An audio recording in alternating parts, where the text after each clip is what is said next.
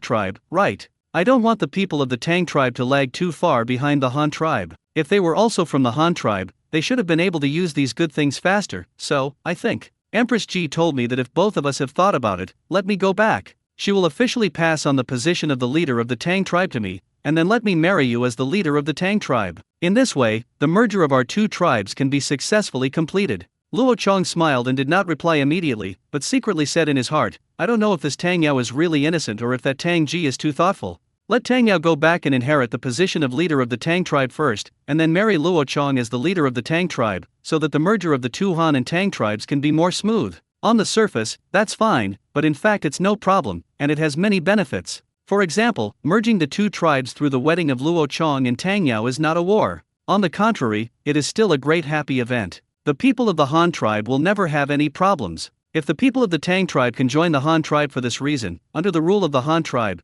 they will live as good a life as the Han tribe people, and they will be very willing. The most important thing is that the chiefs of the big clans of the Tang tribe will not have any particularly serious resistance. After all, it was their leader who took the initiative to marry Luo Chong. This merger of the two tribes is reasonable. Even if they do not agree, with the support of all the people of the Tang tribe, they can't make any trouble. At that time, whether Luo Chong uses his status and wealth to win over these people or finds a way to deal with them all, he can deal with it calmly. Of course, this was not the most critical, and even more critical was that the Han tribe absorbed the Tang tribe in this way, and would become more composed for future rule and administration. What's this called? If this is another way of saying it, it will be called national justice. The Han tribes were the Tang tribes, who had merged in an above-board manner, and as long as the Han tribes themselves did not mingle, they had no reason at all to oppose Han rule. Unlike Kiangsu Island, Kiangsu is a land captured by the Han tribe by force. Therefore, when ruling the local people, you must be cautious and always worry about whether various policies will stimulate the uneasy hearts of the local people. Will it cause their dissatisfaction, or even lead them to rebel or rebel?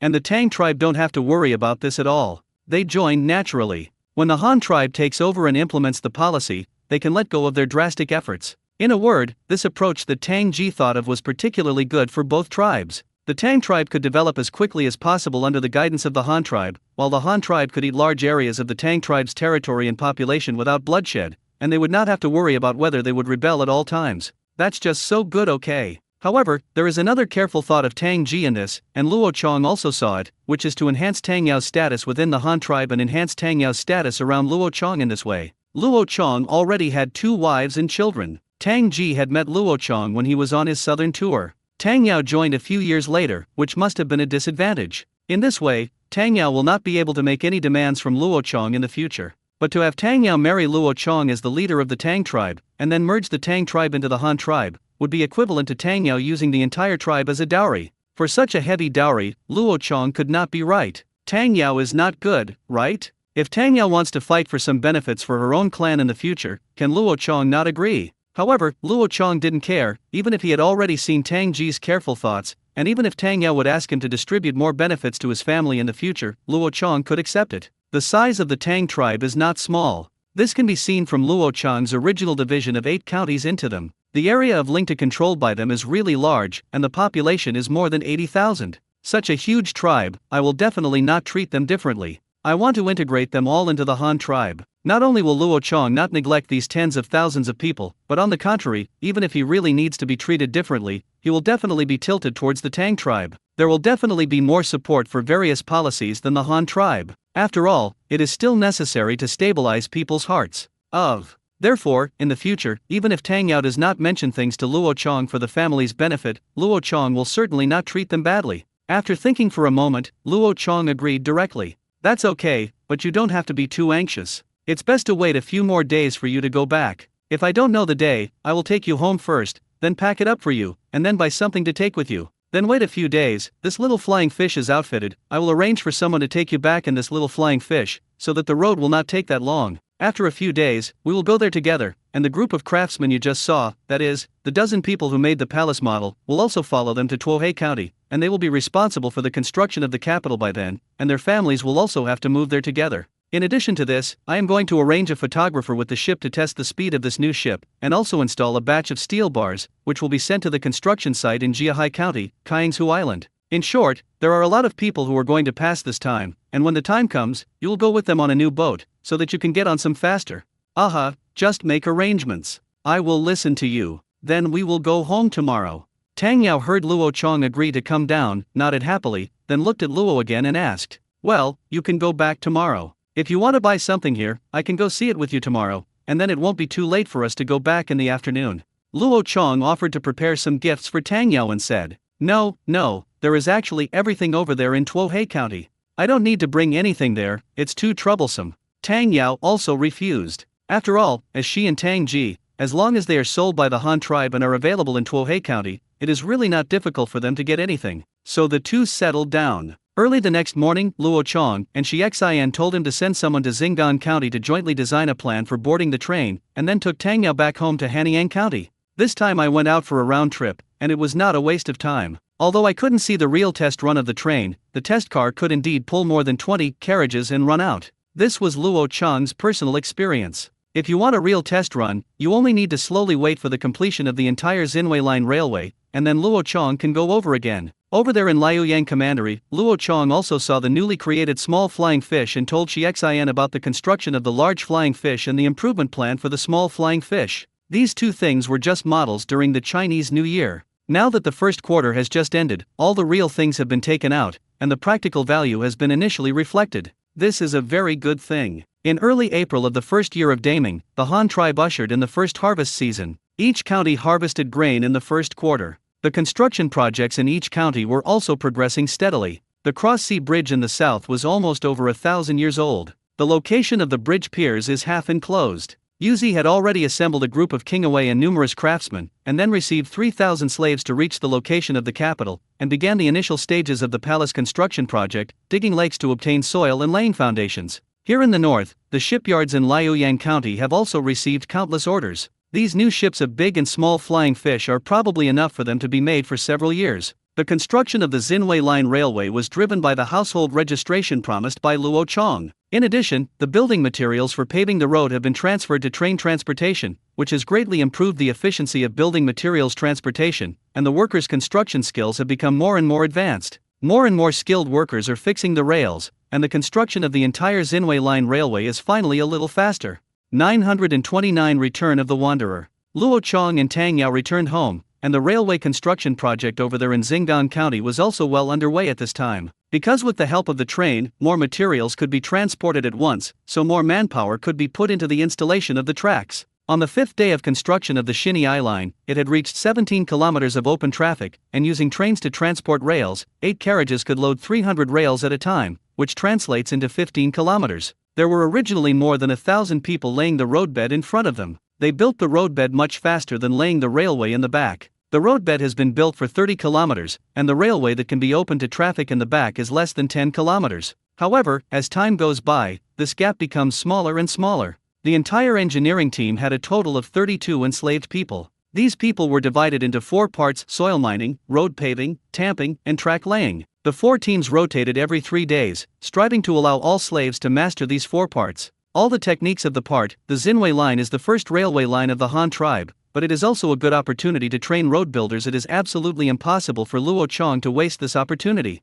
In the future, if the scale of the road construction workers is to be expanded, then these experienced people can be dispersed like seeds and serve as the backbone of the new team, and then use these people to cultivate new teams, and then gradually expand. In addition, although the purpose of this project is to train workers, in order not to slow down the progress of the project, every time a replacement is made for track laying operations, it will not be replaced directly, because it is too slow to retrain a new group of workers. Luo Chong asked them to replace only half of them at a time. For example, the 2 villages responsible for installing the tracks only transferred 1 village at a time. After the new villages became proficient, then transfer Laotun to a new team. In other words, although a group of people have to be replaced every 3 days, each group of people can stay in the track laying process for 6 days, which is enough for them to learn the techniques. In fact, there is basically no technology at all in laying rails. After all, they are the lowest grade rails, and they are basically straight-rooted. Lay the foundation, arrange the sleepers, and then push the rails up. It would be great to use nails to fix it on it. It is not like the high-speed rail tracks of Luo Chang's previous life, which are concrete pillows and spring steel pads. The road nails are also screwed with screws, which is much more troublesome to operate than the steam train tracks with wooden pillows. Meanwhile, just as Luo Chong takes Tang Yao home to pack her things and prepare a gift for Tang Ji when she returns, the personal guard sends another message to Luo Chong, which turns out to be Yafu, whom Luo Chong had recalled earlier, who has returned from Tuohei Commandery. Leader, Yufu has already arrived in Liuyang County. Should he come here directly, or should we go there again? The guards asked Luo Chong for his opinion. Let him come over and come to Hanyang City to see me. Luo Chong thought for a moment that he had already arranged a time to send Tang Yao off, and that the past was of no use, so he might as well let Yufu come back and speak. Promise. The personal guard agreed, then turned around and went out to preach the message. The giant eagle, with news of Luo Chang's presence, soon flew to Liuyang Commandery, where Yufu, who had already landed and waited, also received information that Luo Chang had told him to go to Hanyang City. When he saw the letter, he felt uneasy. From the time when the Han tribe was still very weak, Yufu always played the role of a pioneer in the road. He took very few people on adventures everywhere, opened up transportation roads for the Han tribe, looked for waterways to go south, established a trading base in the grassland, and found a route from the Liuyang River. He entered the sea, made friends with the Tang tribe for the Han tribe, and also recruited small tribes to establish Tuohe County in the south. The credit is absolutely not there. However, this year Luo Ren suddenly changed his reign name and made a great fortune in the world, which suddenly caused the tribe to shift from strategic expansion to strategic contraction. Before, he was trying to find ways to find benefits everywhere and occupy resources everywhere, whether it was land, grain, livestock, or population. As long as it was available to the Han tribe, Luo Chong wanted everything. But now, the Han tribe suddenly stopped expanding and began to strategically shrink and consolidate its own food storage and construction. This was originally a good thing, and it was also the development bottleneck that the Han tribe has encountered now. Yufu knew that this was the right thing to do, but he just inexplicably flustered. He felt that he was suddenly of no use. The two brothers Yufu Yuyi naturally didn't like to stay in the same place and farm. They liked to explore everywhere for excitement. Otherwise, they would be willing to run around and do business. But now the Han tribe suddenly doesn't need this. So what else can he do? If a person is not afraid of being used, he is afraid that he does not even have the value of being used, then he is really a waste. Although Yufu knows that Luo Chong is not the kind of person who throws him away when he runs out, he still feels nervous when he is about to face an unknown future. But you always have to face what you have to face. At worst, you have to take your temper and ask the leader for a local official to do it. The leader probably won't reject you, right? With an uneasy mood, Yufu finally returned to Hanyang County. When he came here, it was just a large open space. Thinking about the time when he went to find more than 100 savages for Luo Chong for an ox cart, looking back now can always make people smile. As soon as Yufu returned from Hanyang City, he was taken directly to Luo Chang's home by Luo Chang's personal guards, who told the leader to receive him in his study. Such treatment naturally made Yufu very happy. No one can go to the leader's study room if they want. People with average relationships or unfamiliar Luo Chong will only receive him in the office of the government office building, and he Yufu can be said to be a veteran of the Han tribe, right? He was taken into Luo Chang's study by the guards all the way. Yufu immediately saluted Luo Chong and said hello. Relationships belong to each other, and the rules that should be followed are indispensable. Wandering around to meet the leader, I am back. The guy came to Luo Chang's desk, bowed directly to the ground, and made a big gift. Luo Chong didn't neglect it either. After all, he was a veteran who had lived in a straw shed together. He quickly got up and walked around the desk, helping Yufu up in person. While reaching out and holding onto his wandering arm, he lamented, "It's okay. I haven't seen you for so long. I feel like you're a little fatter again. You're doing pretty well in the south, right?" Yufu blushed. He was indeed a little fat, mainly because he didn't have to run around. Although he had been responsible for negotiating those independent clans and small tribes around Tuohe County before, he was still near Tuohe County. He had nothing there. Naturally good life. "Thank you, leader, for your concern. I have nothing to do, but I really raised a few kilograms of meat." Yufu complained. "Ha ha ha, you didn't have a rest as soon as you came back, so you were immediately summoned back by me. Sit down quickly, come here, bring some refreshments, let's have a good chat today." Luo Chong pulled the tea table that wandered to the study window, and then ordered the maid guarding the door outside. "Yes, thank you, leader." Yufu also quickly agreed, and the two sat directly cross-legged on a futon beside the coffee table. When the maid brought the tea and pastries, Luo Chong took a sip of tea and said, "Just now you said you have nothing to do. So those independent small tribes around Tuohe County and near the Tang tribe are gone?" Looking back at the leader, yes, now near the mouth of the Liuyang River, including the east bank where the Tang tribe is located, there is no population nearby except the Tang tribe and our Tuohe County. Not to mention those independent tribes, basically even the savages have been wiped out by us. Yufu ate a piece of chestnut noodles and a pastry made of wild honey, and took another sip of tea before continuing to report to Luo Konghui. "Our strength in the area at the mouth of the Liuyang River is very strong. The scale of Tuohe County is not small in the first place. In addition, our current relationship with the Tang tribe is very friendly, and we have sufficient food and advanced production. We can recruit people just by recruiting. There are many small tribes. Those tribes are not fools. There are definitely countless benefits to joining us, but rejecting us requires us to bear the blow. Especially when the leader asked Dashu to lead troops to force those clans and tribes at the end of last year, those small local tribes were even more afraid. So my lobbying task went smoothly. Basically, as long as I expressed the identity of the Han tribe and publicized the policies of our tribe and what kind of life they could live after joining, these people would immediately agree and take out a lot of food. Come and entertain me, otherwise I won't gain weight. Yufu introduces the situation while complaining about himself again. Haha, does it seem that you are living a very comfortable life there? They are afraid of the strength of the Han tribe and dare not resist. In order to gain more benefits, they will definitely find ways to please you. This is normal. Luo Chong also teased. No. Yufu quickly waved his hand, and he continued to complain, the leader is right, they really want to please me, but what can they give me? Those small tribes can't come up with anything good at all, just some meat and food, plus some local fruits. Do we Han tribes lack these? Besides, I know what can and cannot promise, and if it is something forbidden by the tribe, no matter how they please me, I will not promise it.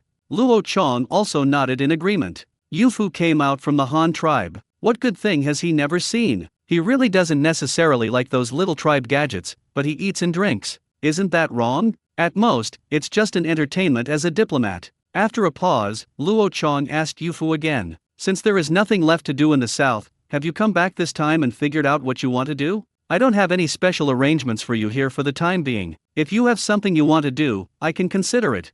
Yuji was stunned when he heard this, but the leader didn't think of anything to arrange for him. I'm not in the state today, it's gone, that's all, wait until I figure out the ideas behind it. 930 East. Yufa did not expect Luo Chong to call him back, but did not arrange a task for him in advance. It can't be, can it? Could it be the leader who is testing himself? Want to see how you'll choose? After thinking about it, he immediately hesitated again. He originally planned to ask Luo Chong to find a local official to do something, but now he doesn't dare to say anything. Yufu pondered for a while, and seeing that Luo Chong had no other statements, he asked tentatively, Leader, otherwise let me go out and explore the areas around us, either east or west. Yu paused for a moment before explaining his idea. Now we, the Han tribe, have occupied the 4 places in the north and south, from the northernmost camp of the survivors, to the 8 counties of Hanyang here in the middle, to Tuohe County in the capital in the south, and the overseas island of Kiangsu. This is from the south to the north. A place thousands of miles away is basically the limit we can reach.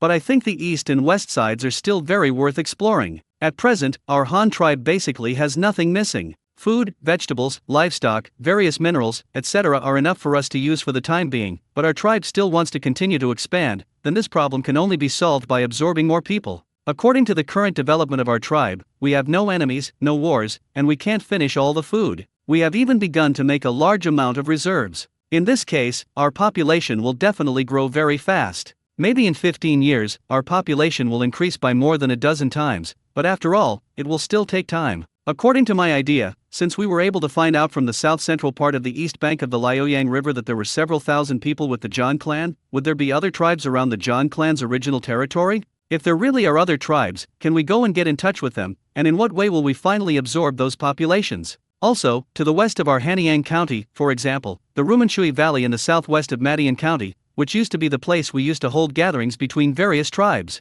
Now we have not been there for many years. Will there be a new tribe coming over there? If not, can we walk further afar and look for it?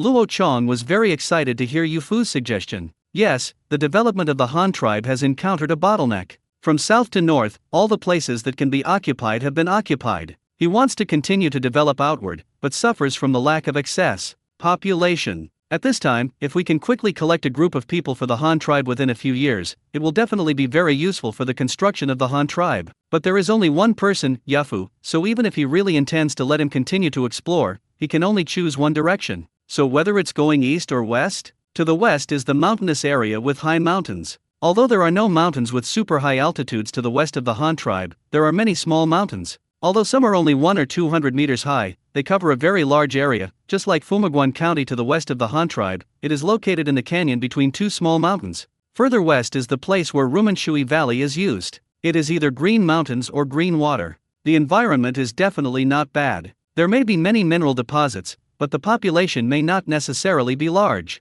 And in that kind of terrain, even if there were people, it would definitely be a tribe that lived as hunter-gatherers. because it would be too difficult for a farming civilization to be born in that kind of environment. All ancient human civilizations in the world were born on the plains of large river basins. There is no reason for this. Without large rivers and plains, how can we think of growing food? Isn't the game in the mountains delicious? In light of all the above considerations, Luo Chong finally decided to explore eastward. To the east is also a large area of unknown territory bounded by the Liuyang River, and to the east up to the coast. The terrain here, although Luo Chong had not been there and had not sent anyone else there, can be inferred from some previous findings. That is, the unknown territory to the east should be very vast. Second, the lakes and rivers over there and other water veins are very abundant, from which it can be inferred that there are more plains than in the west. Of course, this is just Luo Chong's conjecture. If there are many mountains in the east, then the water veins may be blocked and cannot flow out. However, depending on the annual rise of the river, there are definitely exits there.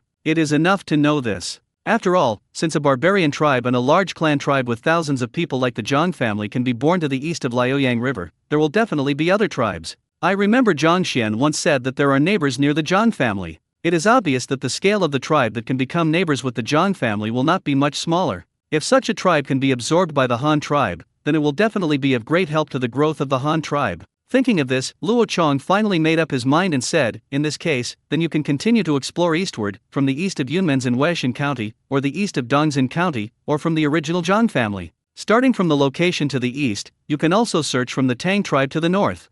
Luo Chong took a sip of tea and continued, although you propose to continue exploring, and I agreed, let's make an agreement first. This time your main task is to explore first, and I will give you more people. What kind of sergeant, photographer, you must bring this camera or something. I won't say anything about it before. Now that you have it, you must bring it. This is a powerful tool for reconnaissance. If you encounter something you can't get accurate after you go out, if you have something or something, take a photo and send it back to me for a look. Maybe I can recognize something. Also, the search task after you guys go out this time is still the same as before, except that the focus needs to be changed. The first is to discover the waterways and land transport, and in the future if we are to develop over there, which road can be used to walk, which river can be used for boating, and which places are suitable for the people to live in, you must record all these most basic things. Then there are the animals, plants, and mineral samples that you have never seen before. If you can collect them, collect some samples and come back. If you cannot collect them, you must also take photos of them all. Then write down a detailed introduction to the characteristics and characteristics.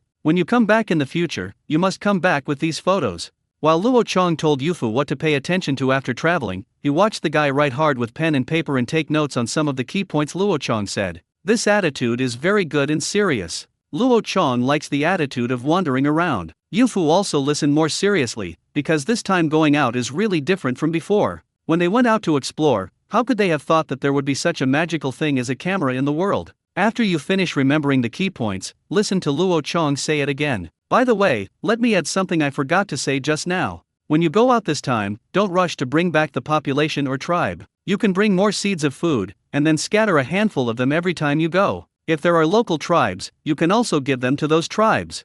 Why is this?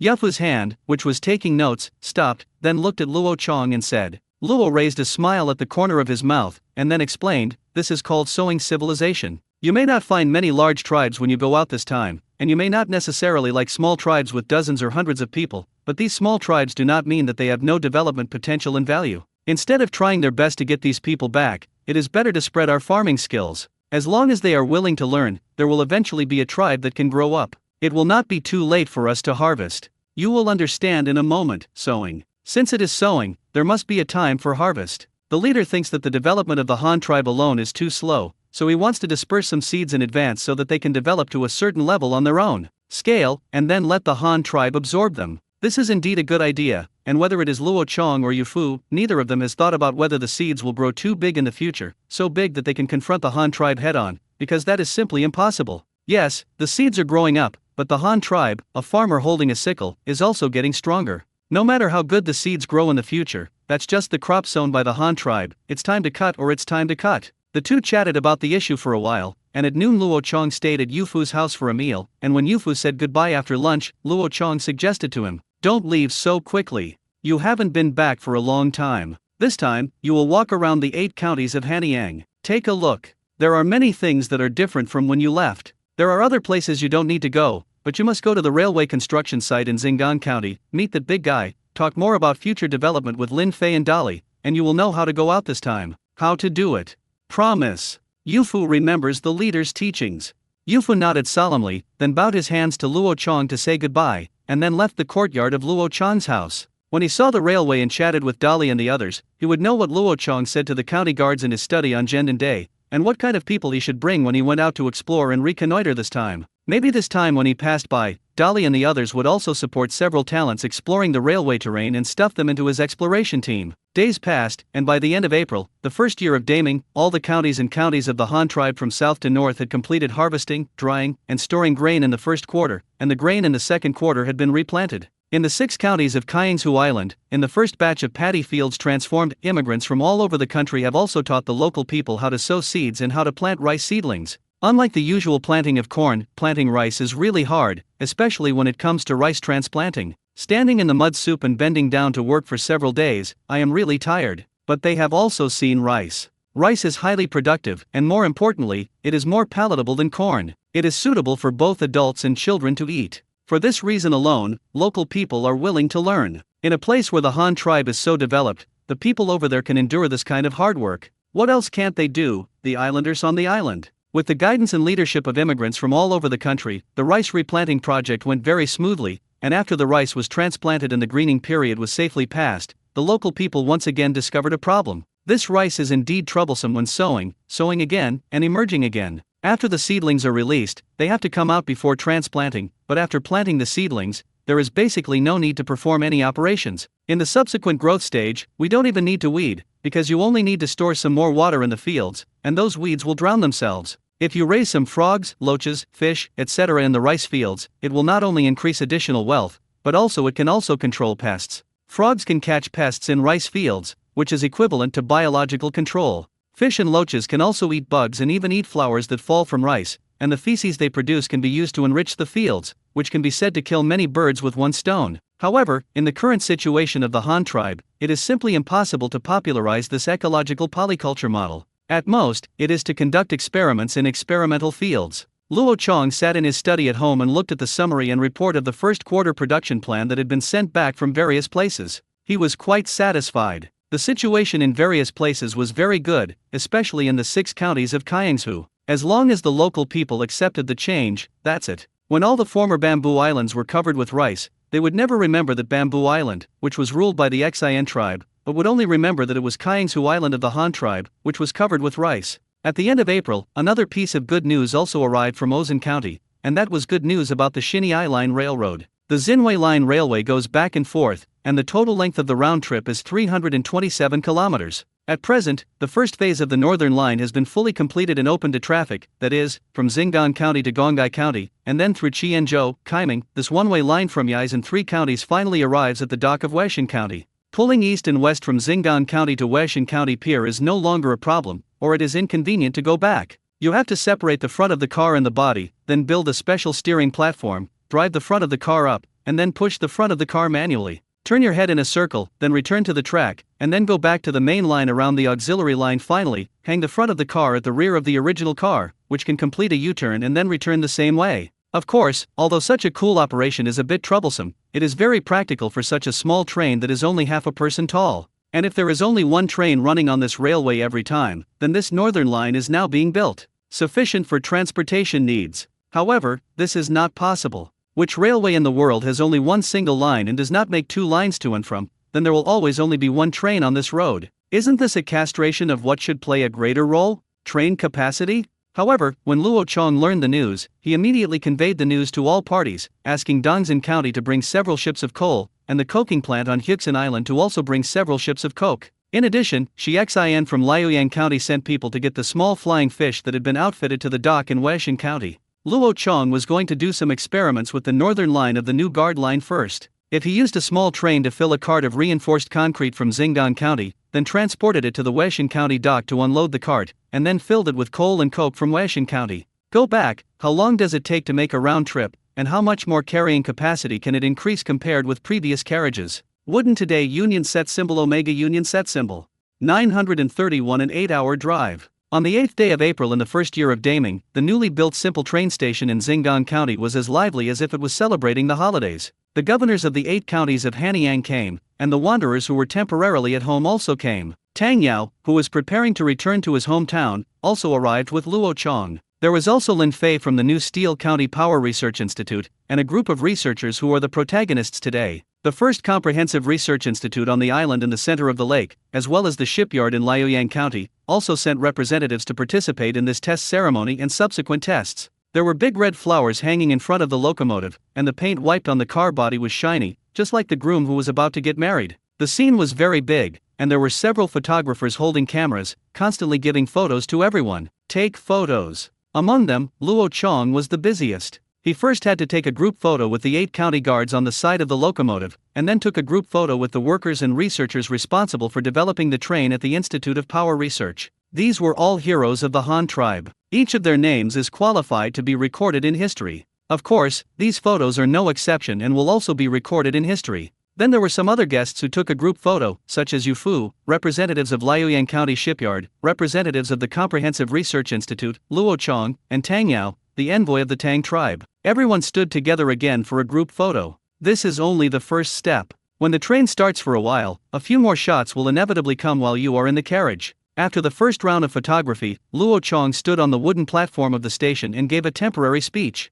Dear compatriots of the Han tribe around me, I am very happy today. The steam engine and steam locomotive that our tribe began to study in the autumn of the previous year finally have results that can be put forward today, and that is the one behind me. Endeavour steam locomotive, and the 176-kilometer-long Xinwei Line North Line. Everyone in the audience applauded enthusiastically. The 8 county governors had already experienced the model car during the Zhendan festival. Naturally, they knew what kind of changes this car and this line would bring to the Han tribe after they were built. People from other research institutes and shipyards, they know more about these machines and the like, and they understand how powerful they are than those county guards. This Endeavour steam locomotive has completed preliminary experiments. It has made a lot of efforts in railway construction before and has already reflected its practical value. Therefore, today we specially held a transportation experiment here. The content of the experiment is that this train will carry 8 wagons of steel bars, 2 wagons of construction machinery, 6 wagons of cement, 3 passenger cars, and 1 dining car, a total of 20 cars.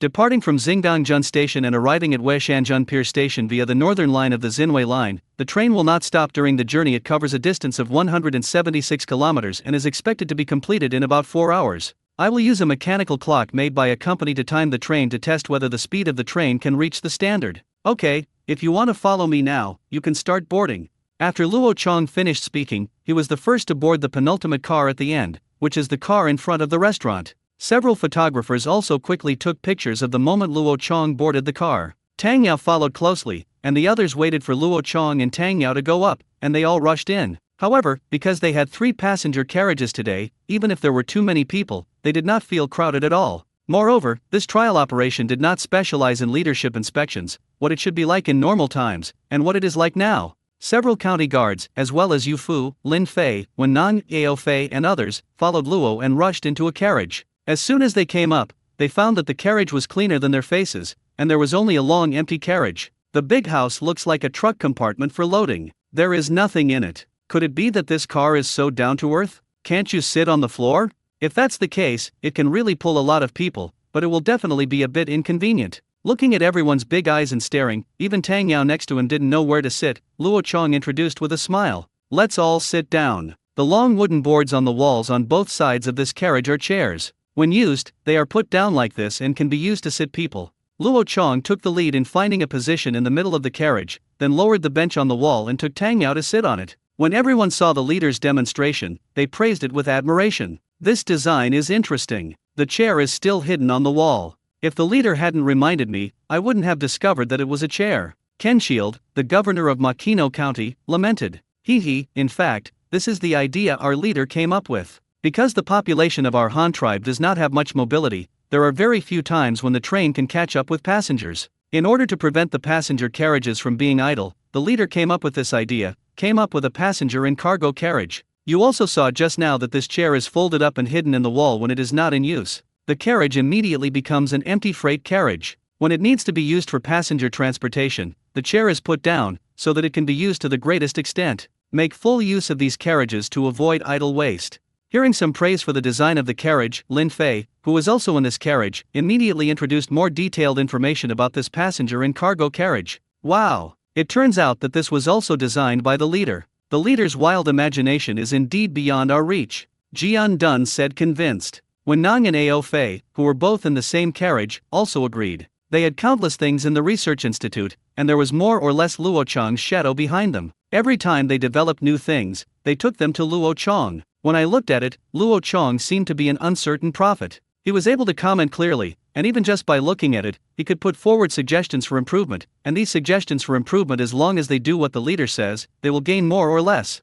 This is what they admire most. When everyone had found a place to sit, the approach commander on the platform also blew a whistle and waved a small flag, giving the driver, who was working part-time as a train conductor, instructions to allow him to leave the station. The next moment, bursts of whistling whistles suddenly sounded in the direction of the front of the car, breaking this quiet and peaceful morning. Ha ha ha. The driver opened the valve of the steam pipe and steam poured into the cylinder, pushing the piston and connecting rod to do work, and the train finally moved slowly. Luo Chang also looked at the mechanical clock hanging at the end of the carriage. It was 8 o'clock in the morning. If nothing else, this train would take 8 hours to reach its destination. 9:32, determining the place of departure for exploration. 176 kilometers, 8 hours to run. What is the concept? This speed is estimated by the institute. After all, it has never been actually tested before. According to the design theory, it is calculated by multiplying the movement speed of the cylinder piston by the diameter of the power wheel, which is about 50 kilometers per hour. Converted into hours is 25 kilometers per hour.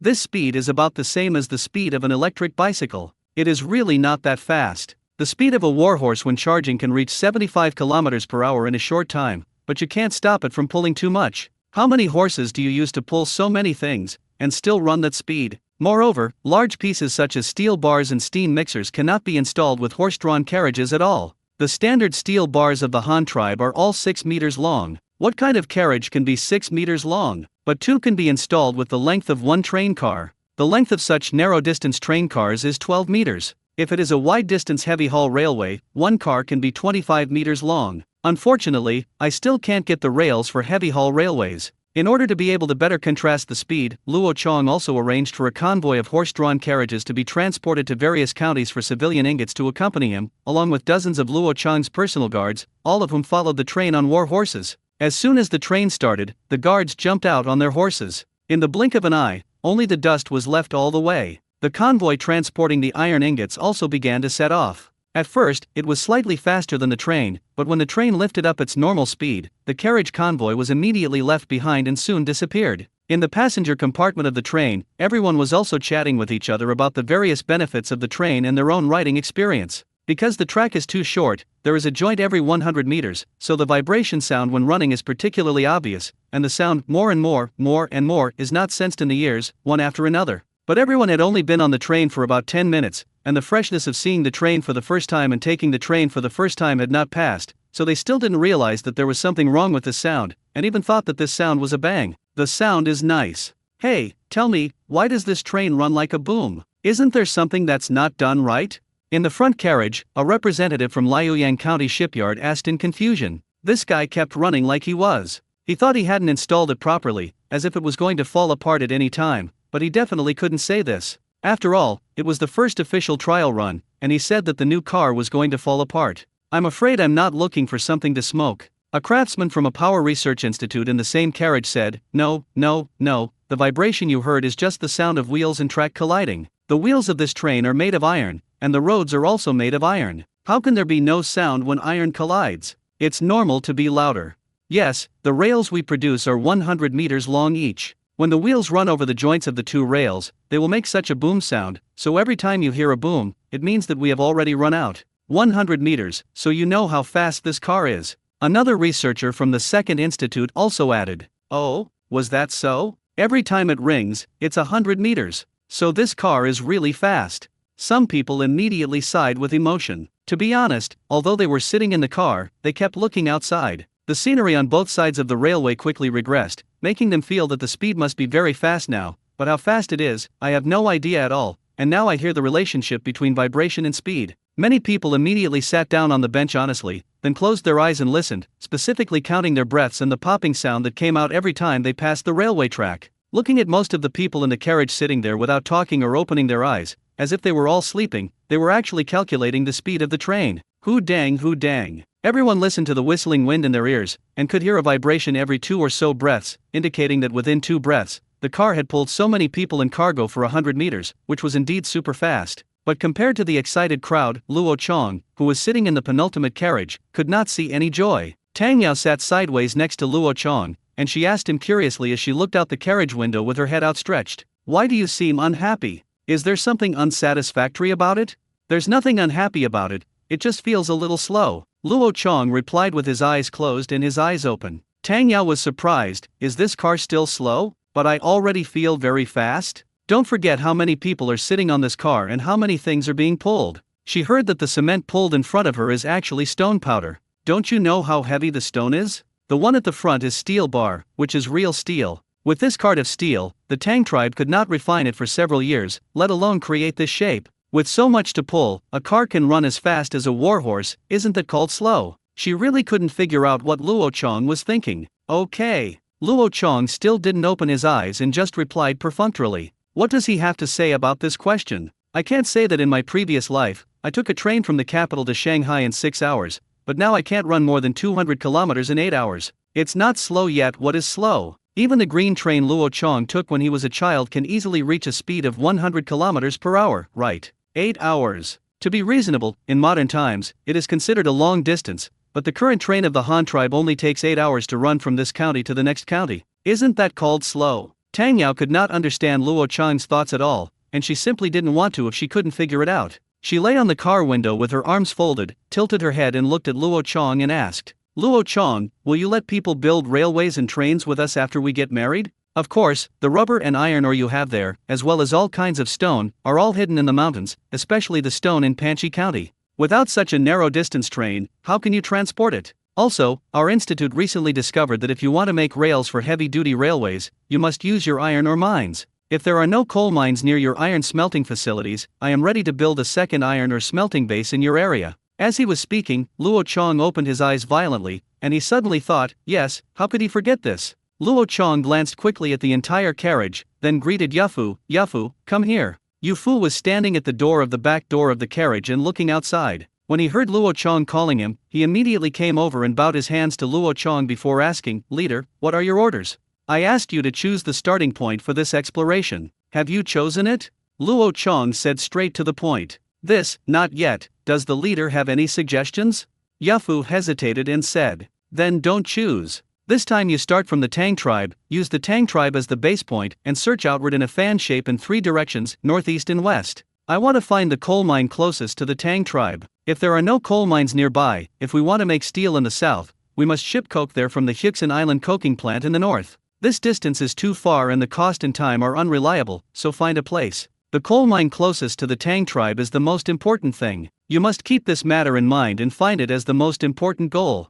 Luo Chong said it very solemnly, and he didn't dare to be careless. He immediately corrected his attitude and replied meticulously, "No. Remember, the first target is the coal mine closest to the Tang tribe." 933 witnessed the history of the Han tribe. Luo Chong and Yufu discussed the starting point for their next exploration, and everyone around them naturally heard it, and it was immediately clear to the many people present. It doesn't matter to them whether they explore or not. The important thing is that they heard a message from this news, that is, the relationship between the Tang tribe and the Han tribe has changed. The Han tribe was to create a second iron and steel smelting center in the south, based on the iron ore mines of the Tang tribe. This news shows that their leader has reached some kind of agreement with the Tang tribe. The 2 tribes will definitely merge in the future, and now Tang Yao is next to Luo Chong. Luo Chong dares to say in front of her that the 2 tribes will naturally, it's impossible to fight. This shows that the merger must be peaceful, and given the power gap between the 2 tribes, there will only be one result, and the Tang tribe will be integrated into the Han tribe as a whole and eventually become part of the Han tribe.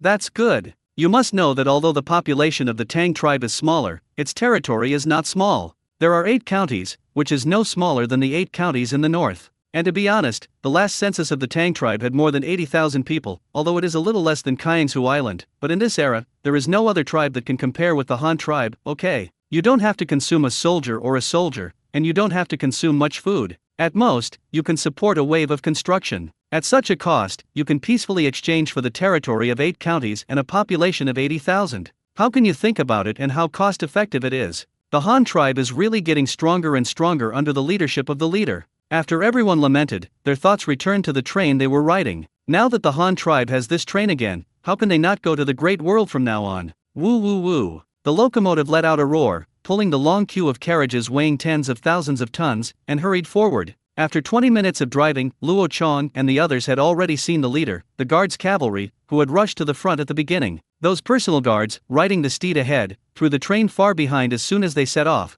and could not even catch up with the flying dust raised by their horses' hooves. But now, after 20 minutes had passed, even the steed, which had been running so rapidly for so long, was now exhausted, and could only slowly slip forward, and if they were urged to continue running wildly, they might be exhausted. And the train Luo Chong and the others were taking was pulling so many things. At this time, they were still leisurely moving forward at a constant speed of more than 20 kilometers per hour. It was indeed not that fast, but this long steel line was not. There is no point of weakness, as if as long as enough coal and water are added to it, this long steel line can run until the end of time. Of course, it is always impossible to run to the end of the world, because the railway is only more than 100 kilometers long. No matter how powerful it is, you have to stop when you arrive at the station. An hour passed, and the train was still moving forward in a hurry. Although everyone was no longer surprised at the beginning, they had to be convinced. This thing is really an artifact. Even if it is a carriage, it has to be allowed to run for so long. The horse should take a rest, but this iron lump is not used at all. Inside the front cab, the driver is steering the train. In fact, the train has nothing to operate on. This thing has no steering wheel at all and will not let you turn. It will run along the tracks by itself. The only use of the driver is to stare at the railway in front of him without any obstacles. For example, just now the driver encountered a herd of wild antelopes crossing the railway. Then after he saw it from a distance, he quickly sounded the whistle. A whistling sound immediately scared the antelope away. In addition, stare at the railway section and adjust the speed from time to time. If it is a long straight line, put the steam valve to the maximum, use the maximum power output, and let the train accelerate again and again. If you see a fast curve, just close the steam valve a little bit, slow down the train, pass the curve at a low speed, and then increase the speed after passing the curve to avoid going straight off the track or overturning at high speed when cornering. The co-pilot next to him was filling the boiler with coal one shovel at a time, and as for adding water, it was through metal pipes and valves. Moreover, the boiler does not add water directly into it. If cold water is added directly into the boiler, the core temperature of the boiler will be quickly reduced in a short period of time. Once the temperature drops too fast, it will cause the output power of the steamer head to drop off a cliff.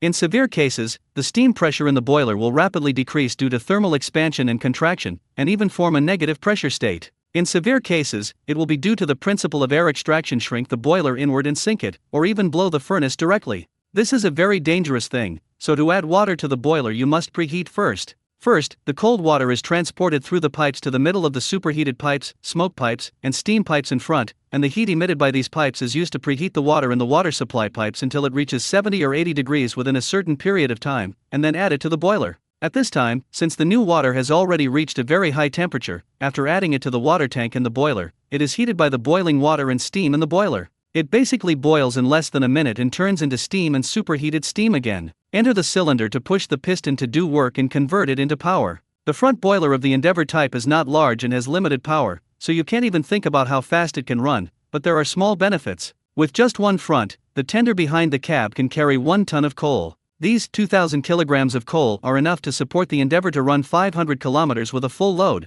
which is equivalent to consuming 400 kilograms of coal per 100 kilometers. 400 kilograms of coal is really not much, that is, the kind of fish scale woven bag used to hold feed, just filled with 4 bags. 4 bags of coal are running 100 kilometers with tens of thousands of tons of cargo, which is not much at all, okay. Of course, compared with an internal combustion engine with higher thermal efficiency, this loss is still too large. The heat-energy conversion ratio of the steam engine is only 10% at most. Moreover, the Endeavour of the Han tribe does not have an advanced control system. It can't even do 10%. And a better gasoline engine with a thermal energy conversion ratio of 423% is already the most advanced engine in mankind. The difference between the two lies in internal combustion and external combustion. The internal combustion engine sprays fuel into the cylinder, ignites the fuel in the cylinder, and directly pushes the piston to do work with flame expansion gas. As for the steam engine, its combustion chamber and cylinder are separate. The heat energy must be converted into steam in the outer combustion chamber, and then steam is used to push the cylinder piston to do work.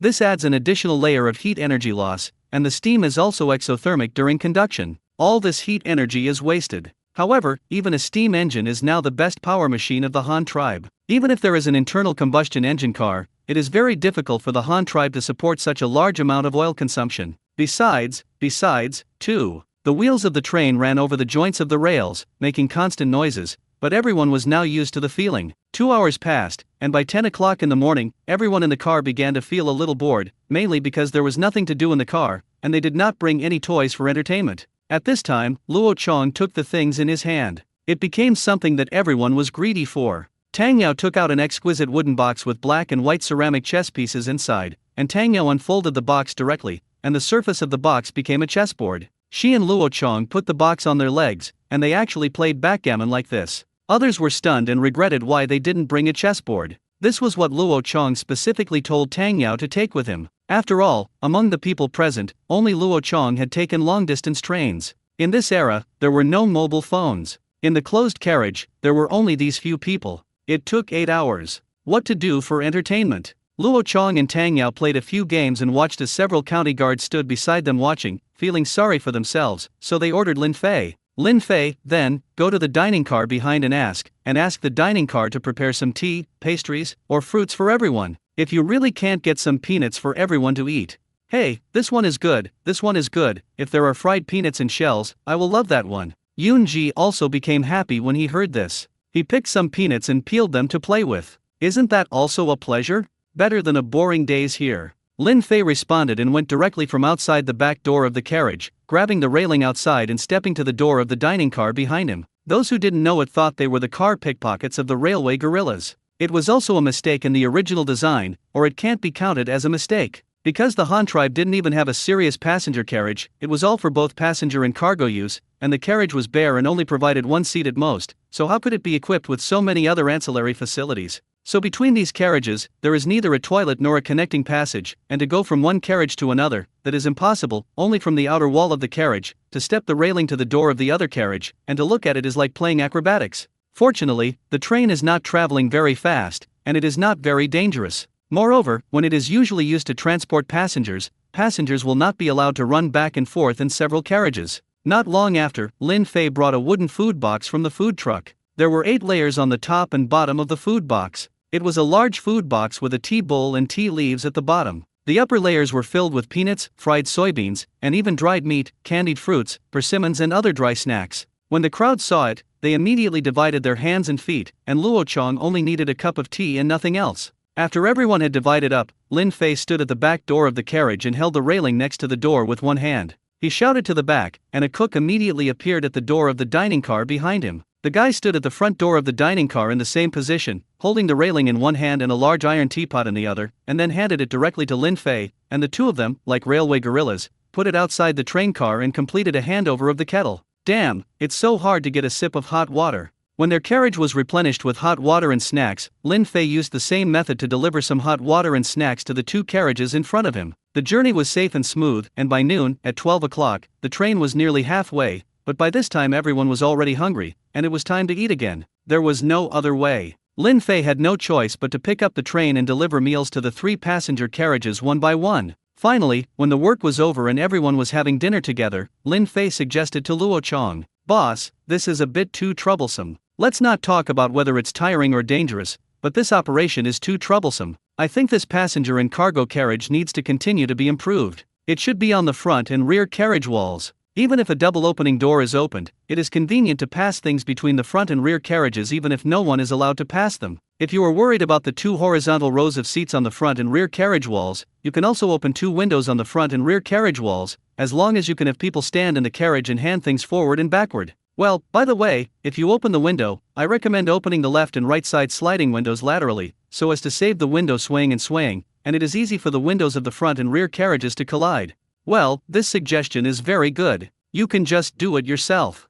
You don't need to ask for my opinion on such a trivial matter. Aren't we just going to have a trial run this time? That is to find the problem during the trial run and then modify it again. Now the train has not been installed in large quantities. Even the current one is just a large experimental product. Problems can be discovered as early as possible and improved as early as possible before it can be finalized as soon as possible. When mass production occurs, if you want to improve it again, it will be difficult to change. Luo Chong nodded in agreement with Lin Fei's suggestion and then reminded him again. When everyone had lunch and someone wanted to go to the toilet, the carriage in front of them was okay, they were all old men. Many people stood at the door of the carriage and peed out. There was no need to be ashamed. Anyway, there was a field outside, not even a person. No shadow. But there is a woman like Tang Yao in this carriage of Luo Chong, and she is also the leader's woman. How dare they? So they can only hold it in. If they can't hold it in, they go pick up the train and run to the carriage in front for convenience. Euphemistically, said, visit. Until 1:30 in the afternoon, the train finally passed the first intermediate stop of the trip,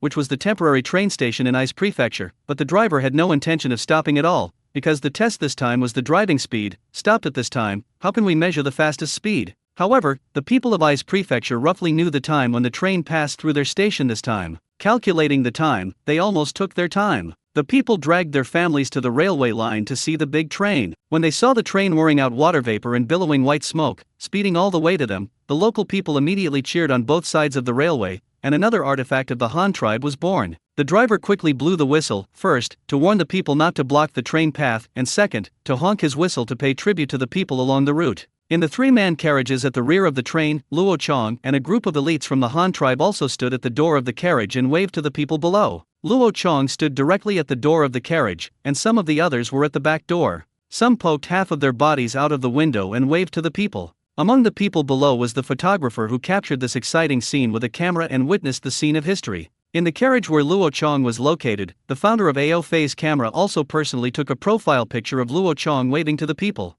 This was the first time that the leader took a train developed by the Han tribe and waved to the people along the way. Salute!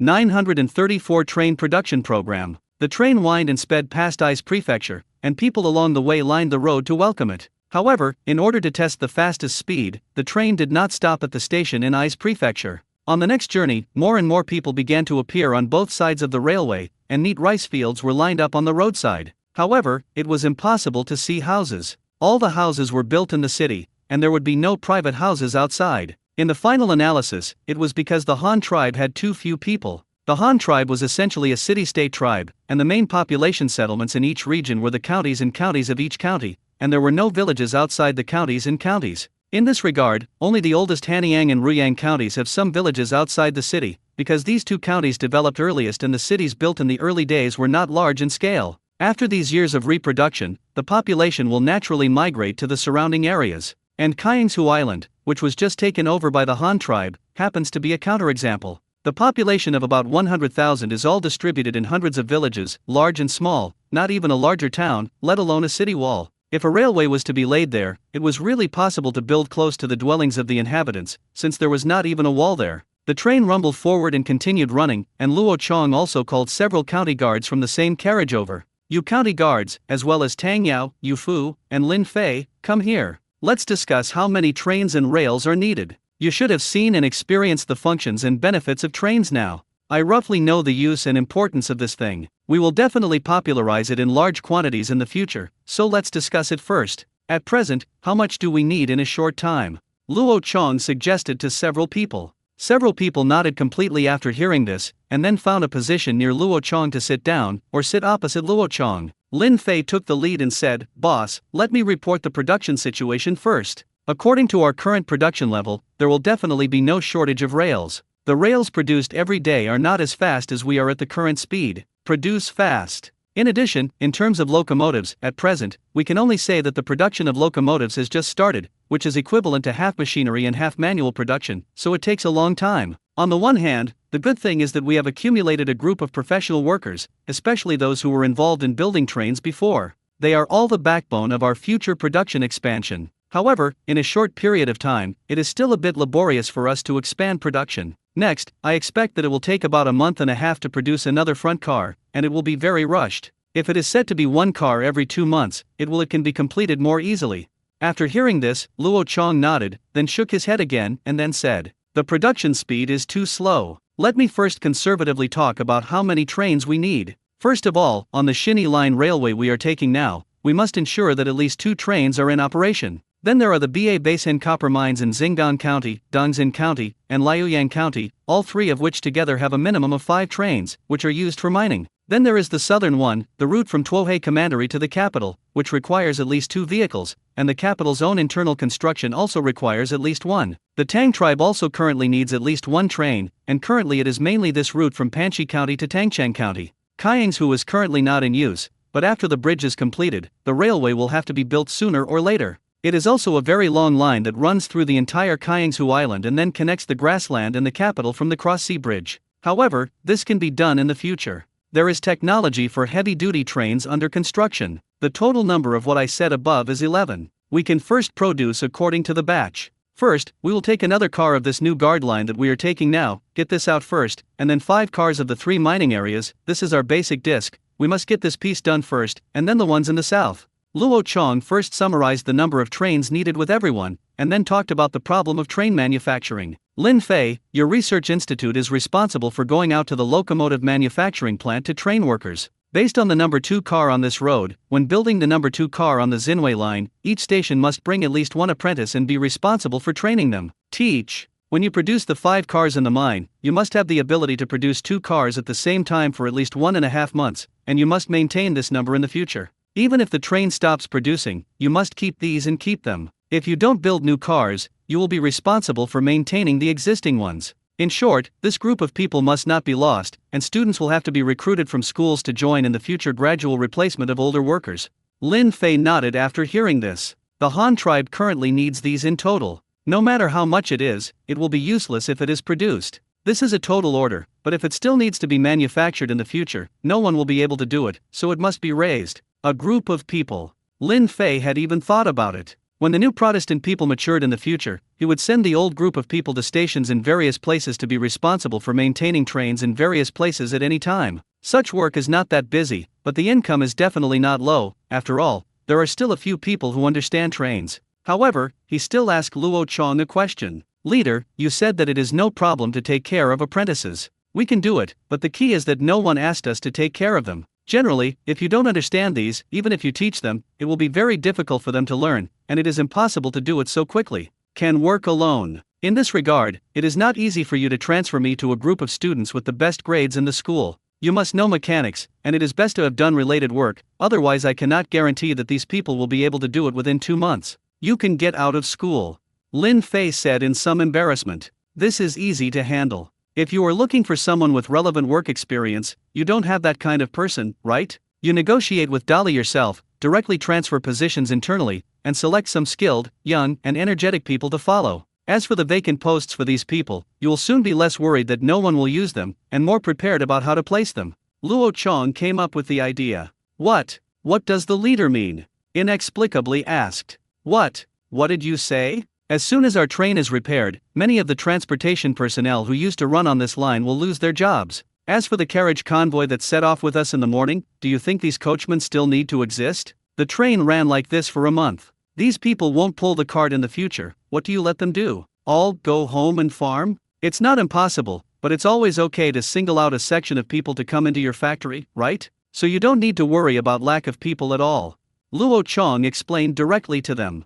Chapter 935. It's time for the Tang tribe to change its name. After a brief meeting, Luo Chong set the plan for locomotive production for some time to come. 11 trains are the current urgent needs of the Han tribe. This is a plan that must be completed. As for how many trains will be built in the future, it depends on future development, but there will definitely be more and more. In the remaining part of the northern route of the new guard line, more and more people were encountered. In the last part of the journey, a total of 4 counties in Weixin County had to be passed through. Every time they arrived at the county seat, there would be people lining the road to welcome them. Luo Chong and the others also stood enthusiastically on the train to say hello to the people. This trial run not only showed the upcoming changes in the Han tribe in the future, but it was also a political inspection by Luo to wash away his prestige, so that the people along the way knew that the leader, with the tribe's elites, had come up with something good for everyone. The small train whined with green smoke and steam, heading all the way to the dock freight yard in Weixin County. It is the terminal station of the northern line of the Shinyi line and the midpoint station of the entire Shinyi line, but the southern line has not yet been completed.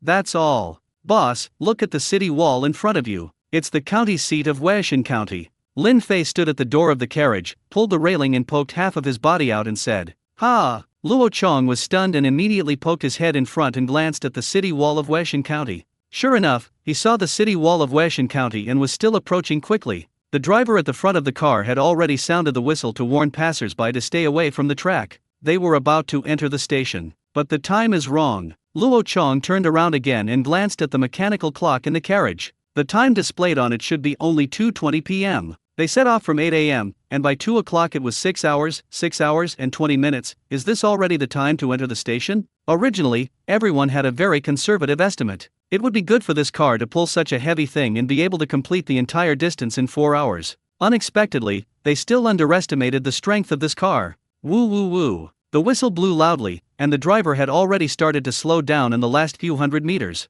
The train still gradually slowed down, and finally slowed down as if it was traveling simultaneously until it reached the terminal platform and stopped, and then braked. Luo Chong looked at the clock again at the end. This time it was about 2:28 p.m. Due to accuracy issues, errors may occur, but even if it is 2:30, it will be better from 8 a.m. to 2:30 p.m., a total of 6.5 hours, a total distance of 176 kilometers. Luo Chong quickly calculated that the average speed actually reached 28 kilometers per hour.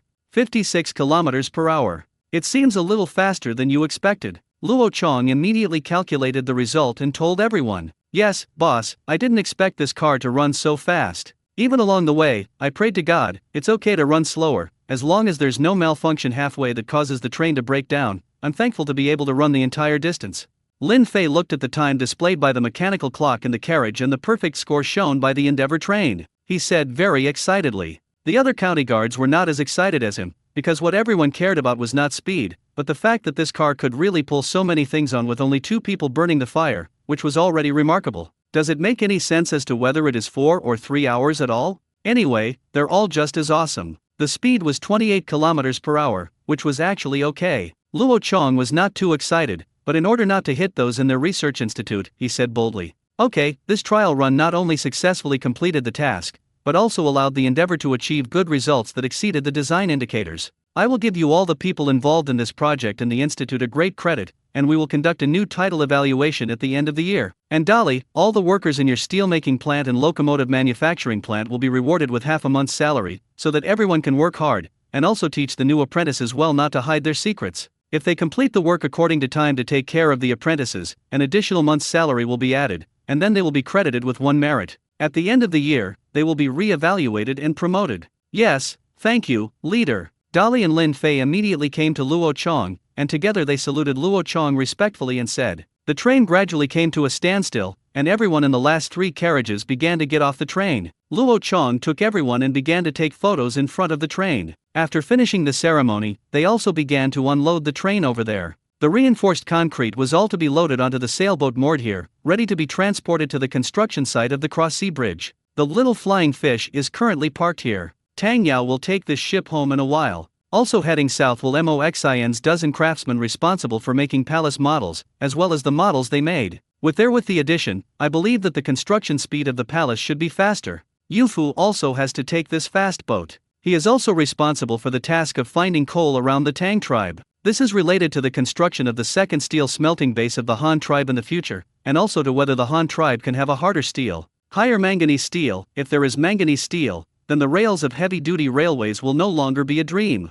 As for the railway being difficult to repair, he will cultivate slowly in the future. Anyway, Luo Chong is not in a hurry now. After all, he is still young. The loaders and unloaders at the dock are using lever cranes to lift bags of cement and steel bars. On Luo Chong's side, his own personal guards are also helping to move things for Tang Yao and the others. This time, there are many people going to board the little flying fish clipper. For example, the families of the craftsmen in Moxon will follow them to settle in Tuohei County, otherwise before the capital is built they will definitely not be able to come back. They must not let their families live apart for several years, right? On the deck of the little flying fish, Luo Chong stood on the side of the ship and said goodbye to Tang Yao. If nothing else happens when you go back this time, it should be very fast. When we have more clippers like this in the future, it will be easy when you want to go home again. However, it probably won't take long. When the palace in the west of Tuohei County is built, I will move there with my whole family. When you want to go home, I will go back with you. We can take the train all the way. You can get to your doorstep. What do you think? Well, thank you Luo Chong. I will get things done soon when I go back this time. When I inherit the position of the leader of Empress Ji, I will marry you. Tang Yao, with her big watery eyes open, looked at Luo Chong seriously and said. Instead of speaking, Luo Chong held her directly in his arms and held her tightly for a while before he and Tang Yao cherished each other. On the pier, Luo rushed off the boat and stood on the trestle waving at Tang Yao, who also stood by the boat and waved at Luo Chong. The next time the two meet again, the Tang tribe should not be called the Tang tribe. Should they change their name and create a state or something? So what state should they be called? Luo Chong thought secretly. 936 Should we make meritorious service? The fleet set sail, with the little flying fish leading the way and rushing forward ahead of the pack. The blade-shaped bow split the river, the streamlined and slender hull quickly rode across the water, and 5 sails wider than the side of the ship provided powerful power. The flying fish boat galloped forward as if it was really flying on the water. After only 10 minutes, after turning a corner, the ordinary cargo ship behind it could no longer see the flying fish. The passengers of the ship also found the speed of such a ship so startling that it was the first time that even the crew of the ship were piloting such a fast sailboat. Departing from Huaxin Commandery, the flight, which originally took 1 day to reach the dock in Liaoyang Commandery, arrived in just a few hours, and the 3-day voyage from Liaoyang Commandery to Dongzhen Commandery took the ship less than a day. Faced with such speed, even the dozen or so people on the ship's ink core were shocked. You must know that they have specialized in making ship models before. They are extremely familiar with various types of sailing ships of the Han tribe, and they also know the performance of various ship types, but no ship speed can compete with this flying fish.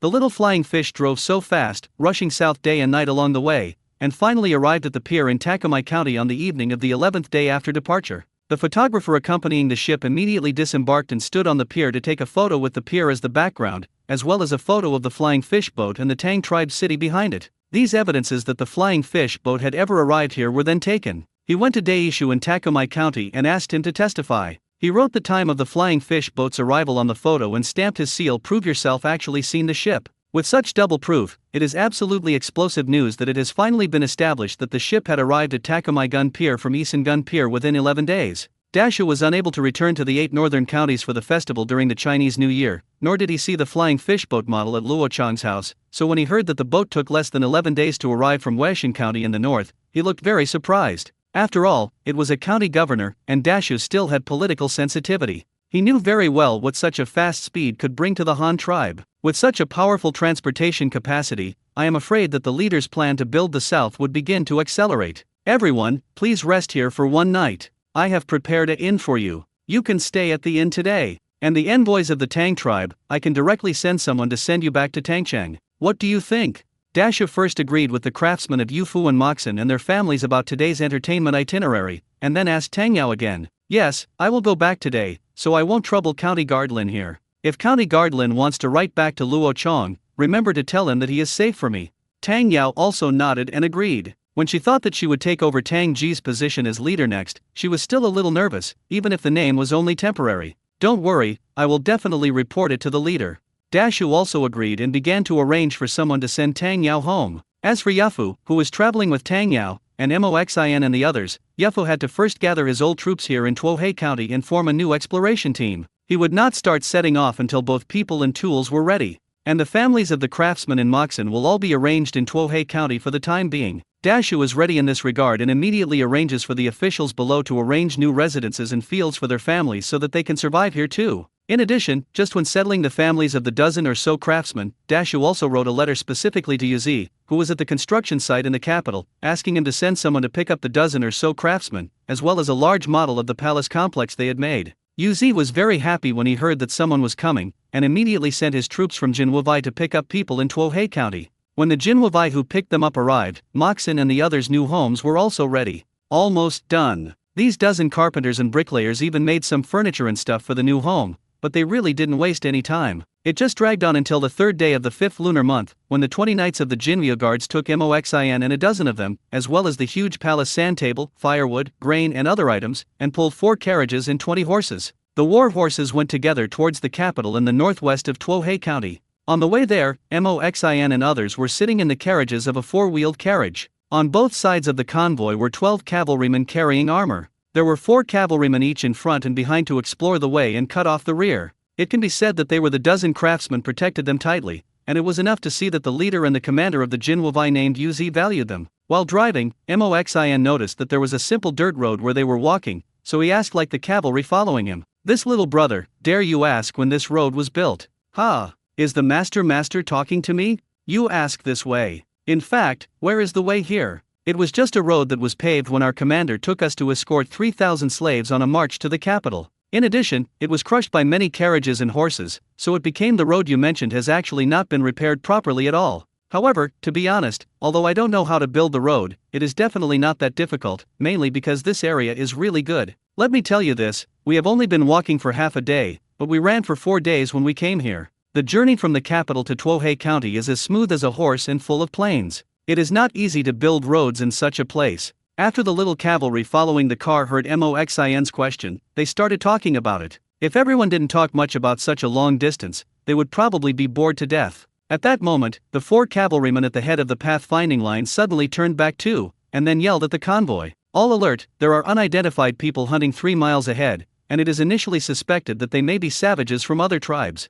Upon hearing this, Moxin and several of them were stunned, and then asked the soldiers of the Jinmyo guards next to them in confusion. Savages, are there other small tribal populations in this area from Tuohei County to the capital? When you came over, you didn't absorb those people in advance? Hey, to be honest, the master said that when we came here, in addition to guarding the slaves, we also searched for water sources and terrain. Where could we have time to carefully find out if there were any savages around us? But there really wasn't one at that time, and who knows where these savages came from, the little cavalryman said as he looked around vigilantly. Some people even took out their telescopes from their waists to observe around. A cavalry general Flag leading the group asked the scouts, where did the wild men come from, where did they find them, and how many were there? Lord Hui Zonki, the hunters are more than a dozen adult men with animal skins around their waists. They are hunting wild goats drinking water by the river. They are equipped with homemade bows, arrows, and spears. Not far away, there seems to be a group of people dressed in the same way. There were hundreds of people, including the elderly, women and children in the team, as well as children and babies,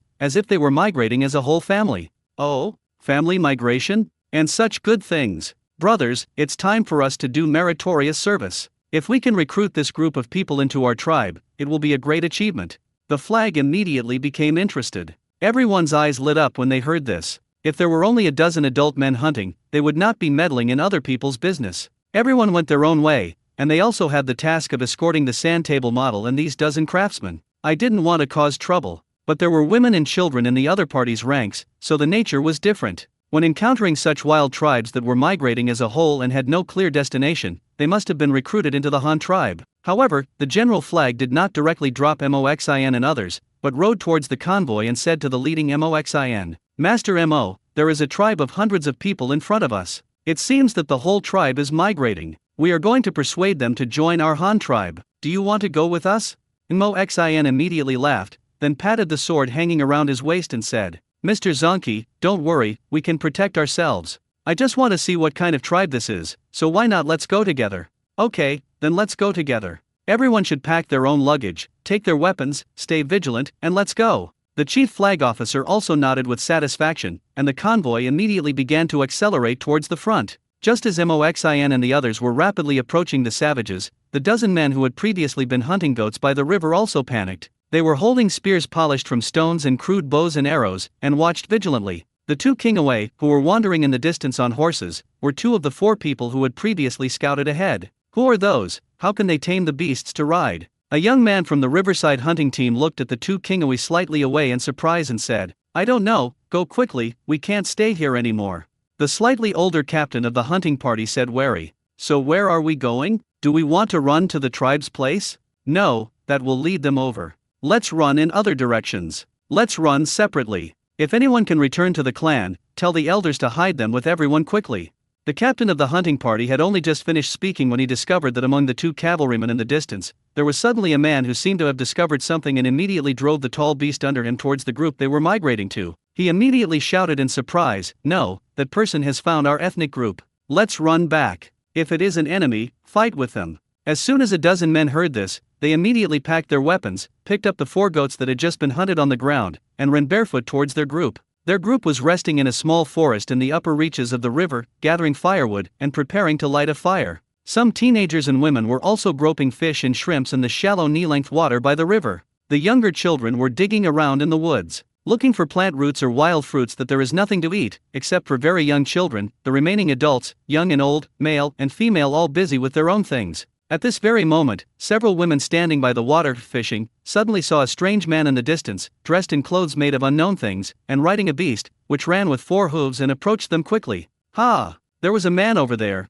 and he came to our side on the beast. The woman held a green shrimp in her hand and yelled at the tribesmen around her. The crowd quickly turned around and looked, and found that there was indeed a man riding a tall beast coming towards them. Further away, the hunting team of their own group was also running towards here quickly. It seemed that they were the first to do so. When you meet that person, does the other person want to take away the hunting team's prey? Everyone, pick up the spear, get together, and put the child and the woman in the middle of each other. There is only one person on the other side. They should not be our opponents. Don't panic. Among the tribes, an old man about 50 years old shouted loudly to the tribesmen. Hearing the elders' greeting, the crowd, as if they had found the backbone of the Lord, immediately began to search for weapons to gather, to protect the woman and child in the middle, and to watch vigilantly the man riding the beast. And when the warrior of the king's guard ran about 100 meters away from them, he took the initiative to stop and began to cruise sideways. He no longer continued to approach them, but from time to time he looked back with a telescope. Look! When the elders of the ethnic group saw this, they suddenly felt something was wrong. As soon as he saw the scout's appearance, he knew that this guy must be looking at his companions.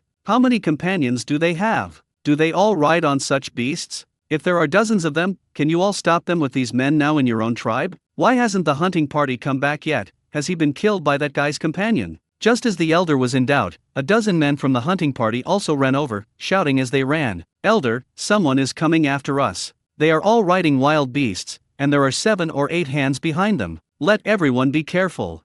Just as the leader of the hunting team was talking, Moxin and his convoy rushed over from behind. Before they saw anyone leaving, everyone slowed down and approached slowly to avoid misunderstandings and unnecessary conflicts. "Ha! What's that? Biao, the tribe we were talking about at the beginning, can anyone tame animals? And what was that thing that was pulled by the beast, and there were many people sitting on it?" The elders in the crowd looked at the Han tribe's convoy slowly approaching in the distance and said vigilantly and curiously, 937 There is a valley in the east, which can live 10,000 people. The elders of this tribe looked at Moxin and others who were slowly approaching not far away in surprise and curiosity. They were very vigilant and pointed stone spear bones at the outside. However, those riding the giant beast seemed to have not seen it. They didn't hold weapons in their hands and were still approaching them. Just when the distance between the two sides was only 50 meters, the chief flag officer, dressed in silver armor, raised his arm, made the party stop, and said, "Everyone, stay vigilant, wait here first, I will go over and negotiate first." Then the general flag turned over and dismounted, and continued to approach slowly with the horse in his lead. He had a yanling knife hanging in his waist, but it was not pulled out. Moreover, he led the horse to stand on the side of the horse and could turn over at any time. Even if the opponent suddenly throws a spear at him and shoots an arrow alive, he can use the horse's body as a cover to avoid the fatal blow. As long as he dodges the first blow with the cover of the squad behind, absolutely no one can kill him. Such preparation is foolproof. And the people of that tribe were even more confused when they saw that the chief flag officer of the Han tribe had actually come down from his horse without any weapons in his hand. This man took the initiative to come down from the tall beast, and coming by himself, without taking his weapons, was no doubt an act of show of goodwill, and did not seem like an enemy. "Stop, what are you doing?" In the small tribe, the captain of the hunting team Yin, who had just run back, raised his spear and pointed it at the chief flag officer. Although the chief flag officer Ye Ying could not understand what he said, he could still understand what he meant. He stopped quickly and said to them while gesticulating, "This friend, we have no ill intentions, but now it is noon, we are going to eat, but there is no fire.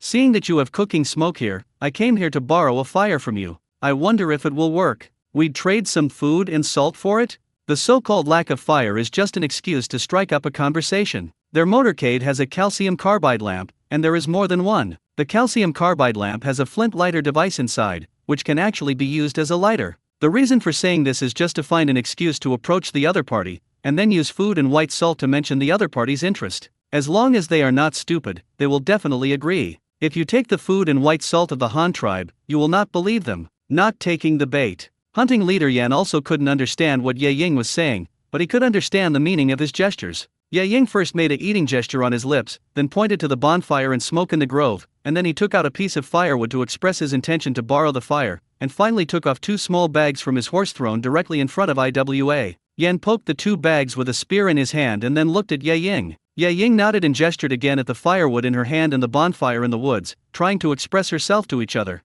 Yan understood. He first walked over 2 steps and picked up the 2 small cloth bags. He opened them and took a look. One of the bags contained 5 palm-sized dough cakes and 3 smoked sausages. This is Ye Ying's own dry food. Every soldier in their team of 20 people has such dry food. The other bag contained a pound of white salt, which was likewise for the preparation of the march for this party, except that there were still in the party, and not only these. Yan took the 2 bags and pointed at Ye Ying to point out the contents of the bags. Ye Ying nodded, then made another act of eating, then pointed at the other person again, signaling to let the other person eat, and then waved the firewood in her hand, indicating that she was borrowing a fire. This time Yan stopped hesitating and looked at the dough cake in the bag. He didn't know what it was. Anyway, it didn't look like a naturally grown food. It should have been made by these people themselves, but there was a smell of food. Aroma. He tried to take a bite. The dry dough cake was very hard and chewy, but the aroma of the dough was very rich. The flour was rich in starch. He chewed it in his mouth and then transformed it into salivary enzymes.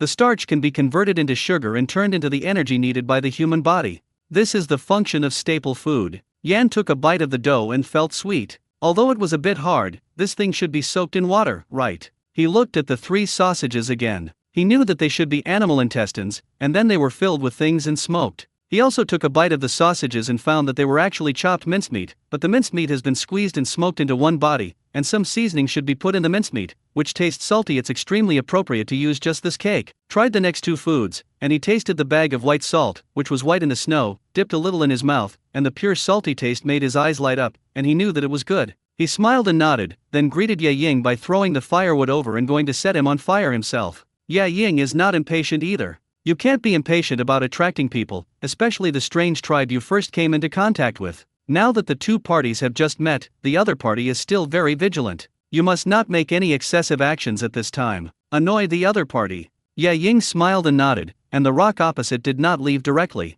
He grabbed the 2 small cloth bags in his hand, and then handed the firewood Ye Ying had thrown to the people around him, asking others to light a fire, and then he still stood where he was and maintained a confrontation with Ye Ying, which shows how vigilant this guy is. Neither a bag of food nor a bag of white salt dispels the other's vigilance. After a while, someone handed over the firewood that had been lit with an open flame, and Yan took it with his own hands, then boldly stepped forward to the opposite side of Ye Ying, and handed him the lit firewood again. Thanks, friend. Ye Ying took the firewood, then thanked Yan Dao with her fists in both hands, then turned around and went straight back to the team. Yan was stunned for a moment, and then followed Ye Ying's example and clapped his fists, completely unable to understand what the opponent's gesture just meant. However, he saw the other party gone, so he stopped struggling and turned back to his tribe's temporary camp in the woods. On the other side, on the side of the Han tribal convoy 50 or 60 meters outside the grove, a soldier curiously asked, Master Zonki, will that be fine? Whether it works or not, the bait has been thrown out. Now it depends on whether the other party takes the bait. If the other party takes the bait, it will naturally happen.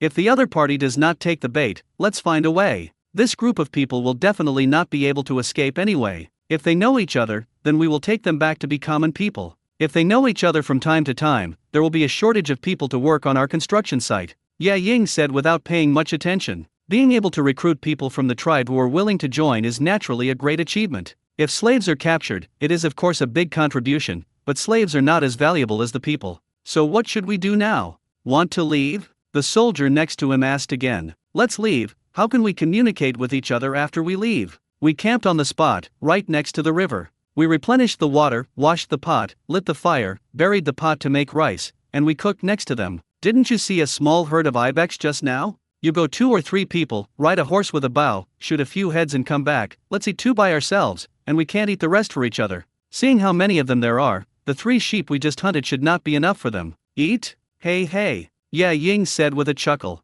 The soldiers also understood what Ye Ying meant and laughed. There were 3 people with better riding and shooting skills. They volunteered to hunt sheep first, greeted everyone, turned around with their bows and arrows on their backs, and left. The remaining people in the convoy really started to bury the pot to make rice. They took a big iron pot from the car and went to the river to wash it. Some people took off the ordnance shovel from the horse and dug it in a slightly higher place by the river. A simple smoke-free stove was dug. After digging, he threw the dry firewood he brought in and lit a fire. He also came over with a pot of water, washed the rice and simmer it in the pot. A dozen master craftsmen also got out of the car to help, and everyone really prepared a meal next to the woods. And in the grove on the other side, the hunting captain Yan gave the 3 wild goats he had just captured to the women of the tribe, and asked them to peel them for everyone to eat. However, for this small tribe with 600 to 700 people, for example, 3 sheep only have 50 or 60 kilograms of clean meat. If you just give 600 to 700 people these mutton to make a dish, that will definitely be enough. But they have no staple food, and all can only fill their bellies with meat, so these 3 sheep seem a little less.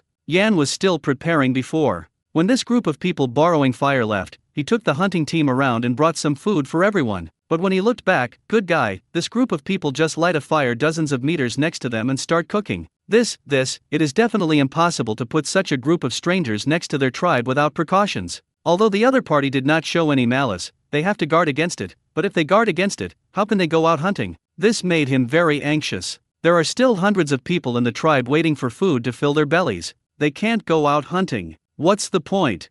Yan had no choice but to tell the men in the hunting team to be wary of the convoy of the Han tribe next to him, and then took the 2 bags of things that Ye Ying had just given and went to the elder. Elder, look, those people riding wild beasts just now used these foods to exchange for fire with me. I asked people to get fire for them, but they didn't leave, so they just started to get food next to them. Look, what should I do now? I want to bring people to hunt a few more horns, but they are right next to me. I don't worry. The elder, with his long gray hair, took those 2 bags, and this old fellow was a man of age, and he could see the extraordinariness of these things at a glance. Let's start with these 2 cloth bags for things. Looking at the fine stitching on it and the material, it is not comparable to animal skin at all. It should be hand-woven, and it is actually woven so finely. More importantly, if such a good thing is in their tribe, it must also be a material for making clothes. The other party actually uses such good hand-woven products as pockets to hold food. He opened the bag again and looked at the food inside. He tasted the white salt in the bag. The pure salty taste immediately let him know what it was just salt stone, but he didn't know what the other party was using. The method actually makes salt stones so exquisite. Another bag contains bread and sausages, the elder asked Yan, looking at the gap above. Have you eaten? Well, I took 1 bite of each one. It was eaten. It was okay to eat. No problem. This was meat. They broke the meat and stuffed it into the intestines of the animals and smoked it like this. What was this made of? I don't know, but it can also be eaten, and it's a little sweet. Yan pointed to the sausage and bread inside and said to the elder. The elder took out the bitten dough and looked carefully, but no matter how he looked at it, he couldn't tell what the dough was made from. And there are 5 of these things, put together with meat. It seems that it should be a staple food that the other party often eats, and it is also made into the same shape to carry around, so such food should be very popular in the other party's tribe, right? The elder broke off a small piece of bread with his hands and chewed it in his mouth, tasting the unique sweetness of flour. After a long time, he suddenly asked Yan, Yan, do you still remember why we moved as a clan? I remember, because Biao said that our Chiao family has an increasing population and cannot feed 10,000 people by hunting in one place, so whenever the population of the tribe increases to a certain level, some of the population must be expelled. Let them find a new home by themselves, and this is how Biao was kicked out. Yan recalled the original incident and said to the elder, this is the case. The natural selection of the fittest survives. When a person's hunting skills reach a certain level and his life is stable, the population will naturally grow without limit. However, there are only so many prey in a place. After all, it is limited. If the population is large, if there are not enough prey, then everyone will starve. There are only 2 ways to face such a situation, either by constantly dividing and letting some people move away from their original place of residence to find a new home with more prey. Either you have to find a new way to survive. Whether it is grazing and breeding, fishing with nets, or cultivating food, there is always a way that suits you. If not, you can only be eliminated by nature. Hunting alone will never be able to carry that large population, and Biao, as the elders call him, is the one who found a new way after being expelled by the tribe. I remember that it was last year. Biao returned to the tribe alone and brought everyone a message. There is a valley at sunrise, and 10,000 people can live. In the distant land of the sunrise, where there was a large tribe, they would plant a plant called a valley, and people could feed tens of thousands of people by growing the valley. Unfortunately, Biao was injured on his way back alone, and after telling them the news, he died not long after. And this year it's time for the Chiao family to expel the population. Yan and the others, a branch of hundreds of people, were expelled. Because they had received news about Biao before, they migrated eastward thousands of miles away, hoping to find that place. A place where you can plant valleys. Thinking of this, the elder pointed to the bread in his hand and said to Yan, Yan, do you think this thing is made of grain? 938 We are the tribe you are talking about. IWA said that he didn't know whether the noodles were made of grain, but he could see that the other party's tribe was very powerful. First of all, they had convenient transportation. The thing pulled by the beast could be used on one. It can seat about 10 people and can also be used to hold many other things. And the other person can also tame the animal, that very tall animal. The other person actually has more than 20 heads. Not only can it be used directly for riding, but it can also be used to pull the load, that is, that car, but he doesn't know what that thing is called. The cookware used by this group was also strange, not pottery as they knew it well, but something they did not know what it was called. More importantly, the other party seems to have come from the east where they are going, so will this tribe be the one that Biao said, the east will plant grain? The elder obviously thought of these things, and he suddenly asked Yan, Yan, they seem to come from the land of sunrise. Do you think this tribe is the tribe that Biao said can plant grain? Yan is not thinking about this at all now. He is still thinking about the group of wild goats. If he goes later, the group of wild goats may run away. They don't have that kind of tall 4-legged goats. There are beasts to ride on. If the goats run far, how will they chase them? More importantly, what will they eat for lunch?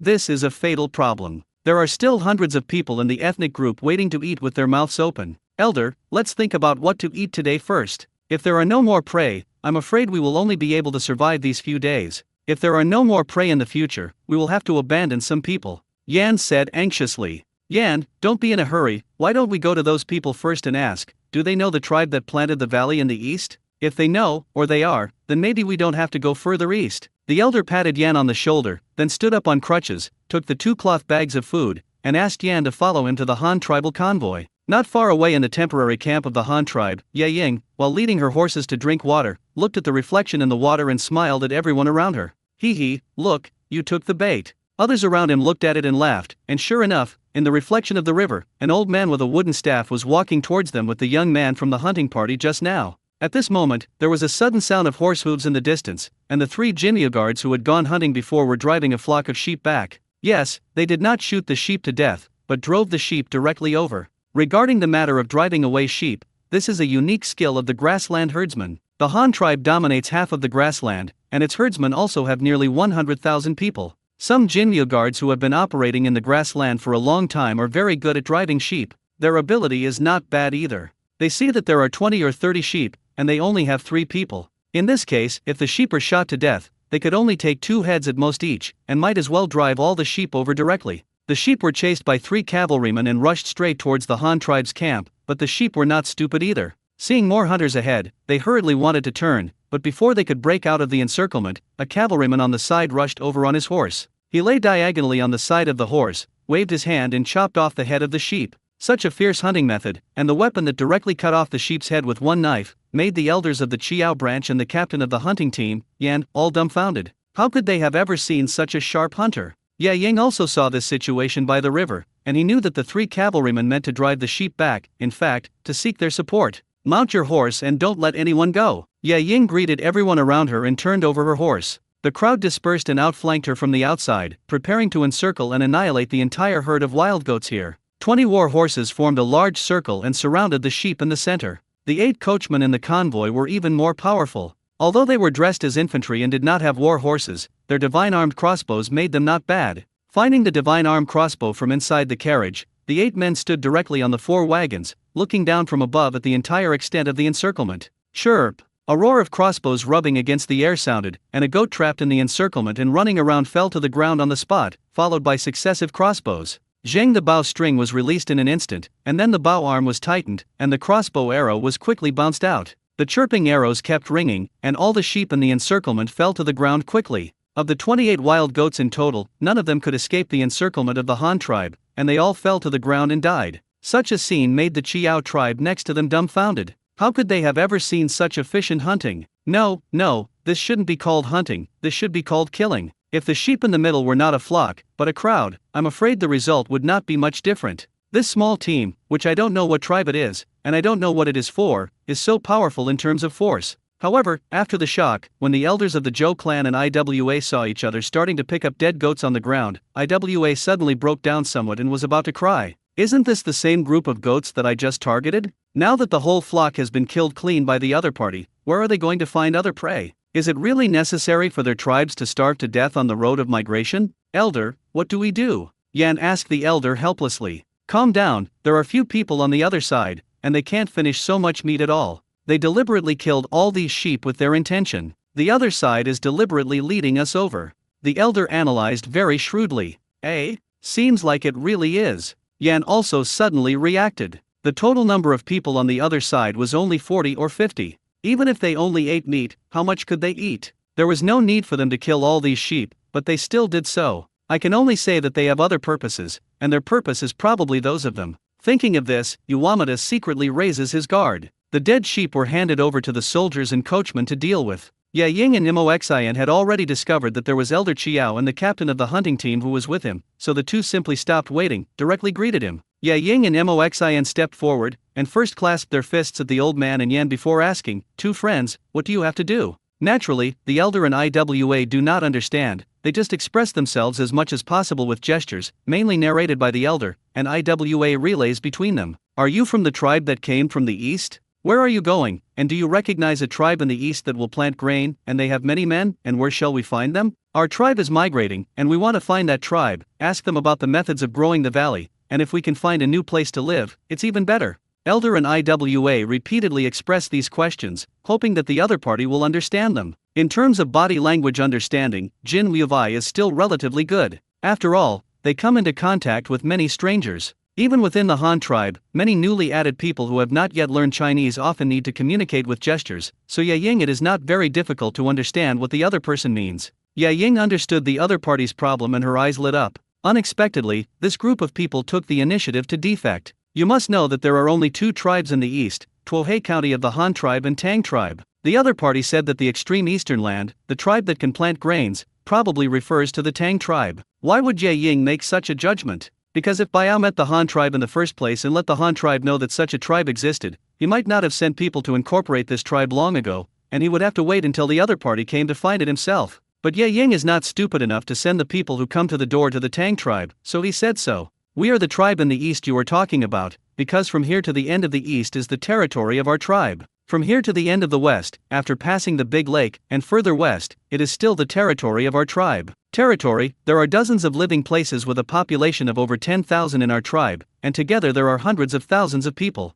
Ye Ying said while gesticulating, while Moxin also added. When the elders of the Chiao family and Yin slapped back and forth and figured out what the hundreds of thousands of people were in a few hands, they were all stunned on the spot. Oh my god, there are so many people in the other party's tribe, and the territory is so huge that even the place where they stand at their feet is the other party's territory. It may be a bit overbearing to say this, because now this is a borderless land, but since people from the Han tribe have come here, can it still be someone else's territory? During this distance between Tuohei Commandery and the capital, it was not destined for the Han tribes to allow other forces to exist. Seeing the two standing there dumbfounded, Ye Yingxu was afraid that they would not believe it, so he directly pulled the two of them towards the carriage and walked to the car that was specially loaded with food and supplies. Ye Ying pulled several sacks from the car, opened the bag and showed it to the other party. Look, this is the grain you are talking about. If such a grain is planted in the ground, a lot of grain will grow. We call this rice the most important food for our Han tribe. There is also this one is called flour, which is also ground from a grain called wheat that grows from the ground. Use this one, add water, knead it into a dough, steam it, bake it or bake it, and you can make it. Food, this pancake I just gave you is made from this.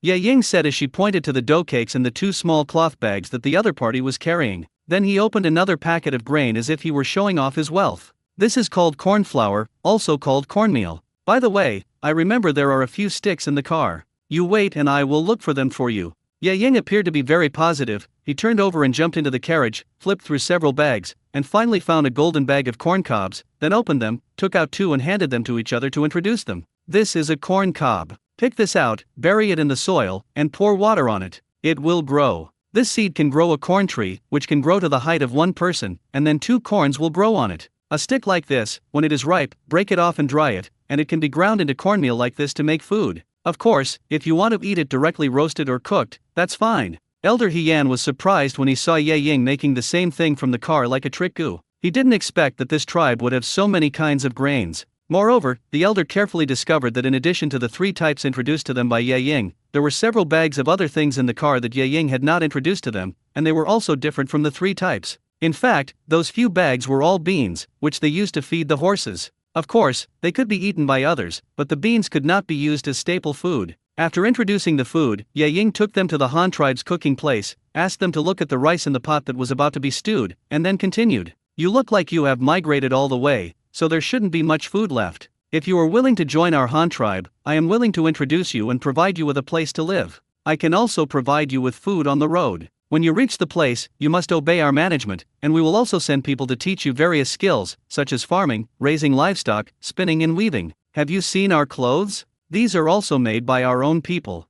The elders of the Chiao family and Yan were very excited when they listened to Ye Ying's words. They had been migrating for a long time. With their future uncertain, they had no idea how far they would go. If they continued like this, they might not be able to do so. Can't hold on any longer. Now, the people in this suspected super-large tribe in front of them promised them their place of residence, their ability to grow food, and various other production technologies. The price is just to obey the other party's management. Of course, there is no problem with this. Anyone who joins must listen. Whoever goes there is not the same. The key is that the elders and Yin really saw the real thing that the other party took out. They had cars, could domesticate animals, and could take out several kinds of food at will. This is what really impressed them. Otherwise, others would just brag a few words. Can you lie to them? You gotta have the real thing out. Now there is only one last question left. The elder thought for a moment and asked Ye Ying, "Are you the leader of this tribe? Did what you said work? Can you really get us into your tribe and do what you just said? Teach us to farm?" Ye Ying was asked how he could be the leader of the Han tribe when he couldn't laugh or cry. He didn't even see the leader's face, of course, if it doesn't count photos and coins. 939 with Zhou's joining. Ye Ying couldn't laugh or cry when asked, how could he be the leader? He had never even seen the leader face to face, but it was like this matter of introducing a strange tribe to join the Han tribe, no matter who it was, and he agreed those conditions are just a necessary process for the Han tribe to treat new people. My father-in-law, I am not the leader of the Han tribe, but I can guarantee that I can do all the things I promised you just now. We don't need our leader to take care of such small things. Ye Ying had no choice but to explain it to the other side again. Then, what do you do? Since you are an Eastern tribe, what are you going to do? Elder Chiao asked again in confusion. Can the other party decide such a big matter even if he is not the leader of their tribe? Could it be that someone of any importance in their tribe? When the other party intended to join the Han tribe, Ye Ying was patient in explaining the problem. After all, as long as he persuaded this group of people to join, it would definitely be a great achievement. If he could get such credit, what would it be if he spent a few more words? Master, this MO master, and a dozen masters over there are all craftsmen. Can you understand the craftsmen? You look at this car, that's what they do. They'll also make boats, build houses. These dozen masters are now going to build a house for our leader's new home. We in armor are all warriors. Do you understand, warriors? We are escorting these dozen masters to the construction site. Ye Ying tried hard to explain and gestured, but Elder Chiao and Yin still knew a little bit about it, but they understood a little bit, that is the carriage Ye Ying said, which was made by the dozen or so people without armor next to it. They should be going to the west to do something, so their tribe sent this hunting team to escort them? There is no way for the Chiao family to understand what a warrior is. In their hearts, this function should belong to the hunting team when it comes to protecting tribes and tribesmen, so Ye Ying, a group of Jinmyo guards, the cavalry is automatically understood as a hunting team. Okay, the hunting team is the hunting team. Ye Ying was not entangled in this issue. Instead, she pulled the two of them to another carriage, lifted the canvas covered on it, and exposed the royal palace complex inside. Sandbox model. Brother, we are going to the west. These dozen masters are just here to build this new home for our leader in the west. Look, this is our leader's new home. The moment they saw the sand table, Elder Chiao and Yan were stunned. Not only because of the beautiful and carved palace model, but what shocked them even more was the grandeur of this palace complex. Because in the sand table there are not only models of the palace, but also something else used as a scale-size display, such as at the lower horse bridge at the palace gate, there are several model carriages parked, each with two horses standing in front of it. By comparing these horses and carriages with other models, they can clearly see the actual size of this palace. After all, they are now just carriages and horses. If you compare yourself and the carriages, you will feel that this palace is even more majestic. Is this your chief's house? How do I feel like a shrine inhabited by gods? Are the heads of your tribe's gods? The hunting team's rock said and gestured in surprise. Of course, he is a god who does not speak Chinese, but he keeps gesturing in the sky to indicate whether the leader of the Han tribe lives in the sky. Ye Ying and Moxin both laughed. Their leader did not dwell in the heavens, but it is not an exaggeration to say that it is God, because the leader has led them to create one miracle after another. Ye Ying and Moxin glanced at each other, and both nodded tacitly, and in their hearts, indeed, the leader was as omnipotent as a deity. After Elder Chiao and Yin saw them nodding, they felt very complicated and didn't know what expression to make. On the one hand, they felt that this seemed to make sense. If the leader of their tribe was not a god, how could they have so much food? The planting technology also has the magical power to domesticate wild beasts for themselves, but on the other hand, they feel that such a superior leader is too far away from them. Maybe that's the little thing Ye Ying just said. The matter of hundreds of people like them joining the Han tribe is indeed just a trivial matter, so small that the leader Luo Chong does not need to personally intervene. For such a trivial matter, any county magistrate can handle it. You must know that within the jurisdiction there has been an increase in the number of people on the staff, which is also a great political achievement for them. After looking at the sand table and understanding the destination of Ye Ying and Moxin, the elders of the Chiao family and Yan became more determined to join each other, because that sand table model showed them not only their work, but also the strength of the Han tribe. May I ask if there is a deity who is the leader of his own tribe, and will they still live a bad life? Just look at Ye Ying and Moxin in front of them, and you will know that although they are traveling as long as their own tribe, it is almost like going up and down the road to see how they are traveling. Brother, since you have plans to join our Han tribe, why not let's eat this meal together? I see there are many of you, but it seems that there is not much food. We just have a cart of food here, and we just hunted so many sheep. Let's have a meal together, and let your people taste the food they want to grow in the future to see if you like to eat it or not. How do you think? Ye Young invites them again in order to leave a favorable impression on the other party. Naturally, it would be best if someone invites you to dinner. They really want to try the taste of those valleys of the Han tribe that can live for 10,000 people, and they really have nothing to eat anymore. If they continue to migrate aimlessly, if we continue, this branch with the Chiao family will probably end in a dead end. The two sides hit it off and soon merged into one place. Some of the Chiao family did not move, so the Han tribe directly moved their small camp to the woods by the river. At noon in early summer, there was no shade in the woods. It's really hot. Ye Ying's side also began to call on the soldiers to prepare food for the tribe with the Chiao family. They took out all the pots, but in fact they were not many. There were only 6 pots in total, one was from Moxin and a dozen of them. The craftsman's family, and the 4 people were coachmen in 4 cars. They often had to travel far away. Bringing pots and firewood when getting out of the car was a basic operation. The last bite left was from Ye Ying and his team, the Golden Guards. When they came on a mission, they also brought a pot for cooking. With 6 medium-sized iron pots and 6 freshly dug smoke-free stoves, the Han tribe began to show off their special skills.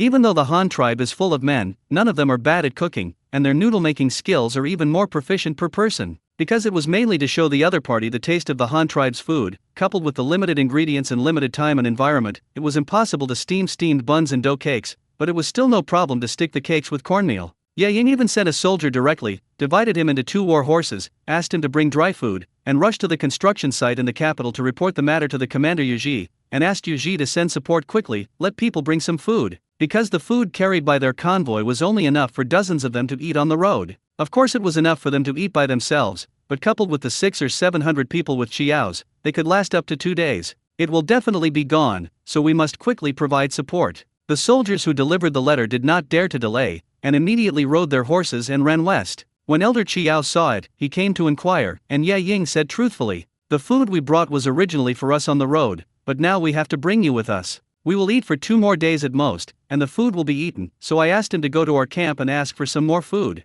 Come here. After hearing this, the elder nodded and thanked him again. At the same time, he was also surprised. It seems that the other party's transportation capacity is very powerful, and seeing this, the other party should still have a lot of food reserves, otherwise how can he adjust it as much as he says? Even if you can adjust it, you have to have so much to do. It seemed that he could see what the other party was thinking, so Ye Ying introduced him to the elder again. "Husband, the grain of our Han tribe can be stored for a long time. For example, this kind of rice and wheat can be stored from the harvest to the 5th winter, and this corn can also be stored for 3 years. Our Han tribe has a lot of grain. If you let them eat it, I guarantee that you will not go hungry." The other party doesn't know much about the method of dating, but it's okay to say winter, because Chiao also spends the winter. 1 winter means a year has passed. Is there any problem with this understanding? After understanding this meaning, everyone in Chiao's family was even more surprised. No wonder Biao took the risk and came back to tell them that there is a valley in the east that can live thousands of people. This thing called valley is really powerful. Not only can it be easy stable harvest, the key is that it can be stored for a long time. If it is meat, how can it be stored for several years? The cooking speed of 6 large pots is limited, 2 of which are specially used to stuff the rice. The remaining 4 pots are used to stew mutton soup, and the edges of the pots are used to paste tortillas. Add a small amount of white noodles to the cornmeal. This can effectively increase the stickiness of cornmeal, so pasting pancakes is not a problem. Fortunately, when this branch of the Chiao family migrated, she also brought a lot of pottery utensils, and some pottery pots were also added to the cooking team. A woman from the Chiao family also processed some of the fish she had just caught. Make fish soup and try to add some food. Their hunting party also followed the warriors of the Han tribe to help handle the mutton. These people laboriously cut the sheep skin and mutton with stone knives, and even started tearing them directly. However, the soldiers on this side of the Han tribe all carried a dagger and saber, and they peeled the sheep skin. It's called a lasuo, especially a few warriors who have stayed on the grassland, and their craftsmanship is even more exquisite. A complete piece of sheepskin can be peeled off very quickly, which is the kind of complete sheepskin that can be taken off directly by removing the head and limbs. After such skin is processed, it can be directly used to make sheepskin water bags or sheepskin rafts. Even if you were fur to make fur, the complete sheepskin can be sold for more money. Chiao's hunting team was very envious when they saw the steel knife in the hands of the Han tribe warriors. No wonder the warrior could chop off the sheep's head with a knife just now on his horse. I have to say that their knife is indeed sharp and not stone at all. The knife can be compared. It was even more convenient to use a steel knife to remove bones and cut meat. Even Yan was very excited when he saw such an artifact. He even directly found Ye Ying and asked him, "Ye Ying, when we join the Han tribe, can I have such a weapon?" Ye Ying naturally knew what he was thinking, so she calmly replied, "The kind we use is the standard equipment issued by the army. It can only be obtained by becoming soldiers of the Han tribe. However, the people of the Han tribe are also allowed to wear weapons. If you want, then farm well and work more. When you sell food and have money in your hand, you can go to the blacksmith shop to buy your own iron and ask the blacksmith to customize a weapon of your own for you. Have you seen the sword hanging around Master Mo's waist? It was ordered by him with his own money from a blacksmith." Yan and the others became happy. It turned out that ordinary people in the Han tribe were also qualified to wear weapons, but there was a strange thing about the Han tribe, that is, no matter what they wanted to do, they needed to exchange money for it. As for the ordinary people of the Han tribe, there are only 3 ways for them to obtain money. They either sell food, work for others to earn wages, or raise some livestock. When the livestock is raised, it seems easier to sell the livestock.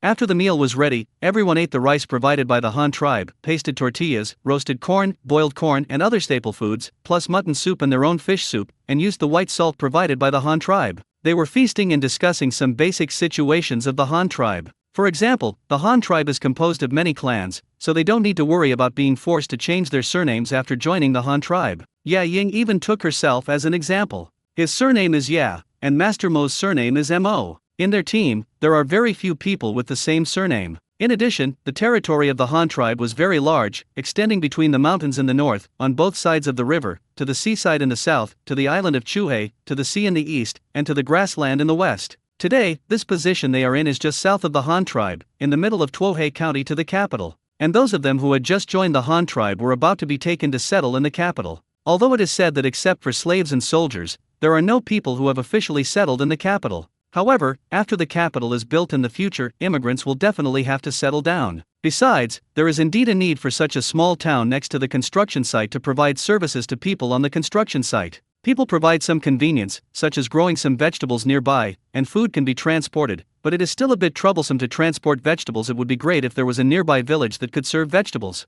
940 Why pay taxes? The Chiao tribe tasted the food provided by the Han tribe. They all ate this pure plant-based food for the first time, but it tasted unexpectedly sweet. Whether it was rice or tortillas, it was rich in starch. It can be converted into sugar after being decomposed by salivary enzymes. Sugar is the main source of energy required by the human body, the second is protein, and the third is fat. Only when too much sugar is ingested and cannot be consumed, sugar will be stored in the body in the form of fat. Therefore, although these foods are all plants, they can make people feel full when they eat them. Of course, grass can also be eaten, but can people eat all they can when they eat grass? Of course, that is not the case, so this makes the food appear precious. There are Chiao's elders and rocks who have tasted everything, from steaming rice to roasted corn, boiled corn, and more tortillas. This is the first time they have eaten this food, but they all like the sweetness very much. Elder Heian sat around in front of a pot with Ye Ying and Moxin, eating while pasting tortillas. There was nothing he could do. There were relatively few pots, so he could only eat such flowing water mats. Everyone lined up to take turns eating. Ye Ying, is this kind of food easy to grow? How do you need to plant it? How much does a person need to plant to be able to feed himself? How long does it take for this thing to be harvested? The elder was interested in these grains, and at the same time in how to cultivate them, so that crops that only needed to be planted would allow for a steady harvest of food, were simply artifact-like beings in his eyes. Ye Ying was also introducing the situation to them while eating. Corn and rice are the two crops with the highest yield and the shortest growth cycle. For example, in this area where we are now, it only takes 3 months at most from sowing to maturity. Do you understand? For a month? That is, 30 sunrises and sunsets, and every time the 2 moons in the sky meet for a month, it takes 3 months to plant this. The elder nodded repeatedly. Although he had never heard of the Chinese term month, he knew the difference between day and night. They had chiaos and they could not ropes to record the day. 30 days is a month. He could still calculate this. Even if he can't calculate, he can count. After understanding the growth time of this crop, the elder continued to ask, how do the people of the Han tribe live? Do you need to farm every day? Ye Ying suddenly felt angry. These are all problems that are so basic that they can no longer be basic. It is not difficult to explain these, but it is boring, he explained patiently. All the people of our Han tribe live in family units, such as Yan. He will live with his women and children. After joining the Han tribe, the tribe will register him with his household registration, and then the tribe will give him a piece of land, a homestead for building a house, and 20 acres of land for each of him and his woman. As the head of the household and the only adult man in the family, Yan has to cultivate the food of these 20 acres of land. He must obey the government's arrangements for everything he grows, that is, the tribe's department that manages the people. Listen to their words. The government will plant whatever food he wants. Just grow whatever food you want. If you don't know how to grow it, the government will also send people to teach you the seeds, farm tools, cattle, and other things you need. The tribe will send it to you too. The 20 acres of land that your woman was allocated were used as auxiliary fields. Auxiliary fields generally do not grow food. They mainly grow cotton and hemp grass, which are what we use for weaving. There are also vegetables and some other cash crops, such as lacquer grass. Wait. And Yan, and your woman, as people of the Han tribe, you are obliged to pay taxes to the tribe. That is to say, every time you harvest food, you must hand over 20% of the food you harvest to the tribe. The cotton you grow as a woman, hemp grass, lacquer grass, and other things must also be handed over to the tribe for 20%, and the rest are your own things. After hearing this, Elder Yan immediately became anxious. What, do you have to hand over to the tribe what you have planted? Why? Give it to the tribe, what will you eat? In the past, they relied entirely on hunting and fishing to maintain their vitality. They have always produced and shared the fruits of labor together. Now they suddenly join a private tribe like the Han tribe. Forget it, but they still have to hand over the harvest of their labor to the tribe. What's going on? I only heard the elder and Yen ask hurriedly. Yeah Ying, why do we have to hand over the food we grow to the tribe? Also, who is this tribe you are talking about? What is the use of the food they want us to grow? If all the people of the Han tribe were to hand over food to the tribe, how much food would this tribe have, and what would they do with so much food? Ya Ying immediately covered her face. What is this and what is it? The tribe has done so much for the people, can't the people themselves see it? Well, they haven't officially joined the Han tribe yet, let alone seen the tribe's dedication to the people. Ya Ying couldn't speak any longer. He poked Moxin, who was holding back his smile, with his elbow and said, Master Mo, you'd better explain it to them, I'll have something to eat first. Moxin's face turned black, and he shouldn't have laughed out loud just now, but since he was named, he still has to explain. First of all, you must know that as a citizen of the Han tribe, you must pay taxes. There is no reason, because this is an obligation, because we are not alone individuals, we are a complete group, and you are in the Han tribe. Among the collectives, you must contribute to this collective, otherwise why would the tribe care about you? Then we didn't let the tribe you mentioned take care of us? Can't we farm our own lives? Yan retorted somewhat stubbornly. It doesn't matter, then if you don't pay taxes or obey the government's discipline, you are not a citizen of the Han tribe. The tribe has no obligation to allocate to you the land for building a house and farming, as well as seeds, farm tools, cattle, etc. Nothing, you can do whatever you like, as long as it doesn't appear in the territory of the Han tribe. Moxin didn't bother him either, so he came up and said directly. Then without waiting for Yan and the elder to retort, he continued. The tribe is the Han tribe. The Han tribe is the leader of the Han tribe, and it is also the Han tribe of all of us. The leader has to control such a large tribe, and he naturally cannot control it alone, so the leader established the government, which is the person who manages the people on behalf of the leader. It is composed of people. If you listen to the government, you are listening to the leader's arrangements. Do you understand? You must first understand the meaning of the government's existence. Let's start from the most basic point. You need a stable piece of land to farm and live your life, right? Where do these lands come from? That's when the leader sent thousands of warriors like many Yang to snatch it back. They gave their lives, shed blood, ate, drank, clothed and used every day. These weapons, as well as iron armor, riding horses, and post-death pensions were not the cost. The leader spent so much to give the people in exchange for the land to survive. You are unwilling to pay anything. Why should the leader give it to you? Does the leader owe you anything? Moxin's remarks caused a great spiritual impact on Elder Yan. It turns out that this is the reason for collecting taxes? The chief sent warriors to seize the land given to the people to live on, and since the people used the land, they were obliged to contribute? It seems like there's nothing wrong with saying that, but Yan just can't think about it. There is so much land in the world. Where can I get a piece of land to grow food? Why do I have to go to the land given to them by the leader to cultivate? So Yan raised this question again, and Moxin was also very angry, but what could he do? In fact, the newly joined people always have problems of one kind or another. They have never been exposed to this system of the Han tribe, some unaccustomed and doubtful points are normal, so he had no choice but to patiently continue to explain. He glared at Ye Ying next to him, and now he finally knew the pain of explaining the problem to the two men. Well, then we will treat you as if you have a piece of land to cultivate and live in, but where do the seeds of your food come from? Where did your farm tools come from? You don't farm yourself, you don't store food, who's here to teach you? You alone have limited strength, limited time, and limited energy. How can you cultivate enough food for a family by yourself? If you don't let the tribe take care of you, where do you get this stuff? Moxin's rhetorical question this time again left the other party speechless. Iwa opened his mouth and didn't know how to refute, thinking about it for a long time before he said,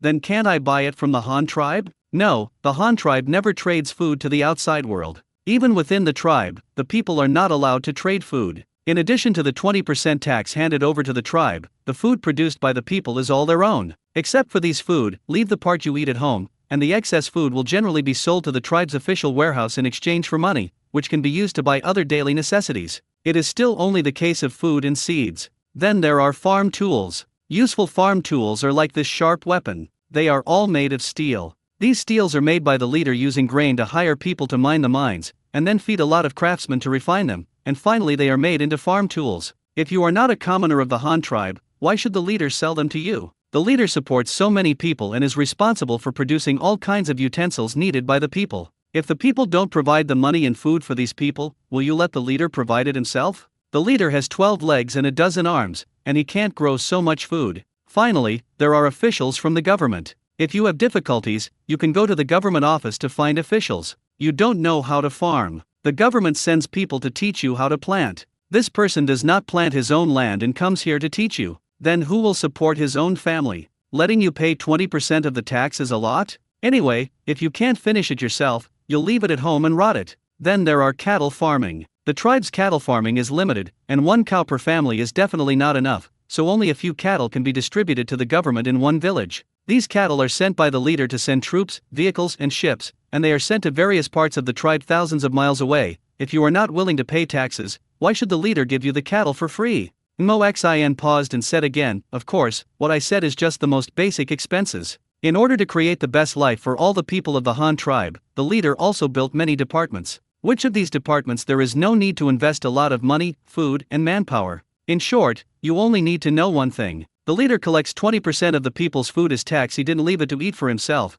and he couldn't finish it himself. He just used the food to do a lot of things to make people's lives better." Well, this is all Moxin can say. If they don't understand it yet, there is nothing they can do about it. I heard people say that it is better to see this thing by yourself. It is better to experience it yourself if you see it by yourself. As long as you join the Han tribe, you will go through the government and after school education, they will eventually understand the leader's intentions and painstaking efforts. Seeing that the two still looked incomprehensible, Ye Ying finally grasped the point of the problem. They are unwilling to hand over the food they grow to the tribe and want to hold it all in their hands. It is nothing more than these people being hungry. This is the core of the problem, just like the old people in modern society who have experienced famine times. It is the same reason that people always like to store rice, noodles, and cooking oil at home. Finally, Ye Ying said, "Both of you, you don't have to worry about whether to pay taxes. I will only tell you one thing. As long as you obey the government's arrangements and cultivate according to the government's guidance, a family of 20 acres of grain fields will be enough. You are an adult man, 2 or 3 women, plus a dozen children, and you have paid 20% of the tax. Your family won't be able to finish 3 delicious meals a day, and in the end they will have to save.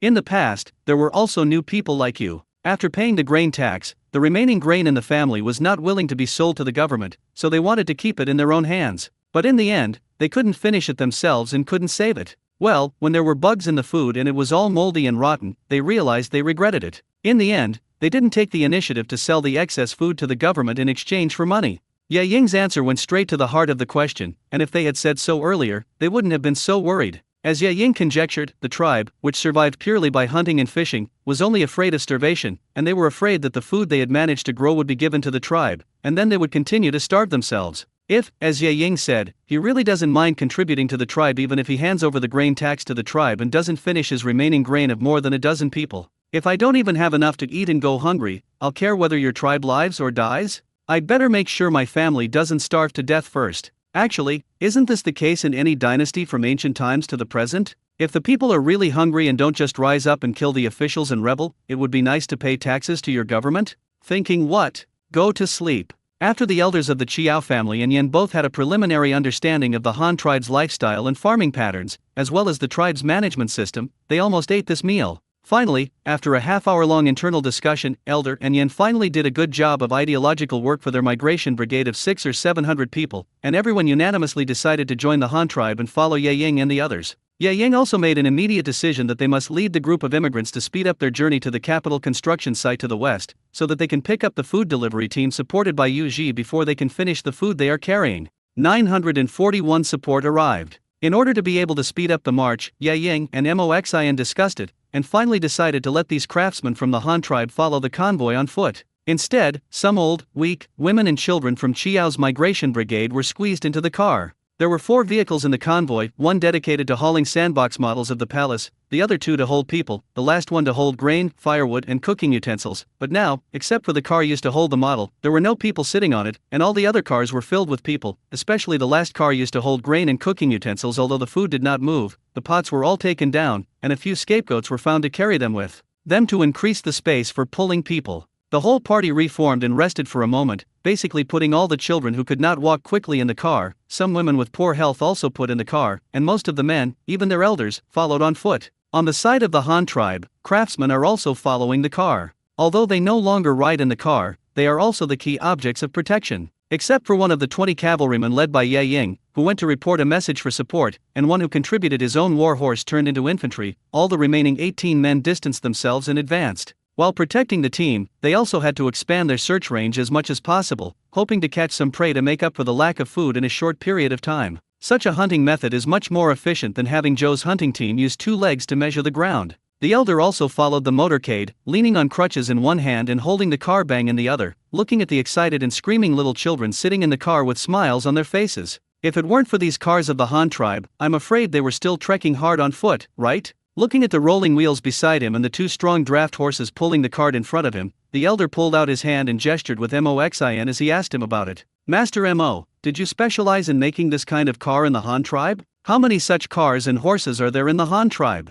After all, in the eyes of the elders, this kind of 4-wheeled carriage is an artifact. Just such a car can hold 30 or 40 children. How can such a terrifying transportation capacity not be surprising and enviable? In his mind, I'm afraid this is the most powerful artifact of the Han tribe, right? Our Han tribe does have many such cars, but I don't know exactly how many there are, but there are always tens of thousands of them. As for horses, there should be about 20,000 draft horses for pulling cars, and they should be used for riding. There should be more horses, maybe tens of thousands. Because the Han tribe attaches great importance to the training of cavalry, warriors who ride horses like Ye Ying and others add up to no less than 10,000 people in the entire tribe, and cavalry is also divided into grades. In frontline combat troops, many cavalry are equipped with 2 horses per person. Even 3 horses, Ye Ying and the others are escorting tasks, so each person only has 1 horse. After Waiting introduced the situation of the horses, Moxin introduced the situation of his craftsmen. Most of us are carpenters, bricklayers, kiln workers, stonemasons, and even craftsmen who specialize in painting. Of course we can also try making this kind of carriage, but I have never done it before. Carriage, most of us use to build ships.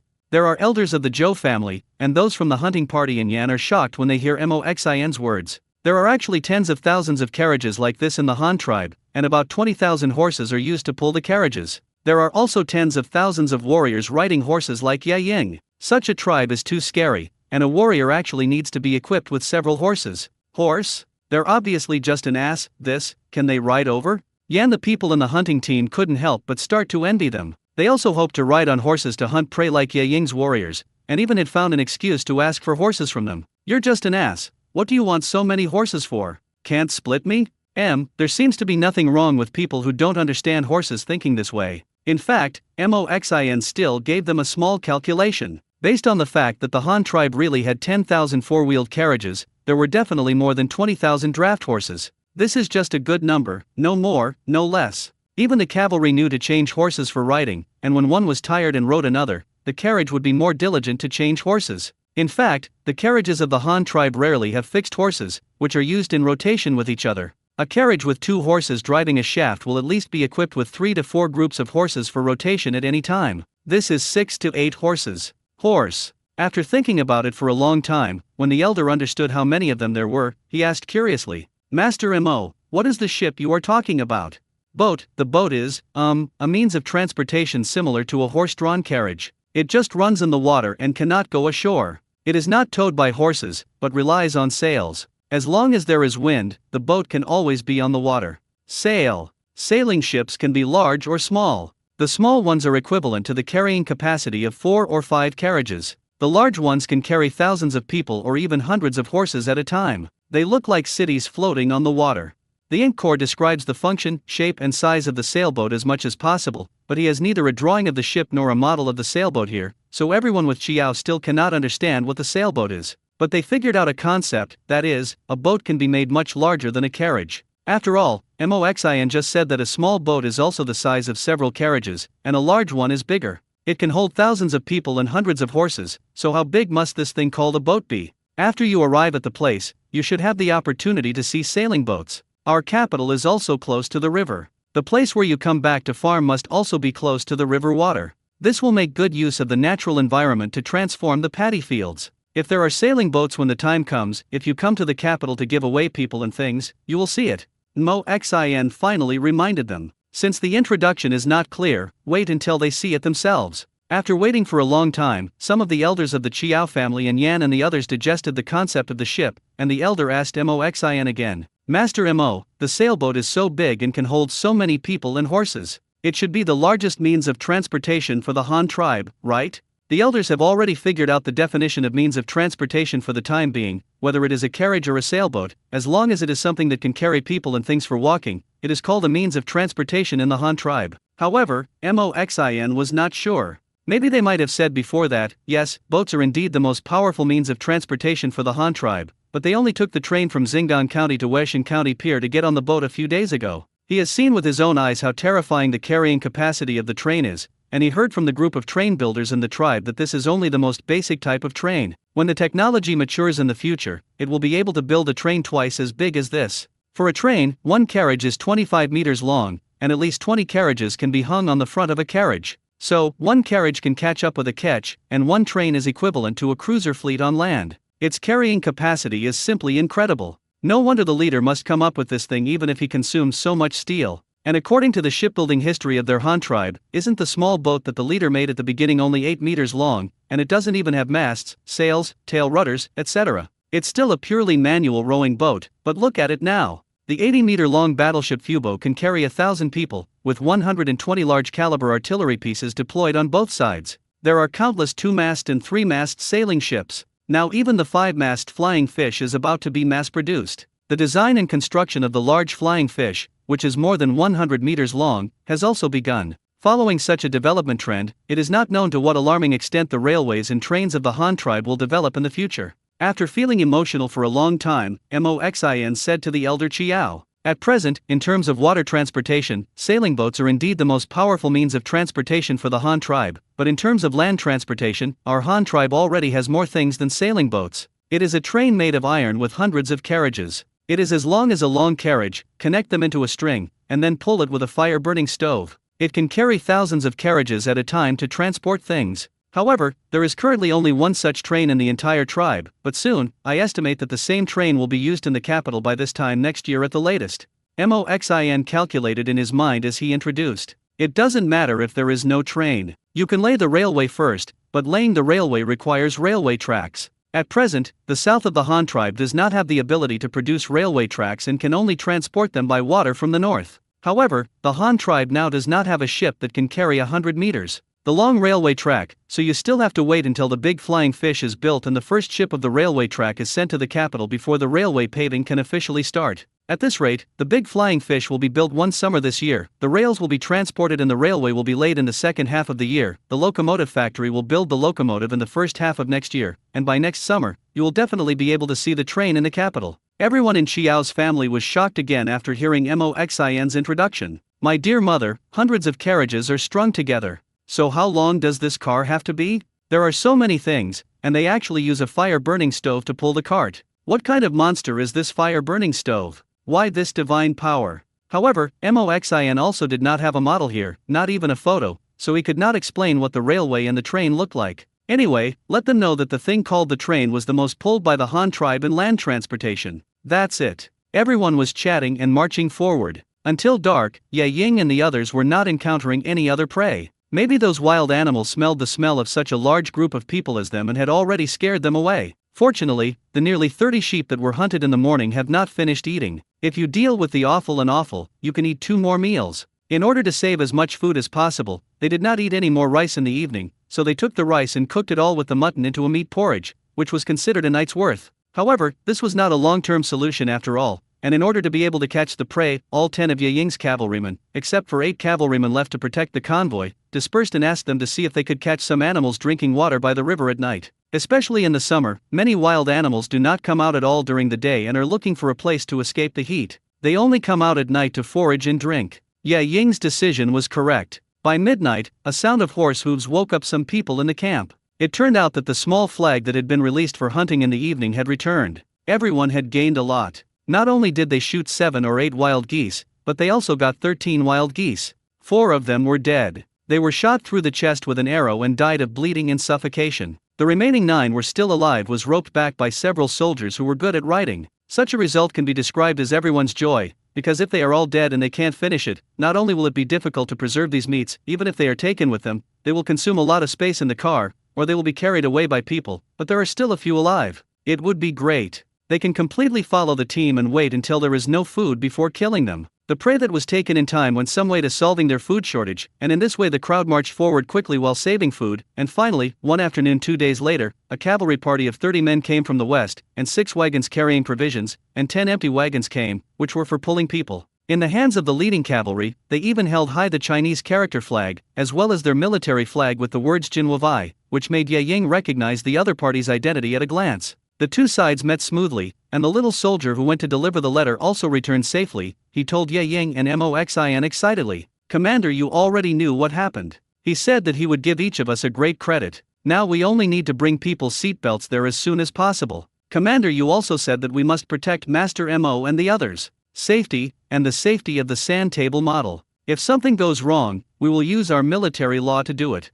Okay, if you are engaged in military law, you are engaged in military law. Ye Ying didn't care at all. They originally had 20 cavalry, but now the number of cavalry has increased to 50. With these 50 armored cavalry in hand, even if they are an ordinary small nomadic tribe, they dare to take the initiative to fight with each other. If they are only used to protect people, there is no need to worry. Moreover, they are not far away from the capital construction site now, and it is expected that they will be able to reach their destination after another 3 or 5 days. Everyone with the Chiao family also let more people sit on the car because of the new carriage. Even Moxin, their craftsmen, and the elders with the Chiao family were no exception, and they all sat on the car. As a result, the advance of the party accelerated again, and another 50 cavalry accompanied the escort, and it was estimated that it would take 2 or 3 days to reach the destination. 942 The Han tribe was never satisfied. Ye Ying and Moxin succeeded in picking up the head with a party with Chiao's migration and a support team. The team was replenished with personnel and food, and with more manned carriages, the team moved faster.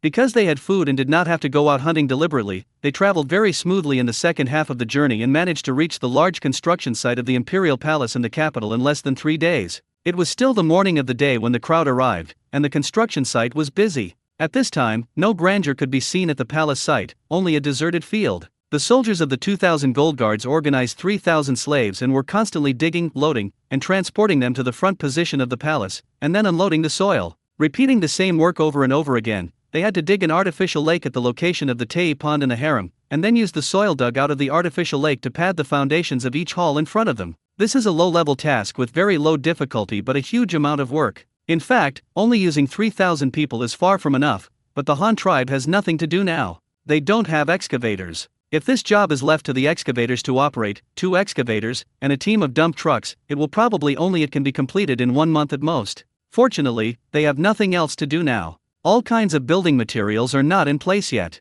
What else can they do besides building foundations and digging artificial lakes? However, everyone from the Chiao family, looking at this huge construction site and then looking back at the sand table model loaded in the car, knows the madness of this Han tribe. They really didn't joke. This Han tribe actually got thousands of people here to build a temple for their leader. Well, probably such a magnificent palace is no different from a shrine in their eyes. Thousands of slaves honestly dug up the earth on the ground not far away, then loaded the earth that was so ordinary that it could not be so ordinary into carriages, and then pulled it to the forward position. More than 1,000 other slaves then unloaded the earth, come down and use it to build the temple in their hearts. At the site, there were no less than 500 wagons carrying earthwork back and forth, and the 10 wagons previously used to carry Zhou's migration party were brought from these wagons carrying earthwork. Ye Ying, where are we going now? Looking at this massive construction site in front of them, Xiao Yan, the leader of the hunting team, and his parents look at each other before suddenly becoming nervous. This group of people from the Han tribe brought them here, not to force them to work for the Han tribe like those slaves,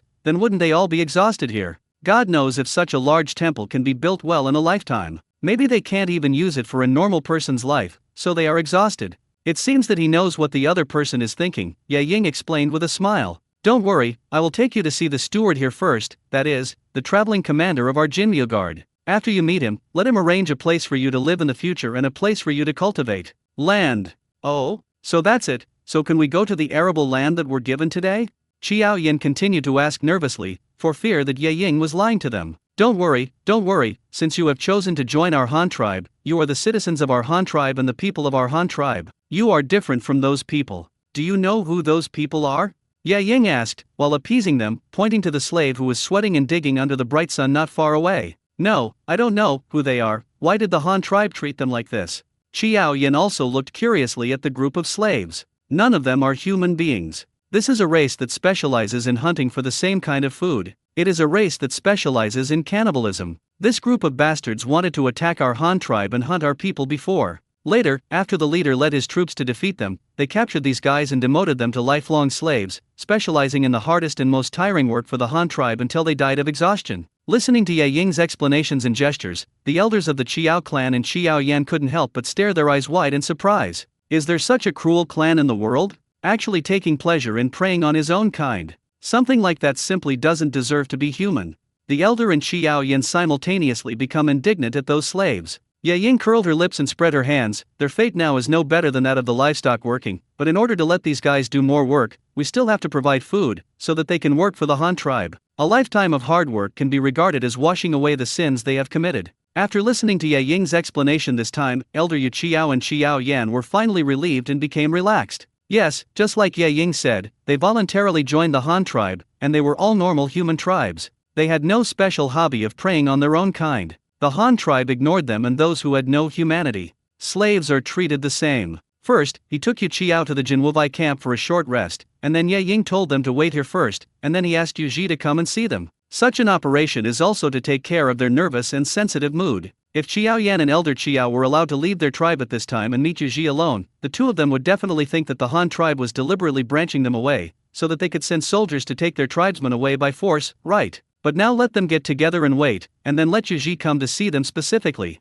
This not only shows that the Han tribe did not harm their thoughts, but also attaches great importance to them. Qiao Yan and the elders both nodded and agreed to come down, then looked at the surroundings while checking the situation of their own people. After a while, Yu Ji made a special trip to see the wild credit of this group of soldiers picked up by his own men. Because there was no need to fight, Yu Ji was not wearing armor, but wearing a more slim-fitting crimson military uniform, followed by two soldiers, and came over casually. Ye Ying quickly led the way and introduced both sides. The commander of the tour, this is the elder of the Qiao tribe, this is the captain of their hunting team, Qiao Yan, you can just call him Yan, the elder, Yan, this is our commander of the tour, he is in charge of this, the person who owns the entire camp.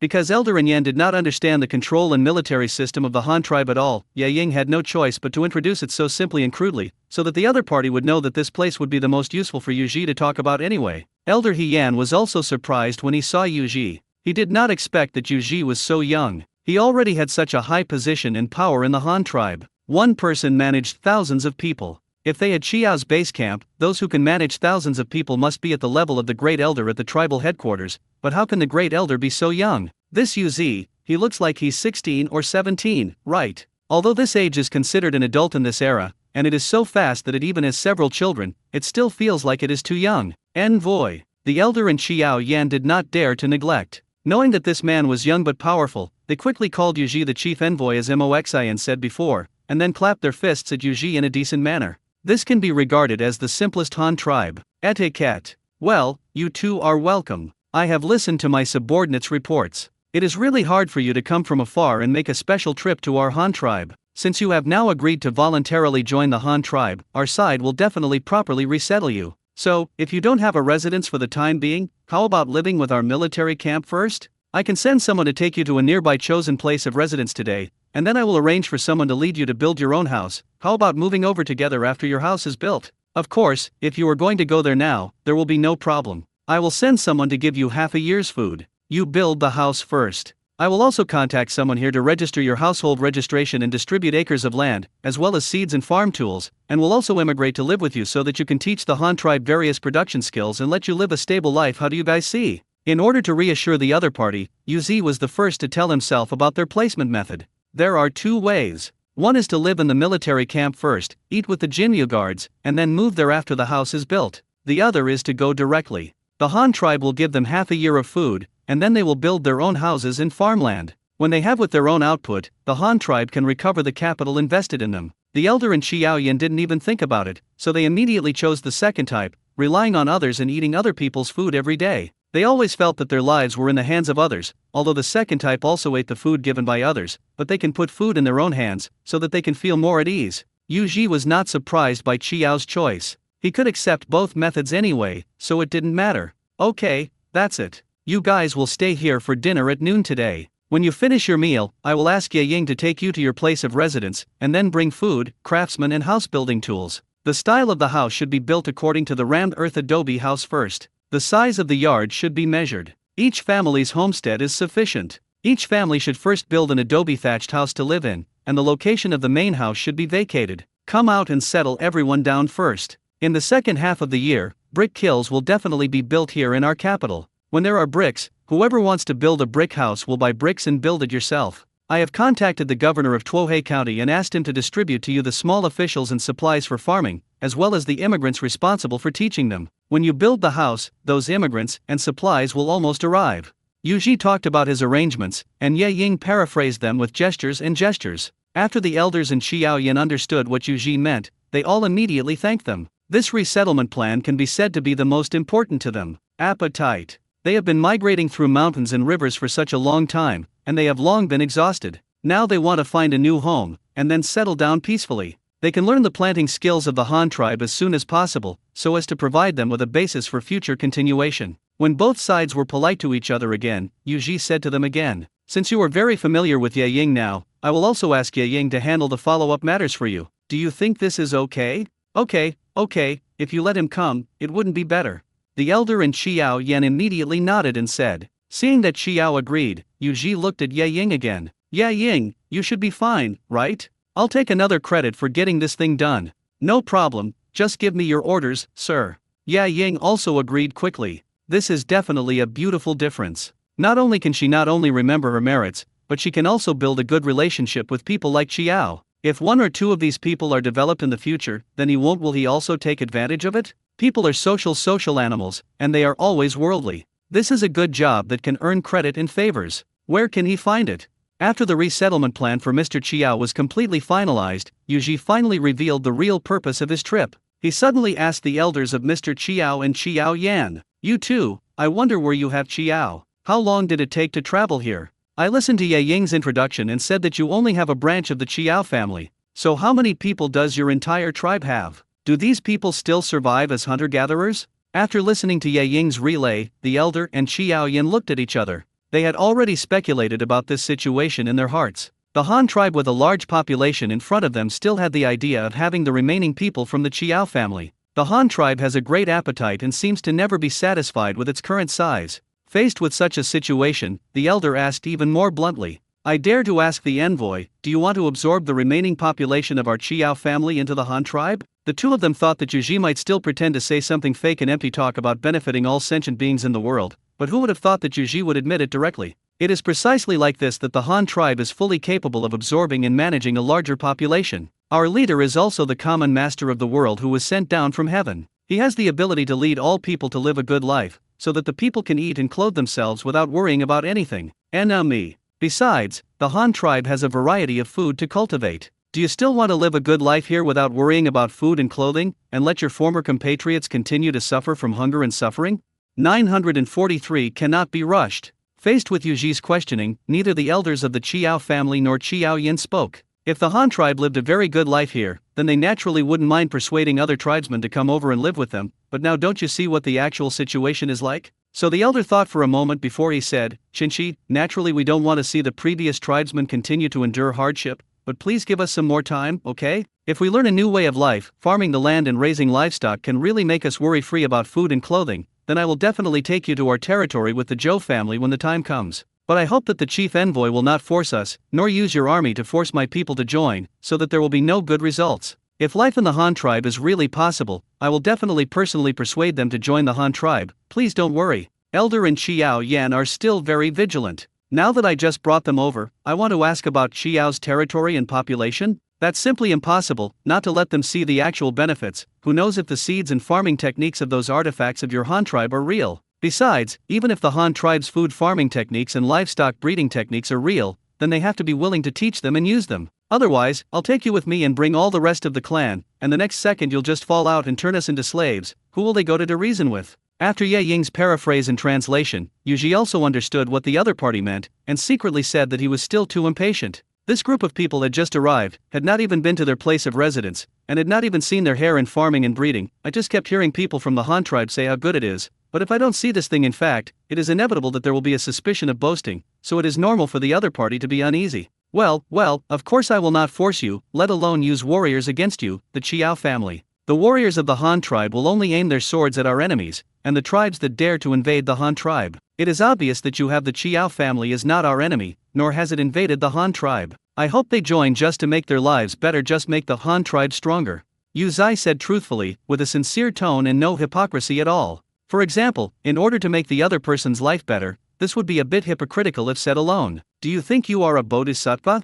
How are others doing? Do you have a relationship with Mao? But Yu Ji also said later that in order to make the Han tribe stronger, this is to tell the true thoughts. How can a tribe be stronger? In this era, let's also calculate it in terms of population. After all, in this era, population represents productivity. If you have more population, you have more labor force. If a tribe wants to be strong, of course, the more population, the better. But there's a premise to this, which is that you have to have a way to feed this large population. Is there a small population of Qiao? They are quite a few at all, and they have to drive away a part of the population every 1 or 2 years, because the means they have can no longer feed so many people. But if they also farm and breed these technologies, I am afraid they will be a Tang tribe again, or an existence like the Xin tribe. The elder and Qiao Yan both nodded after hearing what Yu Ji said, expressing their agreement with the other party's statement. They could be regarded as hearing Yu Ji's guarantee that they would not send troops, but after that they had no intention of continuing to speak. Their attitude had been expressed. It is very clear that they will never attract their tribesmen without seeing actual benefits.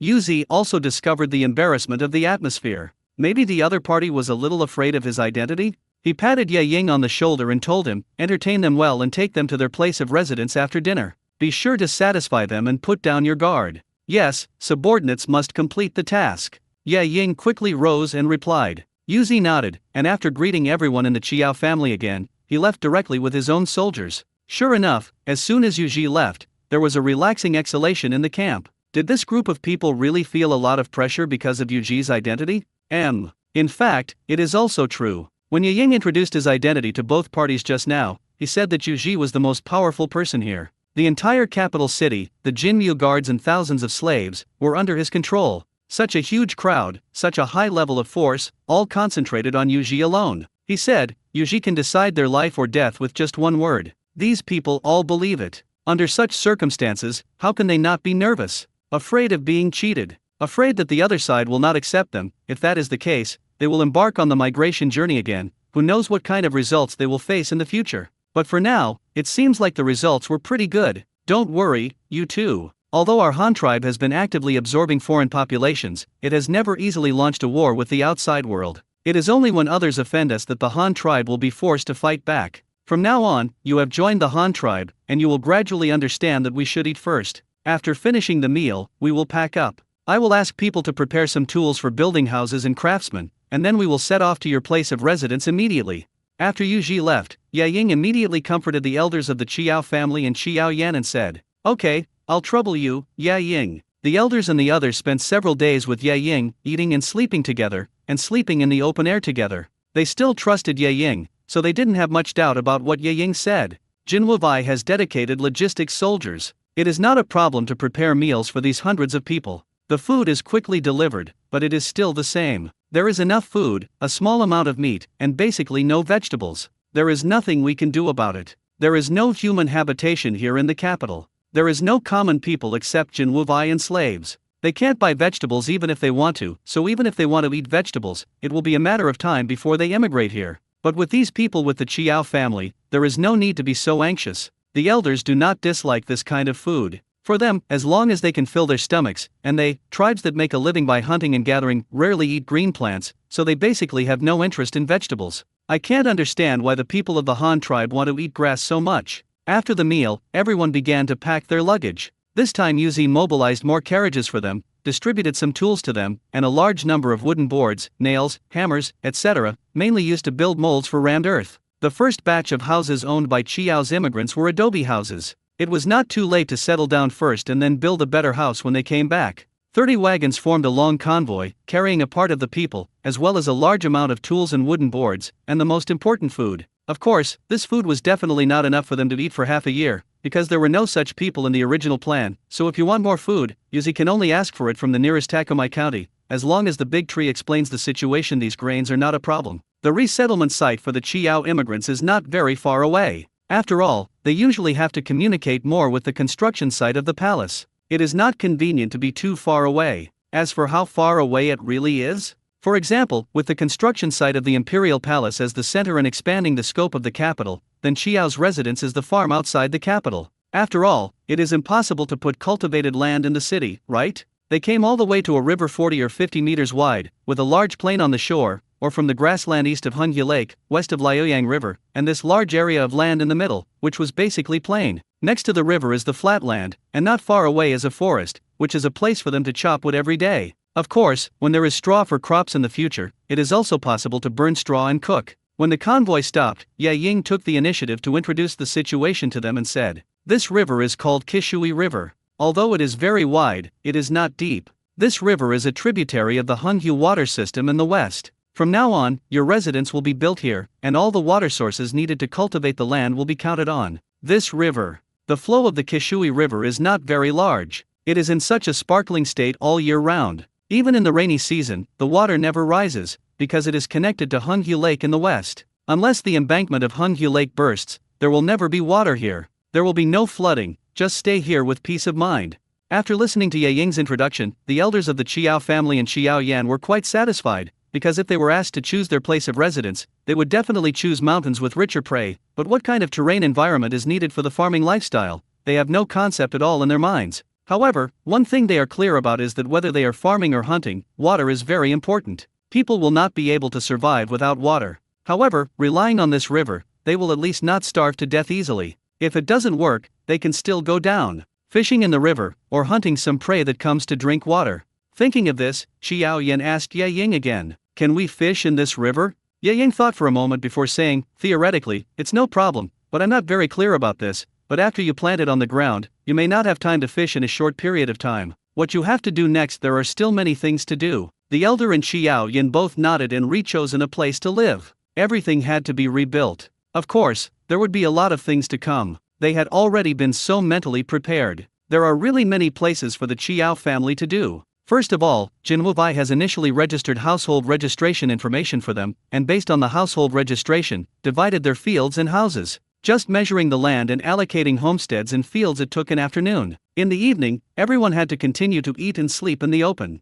Fortunately, it is not very cold in this early summer season. The next day, they began to take earth for a house. In plain areas, it is quite difficult to get some earthwork, because no matter where you dig the soil, you will dig a big pit. A useful pit is okay, but a useless pit is a real pit. It will be in the way wherever you put it. In accordance with the Han custom of building new strongholds, first find the location downwind and dig out a collective redding tank. This is an indispensable source of farmyard manure in the absence of chemical fertilizers at this stage, and it is also the best way to deal with domestic waste. Method: the soil dug out of this huge redding tank became a source of soil for Chiao to build a house. If the soil dug out by the septic tank is not enough, then dig some more ditches for diverting water from the farmland. If the soil in the ditches is not enough, then dig some more wells. Anyway, they have many ways to get soil on the flat ground, and the dug pits are also guaranteed to be available. It will not cause random mining and excavation. Each adobe house was built quite quickly. Wooden boards were sandwiched on both sides, and the soil could be poured in and compacted.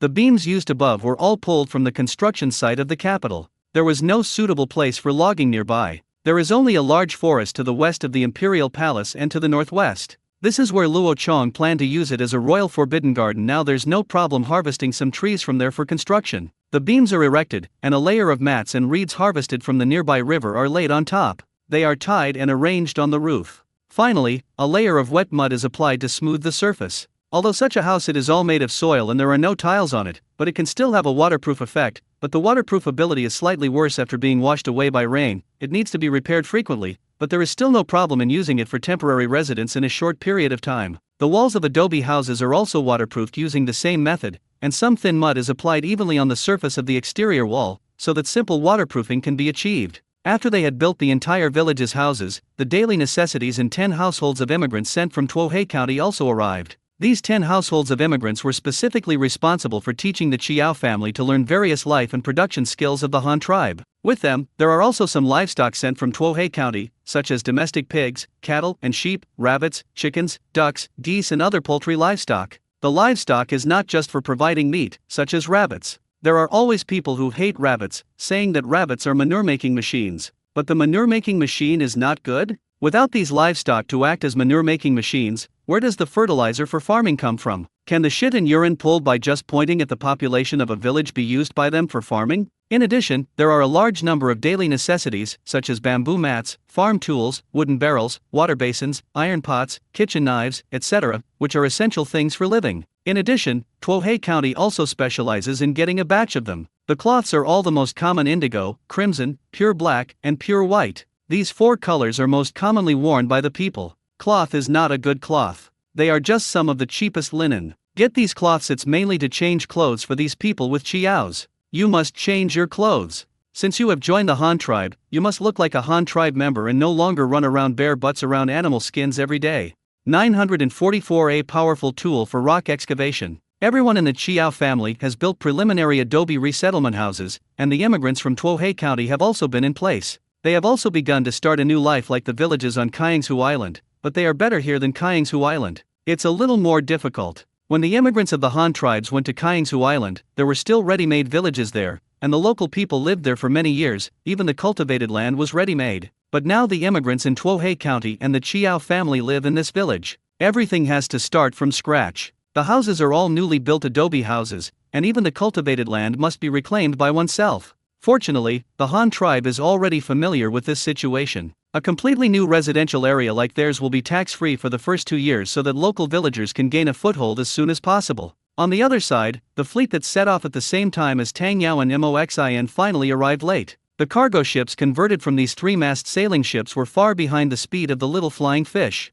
Moxin and the others had already arrived at the capital construction site. After working, all the immigrants who picked up Chiao on the way had already planted the ground. These sailing ships had just arrived at the dock in Tuohei County. It follows how necessary it was for the Han tribes to develop flying fish-type sailing ships. The fleet, which was loaded with many construction machinery and reinforced cement, did not dare to stop, and after refilling the docks in Tuohei Commandery with food and fresh water, they began to move towards the sea, guided by the 3 newly built lighthouses, all the way to the end of the strait between Kyingsu Island and the mainland. This stretch was another full 10 days' journey, and it was not until the end of May in the first year of Daimyo that the fleet finally reached the finish line. At this time, the construction site of the cross-sea bridge was still as busy as before. The barges transporting sand and gravel sacks came one after another. From time to time, a shocking explosion sounded on the mountain at this end of the dark bridge continent. The huge mountain was blown loose. Later, a large number of slaves loaded into sacks and transported to the ship at the dock. Finally, they were thrown into the sea to build pier shafts with pier after pier.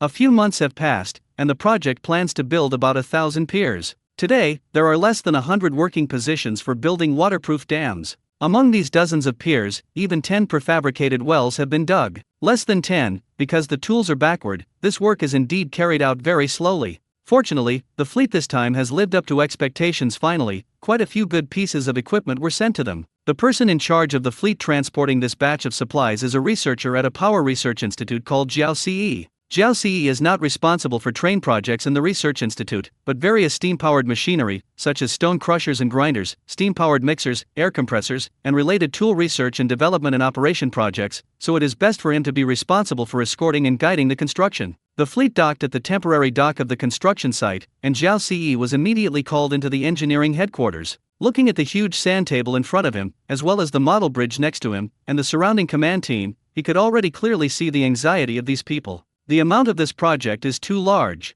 In our way, there are still 10,000 prisoners of war. Even if they are exhausted, if we work for another 10 years, I am afraid that we will not be able to complete this project. My generation may also be able to complete this project. It would be great if the prefabricated wells with more than 1,000 bridge piers were drilled. Elder Zupingzu, who was in charge of the engineering project, said with some pessimism. Yes, we originally thought that we had attached great importance to this project, but in practice, we realized how difficult it was. This is not a project that can be completed by manpower at all. We all underestimate it. Another craftsman in the command team also sighed. However, Zhao Ce was very confident. He clapped his hands and attracted everyone's attention, and then he said, "Everyone, you are right. The amount of work on this project is indeed very large. It is indeed difficult to complete it purely by manpower, but please don't be discouraged. There are tribes, leaders, and our research institute behind you. Although we are not personally involved in this project, but we have also developed a lot of good tools for you.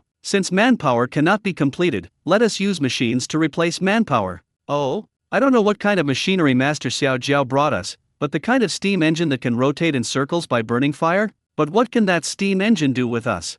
Zhu Ping also has some understanding of the things that the Han tribe has recently produced. He has heard of the iron guy who can turn in circles by burning fire and drive many things to do work. He has never seen it before, but he still can't think of it. What help can that thing called a steam engine bring to their project? You must not use steam engines directly, but as a driving force, steam engines can drive many other machines, such as air compressors, which are a new type of machinery we develop using the working principle of steam engines. This thing can replace you. Do many things. Are you interested in going with me to have a look? While introducing them to what he had brought, Zhao Ce extended an invitation to visit them. Of course you are interested. Master Xiao Jiao, please lead the way. If the things you bring can really come in handy, we will treat you to a seafood dinner.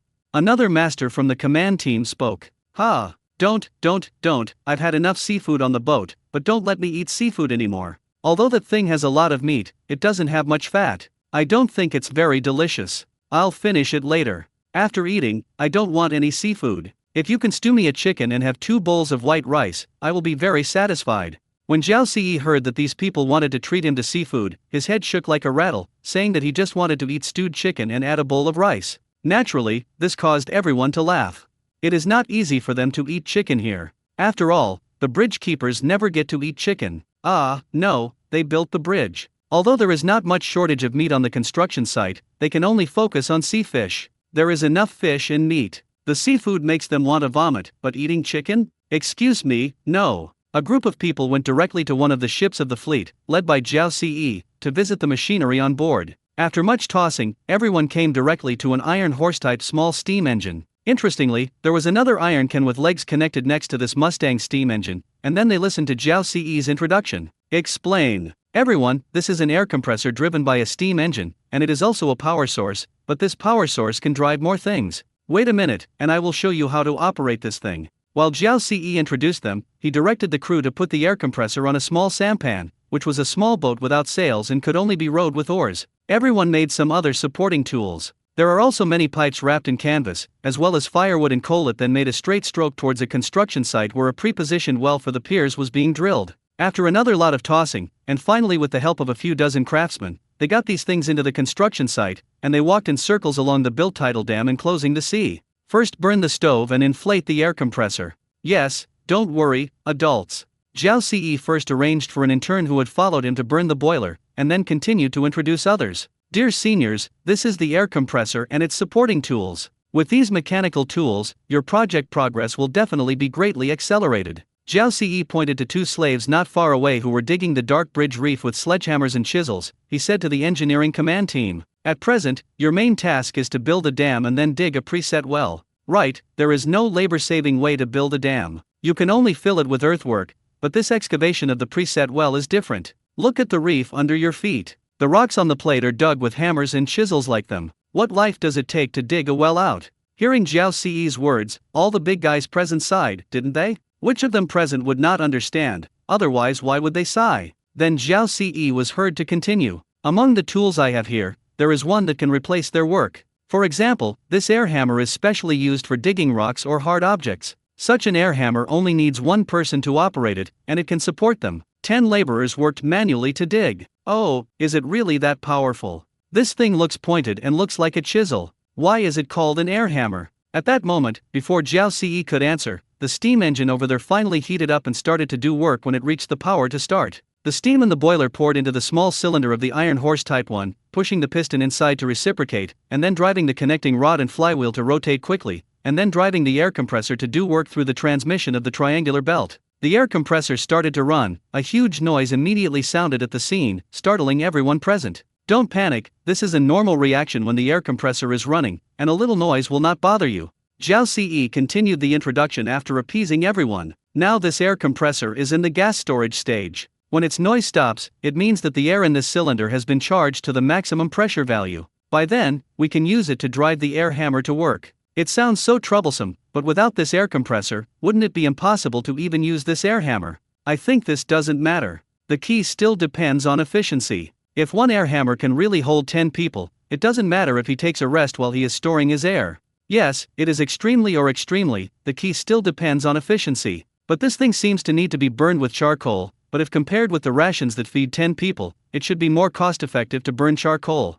Just as everyone in the command team was discussing, the air compressor over there finally let out a bleeping sound, and then fell silent. Okay, seniors, the current air compressor has reached the maximum air pressure and has reached a working state. Now let me demonstrate to you how to use the air hammer. Zhao Ci said as he tucked the hem of his robe into his belt, then rolled up his sleeves and began to straighten out the rubber trachea that was wrapped in a canvas tube next to him. Please note that this thing wrapped in cloth is a rubber air tube, which is very expensive. Be careful not to break it, otherwise it will be troublesome to repair. Zhao Ci first unfolded the air guide tube that was coiled into a roll, and placed it at the air compressor and the air hammer. Then he took the spring air valve at one end of the tube and said to everyone, when you see that this iron bump does not exist, you should put this iron bump on the air inlet of the air hammer when using it. The other end also has the same iron bump, and then put it on the deflator of the air compressor, so that it can be connected. Then it can be used. Zhao Ci first demonstrated the connection method to everyone. After both ends were connected, he came to a rock to be dug with an air hammer weighing dozens of kilograms, and smashed the chisel under the air hammer heavily. On the rock, the air hammer steel chisel made of pure steel immediately smashed a small hole in the rock. He then proceeds to introduce the use to the crowd. Please look at the ring handle above. When using it, separate your 2 feet, stand firm and hold it, put your hands on the handle, and then look at the wrench inside the iron ring. This is where the air is deflated. Just pinch this wrench, the high pressure air stored in the air compressor there will enter the air hammer and start doing work. Okay, I'm going to start the demonstration below. Everyone, please pay attention. Zhao Ci took a good posture, pointed the air hammer at the rocks on the reef, and pulled the trigger in the iron ring. The high pressure air instantly poured into the cylinder in the air hammer, and began to drive the bottom steel chisel in the cylinder. Reciprocating work. In an instant, the air hammer made a burst of bursting sound. Each burst meant that the steel chisel was doing work again and again, and this steel chisel was also chiseled on the stone. The sound of chug kept ringing, and in just a few seconds, the entire rock under his feet was shattered into stone fragments, and the surrounding gravel splashed. Chuk tuk tuk tuk tuk tuk. Zhao Ci kept changing positions while carrying this air hammer, pulling the trigger for a few seconds each time. He immediately let go after the stone was broken. He demonstrated how to use the air hammer and introduced it to everyone. You should have seen it. This air hammer is definitely a powerful tool for digging hard objects. However, it uses high-pressure air as power, and because the gas stored in the high-pressure cylinder is limited, when you use it, don't go there like this. The first thing is that it is difficult to control the switch, and the second thing is that the high-pressure gas consumes too fast. If you hold it and don't let go, over there it's going to be inflated again soon, and then the air hammer can do the work. While Zhao Ci was talking, his hands were not idle. He had already broken all the large reefs under his feet into gravel. The big bosses of the headquarters around him were stunned. This thing called an air hammer, is too exaggerated to be used to dig rocks. A sudden burst is equivalent to several human hammers. It's outrageous, isn't it?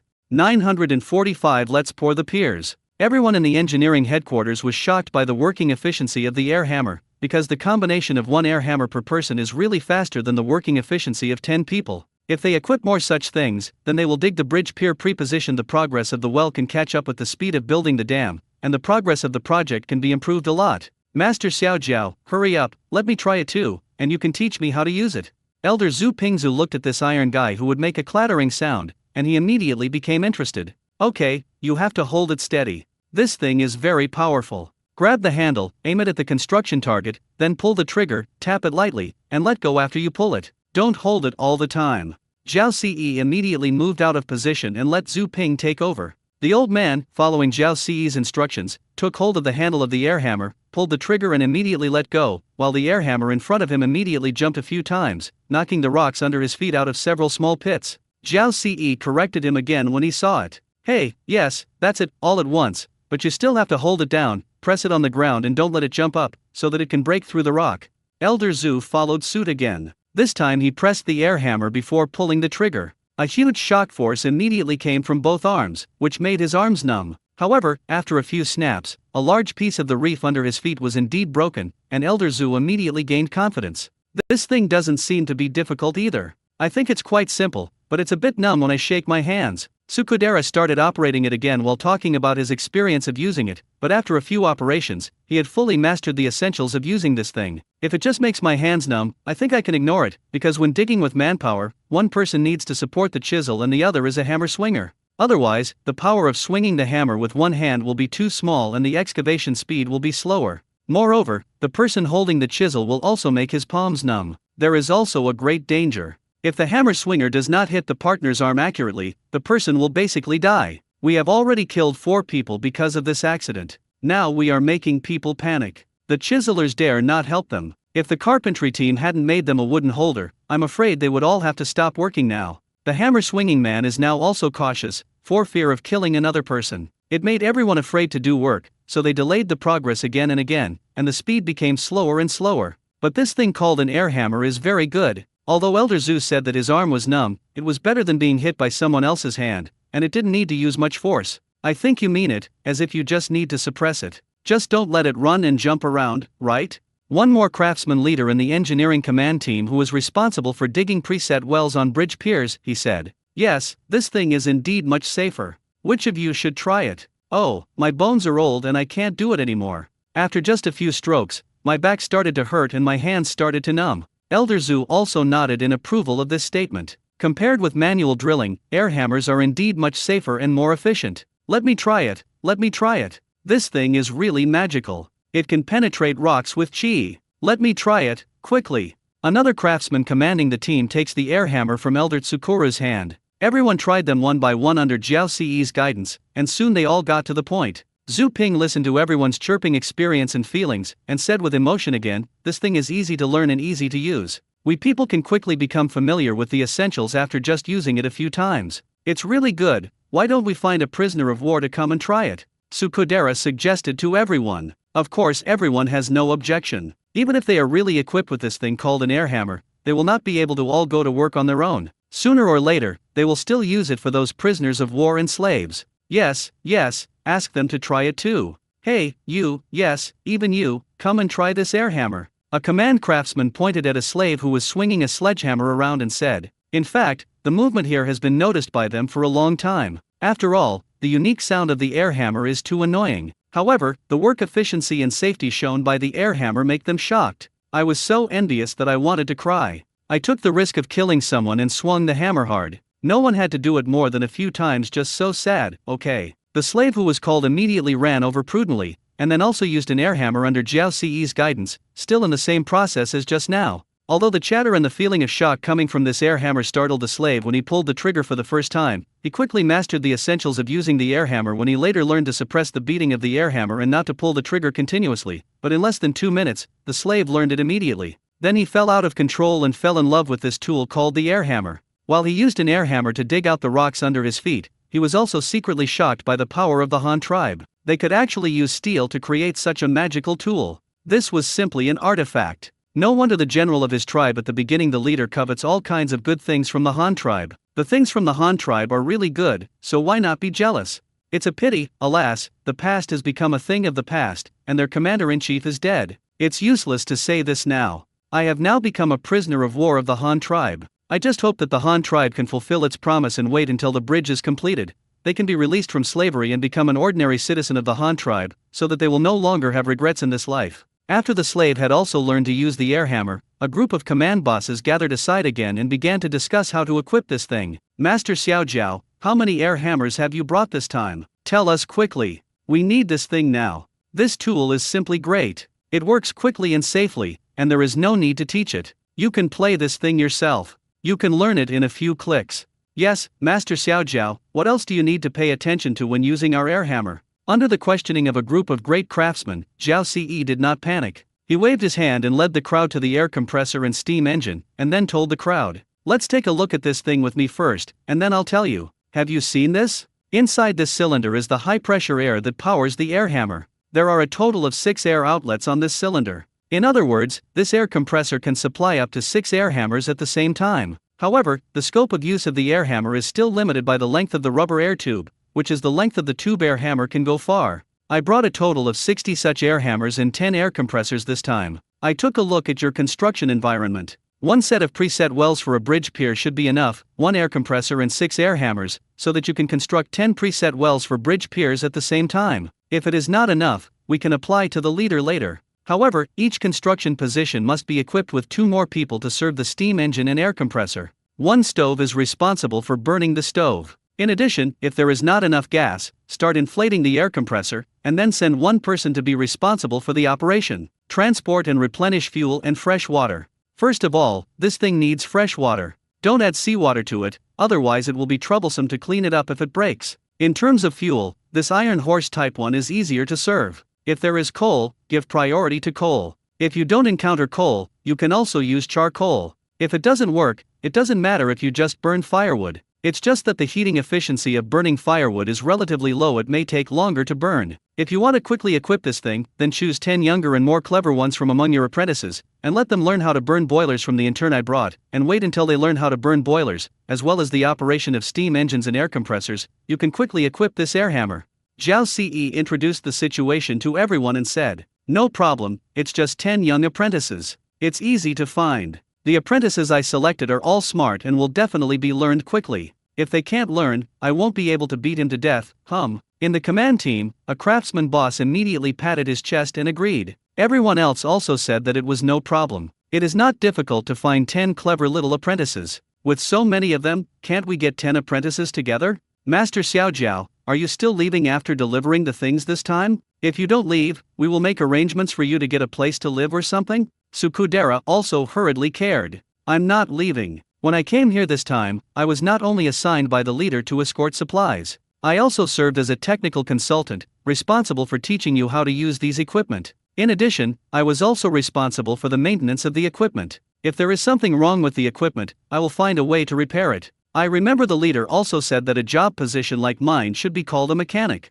Zhao Ce also joked about himself. "Oh, Zhao, hello, mechanic. The name mechanic is very powerful when you hear it. Then, since you want to stay with us forever, then I will arrange a better house for you to live in and try to make you more comfortable," Zuping said directly and in a big way. When everyone had finished watching the air hammer and air compressor and returned to the ship by sampan, Zhu Ping looked at the other things on the ship and asked again, "Master Xiaojiao, what good thing did you bring this time? Is there that air hammer? It's so powerful, tell us quickly. I see you still have a lot of equipment here that you haven't taken out." Hearing Elder Zhu's request, Zhao Ce naturally agreed one by one. He continued to introduce. "This time I also brought steam pumping equipment. This is not a rare thing. Now this kind of pumping machine well is used in farmland everywhere, but it should be more practical in engineering. In addition to the water pumping equipment, there are also 2 high horsepower sand pumping machines. The principle is the same as the water pumping pump, but the suction power is stronger and can be specially used to pump sand from the water for our future pouring. Bridge piers prepare sand materials.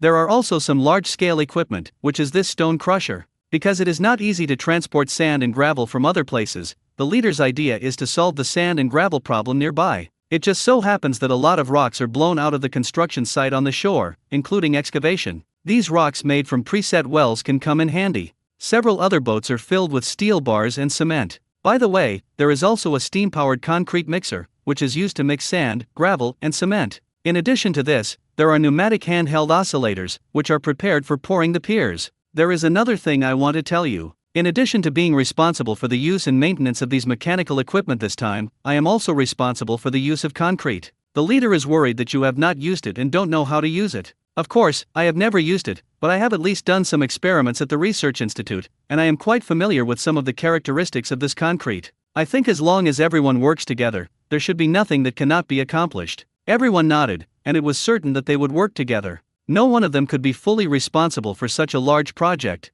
Everyone has their own strengths, and no one can do it without it. So, Master Xiaojiao, do you mean that except for the air hammer, which is used to dig rocks, all these equipment are related to building bridge piers? Sukudera asked again. Almost, some are used to prepare materials, some are used to stir materials, and there are several steam-powered cable cranes, which are specially used to hoist concrete for pouring. The remaining pneumatic oscillator is used to pour concrete. After pouring the concrete, insert it inside to shake the bubbles. Use an oscillator to remove the bubbles inside, make concrete more compact in the mold. It turns out that, Master Xiaojiao, look at what we started pouring the bridge piers. Now we have dug a few preset wells for the bridge piers. I think we can start work now. We are pouring the bridge piers while digging the wells forward. With a multi-pronged approach, the progress of this project may be faster. No problem, I planned it the same way. The leader asked me to bring these machines because he was worried that your progress would be too slow. However, the materials I brought this time may not be enough. I don't know if the reinforced concrete of our ships is enough.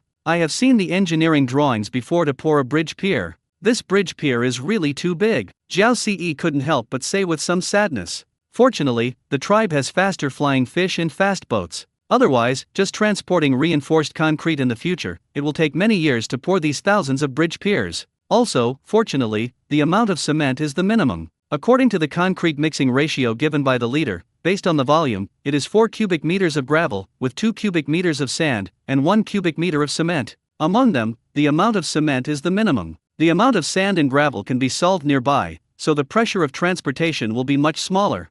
946 Preparation for pouring concrete. The engineering headquarters unanimously decided that they wanted to pour the bridge piers, because in this way, they dug preset wells and piled dams every day, and nothing could be seen, which made them feel that the day when the project was completed was a bit far away, and they might not be able to build the bridge in this life. Such a situation was a very big blow to the entire engineering team, especially the slaves who were captured and could not even see the bridge completed and their own hope of being acquitted. And if the piers can be poured now, and there is a pier standing there, it will at least give everyone a little more confidence and let them know that their efforts are not in vain. Zhao Ce also agreed with their plan, so everyone began to prepare in front of pouring the piers. The first thing needed to pour the bridge piers is a large amount of sand and gravel. However, there is no suitable source of sand nearby. Sea sand must not be used to make concrete, because sea sand contains salt and is highly alkaline, which will destroy the structure of concrete. Therefore, after everyone's discussion, everyone unanimously decided to go to the two estuaries of Liaoyang River and Qingshui River on Kaiyingsu Island to pump sand.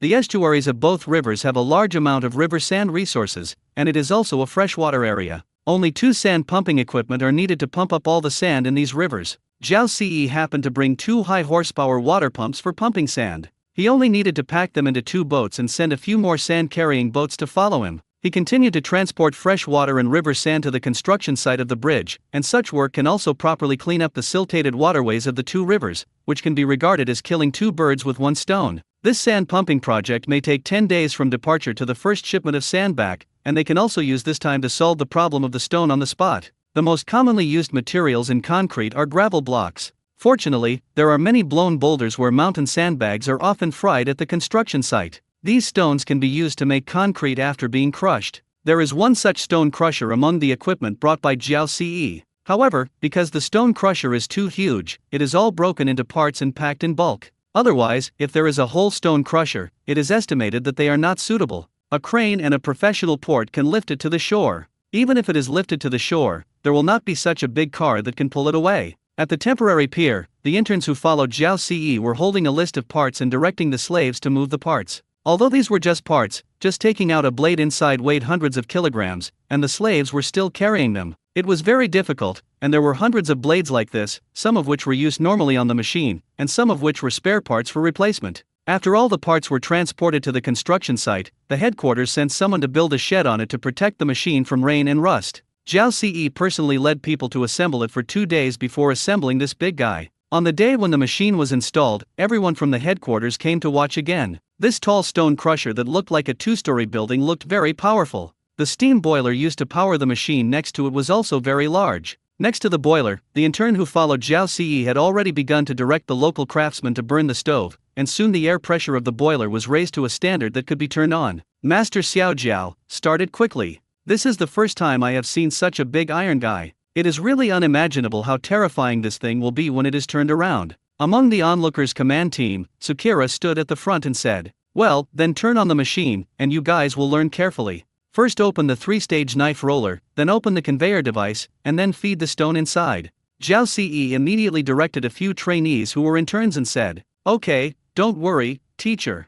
A few agreed, and the operation began. The first was to open the valve of the boiler to deliver steam, and let the high-pressure steam enter the cylinder of the steam engine, where the steam pushed the piston to reciprocate and do work, and then to drive the connecting rod and the gravity flywheel, and the machine quickly turned and made a loud rumbling noise. Moving the original gearbox, which consisted of some huge gears, the entire stone crusher's 3-layer knife roller system immediately turned and began to make a whining idling sound. At this time, start the conveyor belt welded with angle steel, and you can start to put stone into it. After the machine was fully started, Zhao Ce said to Zuping and the others, "Elder Zhu, now you can ask them to fill it with stone and put all the stones in the basket made of iron bars at the back." "Okay, start work." With a shout from Zuping, the slaves quickly pushed the car into action. Rocks the size of basketballs were thrown into the iron basket. The conveyor belt immediately took the stones to a high place, and then they were thrown to the highest level. Among the first-level knife rollers. The knife rollers consist of 2 sets of huge steel sheets, each 10 centimeters thick, and the 2 knife rollers bite each other, and no matter what is thrown in, they will be instantly crushed. As soon as the rock fell into the knife roller, there was an immediate crackling and booing sound, which was the sound of the rock being crushed, and the sound of gravel splashing on the surrounding steel plates. When a basketball-sized stone goes in, it immediately turns into the size of a fist and falls from below. Then it passes through a vibrating screen woven from iron bars. While transporting the stone to the next level, it can also screen out some 2 small stones. The gravel enters the next layer of sieve, and the stone powder is also screened out in the process. The knife roller of the second stage is a smaller model. Not only is the diameter slightly reduced, but the thickness is also much smaller. Fist-sized stones are put in again, and then directly turn into small stones as big as eggs. After that, there are 2 layers of vibrating screens. The stones jump forward slightly on the vibrating screens, and then enter the last level of knife rollers. The diameter of the knife rollers in the last stage is smaller, but the number of knife rollers is directly increased to 4, and the thickness of each blade becomes 2.5 centimeters thick. When the egg-sized stone goes in, it will already become like a stone when it comes out again, the size of a small walnut or date. Stones of this size can be used to mix concrete. The crushed stones fell from the knife roller in a crash, rolled to the discharge port through a slide welded by an iron plate, and then quickly piled up to become a gravel hill. The many bosses of the command, as well as the craftsmen and slaves around them, were all stunned when they saw such a domineering machine. Just to be reasonable, such a big monster made of steel is enough to shock just by placing it there and looking up at it, not to mention that it is still running now and showing strong work efficiency. If you rely on manpower, if you want to break these stones to such a small size, I'm afraid it will take a lot of people working day and night to get so many.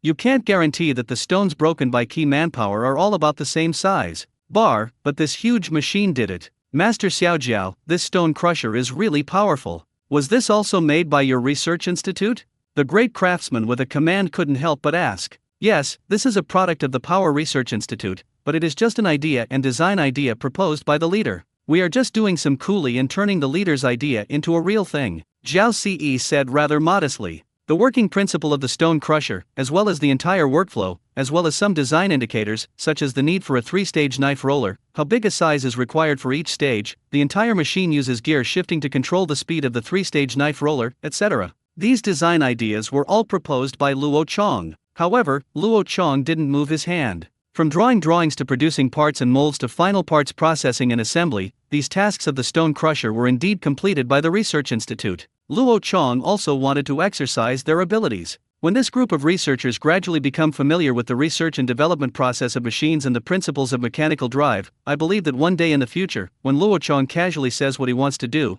these people will be able to design and manufacture a corresponding machine by themselves. If the machine comes out, his goal will be achieved. That's also very powerful. The leader just said an idea. You can create such a powerful thing. You and the leader are both very powerful. Someone next to him continued to praise. Master Xiaojiao, is this the first stone crusher like this in our Han tribe? If so, then remember it.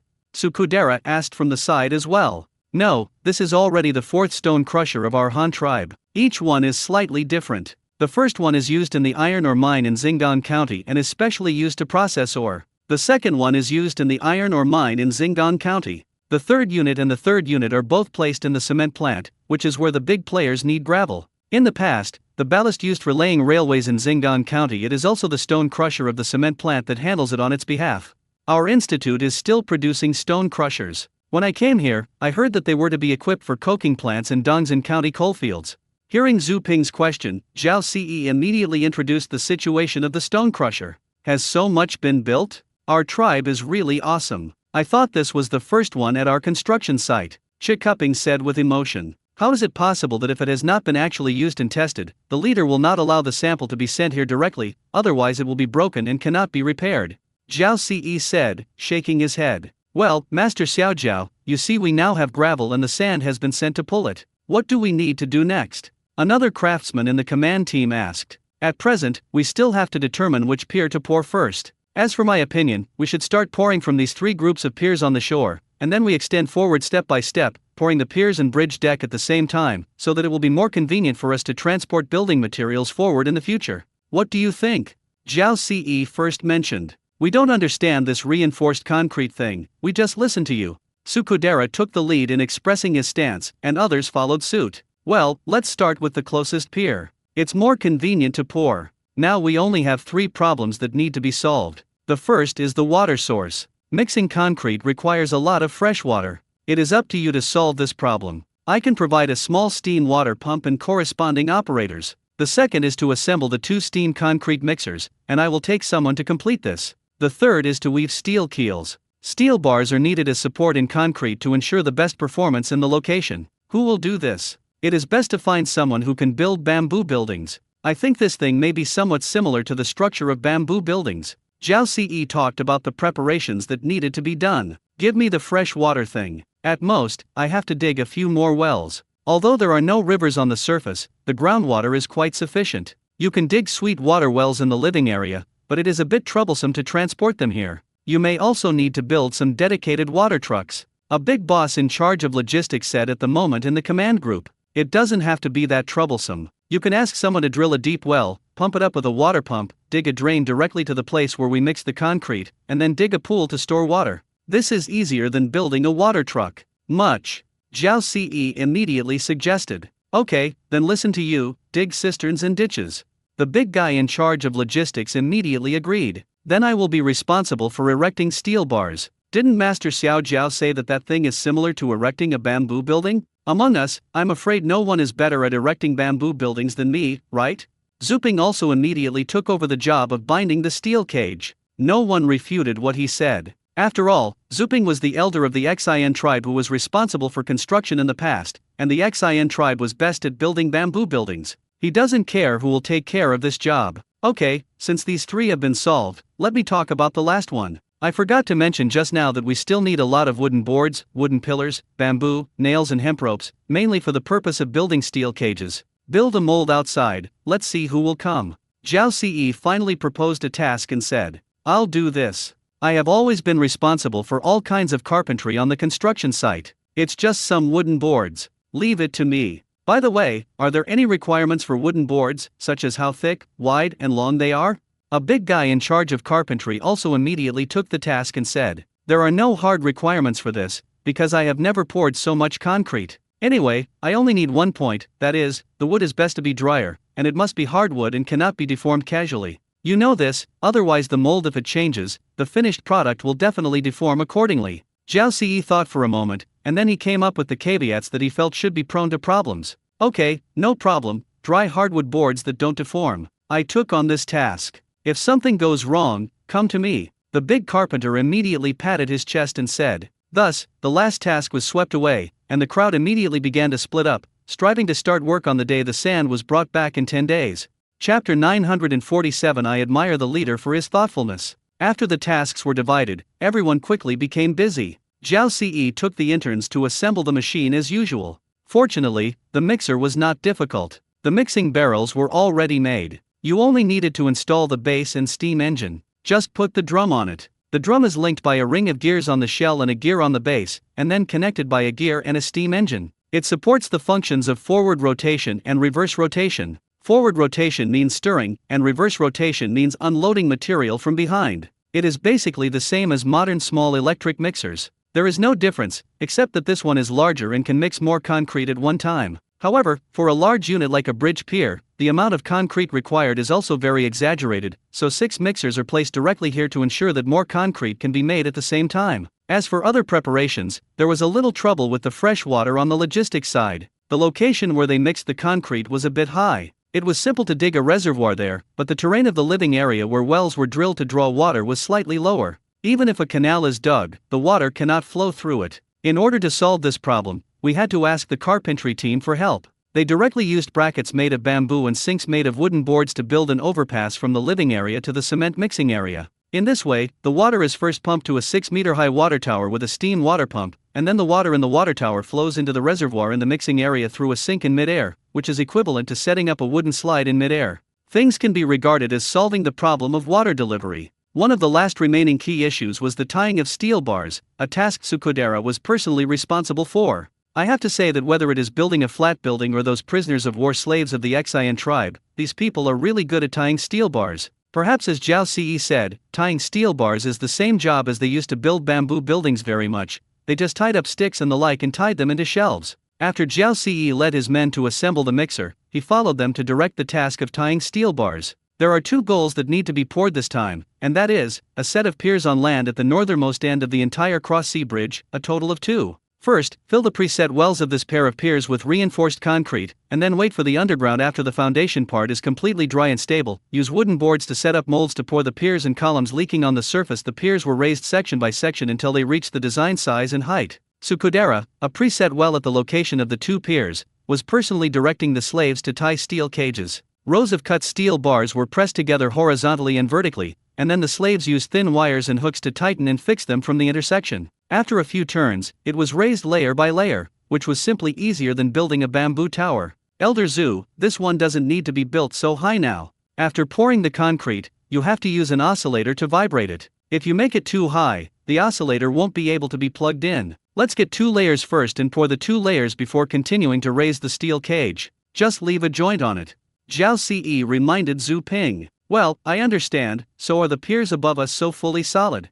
Zhu Ping asked curiously again. He was very interested in all the knowledge about architecture of the Han tribe, let alone such a large cross-sea bridge project. Hearing his question, Zhao Ce explained. This is not the case. We only have a fully solid structure below the foundation. As for the bridge piers above, it depends on the specific location. For example, our current 2 piers are all located on land, and they are halfway up the mountain. The height is not as high as the piers in the middle of the bridge, so these 2 piers can be made of solid piers. Solid piers are stronger, especially in terms of impact resistance, and have greater advantages. However, such piers also have their disadvantages, that is, their weight is too large. If it is too high, or the foundation is not strong enough, it is best to use hollow piers. For example, in our bridge, if both ends are on land, they are all built with solid piers. For the ordinary piers in the middle that are located in the sea, a solid foundation can be poured, and then half-solid and half-empty piers can be used, and the lower 10 meters are made of solid piers. The upper part is then made hollow.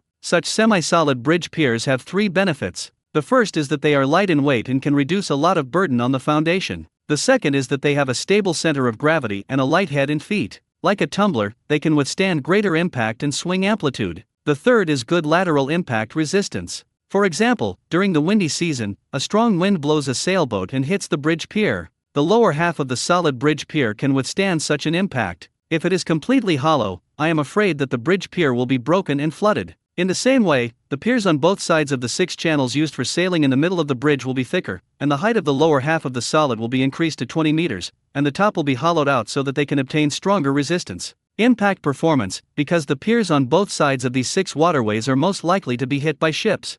Zhao Ce explained the various properties of the bridge piers to Zhu Ping in detail. It turns out that, I didn't expect that a small bridge pier would have to consider so many things when it was built. It would not only consider the bearing capacity of the foundation, but also whether the weight of the bridge pier was too large, as well as horizontal swaying and longitudinal support, or even a possible sailing ship hitting the bridge pier accident. There are so many things that need to be considered. Master Xiaojiao, did you come up with all of this yourself? Zhu Ping said with emotion, and finally glanced at Zhao Ce with admiration. Zhao Ce smiled helplessly. I am a mechanical researcher. How can I understand so many architectural things? These were all specifically told to me by our leader before I came. Several of the considerations were also raised by the leader. Later, when I told others about the standards proposed by the leader, they immediately regarded them as treasures. The School of Architecture seemed to have said that the leader's standards for bridges should be written into textbooks. It turned out to be proposed by the leader. Our leader is really awesome. Not only does he know everything, but he is also so proficient in every aspect.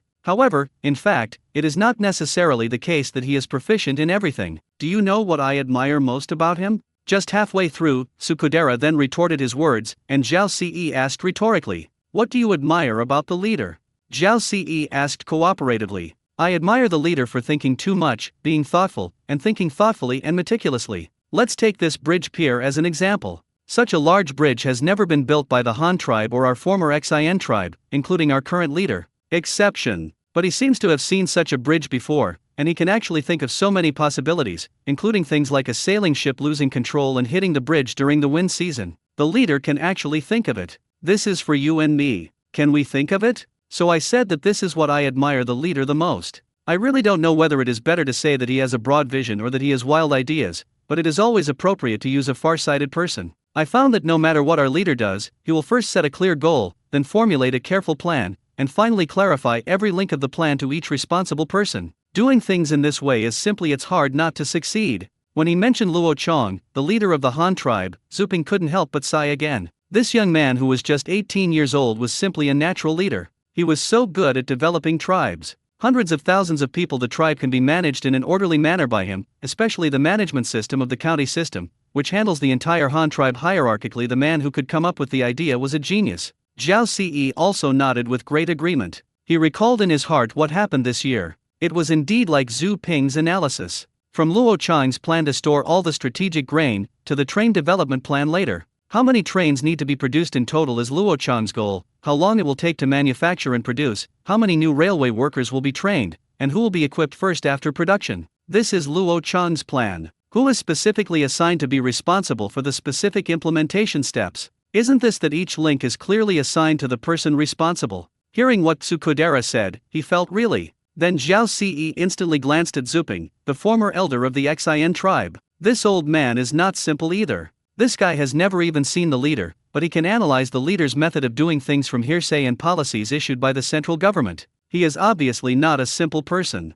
In these days, those who have such clear logical thinking and are good at thinking and imagining are already capable people. Isn't it because humans have learned to use their brains that humans have been able to rise? The two of them were chatting, and the progress of the project was moving forward rapidly. The gravel on the other side of the quarry had accumulated into a hill and was being transported to the mixing area one by one. The reservoir in the mixing area was also filled with fresh water. The fresh water used to stir sand and gravel was filled, and the 2 boats of cement brought by Zhao Ce were also pulled to the mixing area. Now it's just about the sand that's not in place. Finally, a few days later, the first boat of sand coming back from the mouth of the Qingshui River on Kaingshu Island arrived, and Zhao Ce and the others were ready to start work immediately. It took another 2 days to transport the sand to the mixing area. Zuping and Zhao Ce discussed it. Let's start now. According to the design drawings, these 2 piers are not very high. Let's take them first. Take these 2 to practice your hands. Okay, I agree. Now that we're all ready, we can get started anytime. Zhao Ce also gave his opinion with a nod. There is no problem here. If you are short of water, just say hello and turn on the phone over there. This water can be provided to you at any time. The same goes for me here. The wooden boards are also prepared for you, but I heard that the part below the ground seems to be useless, which is a pity. What a pity this is. We have to use those wooden boards sooner or later. It doesn't matter if we prepare them first, but if you have time, it would be better if we can make a few sections of molds. When we pour the bridge piers, just use molds to splice them together, so there is no need to go back to building molds, and it will be more convenient when pouring. Zhao Ce again mentioned. Then listen to Master Xiao Jiao. Please give me a drawing and standard. We will prepare it now and ensure that the mold is made before you finish pouring the pier foundation. The leader of the carpentry team also assured, patting his chest. Yes, then I will ask someone to send you drawings in a while. Zhao Ce immediately agreed. The sand and gravel materials here are also ready. Now there are 2 boats of sand in reserve. It will definitely not be used up to pour the 2 foundations. If there is not enough gravel, it will still be produced day and night. It can be replenished at any time, so don't worry. The steel cage on my side has also been tied. There are number 14 steel bars horizontally and vertically, all tied into a steel mesh at a distance of 15 centimeters. The inner and outer columns are made of number 50 threaded steel bars. The iron rod looks like it is as thick as a child's arm. I think it is foolproof to use this thing to make a skeleton for the bridge pier. Sukudera also illustrates his character's progress. Well, let's start work now. After all preparations had been made, Zhao Ce immediately issued an order to start work. The mixing area not far from the bridge pier was immediately roared by the machine and became hot. 6 steam mixers were turned on at the same time, and a huge drum with a diameter of 2.5 meters was rotating on it at a constant speed. At one end of the feeding port of the drum, all the cement had been untied and fell to the ground and piled up into a hill. The slave wearing the mask was adding cement into it 1 shovel at a time.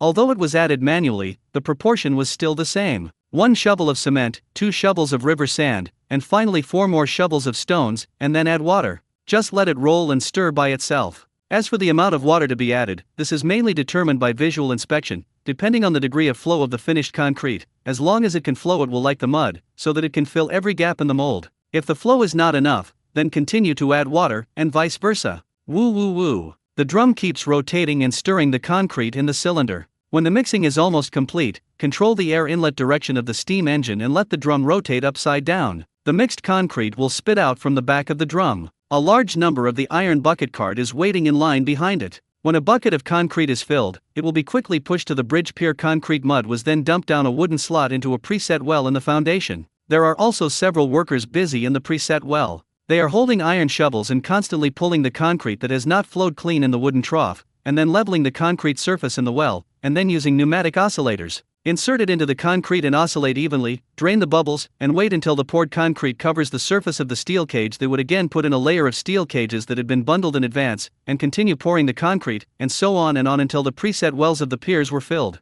Chapter 948, The Terrifying Transportation Power That Gathers the Power of the Whole Country. Since the preparation work is relatively sufficient, the concrete pouring operation is relatively smooth. However, since the Han tribe currently does not have professional engineering equipment, such as concrete mixer trucks and pump trucks, they can only use a large amount of labor. Instead, the progress and efficiency appear to be relatively slow. Fortunately, pouring concrete is not a particularly advanced technique, and the foundation was poured this time, so there were no difficulties. Bags of cement were put into the mixer along with river sand and stones. After turning into mud, they were poured into the preset well. While pouring, they set up a steel cage. It only took a day in the world, and they put the 2 piers into the preset well. All the wells were filled, and several circles of steel bars arranged in a circle were exposed on the horizontal concrete. That's the joint set aside when preparing to continue pouring the piers upwards. Sukudera asked with some excitement as he looked at the 2 pre-filled piers that had already been poured. Master Xiaojiao, how long does it take to continue pouring the bridge piers up?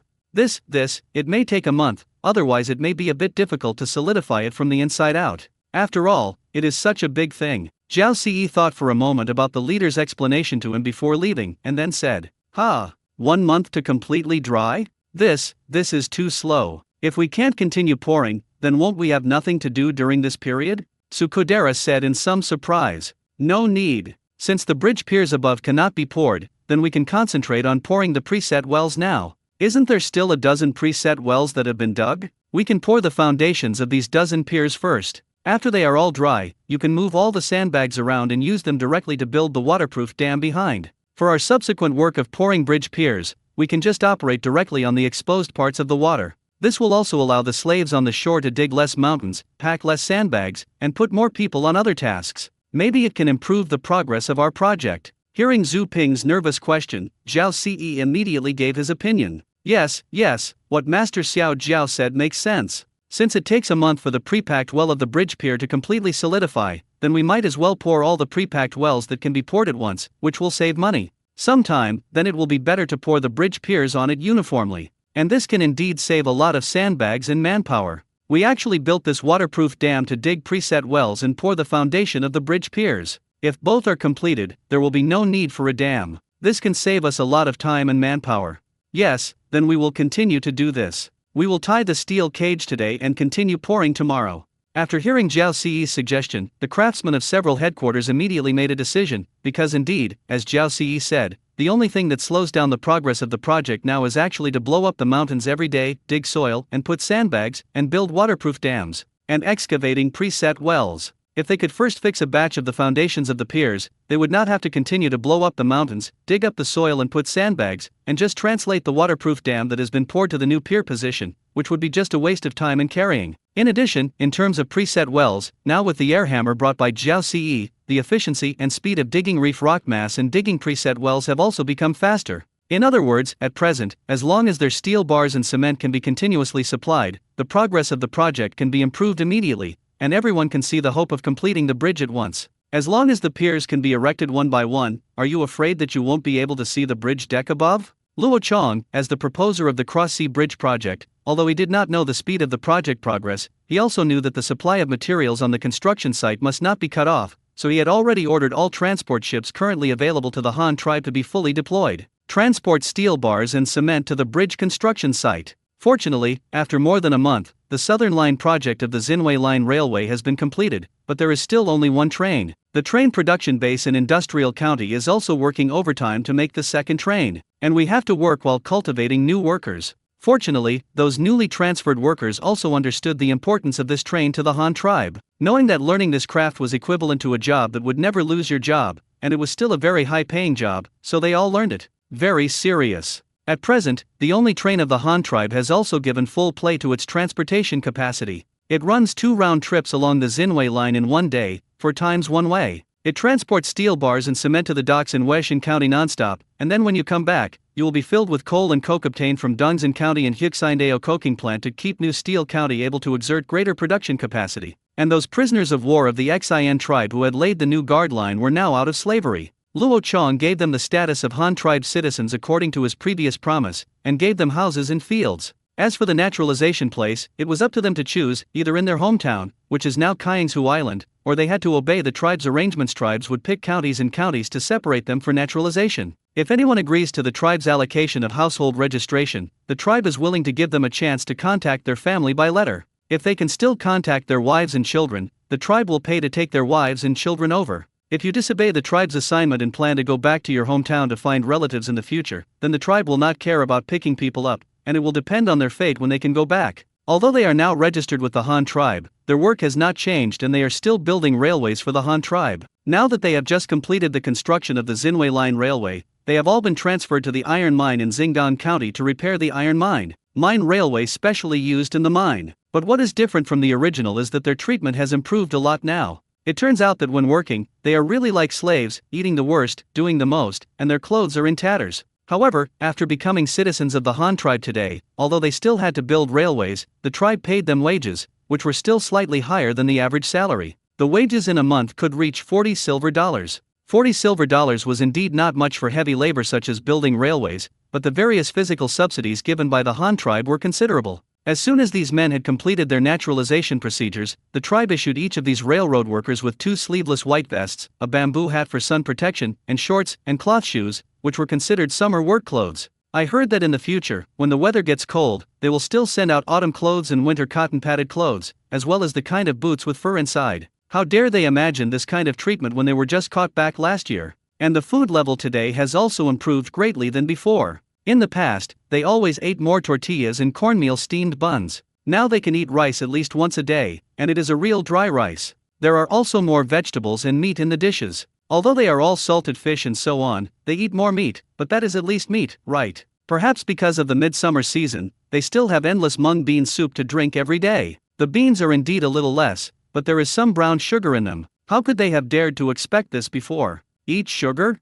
It's good to feed you. The most critical thing is that all of these foods are free working meals provided by the engineering team. In other words, they came here to work, laid railways for the Han people, and were paid $40 silver a month, but they did not have to spend a penny on their own to eat. Even the clothes and shoes were uniformly distributed by the engineering team. In addition, their families are not here now and have no other expenses. They can basically save as much salary as they earn every month. Therefore, even though they only have $40 silver a month, even some old people from the Han tribe are envious. They do have a lot of wages for some jobs, but they have to bear the consumption expenses of a family by themselves. In the end, there is nothing left. There is not much money, so in comparison, some people will naturally be envious. This phenomenon was also the effect deliberately created by Luo Chong. The work of building railways was very difficult, but it was also a project that the Han tribe needed to vigorously develop for hundreds of years. He had to create a better welfare system for railway workers in order to attract a large number of people. The tribe's labor force joined this cause. Instead of blindly using force to force the people to provide corvée to repair the tribe's arteries, that is a bit unrealistic and will only lead to the consequences of the government forcing the people to rebel. Now these prisoners of war who had just been upgraded to Han tribe citizens also thought about it, and they now became the only skilled railway workers of the Han tribe, and the Han leaders would never let them go easily. Moreover, I heard that the Han tribe will have to build many railways in the future, and they may not be able to complete them until their generation is dead, so instead of trying to find a way back to their hometown, it is better to follow the tribe's assignment and take their wives and children to live together. Although it is impossible to see each other every day, at least you know that you still have a home here, and you can go home and take a look every month when you are on vacation. You can also have a woman to spend the money you earn on the construction site, otherwise it would be useless for them to have such a large salary, and they would not have the opportunity to spend it at all. The engineering team also paid more attention to this matter and immediately reported it. After seeing it, Luo Chong only approved and said, "Go ahead as planned." The so-called original plan was to let the cargo ship that went south to deliver cement and steel bars take their letters and their families' orders with them. When they found their families, they would ask the local government on Kaingsu Island to cooperate and take them with them. The family members were put on the boat on the return trip and brought back. Nowadays, the Han tribe sent sailing ships to the south every day, all of which were ships transporting reinforced concrete, and some ships transporting civil steel, which were sent out every day and never stopped. The current Han tribe is implementing Luo Chang's Great Life Accumulation Plan. The entire Han tribe is working hard to grow food and accumulate various supplies. In addition, the various regions have gone through several years of development, and there is not much to allocate. Therefore, the hundreds or thousands of sailing ships built by the Han tribe were idle before, except for a few of these sailing ships that were still transporting various in-demand supplies for the tribe. All the other sailing ships were put into the procession of transporting reinforced concrete. Ship by ship, they are transported to the construction site of the cross-sea bridge. Although the number of arrivals at one time is not large, the supply of construction sites has never been interrupted. Sometimes, although there is only one sailing ship transporting cement every day, it is transported for a month in a row. There is such a sailing ship every day. Every time we arrive at the construction site and think that the cement and steel bars are about to be out of stock, a shipload of building materials must arrive the next day. Such a terrifying and perverted transportation method also doubled the pressure on the construction team of the cross-sea bridge. Zhao Ci, Zhu Ping, and others also saw the attitude of the leader.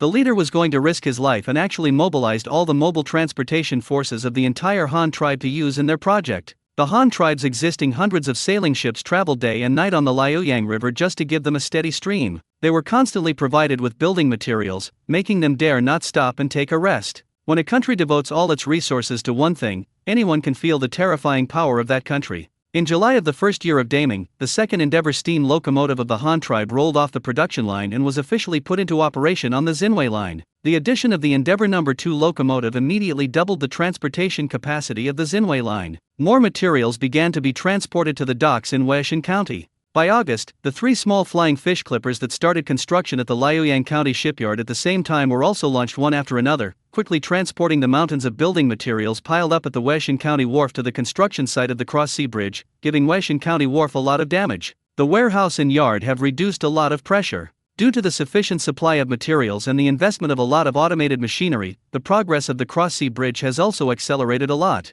By the time of October of that year, the entire project had already poured the preset wells of the 451 piers, which were the underground parts of the piers, and the piers above had not yet begun to be poured. 12 piers have now stood at each end of the entire bridge, that is, 6 sets of piers on each side of both ends. Moreover, double-layer reinforced concrete structures have been erected on these 6 sets of piers in accordance with the design requirements. Arch and bridge deck. At a distance of 50 meters in the middle of each set of piers, the bridge had been extended 300 meters from each end to the middle, and the progress of such a project was immediately exciting, especially for those who built the bridge, who finally saw the bridge standing up. The fleet that came to transport the reinforced cement occasionally brought back some photos of the current status of the project to Luo Chong, so that although he did not come in person, he could still understand the progress of the project at any time. Chapter 949, Should I Join the Han Tribe? The 8 northern counties of the Han tribe were constantly transporting various resources to the south. Fleets carrying iron and building materials came and went. At least one ship sailed past the docks of Tuohei County and Tang tribe every day, and then continued towards the sea. Such a situation made every Tang tribe people living along the Liaoyang River fascinated. The Han tribe was too wealthy. If they didn't have so much output, how could there be so many transport fleets? Tang Yao, do you know where those boats went? Look, they rushed to the open sea one after another. Could it be that the Han tribe was delivering production tools to the newly occupied island? If that's the case, I think the Han tribe is not worth it. If you occupy such a tribe of 100,000 people, you will not only get no benefits, but also have to come up with so many things to support them. Even if we can really get rewards in the future, the early efforts are too huge. If it were our Tang tribe, even if they could defeat the other party, they would probably not be able to come up with so much money, food, and supplies, and occupy a population of such a large size. the tribe will only bring itself down. Tang Ji and Tang Yao stood on the docks in Tangcheng County and looked at the ships coming and going from the Han tribe and said, Empress Ji, what are you thinking? It's just a small Kiangsu island. A population of 100,000 cannot have any impact on the Han tribe. The current Han tribe, or Luo Chong, thinks differently from us. If we suddenly increase the population by 100,000, we will definitely have difficulty digesting. As Empress Ji said, it will bring us down, but Luo Chong is worried now. No one, if there is enough population, even if the population of the Han tribe is immediately doubled, Luo Chong will not be too much. And the fleets you mentioned are not transporting supplies to Kiangsu Island. Upon hearing Tang Ji's self-righteous speculation and analysis, Tang Yao immediately began to explain with dumbfounding laughter. Ha! Not delivering supplies to Kiangsu Island? Do the Han tribes have any other territory on the sea? There are so many ships, and they are transported every day. How many things do we need? What kind of territory needs so many supplies? Tang Ji couldn't help but ask curiously after hearing Tang Yao's explanation. Oops, they all said that it was not production materials. In fact, those transported on the ship were building materials. Luo Chong wanted to build a cross-sea bridge on Kiangsu Island and the grassland to connect Kiangsu Island with the mainland. After the bridge was repaired, people on Kiangsu Island would want to come to the Han tribe again, so they could drive from the bridge. The carriage came over. By the way, I heard Luo Chong say that it is still a railway bridge. In the future, a railway will be built from Kiangsu Island to the capital of the Han tribe. Seeing that her aunt was still making random guesses, Tang Yao immediately explained again. Railway bridge? What's that thing? Build a bridge out of iron? Could it be that these sailing ships carried steel that they produced every day? Upon hearing the new term, Tang Ji asked with some surprise. Well, that's about it. I heard that the bridge needs to be made of steel bars as the skeleton first, and then cement as the bridge body. Well, cement is a sticky stone powder. Once this thing dries, it will become as hard as a stone. The sailboats that Empress Ji saw actually transported cement and steel bars. Tang Ji. No wonder the Han tribe has to transport so many things over. Oh my god, I used steel to make a cross-sea bridge. I really don't know what Luo Chong thought. Is it possible that the Han tribe can't use up all the steel? This, in fact, Tang Yao really wanted to tell her aunt that the steel of the Han tribe was really too much to use up, otherwise they would not have made things like railways and trains. Empress Ji, let's go back. I brought many photos with me when I came back from the Han tribe this time. Let's go back and take a look. Tang Yao immediately extended an invitation to her aunt, and she decided to give her aunt a good insight before she could mention the matter of passing the throne. Well, then we'll go back. Tang Ji nodded, and the two quickly got into the carriage and rushed back to their home in Tangcheng County. It's still Tang Yao's garden. Although she has been in the Han tribe for the past 2 years, the garden is still well taken care of. Many herbs are growing vigorously, and there are also some plants and flowers unique to the Tang tribe, also blooming beautifully in this midsummer season. At the wooden table under the pavilion, Tang Yao took out a delicate small wooden box, took out the thick stack of photos inside, and spread it out on the table for Tang Ji to see. Empress Ji, look, this is the railway of the Han tribe. These two things that reflect light on the ground are the railway tracks, a road specially designed for trains to run on them. This picture is a train, and the front one is the front. This front can pull 20 carriages, and each carriage behind is more than the catch. That carriage is 12 meters long. There is also this photo we took in the train carriage. If both sides of this carriage are full, 50 people can sit on it, and if we squeeze in 70 or 80 people, we can also stuff it down. Tang Yao took out photos one after another to introduce Tang Ji to the above content, and Tang Ji was stunned. That's what railway you're talking about? Has the Han tribe already had this magical thing? What is the front of this car made of? There are a few cows in it. With so many things pulled, does it still move? Tang Ji looked at the train in the photo and asked in shock. There is not a single cow inside. How could a cow pull such a heavy car? It is actually a stove for burning fire. I don't particularly understand it, but people from the Han tribe said that as long as this thing keeps boiling water, it can make the train run. Tang Yao explained somewhat speechlessly that she came back this time for some unknown reason, and suddenly felt that her aunt felt a little old-fashioned and didn't know anything. Oh, I know this. As long as you boil water, the steam engine can rotate in circles. I have seen it in our shipyard. When you didn't come back before, the Han tribe made some equipment modifications to the shipyard. I got a few machines of the kind you mentioned. As long as you boil water, you can drive a saw to rotate in circles to cut wood. I have seen them. When talking about steam engines, Tang Ji has the impression that although she does not know about trains, it does not prevent her from knowing steam engines. It turns out that this thing called a train is pulled by a steam engine. It turns out that's it. No wonder it's so powerful. This time, it was Tang Yao's turn to be surprised, and she didn't expect that her Aunt Tang Ji actually knew about the steam engine. Well, yes, I just used the front of a steam locomotive to pull the car. I have sat on this car once and it is more comfortable than a loading carriage. It just makes a loud noise and keeps banging when running. However, the car did pull a lot of things and ran extremely fast. Before I came back, Luo Chong was still on the car and told those car builders from the Han tribe that this car would have to be made into at least a dozen cars in the future. By next year, even Tuohei County opposite us will have to install this kind of car. There will only be more and more Han tribe trains and railways. He also told me that as long as our Tang tribe also joins the Han tribe, we will be able to use this kind of train next year.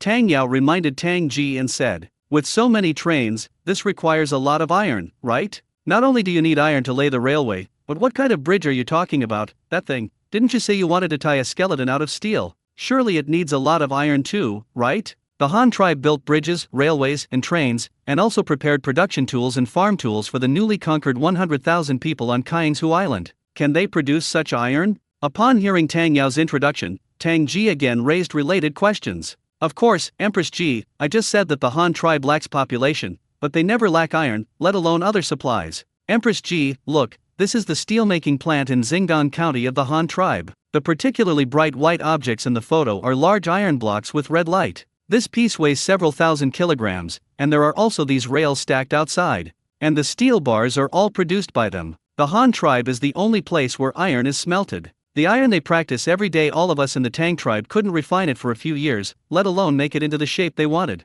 Hearing that Tang Ji did not believe in the steel production of the Han tribe, she immediately dug out another photo taken at the steel mill and showed Tang Ji that the mountains of railway tracks and bundles of steel bars all showed the richness of the Han tribe. Seeing Tang Ji holding the photo in surprise, Tang Yao added again, this is not all the steel of the Han tribe, it is just the rails they used to pave roads and the steel bars used to build bridges. The remaining iron used for daily tool making and the iron used in shipyards are also from this steelmaking plant. Out. At this moment, listening to Tang Yao's introduction, Tang Ji asked for no reason, how much iron ore is needed to supply so much iron produced in one day? There must be many people in the Han tribe steelmaking plant, right? Empress Ji guessed it well. There are indeed many people in this steelmaking factory, but in fact there are not many people in the factory. Most of them are people who mine in the mine. They are professional miners, except in the mining area. In addition to mining, there is no need to grow food, and daily life depends entirely on the wages paid by the tribe. In the entire Xingang County, the total number of people like this, I'm afraid there will be 2,000 or 3,000.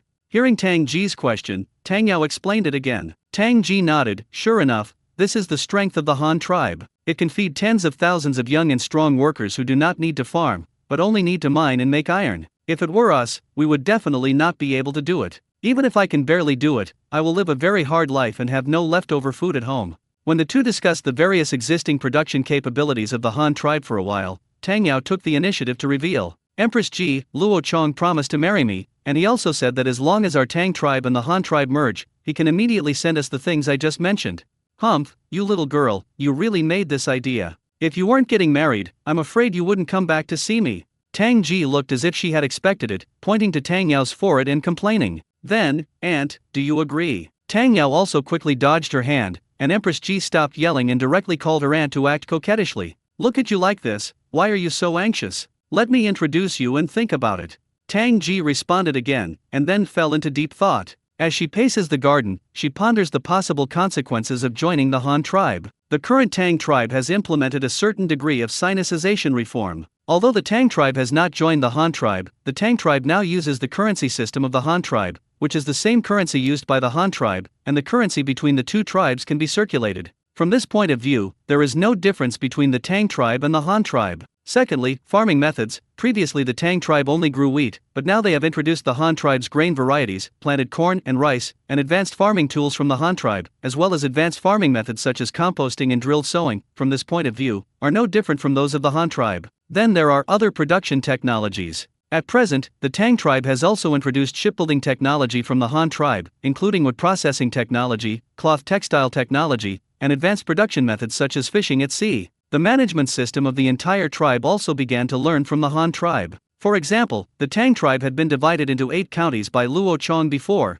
and there were also several county towns. The people of the Tang tribe have also begun to have a household registration system, but compared with the Han tribe, it is still a bit hasty. Although the Tang tribe has divided counties and opened a household registration system, it does not yet have a Shiwa system, nor does it clarify the level of the people, let alone it is relatively unreasonable to stipulate how many houses and fields should be divided among the people. The people of the Tang tribe now plant whatever they want, as long as you can plant it and want to plant as much as you want. This is very unreasonable and would be inconvenient for future development and enlargement. If everyone has no restrictions, then in the future not all of them will be landlords, and no amount of land will be enough for the people. Moreover, it is inconvenient to collect taxes in this way, and even the cultivated area and tax system are not clear, making it difficult to develop them. However, compared with the previous Tang tribe, the people of the Tang tribe are now getting better at a rate visible to the naked eye, and the people are beginning to have clothes on their bodies and shoes on their feet. Farming cash crops for 2 consecutive years, growing sweet-stem sorghum, and extracting brown sugar also gave the Tang tribe people a surplus of money in their pockets.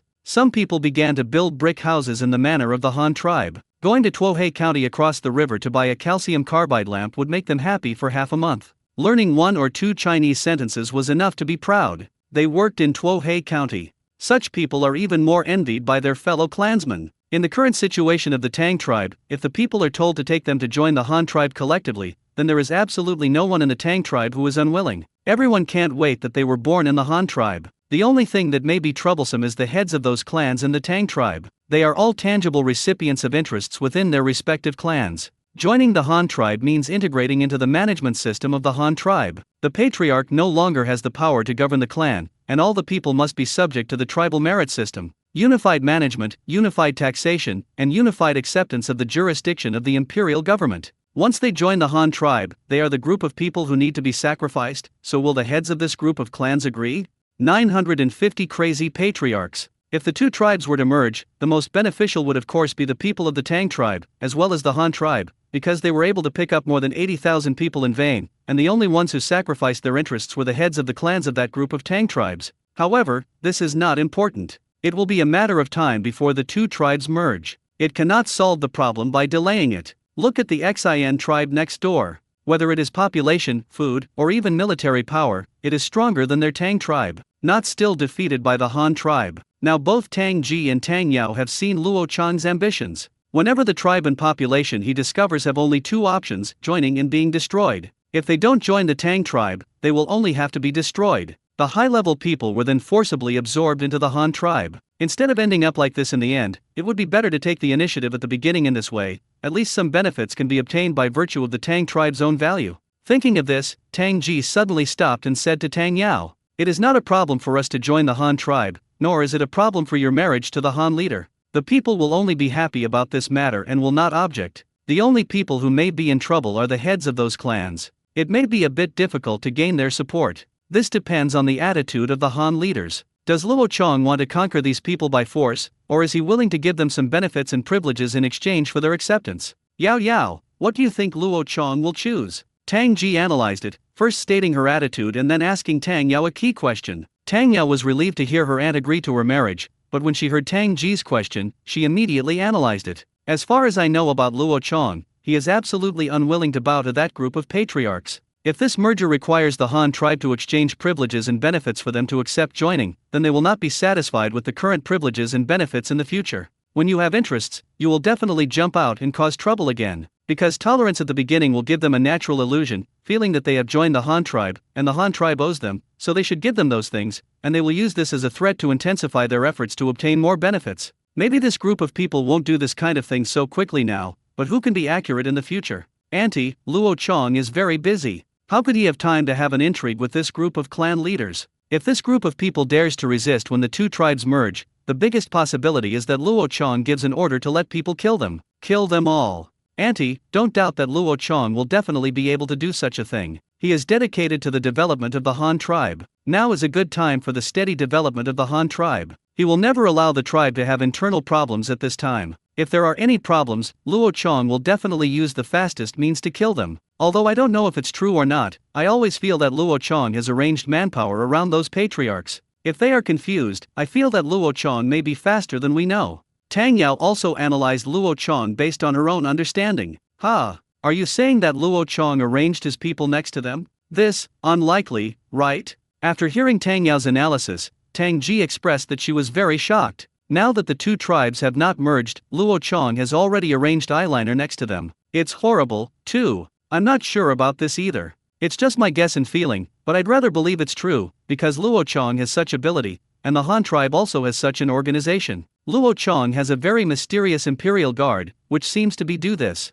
Well, then let's gather the patriarchs first and tell them our thoughts and preparations. If they don't agree, let's try to persuade them again. If that doesn't work, you can notify Luo Chong to deal with it. After thinking for a moment, Tang Ji finally made up her mind. It is imperative for the Tang tribe to join the Han tribe, and it is indeed the will of the people for the Tang tribe to join the Han tribe, which is of great benefit to the people of the Tang tribe. She cannot give up all the more than 80,000 people for the benefit of dozens of people. If one party must make a sacrifice, then let those dozens of people die. I just hope that the Han tribe will not do too much at that time. Aha, I listened to Empress Ji.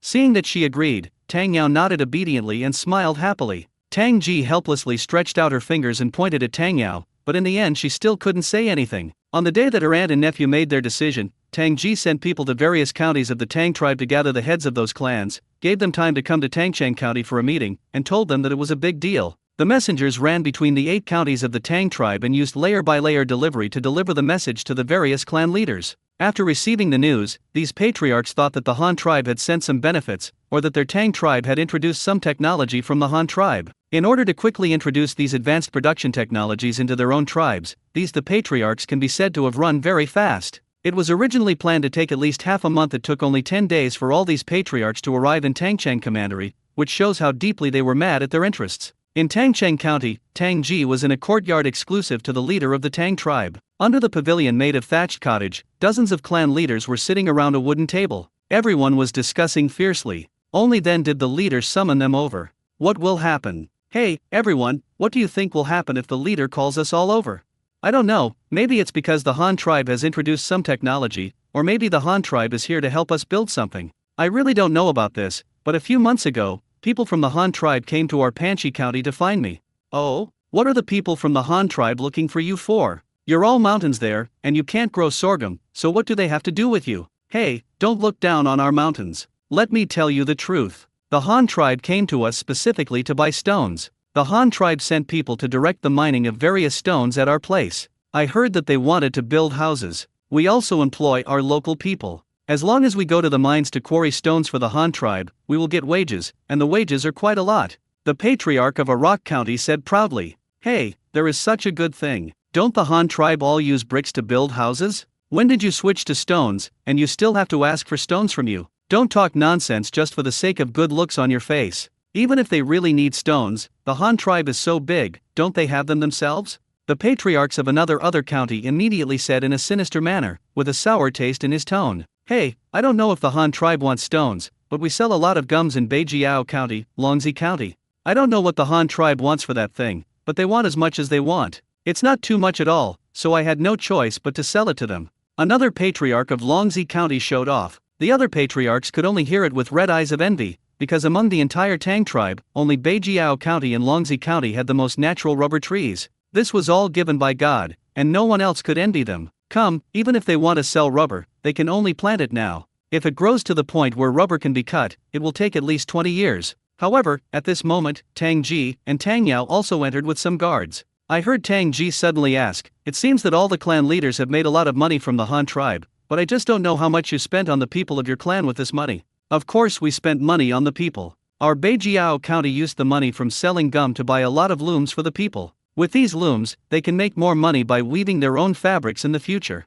The patriarch of Beijiao County said righteously. Oh, then how did I hear that you took all the money from selling gum and bought a lot of looms for the people to use for free? They have to weave you 3 years of cloth to repay the loom price, and then the woven cloth is their own. In this way, are you sure that the people can make money? Tang Ji said in a somewhat angry tone. Then before the patriarch could retort, she spoke again. Are all the carriages parked outside the yard pretty good? It seems you guys really didn't make a little money. There are also several patriarchs in Jinpu County. I heard that you made a lot of money last year and this year. The land in Jinpu County is fertile. In our Tang tribe, it should be the county with the highest grain production, but I heard that the people there don't even have enough to eat. In order to produce more brown sugar, you sell more money and prevent the people under your jurisdiction from growing food, so that they can only grow sweet sorghum. Even the best fertile fields in the past were all planted with sorghum, but in the end the sugar was sold in exchange for most of the money was taken away by you again. Are you like a patriarch? Tang Ji's tone grew colder and colder, and she couldn't help but start to get angry.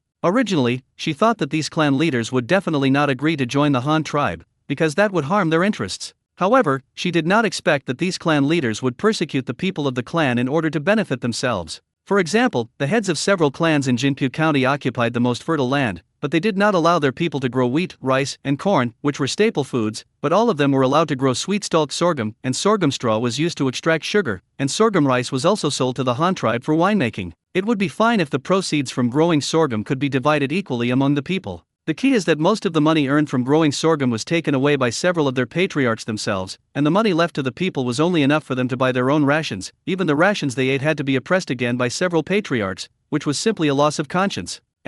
Tang Ji, what you said is wrong. You are listening to who is talking nonsense about these things. Who said that our people are hungry and no one is starving to death? That is, the yield of growing wheat is low, growing corn cannot be sold at a high price, and growing rice requires transforming paddy fields. It is simply not something that can be grown in a short time. What if we let the people grow sorghum and sell it for more money? They will use it again. Isn't it the same as using the money from selling sorghum to buy food to eat? As soon as Tang Ji finished speaking, several clan chiefs in Jinpu County immediately retorted, and they all stared at Tang Ji unhappy. This is our own business within the clan. We respect you as the leader of the Tang tribe. Wouldn't it be nice if you were the leader? Why are you so lenient? Now even the things within our clan want to take care of. Tang Ji was even more angry when she saw that these patriarchs were still quibbling, so she asked directly, "Yes, even if what you said is reasonable, it has been a year and a half since the Han tribe gave food seeds, right? If you sincerely lead the people to renovate the paddy fields, as for how can you not renovate them until now?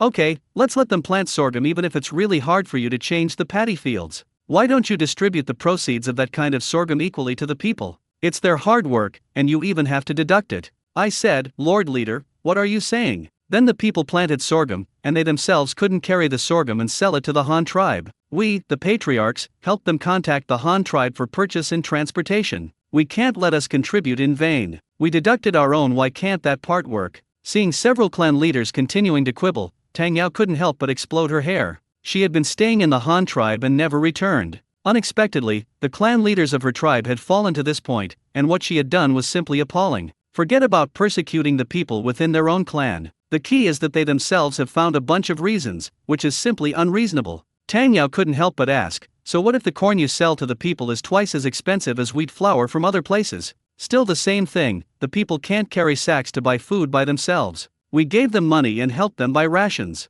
Doesn't transportation cost money? Doesn't it cost money to buy food? What's wrong with us adding a little price to use it as shipping cost? I said, Xiao Tang Yao, you are not the leader of the Tang tribe yet, and you even have to take care of this matter. As soon as she heard the quibbles of these patriarchs and their disdain for Tang Yao, Tang Ji was also directly angry. She looked at some of the patriarchs present coldly, trembling with anger, pointing her fingers at them tremblingly, and said in her mouth 3 good words. Okay, the leader of the Han dynasty originally wanted to take action against you. Thinking about the friendship between the same tribe, I still couldn't bear it. I thought that after all, everyone came from the same tribe. Unexpectedly, now you have become such a face. Just like you don't care about the life and death of your own people. Scum who only knows how to make money for themselves and enjoy it. What's the use of keeping you? You can still kill them all cleanly. When many of the clan leaders present heard what Tang Ji said, they all stood up in horror, and some clan leaders even asked sternly, "What did you say? The leader of the Han tribe wants to kill us?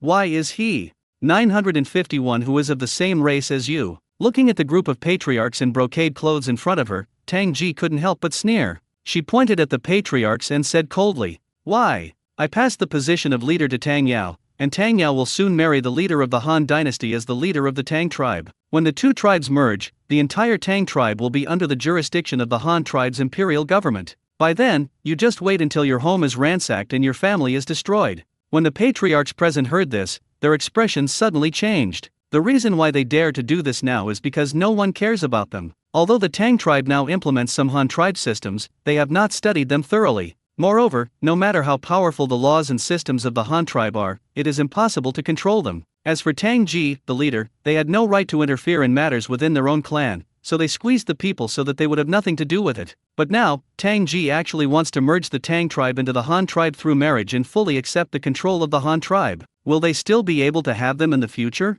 Of course, they did not resist the integration of the Han tribe. Instead, these patriarchs wished that the Han tribe would personally help them develop it and elevate the Tang tribe to the same technologically developed and economically developed level as the Han tribe as soon as possible. However, they did not want to accept it at all. Han tribe control. If the Han tribe had really taken over the Tang tribe in full, even if the Han leaders would not have held them accountable for what they had done before, they would never have been allowed to continue doing these things in the future. So regardless of whether the Han leaders pursued their previous affairs or not, as long as the Tang tribe was fully taken over, their interests would definitely disappear, so this matter must not be agreed to. The numerous patriarchs finally figured out the key, and some of them jumped out immediately. Tang Ji, you actually passed the throne to Tang Yao privately. Who gave you such power? The leaders of our Tang tribe can only be decided through joint selection. It is not up to you, the former leader, to pass the throne to whomever you want. Without our consent, you chief can't go down at all.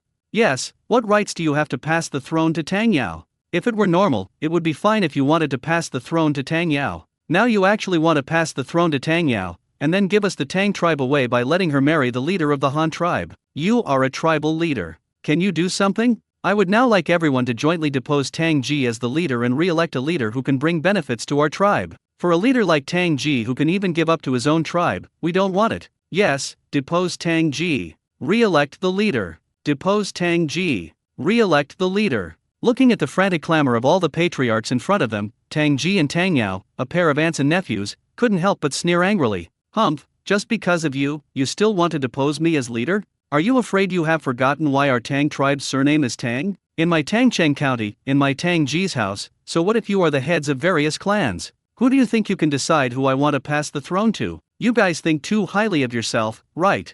Just as Tang Ji had finished speaking, the gate of the yard was suddenly pushed away from the outside with a bang. A group of guards wearing iron armor and holding steel knives rushed over and immediately blocked Tang Yao and Tang Ji. In front of hundreds of young and strong men suddenly poked their bodies out of the walls around the courtyard. They were all holding homemade bows and arrows in their hands, all aiming at the patriarchs in the thatched cottage. Seeing this sudden scene, all the patriarchs in the courtyard stared with surprise, looking at Tang Ji in disbelief. Tang Ji, you actually borrowed troops from the Han tribe? Unite outsiders to harm our own people. Same race? You guys match too. Aren't you yourselves the ones who take the initiative to oppress your fellow tribesmen and exploit the people?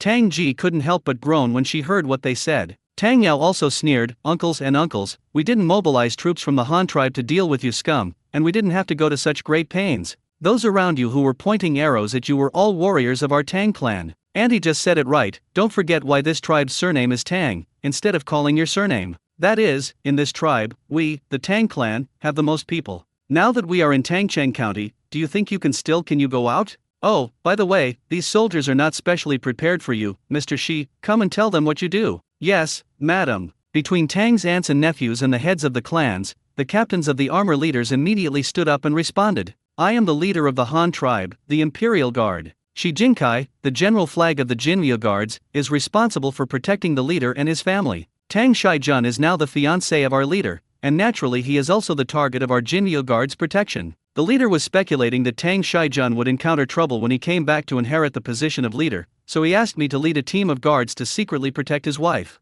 Now you pickles have indeed come out to stop him. I should come out to solve your problems for his wife. A stumbling block. When Shi Jin came out with his sword drawn, he pointed at the clan leaders opposite and shouted, startling the group of clan leaders. This is the Jinryu Guard of the Han tribe. I heard that it is the most powerful army of the Han tribe. I didn't expect that the Han leader would actually send such soldiers to protect Tang Yao. It seems that what Tang Ji just said, Tang Yao is going to marry the leader of the Han dynasty, and the matter of the two tribes merging is not false. Didn't you see the chief flag officer just calling Tang Yao his wife? Tang Yao, before you could take over the position of leader, you started to bully others and hit your own people with a knife. Do you still have a conscience? Do you still know whose food you ate to grow that big? Among the many patriarchs surrounded by the king away, a patriarch from Jinpu County immediately came out and cursed with jumping feet. As a result, he had just finished scolding him. With a bang, he didn't know who kicked him in the butt from behind. He flew up and then fell to Shi Jinkai's feet. The next moment, he felt his back held by a big foot, unable to move, and a long, cold knife was placed around his neck. Humph, how dare you insult my wife? How do you want to die? As soon as Shi Jinkai finished speaking, he raised his arm and slapped the patriarch's head with a knife. As a result, the patriarch lay on the ground with his eyes closed and screamed in fear. Suddenly, he was filled with feces and urine. As a result, he waited for a long time, only to find that he was not dead, so he broke out in a cold sweat as if he had collapsed. Shi Jinkai's knife did not kill him, but cut off the bun on top of his head, and today this clan leader's long hair has been shaved off, leaving only his messy short hair on his head. Humph, with this little courage, I dare to go against our Han tribe and drag him down. Shi Jin kicked the guy and immediately ordered his subordinates. Yes. Immediately 2 soldiers came out from beside him, and with the elder's arm, they pulled him out. At this time, Tang Yao covered her mouth and nose with a handkerchief in disgust and came out again. Dear uncles and uncles, today you are in my aunt's house. I will not kill you directly, nor will I deal with you for no reason. It's just that I have only been to the Han tribe for less than 2 years. I didn't expect you to become like this. It really makes me feel chilled.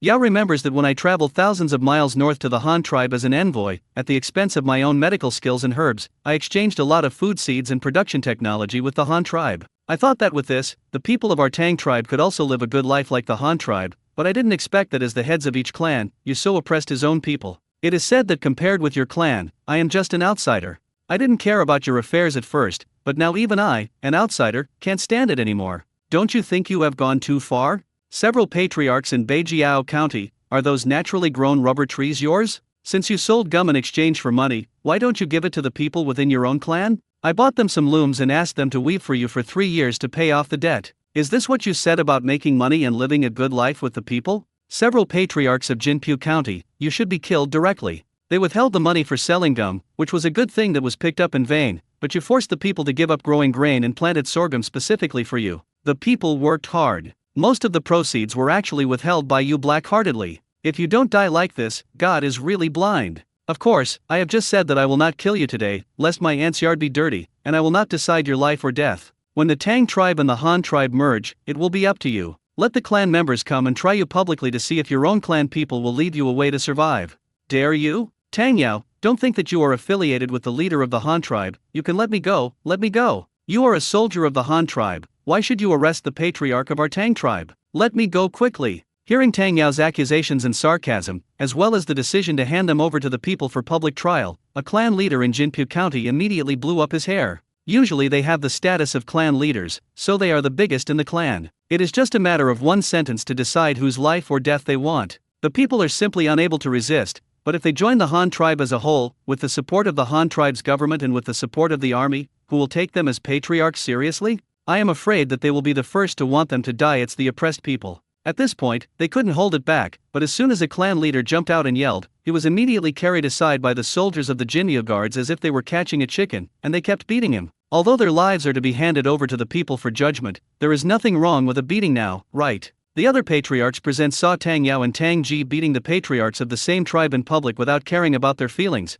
and after hearing the decision of their aunt and nephew, they were trembling with fear and chilling, and began to whisper in a low voice. This, Tang Yao really plans to kill us all so that the Han tribe can take over the Tang tribe without any obstacles. Why didn't you see it before? This little girl is so cruel. I won't give you any affection for the same race. People now regard themselves as the wives of Han tribe leaders. Who would like to look down on us poor relatives? Also, what kind of love do you have for being of the same race?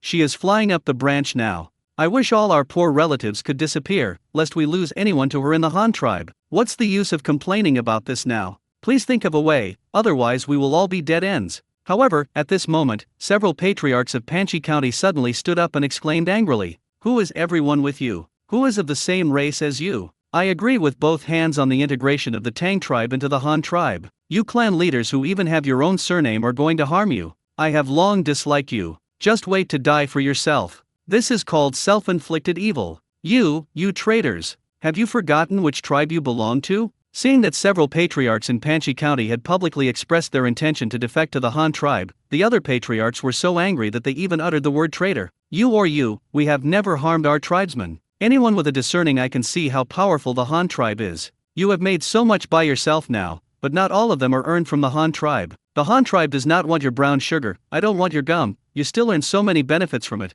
I can't even figure it out. I'm ashamed to be with you. Yes, that's right. As long as we don't need to change our surnames, what's the difference between joining the Han tribe and joining the Tang tribe? The Han tribe has given us such a little technology, which has already improved the living standards of our people so much. If the Han tribe can fully take over the Tang tribe and let our people live a better life, it doesn't matter if I, the patriarch, don't do it. Under the thatched cottage, the chiefs of the Tang tribe have divided themselves into two factions. One faction expresses their intention to seek refuge with the Han tribe, and the other faction is those who have harmed the people of their own clan. It is not that they are unwilling to seek refuge, but that they dare not, because Tang Yao said that the people of their own clan will definitely kill them by then. Seeing that some of the chiefs had already expressed their intention to seek refuge with the Han tribes, those chiefs who were doing evil wanted to curse something more, but the other chiefs ignored them completely. A clan leader from Panchi County came out again and asked, Xiao Tanjao, I have no objection to you dealing with them, and I can't stand them for a long time. I have no objection to you choosing to lead the Tang tribe to join the Han tribe, but you can't beat us all to death with one stick. I have never persecuted the people of my own clan, and even the people of my own clan will be harmed. I can't do such a thing. Don't worry, uncles and uncles, my husband Luo Chong will naturally not wrong any of you good people. I believe that if you have never harmed the people of your clan, they will not be able to do anything to you. Justice is in the hearts of the people, but if your own people want you to die, it is not something we can decide. Naturally, it was impossible for Tang Yao to beat everyone to death with one stick. Leaving some clan leaders who are really willing to work for the people to win over them can more quickly stabilize the situation after the merger of the two tribes. Tang Yao obviously learned a lot from Luo Chong in this political method of fighting one group at a time. 952 You guys have to cooperate. That's fine. I don't care how you deal with them, but I don't do anything to my people. We are also very happy to join the Han tribe. I hope you don't kill everyone with one stick. Some of the patriarchs of Panchi, Taigan, Haizhu, Ningbo, and Ganquan counties were relieved to hear Tang Yao's words. Join the Han tribe. To be honest, although some of these patriarchs are unhappy, they are not so repulsive.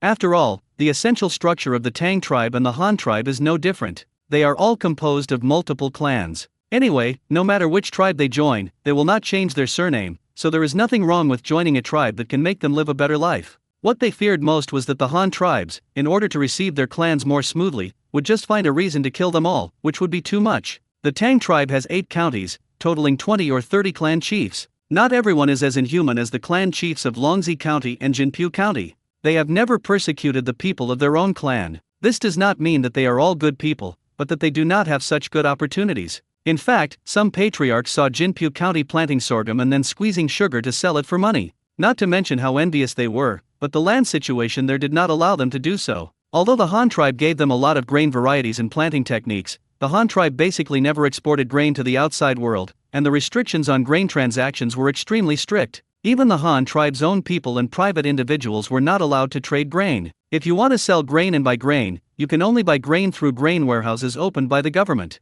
You can imagine how strict their management is. In such a case, if the Tang tribe were to switch to sorghum in all respects and not to grow staple food, then their own people would have to starve to death, because food could not be bought elsewhere. It is completely unrealistic to want to learn to grow sorghum in those areas where the land is relatively barren, just like in Jinpu Commandery, and naturally there is no way to exploit the people of one's own clan. It was for this reason that they too were fortunate enough to escape. At least now, in this yard of Tang Ji's house, they dare to pat their chests and say that they have never persecuted their own people. As for what will happen in the future, that is what will happen in the future. Don't worry, uncles and uncles, if you have persecuted your own tribesmen, Luo Chong will definitely investigate them clearly. For clan leaders who have not done this, Luo Chong will never wrong you. In fact, the Han tribe has already mastered some of you. Confidence, otherwise how do you think my aunt and I knew that such a thing happened in Jinpu County and Longzi County? Tang Yao spoke very confidently. She had already told Tang Ji that Luo Chong might have planted eyeliner next to the heads of the Tang tribe. Tang Ji didn't believe it at first.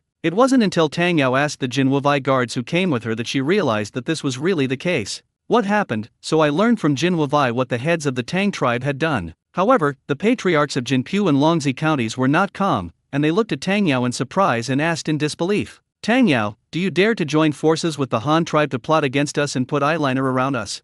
Tang Yao quickly shook her head and denied it with a sad face. No, we didn't put any eyeliner in, and the Han tribe didn't do this. These things were all complained to the people on the Han tribe's side by the tribesmen you persecuted. If you hadn't exploited the people of your clan without any bottom line, they wouldn't have thought of reporting their own patriarch to the people of the Han tribe, right? At most, the Han tribes only used a little food, so they exchanged such important information from your own tribesmen. You patriarchs should really reflect on why people of the same clan and origin as you were the first to betray you for a few bags of worthless food. After Tang Yao finished speaking, those clan leaders only felt in a trance. It turns out so, and the people who betrayed them turned out to be the clansmen whom they had exploited. Sure enough, did you go too far by yourself? Even those tribesmen were forced to rely on the hands of outsiders to obtain the food to fill their stomachs. A few people laughed miserably, but after all, they did not continue to refute or quibble, and they were captured without any further hesitation and were pulled down by Jinwuwei's men. The patriarchs of the other remaining counties also stood in the courtyard and watched Tang Ji and Tang Yao's aunt and nephew.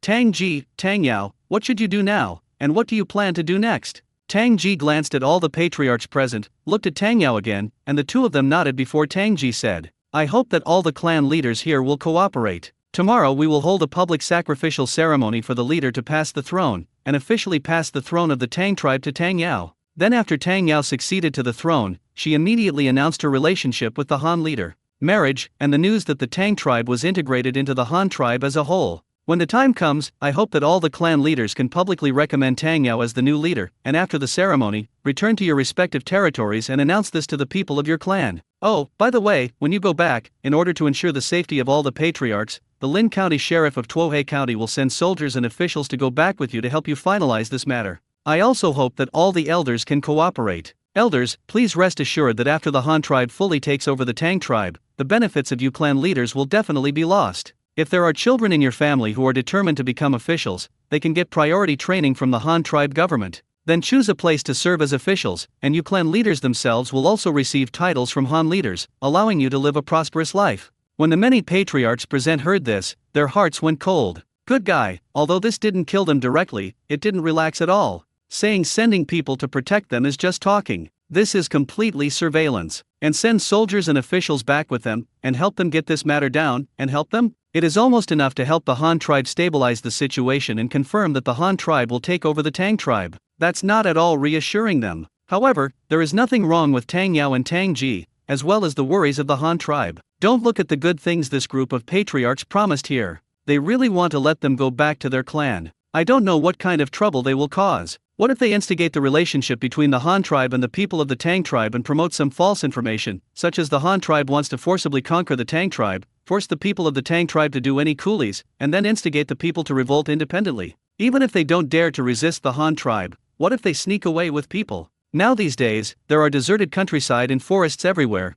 and if they run away with the people, it will be difficult for the Han tribe to recover them. If there were one or two more rebels, it would be even more troublesome, and the Han tribes would have to send troops to quell the chaos, which were all troubles that should not have occurred. The Han tribe had just ended a war with the Xian tribe, and if another war was fought within a year, even the Han tribe would not be able to bear it. So taking advantage of this time, you only need a small amount of manpower to quickly stabilize the situation of the Tang tribe and absorb the entire Tang tribe. That is an absolutely guaranteed profit. All the remaining elders present thought of the intentions of Aunt Tang and her nephews and the Han tribe, but now they just can't cooperate. After all, it's people who are fighting for the sword and I am the fish and meat. What can they do? Fortunately, the compensation Tang Ji said can give them some comfort. Allowing their sons and nephews to take precedence in official positions and giving them titles to their patriarchs would be considered good treatment. They, the patriarchs, had a lot to do with the Han tribes, and naturally knew what was going on with the Han clan's system of merit and titles, as well as the wealth possessed by titles at all levels, and so on. Although they don't know the exact rank, they know that in the Han tribe, as long as the higher the title, the more land, fields, and houses they have.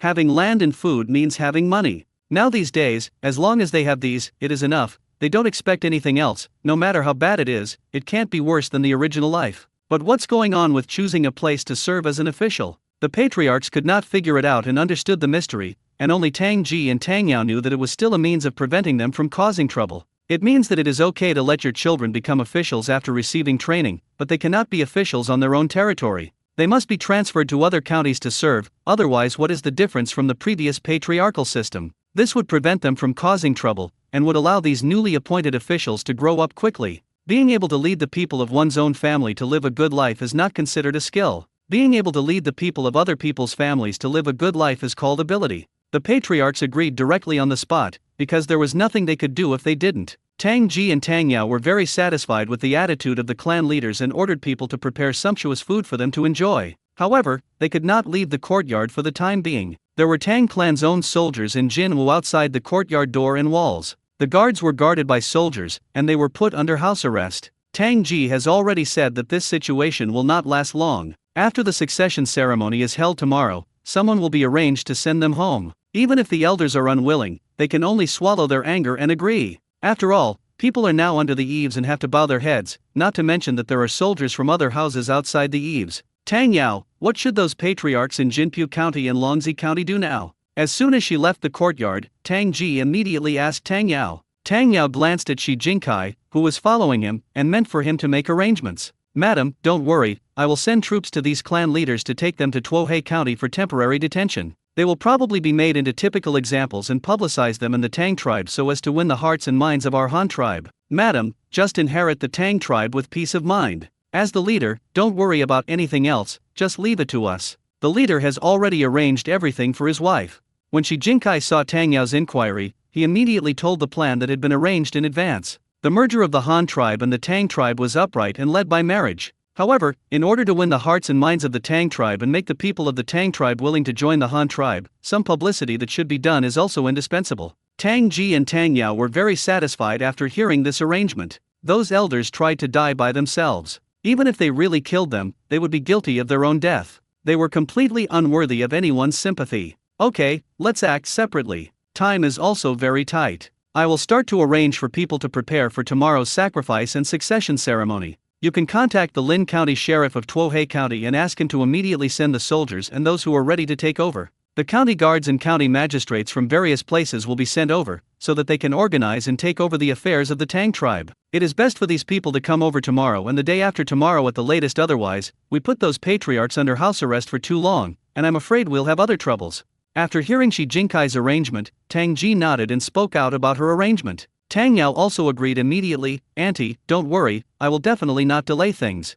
Well, that's good, then I'll leave first, and you have to pay attention to safety yourself. The two of them said a few more words, and then turned away directly, so that Tang Ji would summon some of the prestigious clan elders in the Tang clan to discuss with them about tomorrow's ceremony. Tang Yao took a group of imperial guards and took a boat directly across the river to Tuohei County on the other side, and personally asked Dashu to mobilize troops and borrow people. In the county magistrate's office in Tuohei County, Dashu happily received Tang Yao. After all, this woman gave away 80,000 people to the Han tribe for free. As a veteran of the Han tribe, can Dashu be unhappy? Third lady, please rest assured that our leader has already made arrangements for this matter. I have prepared the officials who are going to serve in the 8 counties of the Tang tribe. I will transfer some directly from our Tuohei County, and then transfer some from the families of the chiefs of the Tang tribe. If you use some, this matter will be solved immediately. As for the issue of military strength, the leader has already sent the most elite Huben guards to take charge of this matter. They are the most experienced guards in Han tribe operations,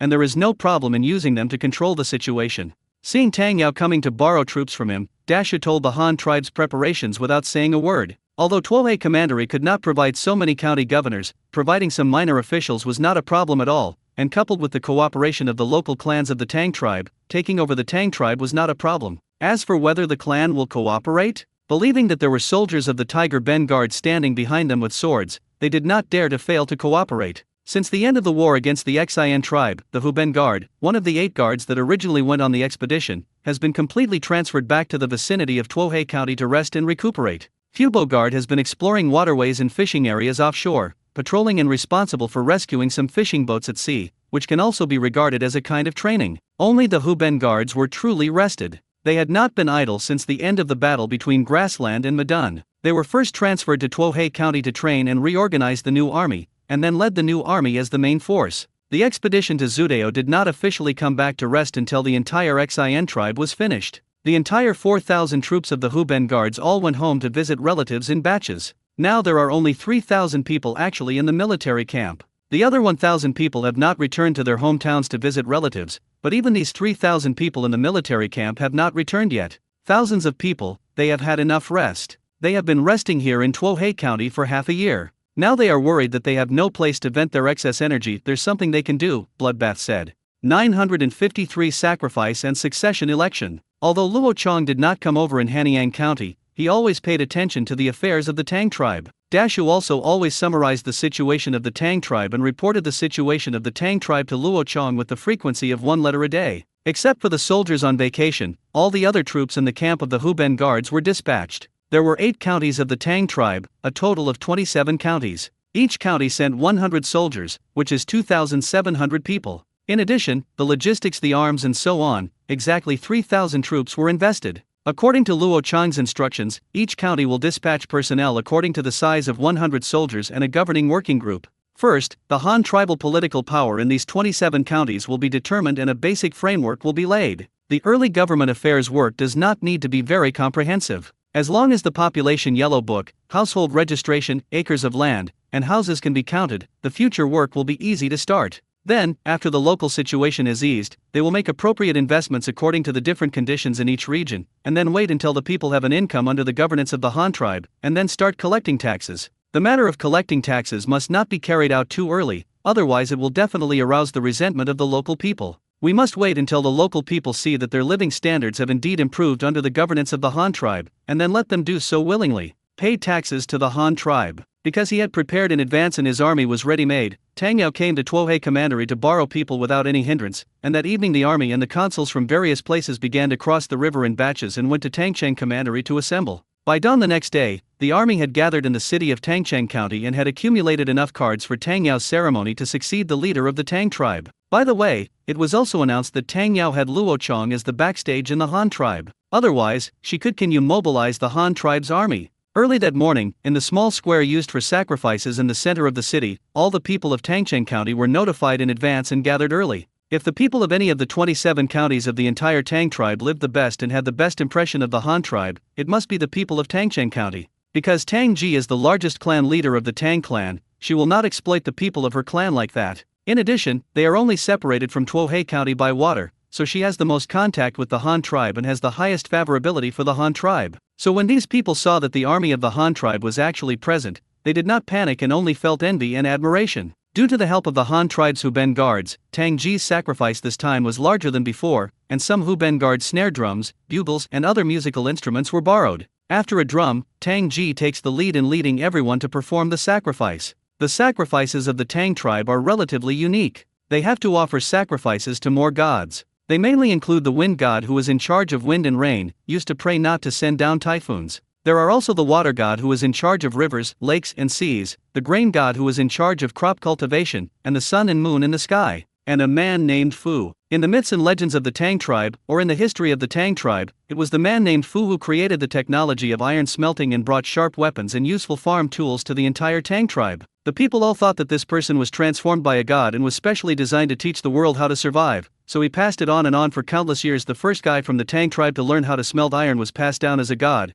and the people of the Tang tribe have to worship him during the annual big sacrifice. In addition to these 5 gods, the Tang tribe also offered sacrifices to their ancestor, a man called Tang, a man whose legend is even older and more awesome than the ironclad Fu. Legend has it that this soup invented the method of making cooked food, so that the Tang tribe truly became human beings, people who ate cooked food. Later Tang led an ethnic group to travel through mountains and rivers to open up a new home in the area where the Tang tribe is now. Only then did the Tang tribe be formally established. Only then did they have the Tang family. Later, they did not know how many generations they had reproduced. Only then did they gradually learn the skills of pottery making, planting, blacksmithing, and city building, which developed the Tang tribe to its current scale. The sacrifices used by the Tang tribe for sacrifices are also very unique. They are different from the Han tribe in that they do not have so many livestock. Even if they now have the skills to raise livestock, it only started in the past 2 years, so the Tang tribe naturally does not have the custom of offering 6 animals as sacrifices. The Tang tribe also did not have human sacrifices, so they did not appear to be that cruel. Their sacrifices were all of a complete variety. Although there was no custom of the Han tribes offering sacrifices to the 6 animals, these 5 things were necessary for those who flew in the sky, those who swam in the water, those who ran on the ground, those who grew in the soil, and those who flowed in the river. That is, the 5 offerings: birds, beasts, swimming fish, wheat, and fresh water. Whenever the tribe is about to hold a great sacrifice, Tang Ji will send out the most powerful hunter in the clan in advance to hunt a wild beast and birds, usually wild geese, wild ducks, or birds such as ancient giant geese. In addition, there are fish caught in the river, as well as a bunch of wheat that has not been threshed and carries straw, and finally a bucket of fresh water from the river. It is worth mentioning that the 3 types of birds, animals, and swimming fish needed by the Tang tribe must be alive and wait until the sacrifice to kill again. If it is a sacrifice held before, then naturally there will be no problem. Tang Ji can make people go long in advance. Prepare these sacrifices. However, this time the sacrificial ceremony was done in a hurry, and it was naturally not easy to prepare it so well. Fortunately, the sacrifices this time were all provided by the Han tribe, which solved the last trouble for them. The animal directly uses the high-nosed antelope raised by the Han tribe. This thing is big enough and has a pair of pointed and long horns on its head. It is quite bluffing. The key is that it is particularly productive. the Han tribe can take it out casually. A bunch. Not to mention the fish, let alone the freshwater live fish salvaged that day, you just want the living sea fish. The Han tribe can also get it on the same day, even tuna as big as a pig is not impossible. As for the birds, as long as they were not Ajika's giant eagles, which the Xihan tribe used to spread the word, other chickens, ducks, and geese would be chosen by them, and they would be given whatever they wanted. The sacrifice was held smoothly. Antelopes, river fish, and black-feathered chickens from the Han tribe were all killed on the spot. A basin full of blood from the 3 animals was released, and they were all fused together. Then Tang Ji used the wheat for the sacrifice as a broom. Dip it in the blood. The blood of the 3 offerings is repeatedly poured over totem poles representing the 5 gods and their ancestors, and this is the method of offering blood food to the gods and ancestors. After the blood of the sacrifice had been scattered, the 3 offerings were slaughtered and thrown into a large pottery urn with wheat, and the straw of wheat was used to light a fire underneath, and a pot of soup was made from these offerings. Except for the sheep's head, the chicken's head, and the fish's head, which were to be left to the gods and ancestors, all the other parts were stewed in one pot and distributed to everyone present, and even if the meat could not be caught, each person had to share one night's soup. This is the tradition of the soup tribe. After tossing for most of the day, Tang Ji stood on the altar and shouted to the people of the Tang clan below. People of the Tang clan, today is an important day for us to re-elect the leader of the Tang tribe. For this reason, we specially invited the heads of other clans of the Tang tribe. Although some people were not present, most of the heads still came. According to our past practice, as long as the new leader has the support of more than 70% of the clan leaders, he can officially succeed, so those few patriarchs who didn't come don't matter, our succession election is still valid. Now, as the current leader of the Tang tribe, I specially nominated Tang Yao to succeed me as the leader. Tang Yao is a good child that you have grown up with. She is kind and brave. She has loved planting flowers and plants since she was a child. She has also found many gold, stone, oracle bones and herbs that can be used to treat diseases, planted and tried them. Over the past few years, she has traveled around the tribe, saving lives, and healing the entire people of the Tang tribe, and devoting herself to studying medicine. She is supported by the clans of the Tang tribe. She was even given the title of saint by the people. After Tang Yao became an adult, she had the courage to take risks in her interactions with the Han tribe. She went to the Han tribe thousands of miles away as an envoy to discuss with her leader the introduction of agricultural and animal husbandry grain equipment technology. In exchange for her own medical skills, she successfully provided the Tang tribe introduced new high-yielding grain varieties such as corn, rice, sorghum, and soybeans, and learned livestock breeding from the Han tribe in the following year. In the deepening of exchanges with the Han tribe, many other production technologies were introduced, which benefited the Tang tribe endlessly. Today, I can proudly say here that Tang Yao is the descendant of the bloodline who has made the greatest achievements and contributions to the people in the history of our Tang tribe. If she cannot succeed the new leader, then who else can? People of the Tang clan, are you willing to make Tang Yao your new leader? According to the previous handover ceremony between the old and new leaders, Tang Ji first nominated the candidate for the new leader as the current leader, and then publicly announced Tang Yao's various achievements and her contribution to the tribe. Then she asked the people under the altar if they were willing to accept Tang Yao's offer as the new leader. Hearing Tang Ji shouting and many others' messages, the people immediately cheered with joy. We do. Invite Tang Yao to become the new leader. I hope Saint Tang Yao will be the new leader. We are willing that with Tang Yao as the new leader, she will definitely be able to lead our tribe better and make the lives of the tribesmen richer. The crowd under the altar immediately sounded a series of voices of support. The people actually had long speculated about the candidate for the next leader. Rumors had spread that Tang Yao might be the next leader of the Tang tribe. However, Tang Yao did have great prestige in the Tang tribe, and coupled with her good looks and good heart, she often appeared as a doctor who saved lives and cured the wounded, which made her make a good impression in the entire Tang tribe. In addition, she is the niece of the current leader Tang Ji. She has a relatively hard background and has been exposed to Tang Ji's management of the tribe since she was a child. She can often appear on some occasions that only the leader and the heads of various tribes can appear. It can be said that she has strong political capital. In fact, this is equivalent to Tang Ji having already officially announced the idea that she is cultivating Tang Yao as the next leader. Tang Ji was also very happy when she saw the reaction of the people. This means that Tang Yao is indeed very popular and prestigious in the Tang tribe. Although she may not be so popular in other clans, if she is elected as the new leader, the people of other clans will never object, because they can't find a second person who is more suitable than Tang Yao and has made such a great contribution to the tribe. Tang Ji pressed her hand to stop the people's cheers, then glanced left and right at the other clan chiefs standing on either side of the altar who were invited present, saying, "Dear heads of the Tang tribe, I wonder if you have any other nominees for the leader. If not, would you like Tang Yao to succeed the next leader of the tribe?" The patriarch smiled helplessly after hearing Tang Ji's question. "You have already made 3,000 soldiers to surround the altar. If you dare to say nothing, you will have to chop it off on the spot as a sacrifice. Do they dare to have other candidates for this?" Dare you not agree that Tang Yao will be the leader? Unless they really don't want to live anymore, they may come up with other options. It's a pity that they don't. These patriarchs cherish their lives very much. After all, seeing that the days ahead are getting better and better, who is willing to die now? So they immediately came out and expressed their agreement with Tang Ji's choice and their willingness to jointly elect Tang Yao as the new leader of the tribe. I agree with the leader's choice, and I also recommend Tang Yao to be our new leader. Tang Yao's contribution to the tribe has just been mentioned by the leader. This is obvious to all. I believe no one will disagree with Tang Yao's appointment. New leader. Moreover, after our clan introduced new grain seeds and planting technology, as well as breeding and textile technology, their lives became better and better. Everyone was thinking about Tang Yao's contribution to the communication between the two tribes of Han and Tang. I also hope that Tang Yao can improve everyone's living standards after becoming the new leader, and strive to reach the same level as the people of the Han tribe as soon as possible.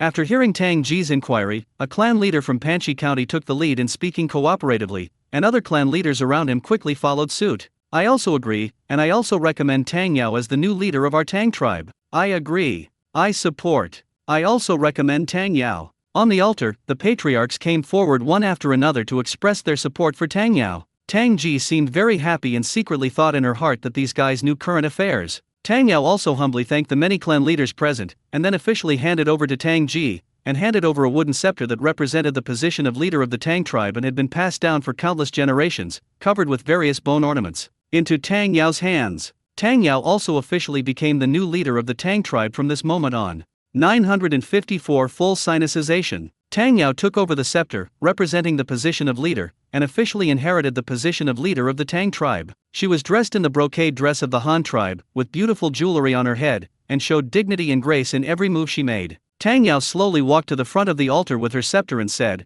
facing the people of the Tang clan below, "My people, thank you for trusting me. Since you have made me the leader of the Tang tribe, I will definitely lead you to create a better life." Tang Yao said this with a smile, which immediately attracted the cheers of the people below. Tang Yao's prestige among the people was indeed not limited. In the past 2 years since we have cooperated with the Han tribe, do you think life has been better than before? Are the corn and rice of the Han tribe more productive than our wheat? Is it more delicious to grind wheat into flour with a stone mill? Did the livestock breeding learned from the Han tribe make you eat more meat? Is the cotton made by the loom more comfortable to wear? Faced with the cheers of the tribesmen, Tang Yao immediately asked a few questions and stunned all the people below. Of course the things of the Han tribe are good, the grain is high, the livestock can be killed and eaten, and the cotton cloth is very comfortable to wear. But the new leader suddenly asked these questions, why? Just before the tribesmen could react, Tang Yao shouted again. I know that in the past 2 years, the people of our tribe have learned a lot of good things from the Han tribe, and their lives are much better than before, but I don't think this is enough. Tribe members, before I came back from the Han tribe this time, I specifically discussed with the leader of the Han tribe that he was willing to help our tribe carry out comprehensive sinicization. In other words, we will also have everything that the Han tribe has in the future. The Han tribe has the government, we will also have the government in the future. The Han tribe will divide the fields and houses, we will also divide the fields and houses in the future, and the Han tribe can rent them to the people for farming and cattle in the future. We shall also rent cattle for the common people. Starting from today, you no longer need to envy anything from the Han tribe. As long as they have it, I guarantee that our tribe will also have it in the future. When the tribesmen heard Tang Yao shouting and some people around them related, they immediately became excited. Tang, the tribe needs to be fully sinicized. Do they also have everything that the Han tribe has? Would that be true? Full sinicization is no small matter. You must know that although the Tang tribe has been studying with the Han tribe for almost 2 years, the gap is still very huge. Among them, the material gap is still a small matter, because they have basically solved the problem in terms of food, clothing, housing and transportation, and the remaining gap is mainly in terms of the system. The system of the Han tribe is very complete. Although the people are more restricted, there are countless policies and benefits. Moreover, in terms of infrastructure, these are not available to the Tang tribe. It would definitely be a great good thing if their Tang tribe could also have a perfect system like the Han tribe. Leader, is this true? In the future, we can also use cattle to cultivate the land? Yes, my family has little land and doesn't grow much food. If every adult in the Han tribe had been given 20 acres of land, it wouldn't have been possible to grow it by manpower alone. It would be great if there were cattle for farming, so that my family can also grow more land. I heard that the people of the Han tribe need to apply for ID cards, and the tribe provides free photos. That thing called photos is amazing. I wonder if we will have that in the future. I have been to the Han tribe recently. They have now started digging wells in the fields. They say that God can pump water from the wells to water the ground even if it doesn't rain. I don't know if there will be any here. I still remember when I was a child, there was a drought, and it rained lightly all summer long. That year, the wheat in the field was not harvested at all. Finally, it was the leader who let the men go hunting to survive that year. Not only was it digging wells,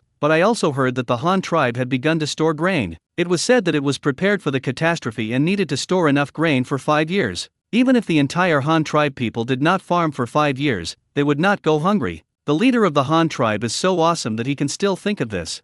What you said are actually trivial matters. The most important thing is the government. I heard that the people in Jinpu County are still hungry.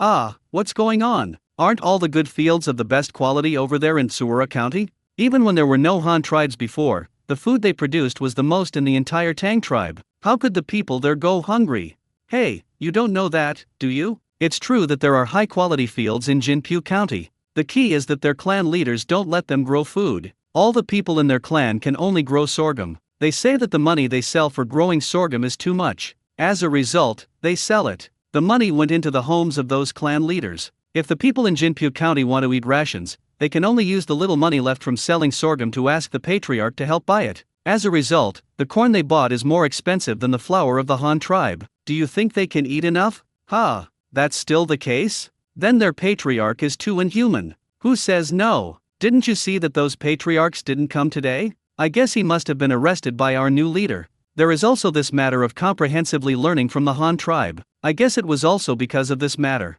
The leader just said that in the future, the Han tribe will have an official government, and we will also have an official government here, and we will learn in full accordance with the system of the Han tribe. Think about it, the system of the Han tribe is that every adult man has 20 acres of land, and these 20 acres of land can only be used to grow food. If our Tang tribe also follows this system, can the clan leaders in Jinpu County still let all the people in their clan grow sorghum? It will definitely not work. This is the biggest benefit I mentioned, and that is the system of the Han tribe. Well, it makes sense. The system of the Han tribe is very comprehensive. I heard that the government over there has to take care of everything, but there are many benefits over there. As long as the people have any difficulties, the government will immediately find a way to solve them. Moreover, their government still has leaders in charge. If the government dares to do bad things to the people, the Han leaders will deal with them. This is indeed good. If they are in the Han tribe, it will never happen over there in Jinpo County. They are living a miserable life. Having learned so many skills from the Han tribe is a good thing and can make life better. Who would have thought that they would be screwed up because of their own clan leader? Under the altar, after hearing Tang Yao's talk of full-scale sinicization, the people immediately started chatting and discussing. Some were asking Tang Yao about the authenticity of this matter, and some were discussing the news they heard in Tuohei County. Finally, they turned to the gossip of several clan leaders in Jinpu County who bullied the people of their clan. After heated discussions among the people, although they could not understand the deeper meaning, they also concluded that after the Tang tribe was fully sinicized, they could get far more benefits than disadvantages. Just know that, that's enough. Tang Yao was also very satisfied with the reaction of everyone, and she stood in front of the stage and said again, "Tribe people, what you expect will be there. I have just said that the leader of the Han tribe has agreed to help us fully carry out sinicization. Have you seen the Han tribe soldiers and officials around us? They are here to help us form the government. If you have any needs and difficulties in the future, you can also react to the local officials in the territory. They will definitely find ways to help you solve various difficulties. Please rest assured." Okay, we support the leader's decision. Fully Chinese-ize and establish a government. To cultivate cattle, you need acres of land. After the people heard Tang Yao's words, they looked at the Tiger Guard soldiers and those officials wearing soap clothes around the square. They immediately felt confident. No wonder the new leader was so sure. It turned out that the Han tribe had already formed the government. The people came over. Well, since everyone has made the same decision, go home as soon as possible and go your own way. You can also go home and think about what you need. When the governments in various places are established, you can also follow the government. Go mention it. Get here today, everybody disperse. Tang Yao made a summary, waved her hand, and let the excited crowd below disperse. The people who left the square were still getting together in twos and threes, walking back and discussing what their Tang tribe wanted to fully sinicize, and what they would have to do with the government after the new government was established. The government of the Han tribe is notoriously in charge, and it just has to put the words "serving the people" on the wall. Anyway, as long as the people's production and life encounter difficulties, they will definitely be able to solve it if they find the government. This is also the reason why the people are willing to pay so much farm taxes, otherwise they would not use the food they grow to support those corrupt officials who are not doing their jobs and specialize in fish and meat villages. After all the people dispersed, the heads of the clans who participated in the sacrifice today also began to return to their homes accompanied and escorted by the Huben Guard squads and the ruling working group. What Tang Yao just announced on the altar will be told again to the people of his clan after they return. As for whether they will say it, then look at the Huben Guard soldiers around them. If you dare not say it, then the soldiers of Huben Guard will definitely teach them a bloody lesson. After all the common people and clan chiefs from all over the place were gone, Tang Ji's originally smiling face suddenly frowned, and she asked Tang Yao in confusion. Yao Yao, didn't you say that you wanted to disclose your marriage to the Han leader, and the integration of our Tang tribe into the Han tribe? Why didn't you say that just now? And you also said full sinicization, so what's the difference between merging into the Han tribe? Why not just say this? Tang Yao laughed when she heard Tang Ji's question, and then explained. Don't worry, Aunt, everything I do is what Luo Chong asked me to do. The slogan of comprehensive Chinesization was also put forward by Luo Chong himself. He said that this is called first real and then virtual, setting up governments in various places, organizing households for the people, and dividing houses and land. This is the fact. As long as we complete this step first, no matter whether our tribe is called Tang or Han, in fact, it has been included in the system of the Han tribe. As for the public integration of the Tang tribe into the Han tribe as a whole, that is false. It doesn't matter whether it is said or not. As long as the Tang tribe accepts the jurisdiction of the Han tribe, it is the territory of the Han tribe. Luo Chong analyzed with me that the causal relationship between our marriage and the merger of the two tribes must not be reversed, otherwise it may cause dissatisfaction and resistance from the people of the Tang tribe. That is to say, the merger of the two tribes of Han and Tang was because I married Luo Chong, and then the two tribes merged. Instead of the Han leader wanting to marry me, the Tang tribe merged into the Han tribe. Although it is just a small difference, it has a huge impact on the people. If this causal relationship is reversed, it will appear as if the Han tribe had premeditated robbery, leaving a bad impact on the people. So Luo Chong told me that this time we will first shout the slogan of comprehensive sinicization,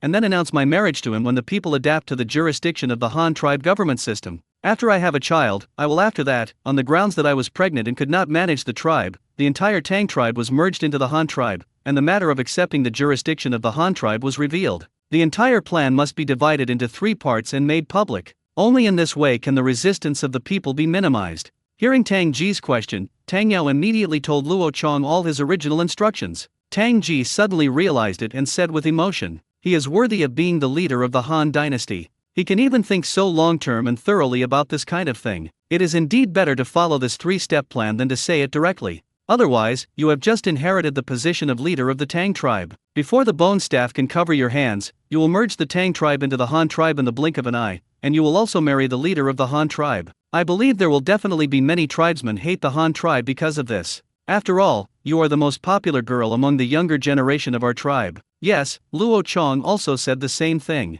He and his aunt thought the same way. As soon as I took over as the leader, I would immediately send the Tang tribe out to merge with the Han tribe. It seemed to deceive the people, and if this news was divided into 3 after being released, the people will not only not question the purpose of the Han tribe, but also bless our marriage. Tang Yao also nodded in agreement. When the two finalized the matter, Tang Yao immediately wrote a long letter, writing down all of what happened today, before handing the letter to Shi Jinkai, a guard of the Jinmyo guards who followed her. Mr. Shi, please forward this letter to Luo Chong, who is your leader. You must inform him of the situation here as soon as possible. If he knows what happened in the past 2 days now, he must be waiting at home in a hurry. Bar. Yes, third lady. I'll have the letter sent right away. 955 Ueno's letter. The change of Tang tribe leaders went smoothly, and Tang Yao now officially became the leader of the Tang tribe, and under Tang Yao's orders, the Tang tribe also began a process of full sinicization. The patriarchs of each clan in the 8 counties and 27 counties of the Tang tribe also led the soldiers of the Huben Guards, as well as those from the ruling working group who began to station in various places, preparing to start with propaganda policies, the establishment of government offices, and the establishment of households and the people. Start with these tasks. Regardless of whether the current Tang tribe has a surname of Han or not, as long as the Han tribe gets their population book, houses and land, and then takes over their taxes, what is the difference between it and the Han tribe's own counties? Tang Yao personally wrote a letter about the situation here and sent it to Luo Chong. Dashu and Tuohei County also reported the situation at the rate of 1 letter per day. He had already led the team to station in the Tang tribe's bloody massacre and also began to collect and summarize the Tang tribe's blood massacre. Information from all over the 8 counties reports the speed of comprehensive sinicization to Luo Chong every day. Everything's proceeding methodically. However, Luo Chong, who was far away in Hanyang County, only briefly said after he received these letters, go as planned, pay attention to close monitoring, and report any situation at any time. As for the others, nothing was said. First of all, this matter is all planned, and it is not a big deal. The situation of the Tang tribe and the Xin tribe is different. As long as the current plan is implemented well, the Han tribe can peacefully absorb the entire Tang tribe into the Han tribe system. Another thing is that Ziyadi and Zhan Ying are about to give birth to their second child. While Luo Chong is handling government affairs, he must always think about his wife and children, and at the same time take care of the 3-year-old Xiao Luo. Chang and Xiao Luo Lan also have a lot of other things, and he is already very busy. In Luo Chang's study, Xiao Luo Chang and Xiao Luo Lan were sitting side by side at the desk, learning to write pinyin with pencils in their hands. Luo Chong was sitting opposite them, looking through letters sent from all over the Han tribe. Ziyadi and Zhan Ying were sitting in the pavilion in the yard eating grapes that had just been harvested this year. Luo Chong, the letter from Tuohe County and Tang tribe, was the first to approve it. He asked Dasha to fully cooperate with the dispatch of various places in the south, because Tuohe County is the cornerstone of the Han tribe in the south, and it is worthy of the name Tuohe. The entire Kaingshu Island could only be successfully captured by using Tuohe Commandery as a base of advance. Today, the integration of the Tang tribe must also be backed by Tuohe Commandery to provide various material and personnel support. The development and construction of the capital also requires Tuohe Commandery to provide it with logistics. Tuohe County was the southern center of the Han tribe, connecting all the interests and territories of the Han tribe in the south. Luo Chong was also very relieved to hand over Tuohe County to Dashu for management.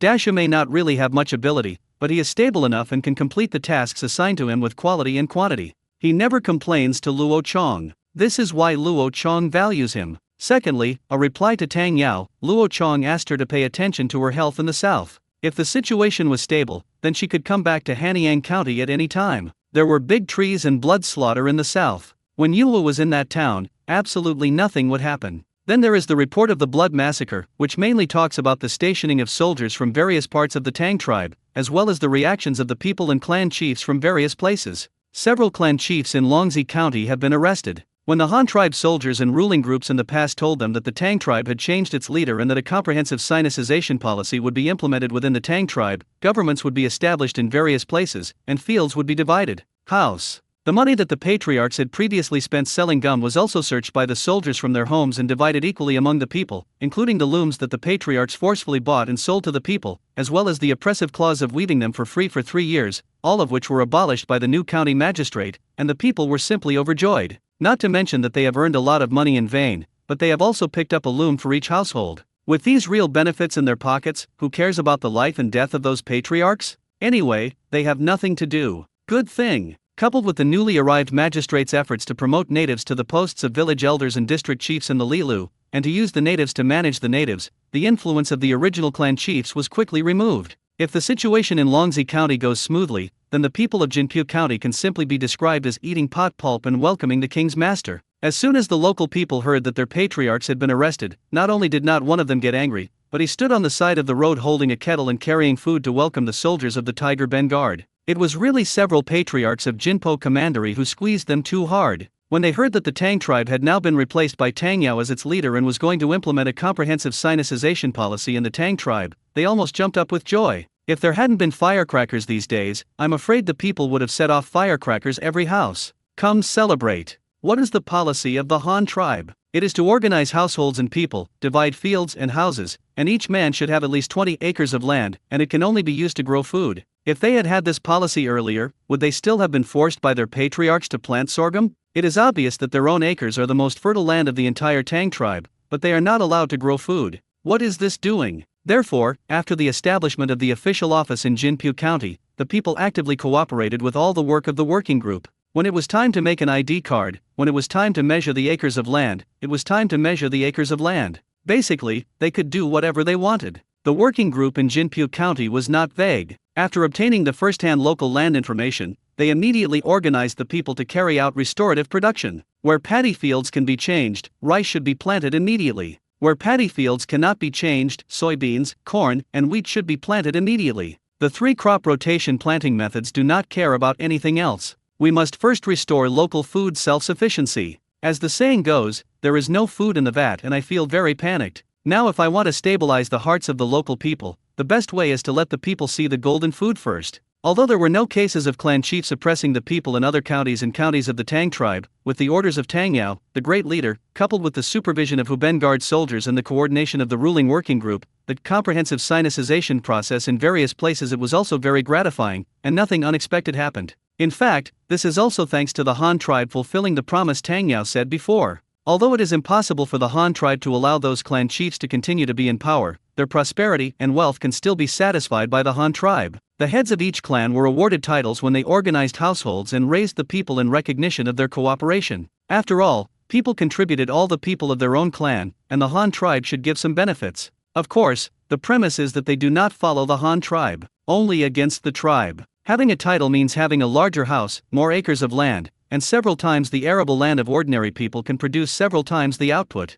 As long as they operate well and live a carefree and even luxurious life, it is possible to live a luxurious life. Some patriarchs who wanted their children and nephews to be officials also selected the elite talents in their families and asked them to study in the official offices of the Han tribe. They started as swordsmen and pen officials, first learning the language and characters of the Han tribe, and then learning government affairs work. This Chinese language and Chinese characters alone is enough for them to learn for a year or two anyway. It is impossible to intervene in government affairs in a short period of time, but the Han tribe can use this method to stabilize those clan chiefs in various places. With the cooperation of these clan chiefs, the people below heard that they only wanted to carry out comprehensive sinicization, and after the implementation of the sinicization policy, they could still enjoy many benefits. Therefore, the people did not have any resistance, and all began to act in an orderly manner. Sinicization work is carried out driven by local government offices. Luo Chong was very pleased after reading it. He also approved a report and put it down if he worked hard and continued his efforts. The next document, which came from the construction site of the Cross-Sea Bridge,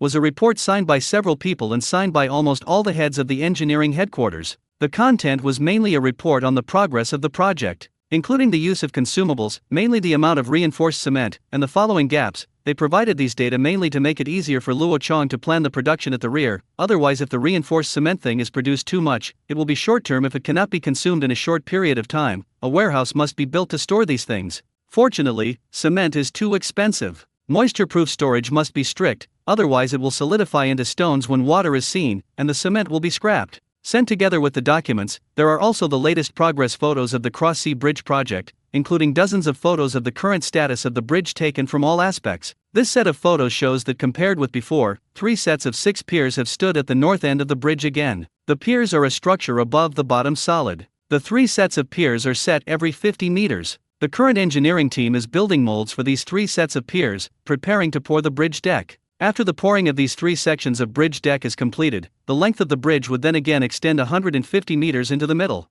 Although it is only a few thousandths of a length compared to the total length of more than 20 kilometers, the bridge's mileage is indeed growing in real terms. This is visible progress, which shows that everyone is working very hard. Luo Chong was also very sad. Although he felt that the progress of this project was really slow, when he thought about the current conditions and technological level, he couldn't bear to urge them anymore. In the end, he only wrote a sentence in his reply. The building materials and materials tribe will have sufficient supply. If you need anything, please report and apply to him. I have no special requirements. I just hope to complete it with quality and quantity. Don't sacrifice quality in pursuit of project progress. This is a cross-sea bridge, and it is also the first railway bridge of the Han tribe. It doesn't matter if the progress is slower, but you must not let it happen. After asking the guards to send a reply, Luo Chong began to look at the reports from other counties and counties in the Han tribe on the implementation of the national policy of accumulation. The report includes information on infrastructure construction in various places, mainly for the construction of warehouses at all levels, such as strategic granaries that are directly controlled by the central government and no one has the right to mobilize, as well as self-built social warehouses in each county to store a county.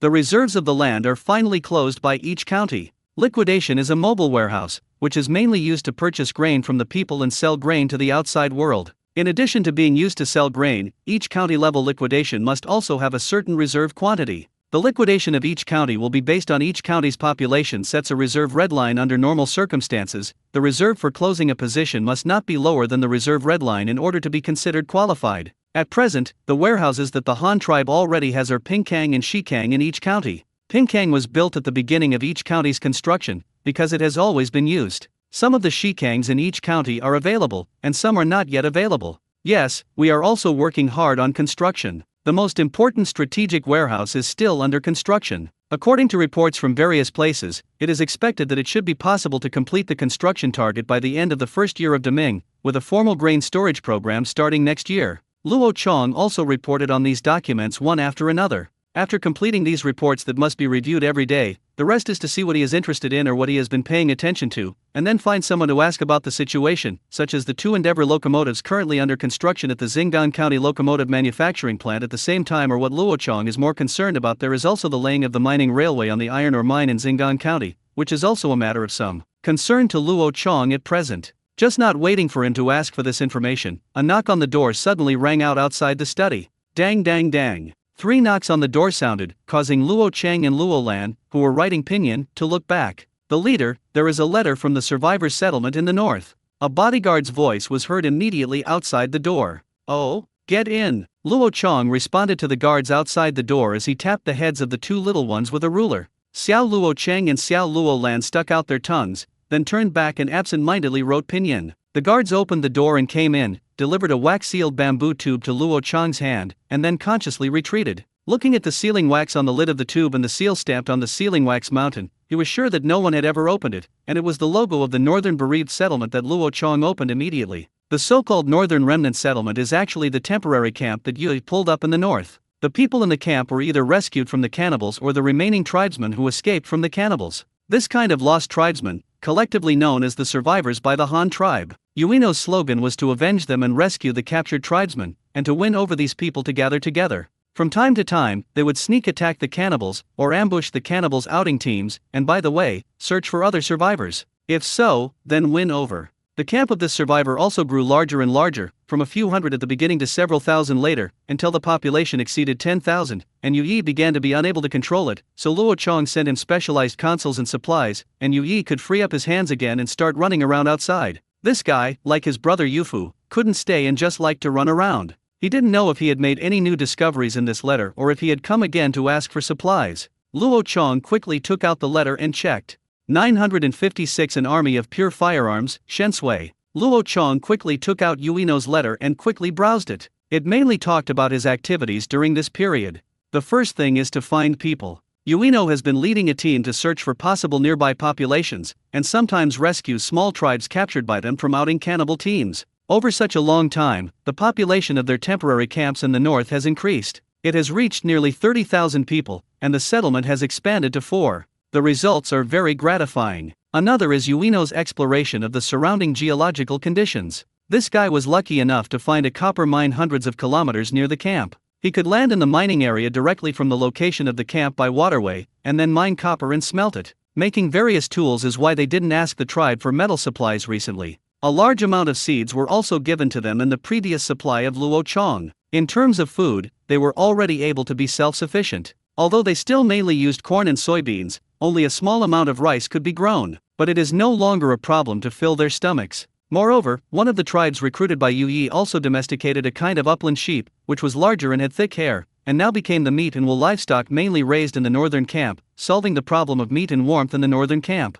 As for the livestock used for labor, although there are no creatures like cattle, buffalo, or forest cattle in the north, there are yaks there. Although yaks are not suitable for cultivated land, they can be used to pull carts or carry them after domestication, but there is no problem. It can be regarded as a solution to the problem of labor. There is no problem with livestock, but the number is still very scarce. After all, they developed too late and could not breed so many yaks at all. Another thing is that Yu reported in the letter that they recruited some savages near the Black Lake and hired them to dig asphalt for them with grain. How much grain should a basket of asphalt be exchanged for? Now they have saved enough for a boat. Asphalt is about to go south in the near future, asking Luo Chong if there is anything else he needs to bring. In addition, Ueno also asked in the letter if he wanted to transport some people from their camp over first. Is there any place for the tribe to receive them? If necessary, how much would be appropriate to transport over first? If Luo Chong intended to recover a portion of the population first, they would form a fleet together with the cargo ship loaded with asphalt, and return to the tribe together when the time came. At the end of this long letter, of course, it's inevitable to ask for support. However, Yu Yi did not ask for food or iron in the letter. What he wanted was cloth and cotton. The reason was that too many people were rescued from cannibals this year, and there were also too many newly recruited people. Currently, although there are sheep and yaks in the camp, they cannot all be killed, and they have to keep them to continue breeding, so winter supplies for these people in the camp have become a problem. Cold-proof supplies are in short supply. Quilts, cotton clothes, and shoes, the more, the better. If not, just give cotton and cloth directly. They can also organize their own manpower to make them. In the end, there was a very strange thing. Yu Yi actually asked Luo Chong for a regular army from the guard station. Of course, he was not stupid enough to ask Luo Chong for military power. According to Yuno, from last year to this summer, they exchanged more and more fire with cannibals. In order to attract a larger population, Yuno often organized hunting teams or exploration teams to ambush the cannibals' outing foraging teams. While bringing more people to themselves, it also caused great losses to the cannibals. However, the cannibals were not stupid either,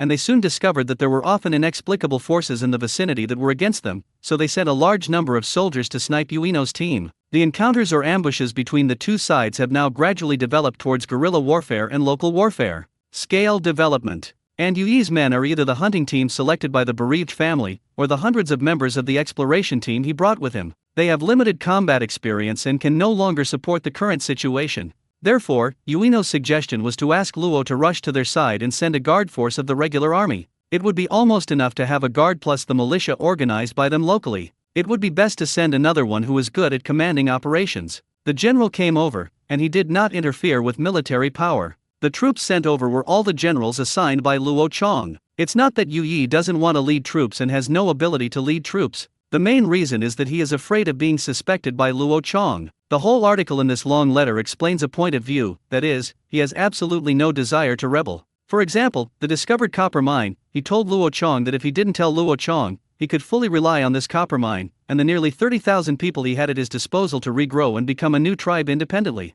But he didn't, so he still told Luo Chong that since he had let Luo Chong know, the copper mine would become a Han tribe. He would have to listen to what Luo Chong wanted to do when the time came. The second is that this fellow Yui took the initiative to ask for a group of people to be relocated to the tribe, and he was worried that his men would be overpopulated, which aroused Luo Chong's suspicion. However, this is indeed a problem. In just over 3 years, Yu Yi has already pulled out a camp with a population of nearly 30,000 in the north, which is several times more powerful than the average tribe. Luo Chong is indeed a little worried. It's not that they are afraid of Yu's rebellion, but that these people have never had contact with the Han tribe. Do they recognize it? Or are they willing to accept the rule of the Han tribe? If these people only believe in Yu, they will eventually force Yu to what should I do if I wear a yellow robe? It won't be a question of whether Yu will rebel. Sometimes it's completely involuntary. Just like Luo Chong now, if he says he wants to put down his pick, regardless of the Han tribe, can those under his command agree? These people also hope that Luo Chong will lead them to make contributions and give them titles and officials by then.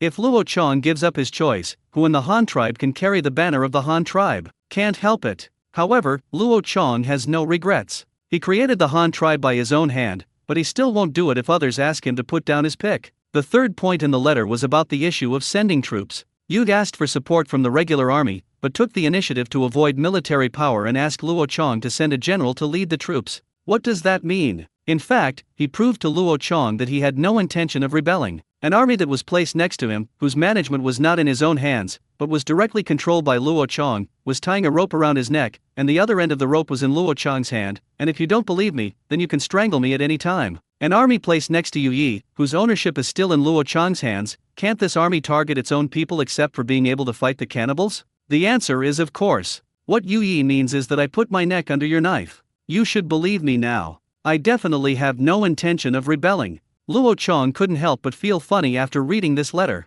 Maybe it was because Yu hadn't come back for several years. Luo Chong felt that he and he were separated, and their trust in each other had faded. This Yu was actually so afraid that he would not believe him. In order to gain his trust, he still did things one by one, and his eldest brother Yufu would never do this. However, in order to reassure Yuno and Luo Chong himself, he decided to adopt all of Yuno's opinions. The supplies must be given. It is best for the population in the north to move a group here. It is not that they are worried about wandering, but that they must be relieved of population pressure. On their side, the conditions are temporarily insufficient, and it is very difficult to support such a large population. However, on the Han tribe side, there is now a shortage of people. Not to mention 30,000, even if another 300,000 come, Luo Chong will eat it unceremoniously. However, he will not remove all the camps in the north at once, and withdraw them all at once. He must also consider the issue of resettlement. He must not let his family live well in the north, and then withdraw to sleep in the wilderness with you, right? So Luo Chong thought for a moment and finally decided to withdraw 1,000 households of immigrants to the 8 counties of Hanyang. At the beginning of the year, the 8 counties of Hanyang had just immigrated to Kiangsu Island with a population of 1,000 households.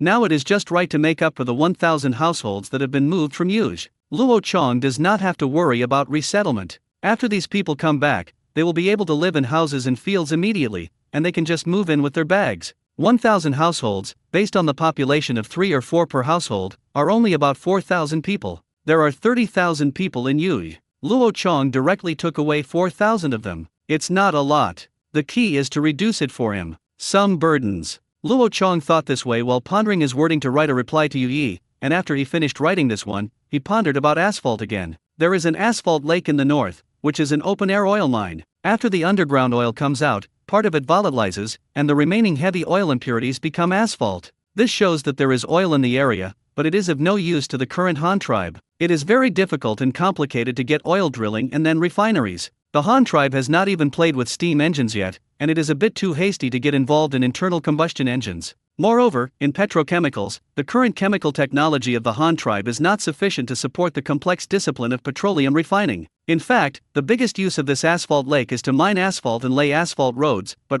the asphalt roads are not used by the Han tribe now. Asphalt roads are good, but this kind of paved road is only suitable for rubber hollow tires. At present, the mainland transportation of the Han tribe relies entirely on horse-drawn carriages. The horse-drawn carriages use solid wooden wheels. If they run on asphalt roads, they will be severely worn. After all, asphalt roads are notoriously friction-intensive. In addition, it is not suitable for horses pulling carts. If you let the horses go on the asphalt road, they will run away after a few trips. Even if there are horseshoes, it will not work because the asphalt road surface is too hard. Why are the racecourses all sandy? Or grass, just to protect the horses' hooves? So the most suitable for carriage transport, the dirt road. Then there is no need for the Han tribe to ask for so much asphalt. The largest place where the Han tribe currently uses asphalt is shipbuilding. The asphalt is burned and some other materials are added to make waterproof fillers, which are specially used to fill ship boards for waterproofing. At the beginning, the Han tribe used swim bladders for waterproofing shipbuilding, but later the ships they built became larger and larger, and the output of the swim bladders was not enough, so they began to use asphalt, a byproduct of the coking plant, for waterproofing. It is still sufficient for use. If asphalt roads are not considered, there is really no need to mine natural asphalt from the north. So Luo Chong wrote directly in his reply that after asking Yu to transport this boat of asphalt back, he would stop mining asphalt for the time being. As for the savages around the asphalt lake, he could absorb it into the camp first. Then there was the material side, where the Han tribes would provide enough cotton and cotton cloth, and then they would provide them with some more iron ingots to make their own iron tools, and they would need a lot of manpower to make their own copper, which was completely unnecessary, and the copper tools were not as useful as the iron ones, so Luo Chong prepared to exchange all the copper tools from Yui with iron ingots for making currency. Finally, there is the question of the army, which Luo Chong had already considered with regard to dealing with the cannibal army, and that is the army of pure firearms that had been considered before, all modernized light infantry with rifles as their main weapon. The weapons equipped have also been finalized, except that no troops have been formed yet, and no weapons have been mass-produced. However, the firearms army was formed very quickly. As long as there are enough weapons, you can go to the battlefield with a little training. There is absolutely no problem in dealing with those cannibals.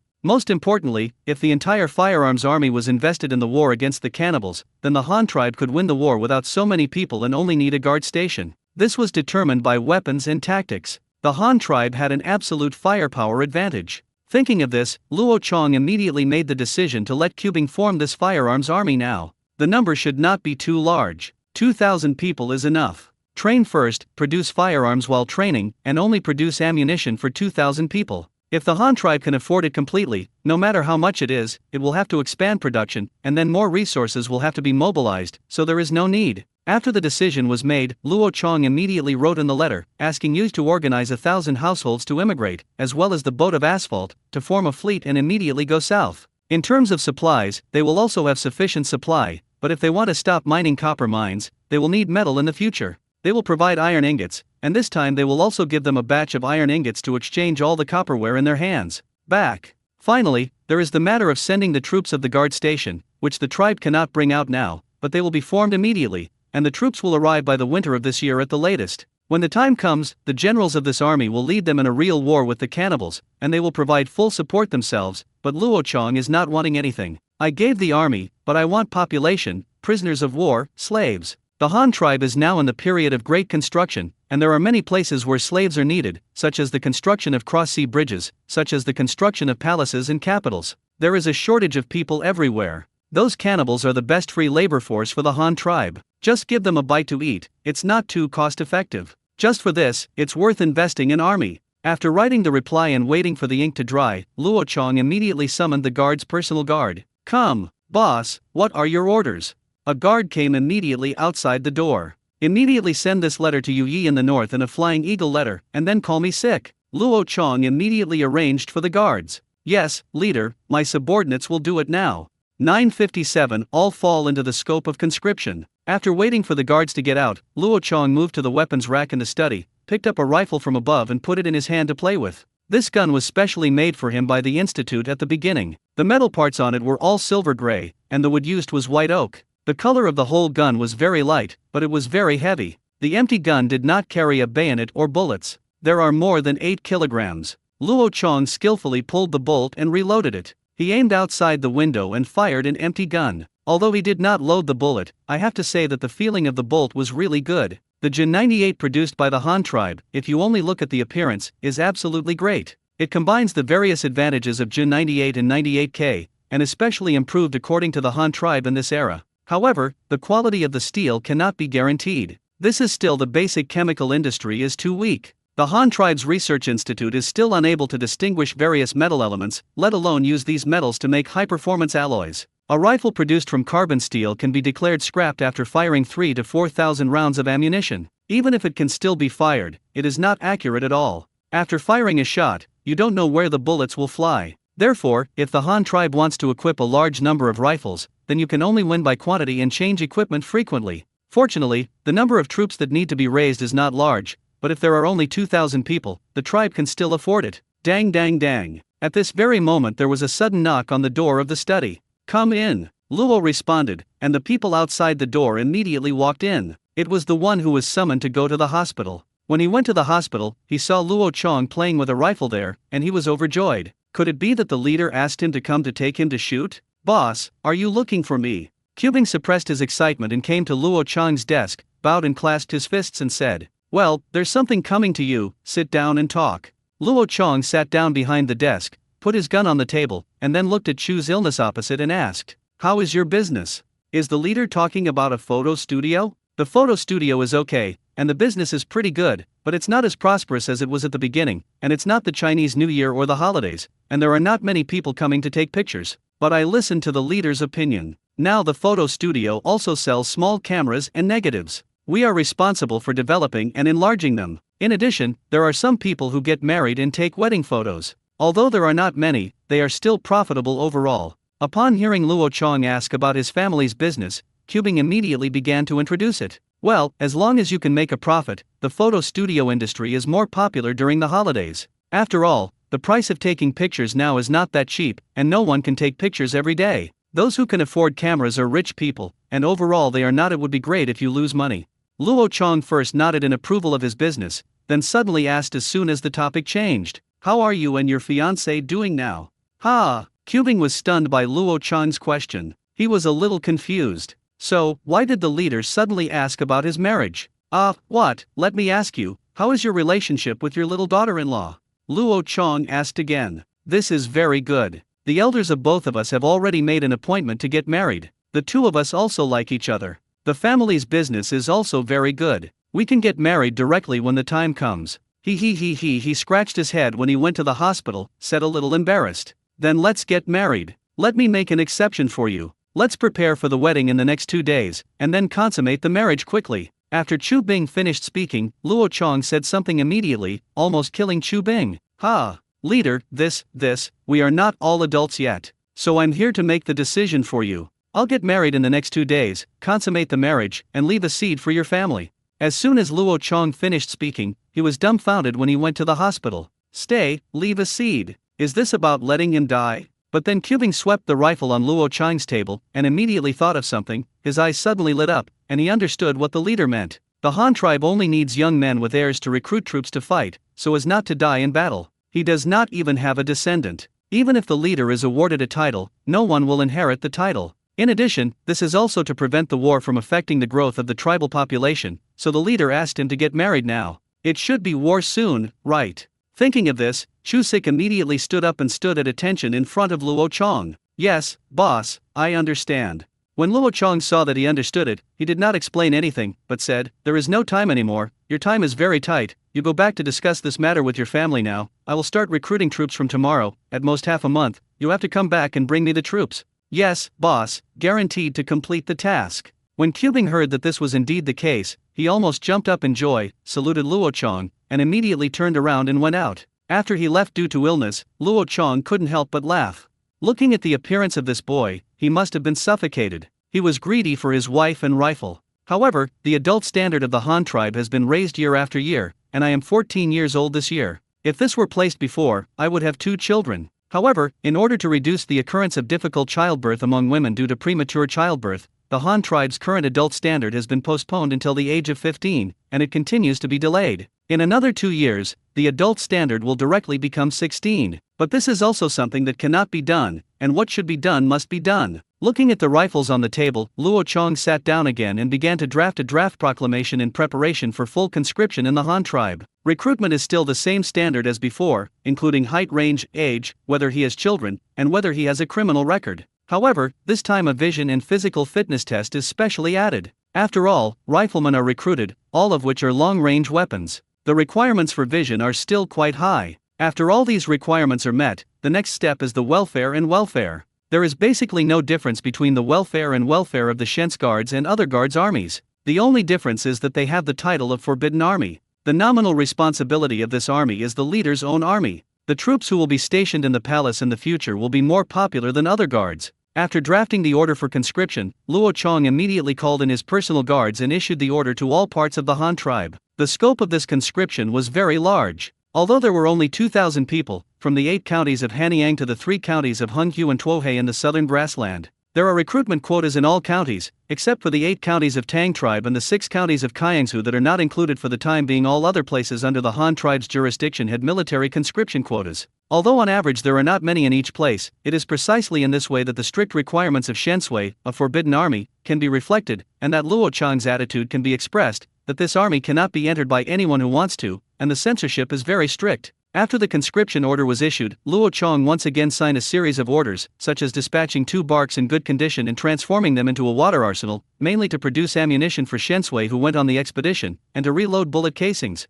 This kind of work also requires the repair of firearms. The army's battle with pure firearms was all about logistics. Without 2 field factories to follow, Luo Chong was really worried. Then it was the order given to the Research Institute in New Steel County to begin mass production of rifles and shotguns, with 2,500 short-handled shotguns for 3 bursts, 2,000 shotguns for 8 bursts, and 3,000 rifles. These gun equipment will definitely not be equipped with so much, and part of it is mainly kept for spare, such as rifles. Rifle training consumes a lot. If you hit a few thousand barrels, it will be scrapped. Then it will definitely need to be replaced with new ones. So it might as well be produced in advance. After the production arrangements for firearms and weapons were arranged, there was a comprehensive research institute on the island in the middle of the lake. Luo Chong asked their chemical team to start mass production of gunpowder, as well as refining Euchemia gum to produce shotgun shells. After these weapons matters were arranged, Luo Chong arranged for Zayati's mother, his mother-in-law Shang, to mobilize cloth and cotton, as well as make military uniforms and military boots.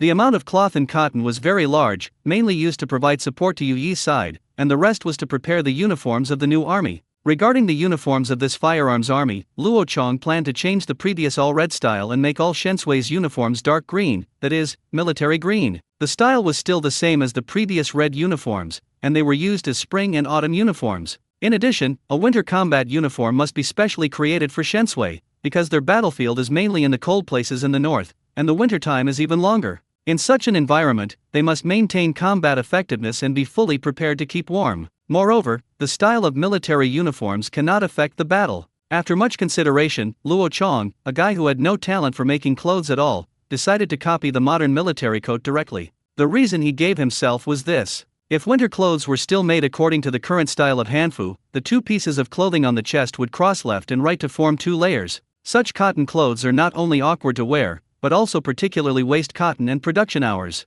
The modern-style military coat is different. Its chest is a double-breasted design, which is warm enough and easy to take off. The front and rear slit designs can not only ensure the insulation of the legs, but also do not delay marching, walking, and tactical charging. Even riding horses will not be affected. Plus an old-fashioned locomotive military cap, it's definitely a must-have for keeping warm in winter. As for the weapon, the gun can be carried on the back, the bullet box is worn on the belt, just tie a belt over the coat, bayonets and the like can also be hung on the waist, and the rest is basically nothing, at most, give the officer a pair of telescopes, and things like a compass. Luo Chong took a pencil and wrote and drew on the paper, which was wasted for a long time, and finally the general's coat was drawn. And there is also an artifact to keep warm in winter, which is also the equipment that this Shens guard urgently needs, and that is the sweater. Sweaters are underwear worn inside. In this era without thermal underwear, the role of sweaters can be imagined. Unfortunately, though, Luo Chong could not weave. In fact, the textbook on physical education and labor or something that was distributed when I was in junior high school taught me various ways to knit sweaters.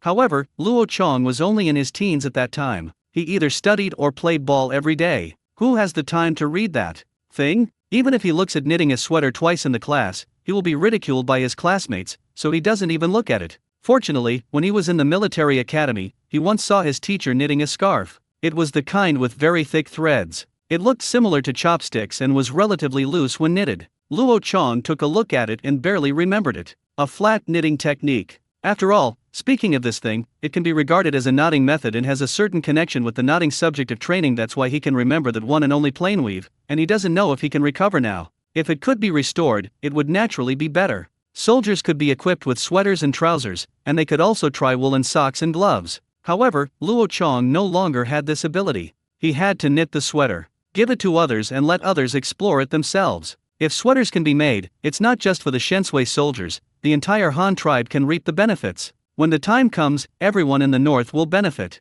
Sheep on the grasslands can also continue to expand breeding and be made into wool and sold to the northern counties of the Han tribe. The 8 northern counties can also make wool spinning and dyeing into an industrial chain here. It is a good thing to benefit the country and the people by increasing wealth and income for the tribe and the people. It just takes a lot of time and manpower to do this. Dad, I have written my opinion, I want to take the train outside. Dad, I'm going too. Just as Luo Chong was thinking about national affairs in his study, 2 little guys, Luo Cheng and Luo Lan, also ran over with their own homework books. The 2 children were relatively obedient and wanted to play, but they must finish writing the homework assigned to them by Luo Chong. Okay, show it to Dad. Have you learned to memorize pinyin?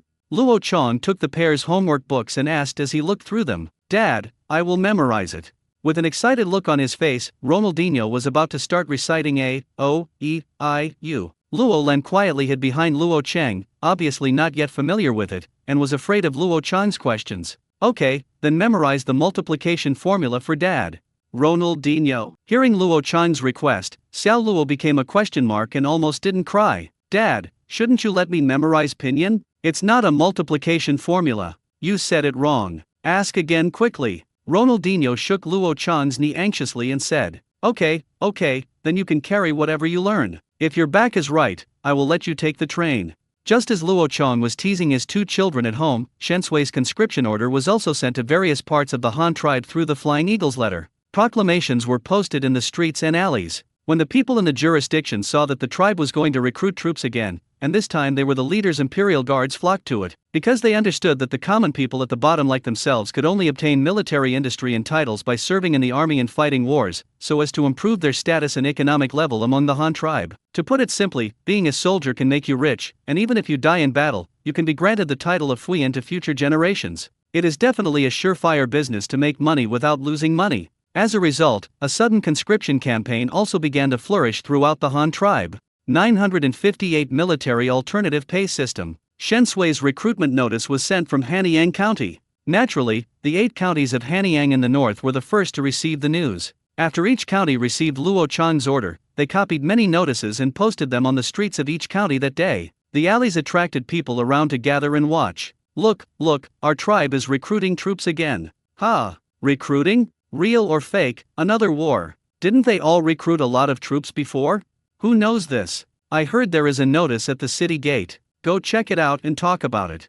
Okay, hey, wait, there seems to be one here. Who of you knows the words? Come and read it to everyone and see what is written on it. In Qianzhou County, Huaishan County, to the east of Hanyang County, a few people were just about to go to the county gate to read the recruitment notice when they suddenly found a new post notice on a street corner near them, so they immediately walked over and the literate people read it on the spot. Recruitment notice, to inform all the people of the Han tribe that the cannibals in the north are getting bigger and bigger. In order to prevent the cannibals from committing another crime and causing harm to the people of the Han tribe, the leader specially set up the forbidden army Shensguard to prepare to go north to attack the cannibals. He hereby recruits troops. Recruitment requirements: male, 16 to 25 years old, in good health and without disability, between 1.65 and 1.9 meters tall, strong, good eyesight, no criminal record, at least one heir, and those with archery experience. Priority will be given to those who can communicate proficiently in Chinese. Special note: all applicants will undergo a unified physical test and political review, and those who fail will be eliminated. This recruitment has extremely high requirements for vision, and the body of the person opposite can be clearly seen from 300 meters away. In this recruitment, Huaishan County has a total quota of 200 people, and Qianzhou County has a limit of 40 people. Interested parties should register at the county government office as soon as possible, and the recruitment deadline will be 3 days later. Han Tribe, Huaishan County, Qianzhou County, County Official Office Announcement Seal. As soon as a few people heard the announcement above, they were stunned, because there were too many things for them to complain about because of the content of this notice. First of all, conscription and so on are not rare, because they have been conscripted before, but they are all armies used to fight against people. The Han tribe is very powerful, and the leaders equip the soldiers with the best armor and the best weapons. Fighting with similar people, they are not afraid at all. But this time it's different. The Shens Guard who recruited troops this time actually has to face the cannibals, as well as the army of the cannibals with long hair. They have all heard of that kind of monster. It is more than 3 meters tall, full of muscles, quick movements, and powerful. The tribe once fought with that thing, but they fought all defensive battles.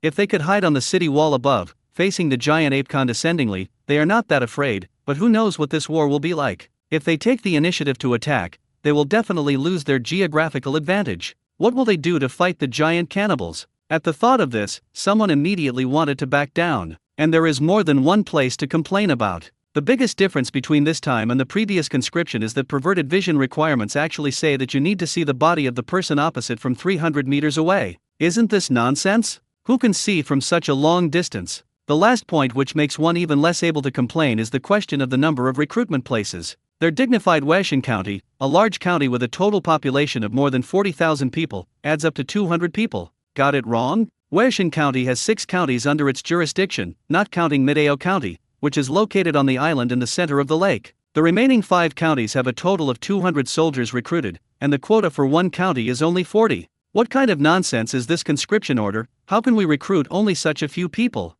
Assuming that the other counties of the Han tribe, like Huaishan County, only recruited 200 troops, then the dozen counties combined could only recruit more than 2,000 people. If we include the newly acquired Kiangsu Island, at most, only about 3,000 people survived. With about 3,000 people, how can we defeat the huge cannibals and defeat the monster ape of the cannibals? Chief, what's this? Not a joke. What is this? We only recruit 40 people in one county. Are you sure you read that right?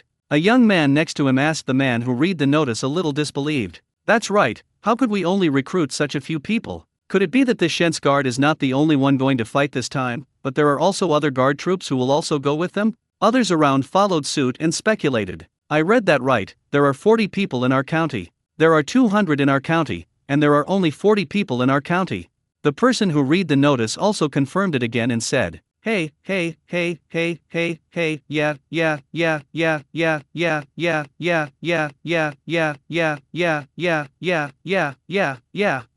yeah. A slightly older man also complained here that he himself was 28 and had already missed the biggest request to register, but this did not prevent him from watching the excitement here. Yes, the recruitment conditions this time are too harsh. Who can see people 300 meters away?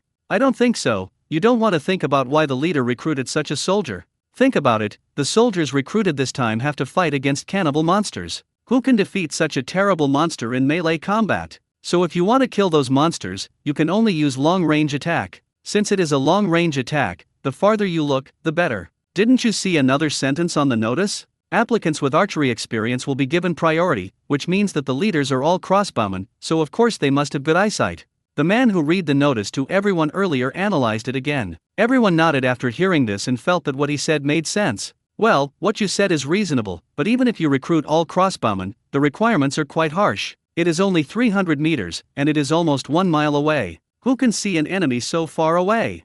This is not necessarily the case. While others were still complaining, another 17 or 18-year-old boy stood up and saw others looking at him. He continued to explain. In fact, if you only talk about vision, everyone should be able to see it, but in fact, whether you can see it depends on the environment. For example, when we go to the ground to plant rice, we have a wide view of the fields, all on the flat land, with an unobstructed view. Across the fields of several families, we can see neighbors in the same village. One family has dozens of acres of land, and several families have acres of land. It's more than 300 meters, it's not the same as seeing people. Of course, this refers to flat land and open land. If it isn't a forest and there are trees blocking the view, no matter how good the vision is, it still cannot be seen far.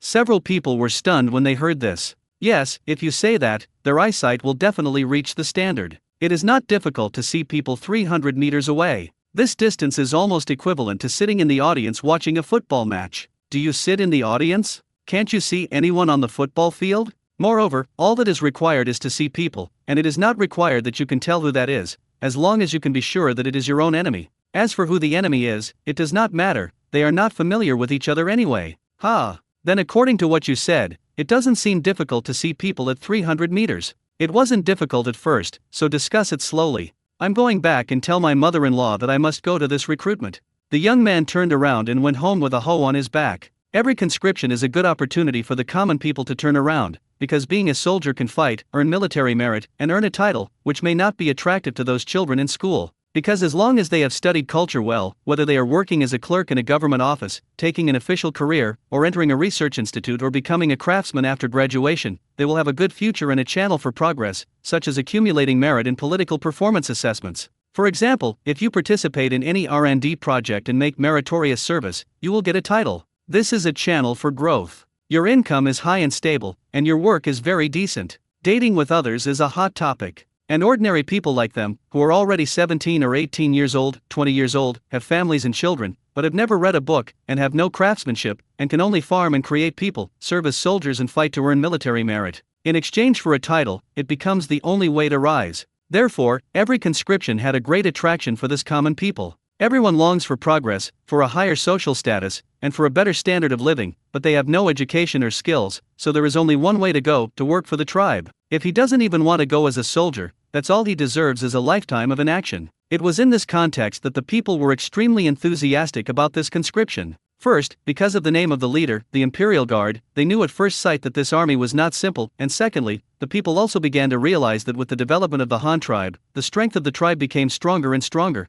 and I am afraid that the opportunities to go out to fight will become less and less in the future. If you don't seize this opportunity, you will probably regret it for the rest of your life. This does not mean that their families have no hope, but that their generation has no hope. If they have not become soldiers, they can only continue to be farmers who cultivate land and create people. The only chance to turn around is to become their own children. I can only urge my children to go to school well so that I can have a chance to turn around in the future. In short, a society must have a channel for the bottom to rise. If there is no channel for rise, then this society must be in chaos. This is a lesson learned from thousands of years of human civilization, no matter which human civilization it is. The people cherished this opportunity so much that on the day the announcement was posted, more than 50 people in Xianzhou County signed up to join the army. By the next day, the number of people who signed up to join the army in Xianzhou County had exceeded 200. Almost all the young adults who met the conditions signed up. However, the above limit was only 40 men, and the local government had no choice but to start various political reviews and assessments, hoping to screen out the best soldiers. The county organizes its own vision assessment. These farmers who have never read a book and do not need to write under the lamp can basically achieve the ability to visually identify other people's bodies at 300 meters. In order to better assess the true results, the county has also this distance is set to 2 gears, 400 meters and 500 meters, and then the target is asked to wear clothes of different colors. Let these people who took part in the assessment identify. As a result, it was indeed successful in swiping out a group, and the one who eliminated more than 200 people was left with the appearance of 150 or 60. However, it was much higher than the limit of 40, so the county could only continue to conduct assessments and eliminate them. The second round was about endurance, physical strength, and speed. To put it bluntly, it was about physical fitness assessment. There was nothing good about this. The simplest way is to run in a competition. After one round of racing, the number of people decreased again, and finally the number of people dropped to less than 100. Then followed another round of political review and investigation. Even the neighbors of the applicants had to be visited by the government to inquire about the person's usual behavior, character, etc. from their neighbors. As for whether they have any criminal records, they can be found in the government's own files. After this round of political review, the number of people was once again reduced to 80, but it was still twice the limit, so the county began to organize archery assessments again. The final round of screening was based on the number of rings obtained from the archery competition, and finally the final selection was made. The 40 winners are undoubtedly the soldiers of Shensui in the future. The selected soldiers were overjoyed, happier than the top scorers. The draft notices were sent to their homes, and their first month's military pay was also sent. All the recruits who enlisted were only 2 days old. After 2 days of preparation time, they will start to gather together, and under the arrangement of the county, they will be unified to Hanyang County. Many recruits were still confused after receiving their military pay and couldn't figure out why the money was paid. After asking, they found out that the salaries of soldiers are different from those of workers, teachers, etc. They finished their work. 1 month later, the salary will be settled at the beginning of the second month, while soldiers will get the money first and then go to the battlefield. This reflects the difference in the nature of the profession. If soldiers also work hard first and then get money, sometimes they may not be able to see the money until death. In order to avoid this kind of regret, the army will unify this month and pay the next month first, a system in which military pay is paid out 1 month in advance. Even during Luo Chang's previous life, he was used to this system, so he moved to the Han tribe. Recruits who get money are very complicated in their hearts. Of course, it is a good thing to get money. You can feel at ease. Even if you go to war with the army, your family will have money to eat and live a rich life. But the alternative salary system also reminds them all the time that they are going to serve in the army to fight. The meaning of first paying salary and then going to the battlefield is to tell them clearly that when they become this soldier, they may die at any time. If you're afraid of death, then don't take this money, don't be this soldier. Chapter 959, The New Recruits of Shen's Guard Gather. The conscription work in Huaishan County went smoothly. In just 4 days, the quota of 200 people was recruited. The 6 counties under Huaishan County, except Midao County on the island in the center of the lake, where all the other 5 counties contributed a quota of 40 people. This was almost the case in the 8 northern counties of the Han tribe. Hanyang County, Ruyang County, Liaoyang County, Nguye County, Xingdong County, Huaishan County, as well as Nanzang County and Dongzhen County to the south were all based on each county. 200 people were recruited according to the quota. The only difference was that the number of counties to which each county belonged was different, and the quotas allocated by each county were also different. Compared with the 8 counties in the north, it is relatively simple to recruit troops from the 3 counties of Hunghu in the grassland, because Kaiwan County, Zhangyu County, and Binhai County have no county seats at all. They all have only 1 county seat, which is actually the Han tribe. The garrison point is used by the herdsmen on the grassland to trade with the Han tribe. The people living in the city are basically herdsmen. More pastoralists governed by the Han tribe lived further out, but they all had fixed pastures. With the help of the Han tribe, these pastoralists had learned to manage pastures scientifically, and changed from nomadic pasture to fixed-point rotational pasture. That is to say, divide your pasture into several areas, let the cattle and sheep eat one piece of land first, and replant the pasture in other areas where they have eaten. When this land is eaten, drive the cattle and sheep to the grassland in another area, and rely on this method, changing them from a nomadic lifestyle to settlement, which is more suitable for the management of the Han tribe, and can also expand the scale of breeding and increase the number of livestock per unit of pasture, bringing more income to herdsmen so that they are no longer poor. The living standards of the herdsmen who took refuge with the Han tribe were improving at a rate visible to the naked eye. Therefore, when the Han tribe issued a conscription order, these herdsmen were also very active. The grassland herdsmen were born with warlike blood. This was because the environment they lived in was even worse. Although the Han tribe has created better living conditions for them in recent years, it still cannot erase their warlike character. In accordance with the requirement of recruiting 200 new soldiers from each county, the 600 soldiers from the 3 counties of Hunghu were fully recruited in less than 3 days. These people first took a boat to Kaiwan County to assemble, and then boarded a unified boat from Kaiwan County. Take a small flying fish to Hanyang County of the Han tribe. Being able to go to Hanyang County pilgrimage is also a great attraction to the herdsmen. Although Luo Chong has been to the 3 counties of Hunghu before, and some herdsmen have seen Luo Chong, they have not yet seen other counties and counties of the Han tribe, especially what does the leader's hometown look like and what life the people there live. Just in order to open their eyes and gain insights into the 8 northern counties of the Han tribe, they also want to be this soldier. As for whether they will die in battle, they don't care much, because they are used to that kind of life, and it is engraved in their bones. It was a bit more troublesome to recruit troops in Takumai Commandery, also in the south, not because no one signed up, but because there were too many people signing up. The population of Tuohei County is also very large, but this large population still only recruits 200 people, but there are hundreds of people who sign up. Therefore, in order to select qualified candidates, it took 3 days to conduct various assessments. After the recruits were selected, they boarded a small flying fish sailing ship heading north the next day and quickly went to Hanyang County to assemble.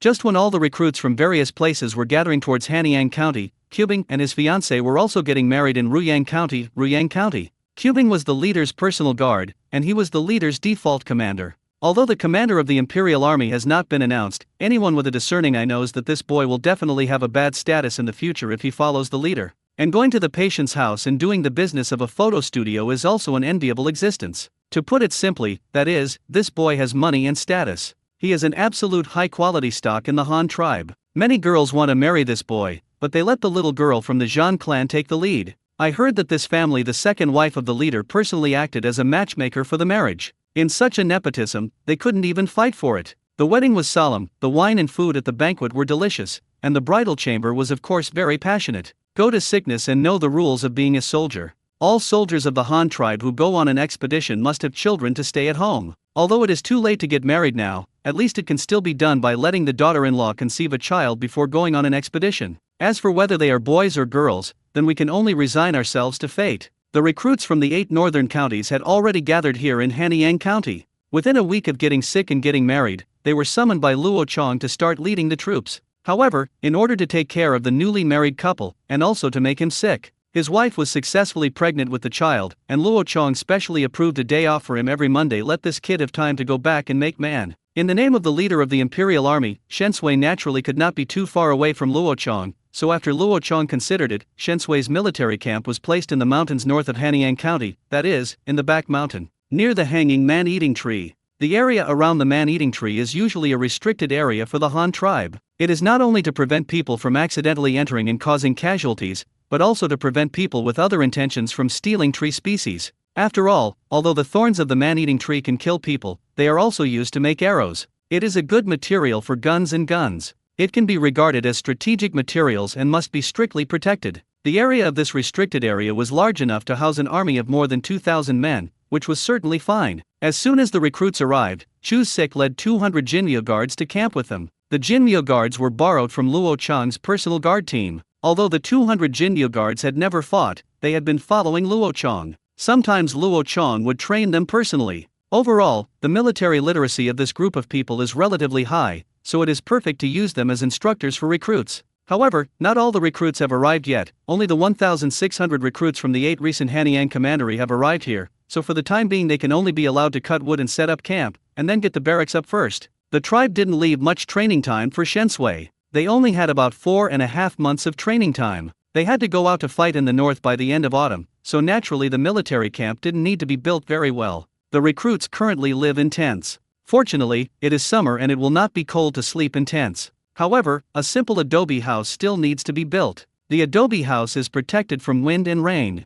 How can it be suitable to sleep for a few months temporarily? While the recruits from the south were still taking boats north, the Shensgard barracks here in Hanyang County had already been built in 7788. It was backed by Hanyang County and supported by several surrounding counties. The building materials here were almost it can be delivered at noon in the morning. In addition, the rammed earth house is simple to build, as long as the frame is built with wooden boards then use lowest to hammer the solid inside, so it is built very quickly. Half a month after the conscription order was issued, 600 herdsman recruits from the 3 counties of Hunghu and the southern grassland were the first to arrive at the dock in Weishan County. The reason why he came ashore from Weishan County was also specifically requested by Luo Chong, because Weishan County looked more prosperous. In addition to a shipyard in Liaoyang County, there were also some industries auxiliary to shipbuilding. There are not many other things that can be displayed, but Weishan County is different. Weishan County is not only an important material turnover station, but also the dock here is the only lighthouse in the interior of the Han tribe. In addition, there is also the first railway of the Han tribe here, and there are many things to display. Since these herdsmen from the grassland, it is an eye-opening idea, so how can Luo Chong not satisfy their wishes? A small flying fish clipper coming from Kaiwan County slowly docked at the dock in Weishan County. The recruits lined up to land from the trestle. As soon as they landed, they saw a row of loading and unloading berths like gantry cranes. The crane extended to the water at one end, and the rails laid on the shore at the other end. There are workers operating a crane powered by the Shinya 2, hoisting coke from the ship. After the huge iron basket is filled, they lift it directly to the other end of the gantry crane and dock above the train cargo box on the shore. They release the gate and make a crash. The coke weighing several tons automatically leaked into the train's cargo box. This loading and unloading method greatly improved the transfer speed at the dock, saving a lot of labor for the dock loading and unloading industry. The herdsman recruits who had just landed looked at the entire row of such giant cranes and were all stunned. Although their 3 cities on the grassland also had docks, they had never seen such an advanced lifting method. And the train made of steel on the shore, they had no idea what it was. Also, there is the tall white tower on the pier, which looks quite spectacular, except that it is daylight and the lighthouse is not lit, so they don't know the purpose of that tower either. They just know that it is beautiful and imposing. Everyone has it. We lined up and went to the train station to rest for half an hour. We let out the water when it was time to let go, and we took a rest when it was time to rest. If you want to buy something, it is sold at the station. Don't run around, don't leave the train station, and we will get there later. Board the train and head to the military camp. Yes. Got it. Brother, where is the toilet? I just queued up on the boat and got off the boat without waiting for me to get on. I can't hold it in anymore. Just as the recruits looked around at the bustling pier in front of them, the officer who had brought them to report suddenly shouted at them and guided the recruits towards the train station. The officers who brought them over were also from the 3 counties of Prairie and Hunhue. How could they have known about the toilets in Washington County? Fortunately, the official office in Washington County also sent temporary reception officials and immediately took them to the station. The newly built train station in Washington County has a large public toilet and an oversized waiting hall. It was actually renovated from the warehouse at the former pier. The green brick floor was repaved with a lot of benches inside. The warehouse there is also a ticket gate renovated at the door, but basically no one will buy tickets. Most of them are still used for train service offices. Each train is recorded, as well as the amount of cargo loaded on the train. As for selling tickets, that's just a side job for them. They lined up to release water in the public toilet at the station, and the other recruits started to spin around the train station. Almost no one was sitting honestly in the waiting hall. One was because they were curious, and the other was because they had been sitting on the boat for a week, sitting in the narrow cabin every day. I have long been suffocated, and now of course I have to move my legs and feet when I get ashore. Because today the government knew that new recruits would come and specially open the canteen at the station for them to eat. After someone knew that there was food sold here, they immediately rushed to the canteen and took a long-distance sailing boat. Because the fuel on the boat was limited, it was not convenient to make a big pot rice, so they basically eat dry food every day. Now that they have hot food, they will naturally not let it go. The canteen at the train station is a bit like a buffet. You need to go to the counter and use the money to buy a card made of bamboo, which says how much it costs per person, and then you can use the bamboo chips to make rice. The staple food includes steamed buns, rice, steamed buns with mixed noodles, pot stickers, and boiled corn cobs. The soup includes egg soup and mutton soup. The dishes are also mainly beans, cabbage, loofah, tofu, and mutton. They are all home-cooked dishes of the Han tribe, but for these grassland herdsmen, it is very fresh. They usually eat more dairy products, there are basically no soy products, and there are very few vegetables and the like, such as these stir-fries in the canteen. They have never eaten them all. Because it was for entertaining soldiers, there was no charge for opening the canteen to the recruits this time, but they only specifically told them to take as much as they ate and never waste it, otherwise they would be dealt with by military law. These herdsmen are all living a hard time, and they will not waste food even if they don't have to give instructions. However, the first time they eat such stir-fries, they are all young adults in their 20s, so they will inevitably eat more. Herdsmen, tasting the delicacies of the north, squatted at the door of the canteen and watched the tracks and trains outside, the long train still loading and unloading goods. Why is this called a train station? Who knows what a train station means? Does it have anything to do with the iron car in front of you? I don't know why there is no such thing on our grassland, and I don't know what this thing is used for. What else can it be used for? Didn't you see anyone loading things from the ship when you just landed? This should be a truck pulling goods, but such a big or long truck can catch up with several sailing ships. How many cows and horses do it take to pull it? I don't know who thought of it. The idea actually created such a monster. Just as the herdsman recruits were discussing the train in front of them, a sudden whistle roar in the distance caught everyone's gaze. Woo woo woo woo. Not far to the north of the station, a train with a big red flower hanging on the front of the train spit out black smoke and steam and slowly drove towards the merging line in the station. When the recruits saw this, they were so shocked that the food in their mouths fell down. Oh my god, this is really a monster. Why can this thing run so fast without the traction of cows and horses?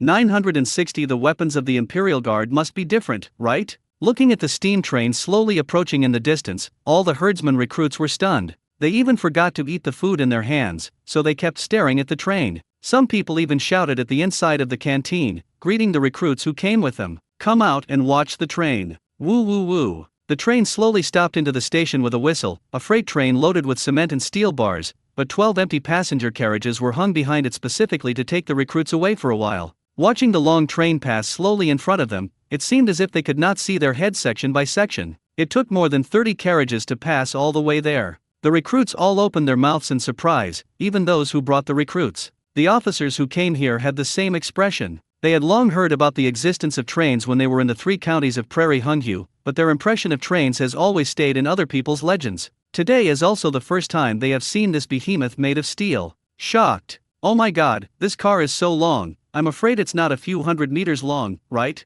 Why can such a big car run without the traction of cows and horses, and no one has been seen yet? How is this thing controlled? Could it not run itself? Stop teasing. According to you, is this big guy made of steel still a living creature? How possible? Could this be a train? Otherwise, why would such a train run here? The place we stay in now is called the train station, right? Train, is it a car that burns fire? Just now I seemed to see smoke coming from the round front of the car. Could it be that it was called a train because of this? The recruits discussed with gibberish, and the officer who was leading the group next to them also came over and explained to them. Yes, this is the train of our tribe. It is made of steel and can run by burning charcoal. It can pull several cargo ships. It is known as a land transport ship. This train can hold several ships. The goods that can be loaded are the latest means of transportation developed by our Han tribe. Currently, there are only such trains between Xingdong County and Huaishan County.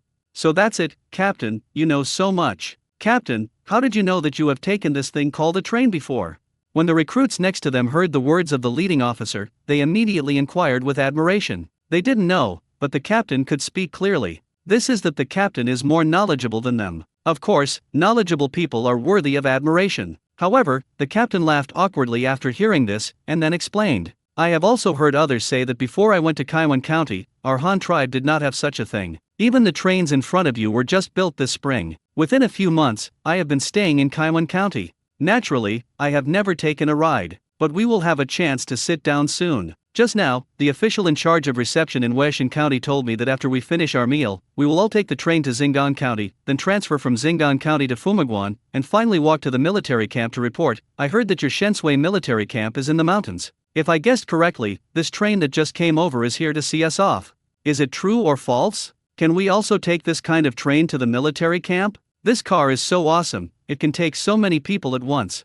Hey, you said, since this train can pull so many things without cows and horses, can our cows and horses still be sold in the future? Because this group of recruits were all herdsman connections, it was natural to think of the cattle and horses on which they depended after seeing the train. Before the emergence of trains, large livestock had always been strategic materials. They not only served as the main force for transportation, but also for combat purposes. However, now, the Han people have fast sailing ships in the water and can pull them on land. There are many trains, so will the Han tribe still need cattle and horses? This is something closely related to their lives, and it is inevitable that the herdsman recruits will think a little more. Don't think so much. Cows and horses are definitely still needed. Even if you don't pull carts, you still need to use cattle for farmland. Horses are still the main land-borne livestock in most counties of the Han tribe. Even if there is really no need to use them one day, horses are used to pull carts, so the tribe's cavalry always needs them. No matter what day it comes, the horses will not be eliminated. You guys worry too much. Hearing the recruits discussing whether the Han tribe no longer needed cattle and horses, the officer leading the group quickly analyzed and explained, hoping that the recruits would not have random thoughts and cause unnecessary trouble. It would be bad if these herdsmen were made to become psychologically alienated from the Han tribe. Well, what the captain said makes sense. Cows and horses will never be eliminated. Even if there is a day when they are eliminated, they will definitely have other uses, such as producing milk. If it doesn't work, you can still eat beef and sell cowhide. Why do you talk about this? Aren't you talking about whether you can let us take the train? They have all become soldiers, and they will work hard to earn military pay from now on. Why do you still think about these things, whether they are there or not? Yes, Captain, when can we set off for the military camp? The officer leading the group saw that the recruits' attention had shifted to the train again, and he immediately breathed a sigh of relief, and then said, You guys, hurry up and eat. I'll go find someone to ask first. This train may take 2 or 3 hours. You should be mentally prepared first. The officer dropped these words and left with his own meal. The 2 or 3 of them cleaned up the remaining meal, and then went to the clerk in charge of reception and asked about the departure time for a while. There are only 2 trains running on the Sino line, both of which currently stop at the train station in Ozan County. The train that was loading before is the Sino No. 1 train, which is now filled with 6 carriages of lime and coke. There are still more than a dozen carriages of goods to be loaded. However, in order to transport this group of recruits, the No. 1 train will not wait any longer, and the station staff are realigning the road and hooking the carriages for the No. 1 train. Car No. 1 only transports the 6 newly filled carriages this time, as well as the 12 passenger carriages just delivered by car No. 2. A total of 18 carriages are assembled. After the carriages are mounted, the front of the carriage can be refilled with water and coal, and the train can start immediately.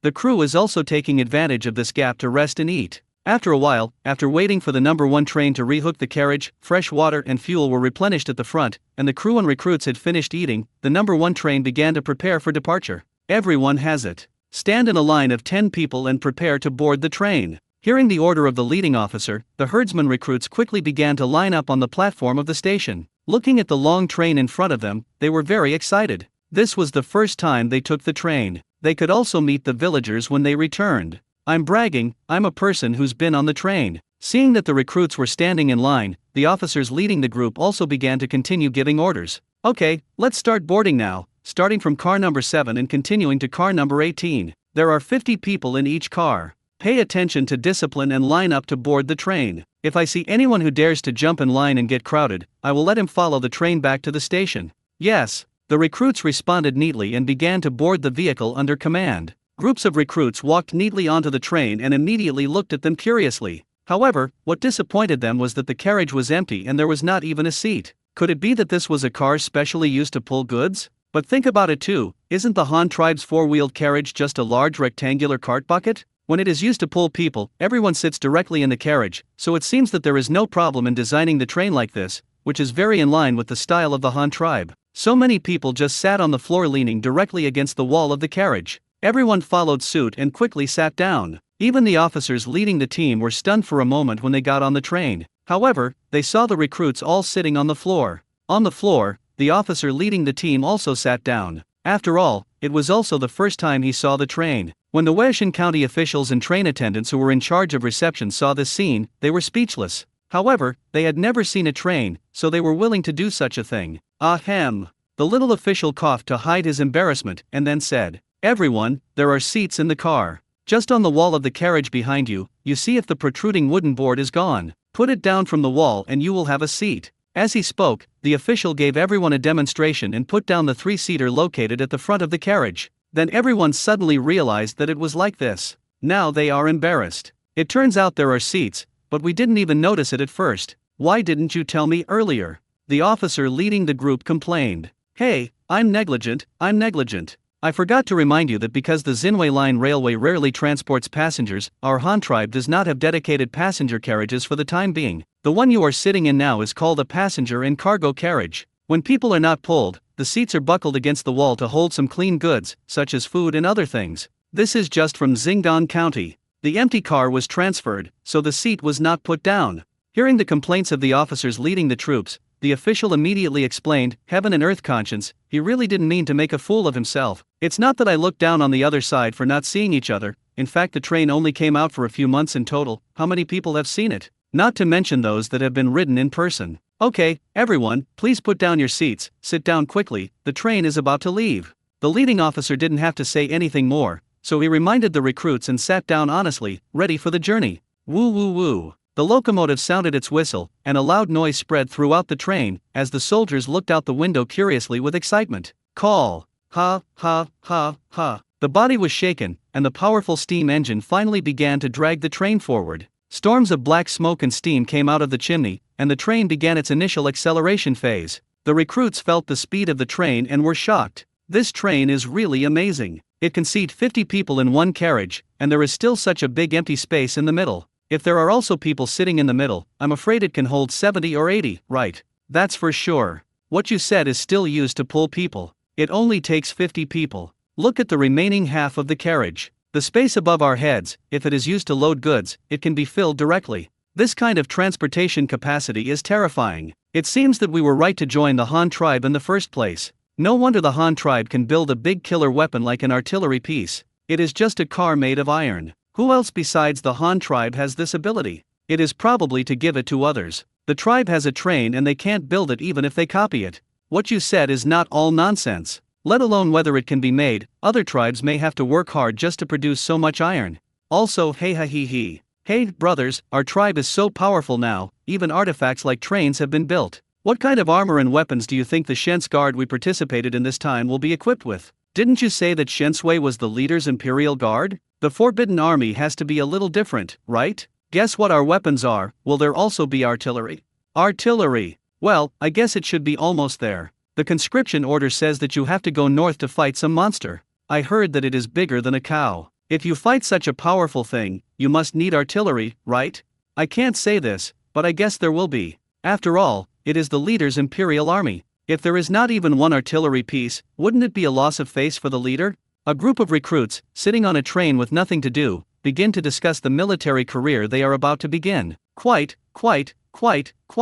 The wheels pressed against the joints of the rails and shook one after another, but the recruits did not take it seriously at all. The wheels made of wood were still creaking. Even the wheels of the train were made of iron. Isn't it normal to bump and bump when running? At that moment, the recruit, who had been staring out the window, felt something and immediately said to everyone, "Everyone, look outside. Do you think this train is running faster than a horse?" Ha! Everyone saw that this was indeed the case. The speed of the train was more than 20 kilometers per hour, which was indeed higher than the speed of horses running. Of course, if it was a war horse sprinting, it could run 70 to 80 kilometers per hour in a short period of time, but that extreme sprint speed can last up to about 1 kilometer, and the horses will start to get tired. Although the train cannot run at that speed, it is better than lasting. With enough water and coal pipes, it can run at this rate all the way. Everyone was impressed by the speed and transportation capacity shown by the train. What impressed them even more was the development speed of the Han tribe. I heard that since Luo Chong became the leader of the Han tribe, it has not been more than 10 years. It has developed from a small tribe to the point where it is now so powerful. The Xinwei No. 1 train did not have any malfunctions in the bloody half lane. As usual, it arrived at the midpoint of the trip, Xingdong County Railway Station. It was already evening when the train arrived in Xingdong Commandery, and the recruits stayed in Xingdong Commandery for another night, then began to march on foot the next day, south from Xingdong Commandery, all the way through Fumaguan, and finally arrived at the Shensui garrison in the mountains north of Hanyang County. Half a month has passed since the conscription order was issued to each county. The simple military camp of Shensui has been completed, and the recruits have been assembled. There are 1,600 people from the 8 northern counties, plus the grassland and Hunju counties. There are 600 herdsman recruits, which is already 2,200. The 200 recruits from Tuohei County, which is the farthest away, have not yet arrived. However, a batch of Shensui's weapons had already been produced, and they arrived at Shensui's military camp together with herdsman recruits. Chapter 961. The new weapon was guessed by the recruits? Just the day after the arrival of the 600 herdsman recruits, 200 recruits collected from Tuohei Commandery also arrived in Weishan Commandery, and the 200 men likewise took the train to report first in Xingdong Commandery, and then temporarily from the warehouse in Xingdong Commandery, escorted a team of wagons filled with wooden boxes, and headed toward Shensui's barracks together. The wooden box is not painted on it, and the nails are very simple. It is not the common household wooden box. This box is as rough as picking up a few wooden boards and splicing them together. Not to mention that the surface is not painted, not even shavings are polished. None, the only ones with some color are the lines written in dark green paint on them. Standard rifle *10. Accessories included sword type double-edged lance *10, magazine *200. Standard type 1 shotgun *10. Connotation accessories sword type double-edged spear stab *10. Standard type 1 shotgun, short, *20. Connotation accessories single soldier multifunctional hunting knife *20. The entire convoy of boxes like this, which contained more than 300 boxes and dozens of carriages, did not at all make those recruits happy, but confused. Hey, brother, what do you think this is? Isn't it just a weapon to equip us, right? Look at what's written on it, it's either a gun or a knife, and there are so many words that you don't recognize.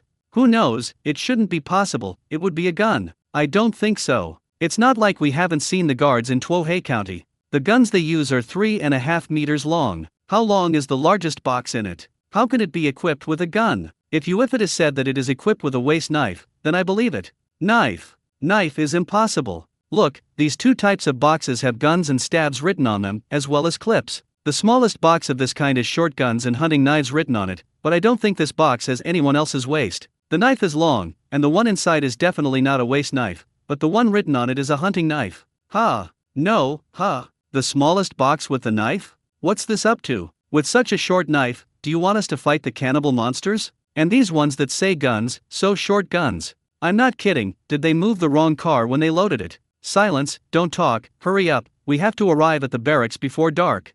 Just as the recruits were having a good discussion, the shouts of the officers led by Shensui suddenly came from the front of the team. Everyone suddenly became silent, all curled their mouths, and then accelerated silently. The army is a place that emphasizes discipline. These recruits who have not even entered the gate of the military camp cannot be regarded as soldiers for the time being, so it is normal to have this reaction. With everyone speeding up, they arrived at Shensui's military camp very peacefully. However, these recruits from the south obviously had no idea about the terrain here. They only knew that it was a mountain, but they did not know that the mountain was only 20 or 30 miles away from the birthplace of the Han tribe. The leader of their tribe lived nearby. Only the recruits from the 8 counties of Hanyang knew what this place meant to the Han tribe. Dozens of wagons drove into the barracks, and the leading instructors who came by the king's guards personally led the recruits to unload their goods and put all the wooden boxes containing the arms into the newly built warehouse for storage. Those recruits who arrived early were equally shocked when they saw the words on the wooden box. Such a short wooden box, this fucking gun. How could this gun be that short?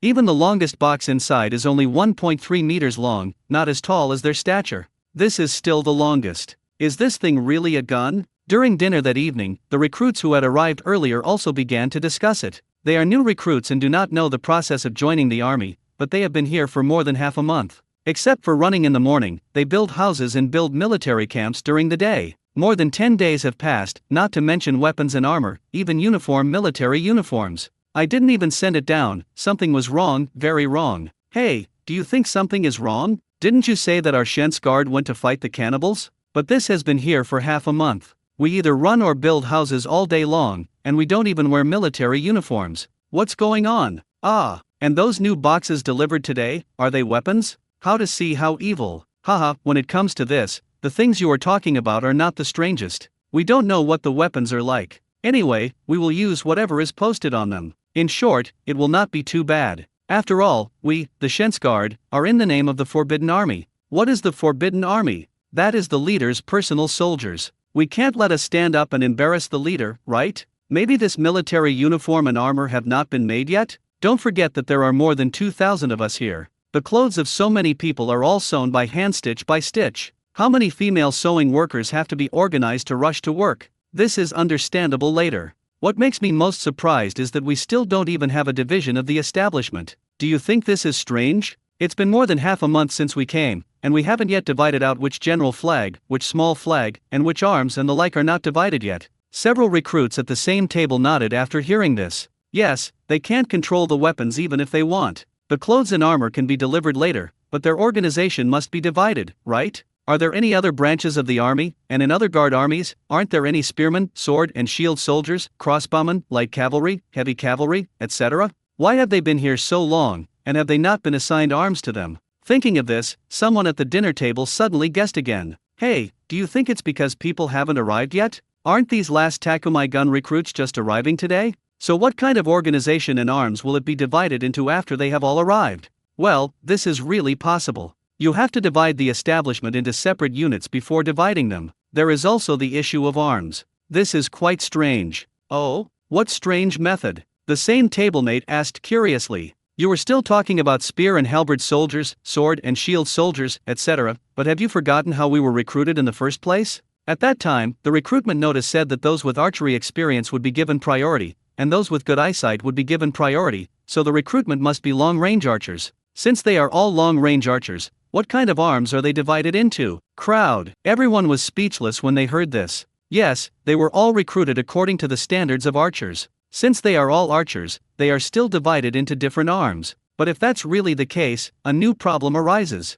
What you said makes sense, but according to what you said, the problem is even greater. Since they are all crossbowmen, why didn't you see a divine arm crossbow or a longbow as the weaponship this time? Those wooden boxes, it contains all guns and knives, and it is still such a short gun. Everyone was speechless again when they heard this. Yes, this matter became more and more complicated as they analyzed it. They were really confused by the above wave of operations. I read it today. What is written on it is a standard rifle, and what other standard bullets and guns are there? Hey, you said, it is still a gun so short. What kind of sword-shaped double-edged stab is written on it? What exactly is this? Is it the kind of heavy arrow with the head and barrel separated and assembled? It is the kind of heavy arrow that is like a short spear fired with a bed crossbow. If this thing is used, can it make sense? It is short, a gun, and a long-range weapon. A bed crossbow is very lethal, so it is definitely suitable for attacking cannibal monsters, and it is also suitable for our long-range weapons. Are all the shooting arms facing each other? After hearing this, everyone was speechless again. Listening to this, it made some sense,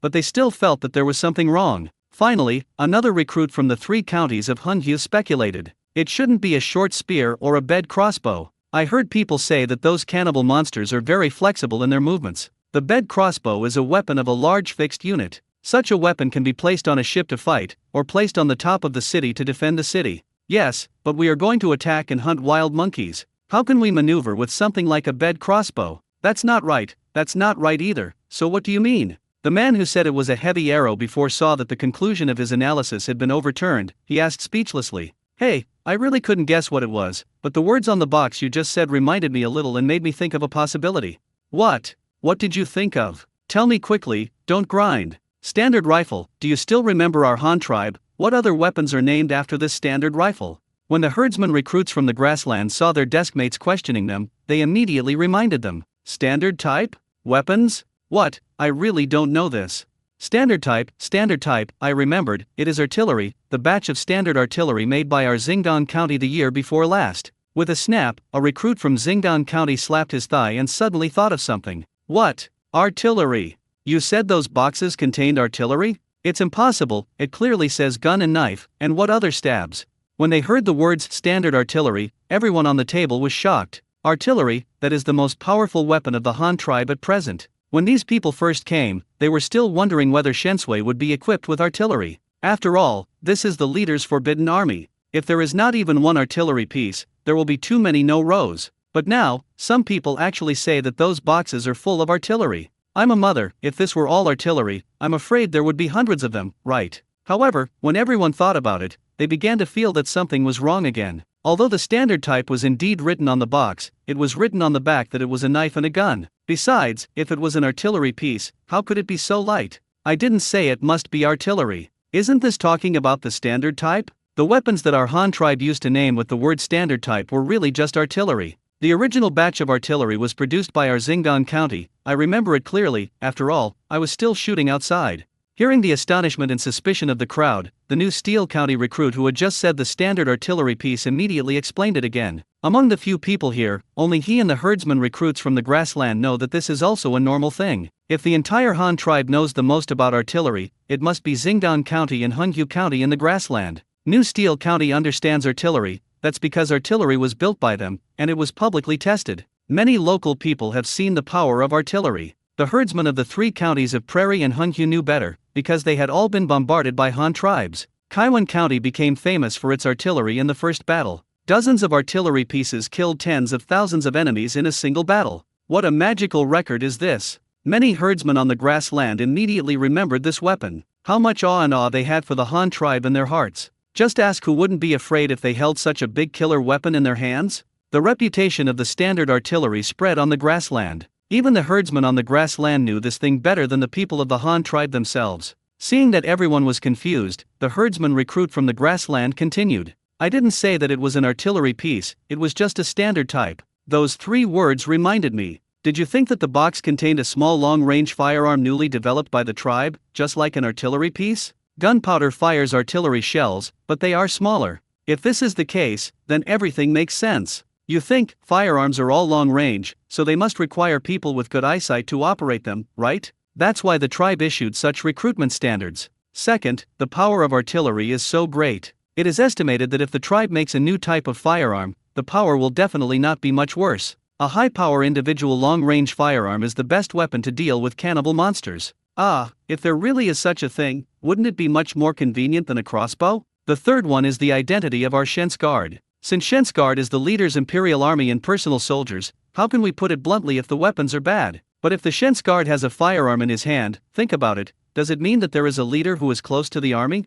When a few people heard this, they all widened their eyes, right? Why didn't they expect it? Tisk, it's still caused by rigid thinking. Their speculation has always been stuck on the existing weapons and equipment of the Han tribe, but in fact the tribe has been making rapid progress. Like the train they've just been on these 2 days, have they seen it before? Don't say they've seen it, they don't even dare to think about it. Who would have thought that the tribe had built such a powerful means of transportation, and they all caught up with sailing on land. In just over 2 years, the Han tribe had even built a train, so there was nothing impossible about miniaturizing the artillery into a powerful firearm that could be used by a single person. In the Han tribe, there is nothing that the leader cannot figure out, only things that they cannot even think of. Their brains are not at the same level as the leader's brains. After dinner, this guess that best suited the current situation quickly spread throughout the military camp as if it had wings. The statement that the new wooden box contained new firearms also penetrated into everyone's heart. Someone actually guessed the weapon they were about to equip, something that even Cubing and the instructors of the Kingsguard didn't expect. Cubing, who heard the news, couldn't help but laugh. Since this group of recruits had guessed it, and everyone was here today, they should have a showdown with these recruits directly. Anyway, they will definitely know it tomorrow. Thinking of this, Cubing immediately said to the soldiers who followed, "Go notify each instructor and ask them to lead the recruits to the school field to gather, and say that their commander will give them a lecture." Promise. Chapter 962, the first lecture of Chu Sik. The recruits had just had dinner and were still some time away from going to bed. Hearing the call from the commander, they immediately began to gather at the school. This was the first time that many of them met their own commanders. The school field was quickly filled with people. 2,000 or so people were not too many. They lined up in a dense formation, that is, a row of 70 people. 35 rows in front and back were enough. When they got together, the area was only 2 or 3. The classroom is only as big as a classroom. When Cubing stands on the dotted platform above, his words can be heard by everyone. Cubing first walked back and forth on the stage for 2 laps, glancing at the recruits below. When everyone calmed down and looked at him, he stood still and shouted loudly, "I am the commander of the Shens Guard appointed by the leader. Siak Cubing is also the person who will live and fight with you from now on. Today, all the recruits of our Shens Guards have finally arrived. You come from various counties and counties of the Han tribe. I feel honored that we can all come together to fight side by side. In particular, we are also the leaders Pro-Army and the Forbidden Army of the Han tribe, the ace troops of many guard services, and you are all members of this force." After a little pause, Cubing shouted to the bottom again. "Just now, your instructor reported to me that everyone was discussing 3 things. First, why are your military uniforms and armor not distributed until now? Second, why are your military uniforms and armor not allocated to you until now? Third, what exactly are the wooden boxes shipped today?" The recruits were very uneasy when they heard the cry of going to the hospital. They didn't know what their commander meant by mentioning this now. Was he going to give them a show of power and punish them for the crime of making false claims about military affairs, or was he going to announce the answer and tell them the truth? Fortunately, Cubing did not whet their appetite, and then told the truth. "I know that everyone has traveled thousands of miles and gathered here to serve as soldiers, but it is different from what was expected, so I feel very panicked. Now I will answer these hot topics for you. First of all, there is the issue of your military uniforms and armor. Our Shens Guard is a special army. From top to bottom, from the inside out, it is different from other guard armies. For example, the issue of military uniforms and armor, we Shens Guards have no armor. The military uniforms of other guards are all crimson, but our military uniforms are pine branches green. I don't know what color the military uniforms are. You can look at the pine trees around the camp. It is precisely for this special reason that we are given military uniforms. Even the cloth has to be readied, which takes some time, but you don't have to worry when the leader comes to inspect tomorrow. He will bring all their military uniforms and equipment." Buzz. As soon as the words to go to the hospital were finished, the array of recruits below exploded, and the soldiers all started discussing fiercely. "What, our Shens Guards actually don't have armor? How can this be done without armor? How can we block the opponent's attack without armor? Why are we wearing green military uniforms? This color is really not as good looking as red. You can't even tell where the person is when you stand in the woods. How can we deter the enemy?" Just now, the commander said that it is different from the inside out, from top to bottom. The military uniforms are different, and there is no armor. I am very curious about what our weapons are now. It is not really a new firearm for everyone, right? Hey, it must be the leader's idea. Such a big thing is not something that the commander of our Shens Guard can make the decision. Since it is the leader's idea, then we just need to do it. A smart god like the leader will definitely not. We are too bad. After all, we are also the leader's own army. If our equipment is poor, the leader himself will have no face. That's right. Duan. A loud gong sounded on the stage. Silence. The instructor shouted loudly, and the recruits all immediately shut up and calmed down again, and then went to the hospital before continuing to speak. "Everyone, be quiet, don't talk, continue to listen to me. There is no armor, it is just for other guards. Relatively speaking, our Shens Guards have no armor, which does not mean that the leader will let us die, but because of our tactics. It's completely different from other armies. Let's talk about the establishment issue below. Our establishment is also different from other guard armies. They have large establishments such as small flags and general flags. Even the smallest small banner establishment has 12 people in a small banner, and we are a small army mainly composed of squads, platoons, companies, battalions, and the smallest unit has only 9 squads. This is mainly changed due to different tactics. Regarding the establishment, after the military uniforms are issued tomorrow, I will disrupt you according to your household registration, and then temporarily establish a temporary establishment for a training period. During this training period, it is mainly to allow everyone to master your weapons proficiently, and then according to the first stage of training and assessment, to allocate arms to you. During this stage, you will mainly learn the use of 2 weapons, which one is better, which branch of soldiers will be in the future. After the first stage of training is over, I will reorganize you again based on your assessment results. The reorganized establishment will be your formal establishment in the future, and then start the second stage of training. This stage, the training objectives mainly lie in tactical integration. One is to make you familiar with your future comrades and cultivate tacit understanding, and the other is to conduct tactical training. The last one will talk about the weapons you are most concerned about. At this point, Cubing smiled, and the recruits below also looked at him eagerly. Just now, I heard a lot of comments reported by your instructors. Some people said that the boxes shipped today contained large crossbows and arrows, and some said they contained short spears and shotguns. What's more, some people speculated that it was a new type of firearm inside. Ha ha ha ha ha. When he said this, Cubing couldn't help laughing, and then he shouted loudly. Actually, some of you guessed it right. The box contains the weapons you are about to equip, and they were just developed by the tribe last year. Individual soldiers hold new gunpowder long-range weapons. Buzz. Hearing the news that the sick officer announced the new firearms, even though there were instructors maintaining order, these recruits could not help but discuss excitedly. Oh my god, it's really a firearm, and it's held by a single soldier. It can be something, not a trumpet hand cannon, and I don't know how powerful it is. Ha ha ha, whatever I say, I guess it must be a new type of firearm, because the 3-word standard type are specially named for artillery by our tribe, so these new weapons must be related to firearms. You are so awesome that you really made you guess correctly. Hey, that's a must, and don't look at who I am. If everyone had a firearm, then our Shen's guard would be so powerful. It is worthy of being the forbidden army of the Han tribe and the leader's own army. This equipment is definitely a platoon when taken out. Hey, you only noticed that the commander said that the new weapons are firearms, but you didn't notice that there are several new weapons. What? How do you say this? Didn't you hear the commander just say that arms should be divided? Since there are still arms, this means that we also have at least 2 new types of firearms with different functions, such as spear and halberd soldiers and sword and shield soldiers. These are 2 arms with different weapons. Well, it makes sense. Our tribe is really awesome. They have been researching new weapons since last year, and there is more than one of them. What's this? It doesn't matter who our leader is. We now even have artifacts like trains. What else is impossible? 2. After the soldiers discussed for a while, the excitement calmed down, and the gong was knocked again. When everyone calmed down, Cubing shouted loudly again. I know everyone is very excited because you will be the first army of the Han tribe to be equipped with pure firearms to fight. I am also very excited because I am the leading general of the first army of the Han tribe to be equipped with pure firearms.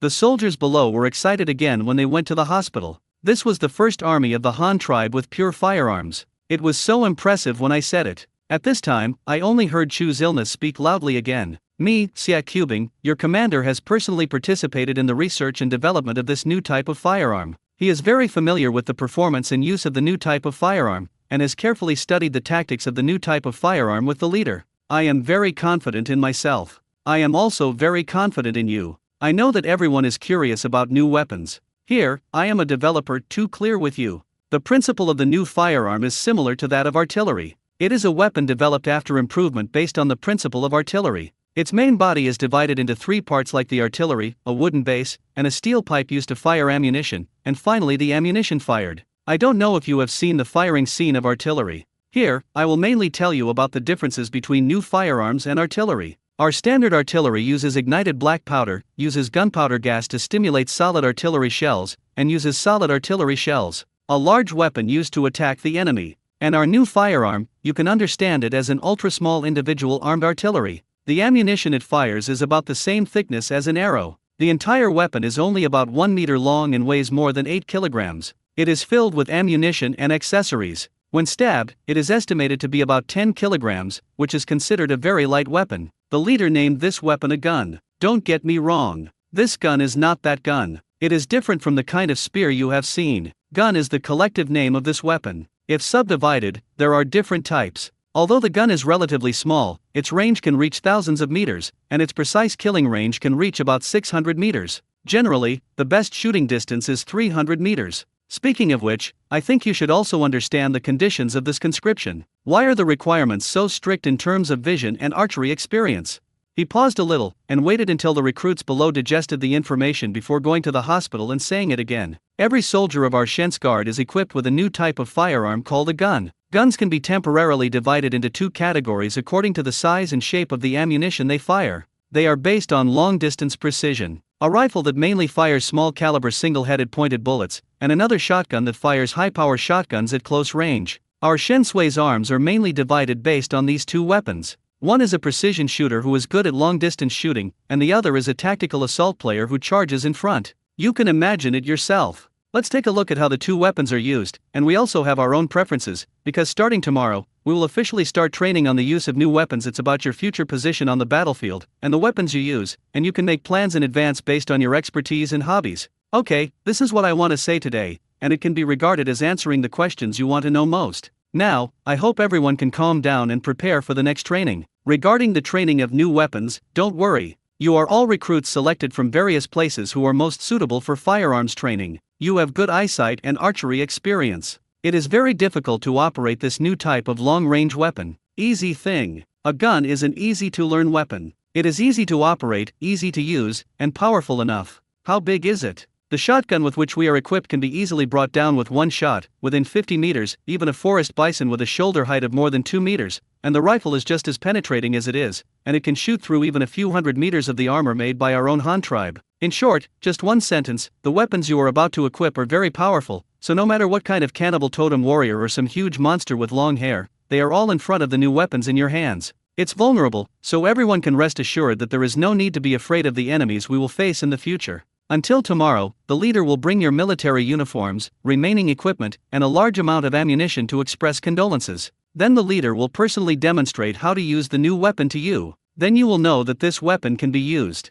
How simple it is much simpler than the divine arm crossbow used in our other guard armies. I assure you here that as long as everyone present does not admit that they are fools, you can learn how to use new weapons that day, and then there will be hard practice. As for what arms you will be assigned to in the future, which weapons are mainly used, you don't count what you say, and you don't count what you say. It all depends on your assessment results after the first stage of training. Okay, that's all I have to say. Each team should be brought back to rest by the instructor. When the announcement about going to the hospital and the future training syllabus of Shensui were all finished, and the instructors took the recruits back to the dormitory to rest, the recruits were still discussing fiercely what they had just said when going to the hospital. Gun, a new type of firearm operated by one person and powerful, began to appear in everyone's mind in various shapes. Everyone was fantasizing about what this weapon would look like and how to design it to be easier than the operation of the divine arm crossbow, even simpler. At the same time, everyone is also looking forward to the arrival of tomorrow's leader. By tomorrow, their military career will officially begin, with new military uniforms, new organizations, new weapons, new tactics, powerful enemies, and a stronger self. Just thinking about it makes people look forward to it. 963 Rationing of training ammunition for Trenchen humanity. Just as the recruits of the Shensguard were discussing what the new muskets really looked like, many people were busy in Hanyang City, 20 or 30 miles away from them. It was already dark, but Luo Chang's personal guards were still carrying calcium carbide lamps and busy loading trucks. Countless military uniforms, military boots, quilts, mats, military caps, helmets and other military supplies were being loaded quickly, and all kinds of firearms and ammunition produced by the small ammunition workshop in Hanyang City were also inspected and loaded at checkpoints. There was also a group of personal guards checking the condition of the horses and vehicles. They are Luo Chang's personal guards. Although they don't have to fight, these people are responsible for Luo Chang's daily food, clothing, housing, transportation, and personal safety. For example, every time Luo Chang travels, although he, the leader, has already slept at home, the personal guards must be fully prepared for this trip. This is necessary and should be, because Luo Chang is the leader of the Han tribe. His personal safety is not only related to Luo Chang's own family, but also to the life and death of hundreds of thousands of Han tribes and the future development of the tribe, so he is not careless at all.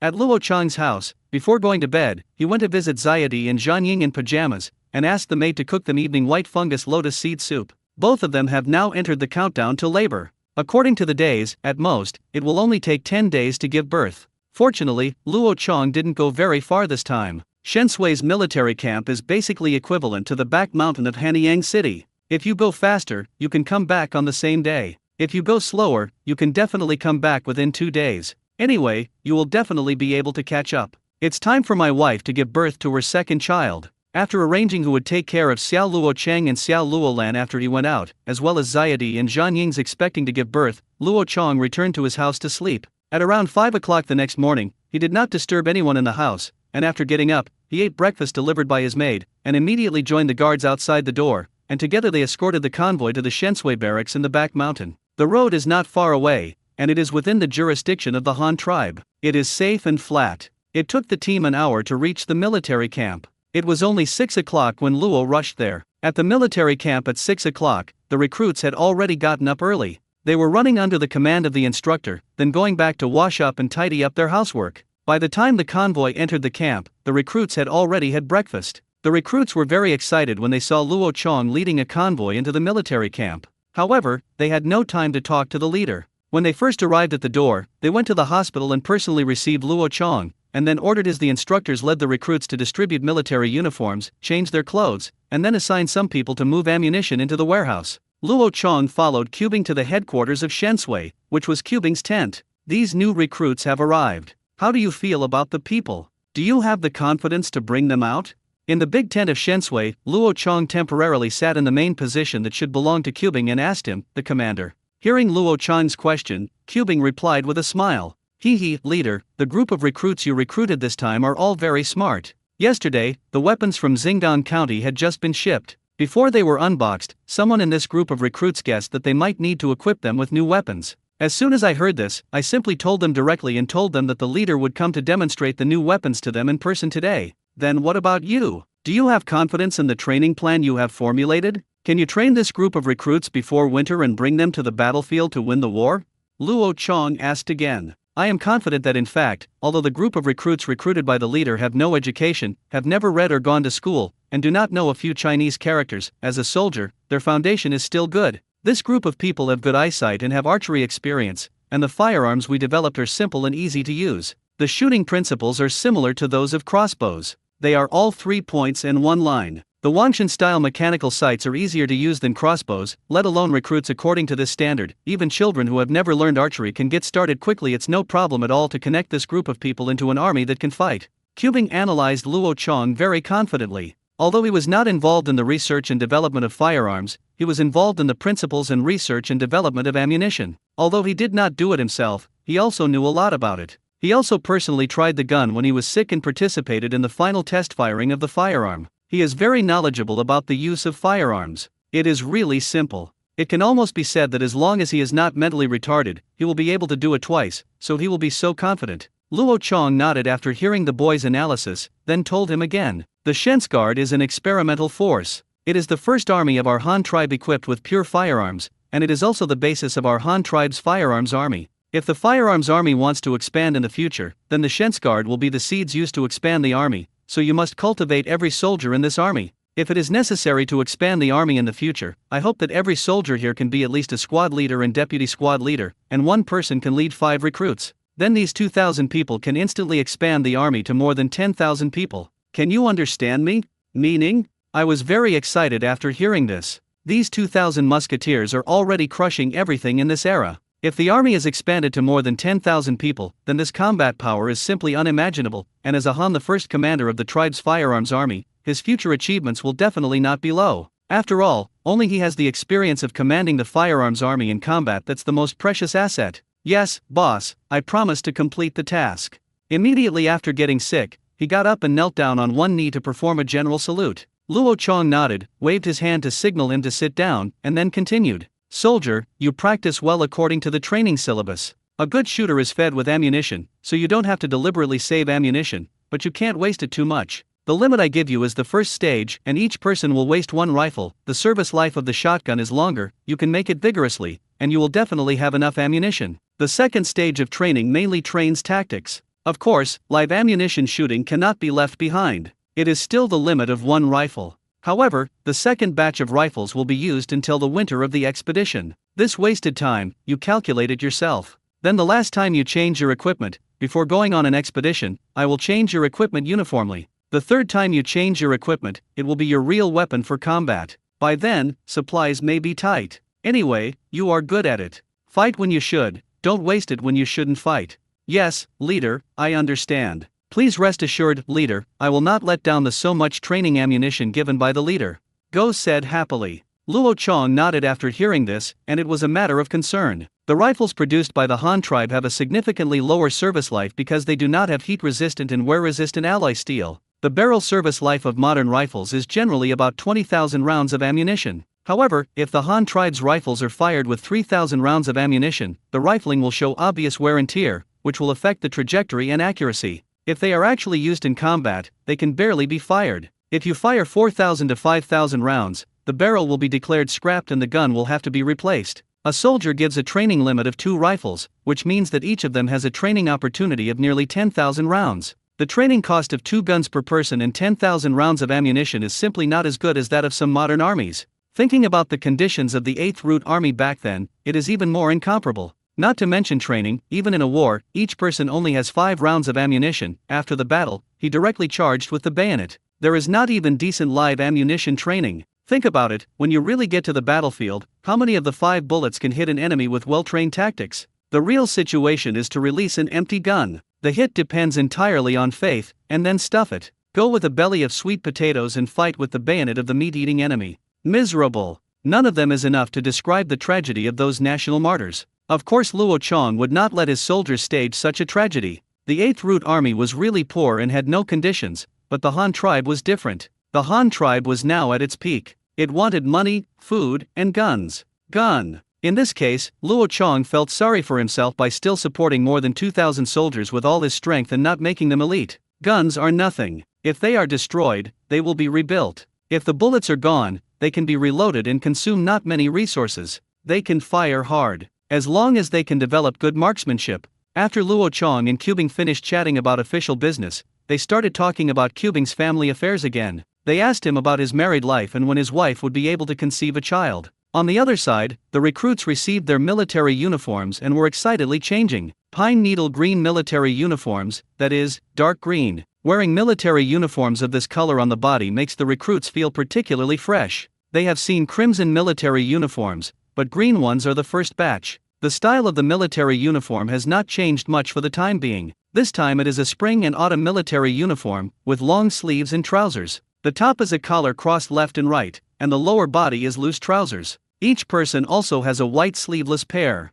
The cardigan vest can be worn inside or directly on the outside as a shoulder. There is a pair of white boxer briefs on the lower body. All clothes are made of pure cotton. In the past, the Han tribe may not have had so much cotton, but after 2 or 3 consecutive years of promotion, the Han tribe now has sufficient cotton, and the Han tribe's cotton textile industry has begun to replace the hemp textile industry on a large scale. But hemp fiber, the planting area has not decreased at all, but now it is basically used on sacks and hemp ropes. Pure cotton textile green military uniform, military boots or khaki sheepskin lace-up short boots, using the sheepskin of a high-nosed antelope. This kind of sheepskin has a similar toughness to cowhide, but is slightly thinner than cowhide, but stronger than ordinary sheepskin and goat skin, very suitable for making leather boots. Also each person has a wide belt of cowhide, a bullet case sewn from cowhide, a military stabbing scabbard, a hunting knife scabbard, and a plug-in bullet band, a kettle bag sewn from cowhide, and others like some file bag, map bag, telescope box, compass box. These things are not available to everyone. With a new military uniform, a military cap with a peaked brim, and a steel helmet, everyone in the industry has one. This thing is all of the same model. It can be adjusted to the appropriate head circumference according to the strap lining inside to adapt to different needs. Head. The 3-piece set of portable kettles, lunchboxes, and dinner plates made of stamped and welded bronze sheets is made by imitating the Type 79 military kettle. A lunchbox is placed on the outside of the kettle, and a dinner plate is placed under the lunchbox. The dinner plate can be used as the lid of the lunchbox, usually put together like a Russian matryoshka doll, and when used, it can be unplugged and broken into 3 picnic artifacts. Is this thing? In fact, it is useless if it is said to be useless. It is also very useful if it is said to be useful. Especially in the northern battlefield where they will go in the future, they do not want to be able to cook on the battlefield, but at least they can cook some hot water, drink, get some pine leaves, pickle meat or something, and you can also get a pot of broth. It doesn't matter whether it tastes good or not. The key is to replenish some heat in the ice and snow. What is the heat? Heat is fighting power. Besides, this thing has a wonderful use, which is to put a pot of hot water and use it as a hot water bottle. The bed at night will not be cold at least. As for why they chose to use bronze, it is because the Han tribe does not have nickel chromium iron alloy for the time being, which is the legendary stainless steel. If there is a little aluminum, that thing needs to be electrolytically refined. At present, the Han tribe cannot get it, and aluminum is used to make tableware. In fact, it is not hygienic. Some may think that bronze is a heavy metal and is not as good as aluminum, but at this stage the Han tribe is the most suitable material for making kettles, because bronze and carbon steel are less likely to rust. As for whether there will be heavy metal poisoning, N.A. Luokong only has one sentence. Those who talk about toxicity regardless of dosage are hooligans. Arsenic is highly toxic, but if the dosage is small, it can still be used as medicine. You drink from a copper pot, how much copper can you drink in it? In modern hot pot restaurants, people make hot pot with charcoal burning copper pots every day, but not many people see heavy metals exceeding the standard. Besides, the bronze used by the Han tribe to make military kettles, whose main raw materials are steel, copper, and a small amount of tin, is not added with lead, a toxic heavy metal substance, so there will be no harm.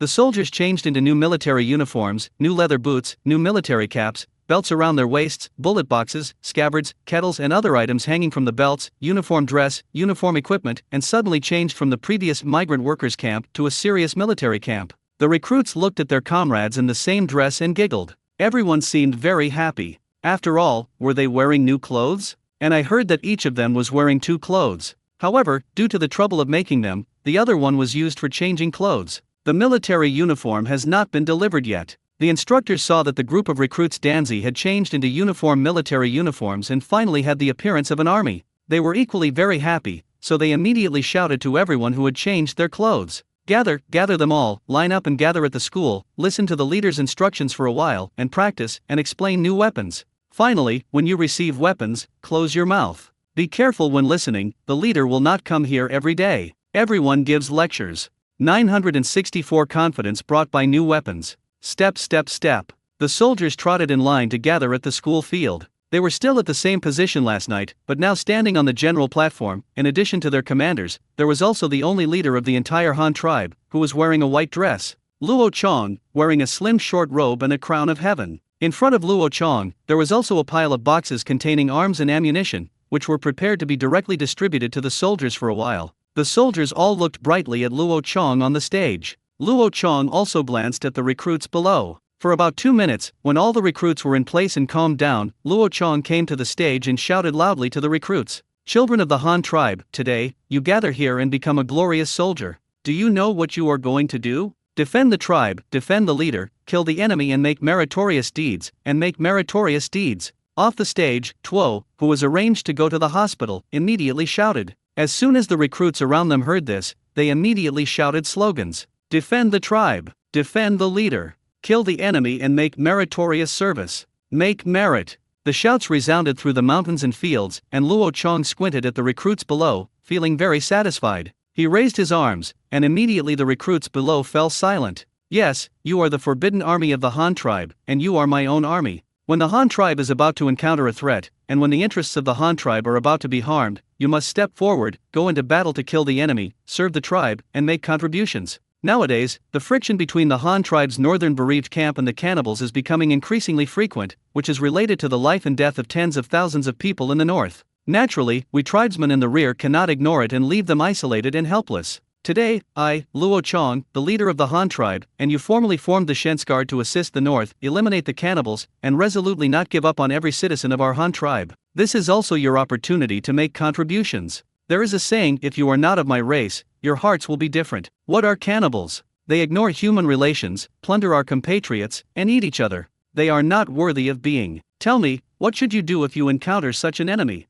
Kill them all. As soon as Luo Chong finished asking, a new recruit below shouted loudly. Everyone around him, as well as Luo Chong and cubing on the stage, were stunned because the boy who shouted kill them all was not arranged by cubing at all. People. Well, this is a passionate young man who spontaneously chants slogans. Luo Chong responded to the situation and suddenly looked up to the sky and laughed. Ha ha ha, okay, as expected of the athletes of my Han tribe, they should have this courage and ambition, but killing all these beasts would be a waste. Sons and daughters, tribesmen, our Han tribe is still developing, and there are still many things to build in various places. Although these cannibals are ferocious by nature, they are not completely useless. Cows and horses can still pull chariots for us. These have hands and feet. Foreign races can also be used by us. During this expedition north, your mission is to rescue your compatriots who have been captured by foreigners and strangle the giant monsters that the cannibals rely on. As for those beasts with hands and feet, you can catch as many as you can while you are as safe as possible. Let them die, no, that would be too cheap for them. They should become lifelong slaves of the Han tribe. Only by digging as stones for a lifetime and sticking out loas for a lifetime in the mines and ditches can they be cleared of their sins. And you, the soldiers of Shensui, as long as you can return from victory, I will not hesitate to reward you with titles, acres, mansions, and rewards. At this point, Luo Chong paused, and the recruits below began to talk one after another. They made great achievements, killed giant monsters, captured prisoners, earned military merit, and received rewards. They had no problem with this, and everyone was aiming for this. The goal is here, but are the giant cannibals so easy to kill? Many people actually have no idea about this issue. However, the purpose of Luo Chang's coming here today is to solve this problem for them, which is to increase the confidence of the soldiers through the display of weapons. Now that the goal of Shensui has been explained, the next step is to increase confidence and divide the military system, Luo Chang continued. I know that many of you have never seen what a cannibal monster looks like, but you must have heard others say that although this thing is tall and fierce in appearance, it is not difficult to deal with.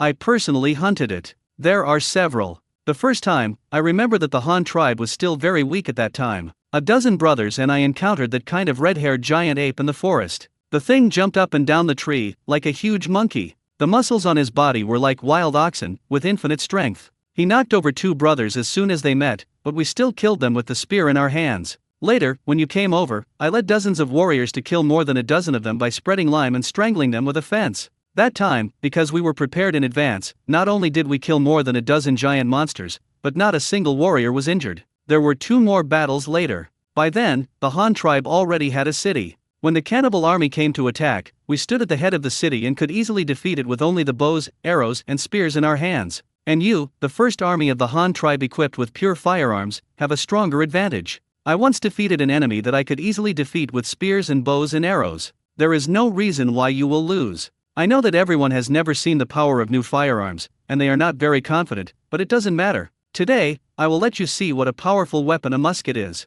After Luo Chang yelled at the soldiers below with his throat, he turned his head and ordered the guards next to him, "Open all these boxes." Promise. Immediately, several personal guards in armor stepped forward, and with crowbars, daggers, and other objects, they began to lift up the chest. The sound of a series of wooden box lids flying sounded, and brand new firearms, golden bullets, and shotguns were exposed. Luo Chang picked up a rifle, wiped the grease on it with a cloth, and then put it on the ammunition box on the side. Then he also took an 8-shot squirt and a 3-shot squirt for individual self-defense. The short spray was all put together, and then he said to the personal guard next to him, "Fire all these weapons. Don't fire the ammunition first. Fire the gun and bayonet. There are 3 types of firearms, 1 set for each person. Promise." Several personal guards responded to the promise, and then organized the instructors to start firing at the recruits. The cases of the firearms were all opened, and then the instructor took the recruit team to the front at a time to collect the equipment, 3 items for each of them, except that none of them were issued ammunition. The recruits got brand new firearms and put them heavy in their hands,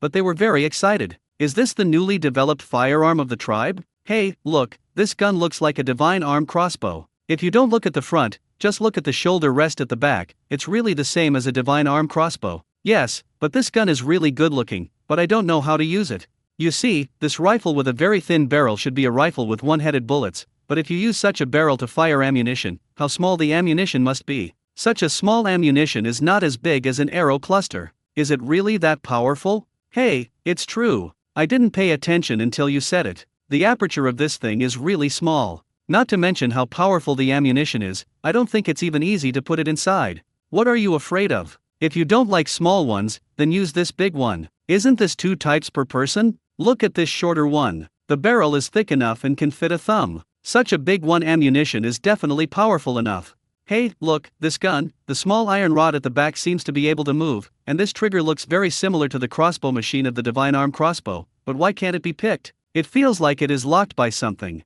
Same. When the crowd heard this, they all looked at the man who was speaking, and the instructor next to them quickly stopped him when he saw it. Don't pick randomly. If you pick it up, you will have no weapons to use. For the specific operation method, please watch the leader's demonstration later. After hearing this, the recruits became honest. They all received their weapons and returned to the place where they had just lined up to sit down. After all the recruits had received their equipment, Luo Chang on the stage said, "The guns have been fired into everyone's hands. Now I will introduce to you how powerful these new weapons are. Let's talk about this longest rifle first. Someone just said that it looks very similar to the divine arm crossbow. Yes, it is not only similar, but also has a very similar operation method, or even simpler. If you have to say that it is better than the divine arm crossbow, where is the arm crossbow stronger? Now I can tell you. The first is the range. The ammunition fired by the standard rifle has a maximum range of more than 2,000 meters and an effective range of 600 to 800 meters. However, the straight-line range of our Han tribe's divine arm crossbow does not exceed 200 meters at most, and the longest projectile range is only more than 300 meters. This is the advantage of the rifle. We can be very proud to say that the standard rifle is the longest-range individual weapon in the world with a rifle like this, the enemy can't get close at all and is already killed by the rifle in your hand. Second, penetration, you can also understand it as power. The ammunition fired by this rifle can penetrate any armor of our Han tribe at a distance of less than 400 meters. If it is replaced by armor-piercing projectiles, it will be 800 meters. The distance can also be penetrated. Thirdly and finally, those of you who have seen the Divine Arm crossbow must know that it is troublesome to reload an arrow with the Divine Arm crossbow. After each shot, you have to use your feet to open the string, mount the arrow, and then re-aim it. It's a waste of time to fire, but our rifles are different. Our rifles can be loaded with 5 rounds of ammunition at a time, and each ammunition change only takes less than 1 breath. They have ultra-long range, ultra-fast rate of fire, and super penetrating power. This is the characteristic of new firearms. I know that some people may not believe it, so now I will show you how to get someone and get a target. As soon as Luo Chong finished speaking, a few high-nosed antelopes were brought by the personal guards. These were sent over in the morning to prepare meals for the recruits. They pulled the antelopes to the front of the recruits' queue, and then in front of the recruits, put the antelope on armor. In order to show that he was not cheating, he pointed at several people to check. After all the checks were completed, these personal guards in turn pulled the antelope and ran to the side of the school field on the hillside, where they tied them 300, 400, and 500 meters away from the point general platform. Luo Chong picked up his rifle and a clip of bullets and shouted down below, "Can everyone see the target? You should have no problem with your vision, right? Visible." A cry of one voice came from below. "Okay, next I'll show you how to operate it and how powerful the rifle is. Look here, we hold the gun body in our left hand, and find the charging handle behind us in our right hand, which is the small iron rod that came out. Break it up and pull it back. At this time, a groove will be exposed. This groove is the ammunition compartment. After the bomb bay is opened, we can press 5 rounds at a time, then close the bomb bay again, rotate the charging handle, and lock it. At this time, turn on the rear safety, and the gun will be in a state where it can be fired at any time. Then, like with the Divine Arm crossbow, aim at the target, 3 points and 1 line, pull the trigger, and you can hit the target. Everyone must pay attention here, no matter whether there are bullets in your gun or not, be sure not to face your companions. Secondly, if there is no need to fight, the safety must not be opened. Thirdly, the rifle is different from the Divine Arm crossbow. When it fires, it will make a huge sound like an artillery piece. You must pay attention to this and be mentally prepared. And it also has a huge recoil. When the ammunition is fired, your muzzle will suddenly lift up, and the butt will suddenly hit back. At this time, if you want to hit accurately, what should you do? That is to hold the gun tightly and hold the butt with your shoulders. Okay, I'm going to fight. Everyone, listen carefully, pay attention to see that I still have targets on the hillside. After Luo Chong explained how to use it, he raised his gun and aimed it. The first target he aimed was the armored antelope at a distance of 300 meters. He shot in a standing position, aimed, and picked the trigger. Bang! A huge gunshot echoed in the mountains and fields. Although everyone was mentally prepared, they were still startled after hearing the gunshot. No one expected that such a loud sound could burst out from such a small weapon. After everyone came to their senses, they looked at the silver sparkling antelope on the hillside in the distance. When the gunshot sounded, they fell down. Clatter, ding. Luo Chong pulls the bolt, the cartridge case automatically pops out, makes a pleasant ding, pushes the bolt to load, turns right to lock, and aims at the 400-meter target. This time, because of the long distance, Luo Chong adopts a more stable kneeling posture. Shooting, that is, kneeling on one knee. Bang! After another shot, the 400-meter armored antelope fell to the ground again. This pistol shot made the recruits below dumbfounded. Pull the bolt, eject the shell, push the bolt, load the load. Luo Chong relied on an ammunition box, lay on the spot, and used the most stable lying position to shoot at targets of 500 meters. Bang! Another burst of gunfire struck, and the antelope in the distance fell to the ground again. Seeing such a distance, his own leader could still shoot 3 times, and the recruits below immediately sounded a noisy cheer. The rifle is invincible. The leader is invincible. Our leader is so awesome, I don't know if I can fight so accurately. The Han dynasty is mighty. The messy shouts overwhelmed the gunshots, and there were all kinds of shouts below. Obviously, they were not arranged to go to the hospital. This was the soldiers who saw the power of the muskets and shouted spontaneously, because they finally found something from the rifles that could defeat the cannibals. Confidence. 965 firepower demonstration. After 3 test firings at different distances in 3 different shooting positions, Luo Chong demonstrated the power and operation of the rifle and stood up directly, ejecting the remaining 2 rounds in the bomb bay and then turning off the safety. Go, carry the 3 antelopes back and test the soldiers' injuries. Luo Chong casually ordered the personal guards around him. Promise. A few people agreed, so they went to the hillside to carry the antelope back, and then carried it one by one from the recruits with bamboo poles, showing the recruits as they walked. Take a good look, see if our rifles are powerful, and the 500-meter armor can still penetrate them." The soldiers stretched out their necks and widened their eyes. They looked at the gunshot wounds on the antelope and widened their eyes. This was the armor that was put on the antelope under their eyelids. It was still alive and kicking when they just pulled it over. Now it's good. Well, the armor on the front was directly drilled into a hole by bullets, and blood kept coming out, and the other side of the antelope, just a bull-sized wound from a bullet. Awesome, this is really a gunshot. By the way, what kind of ammunition does this rifle fire?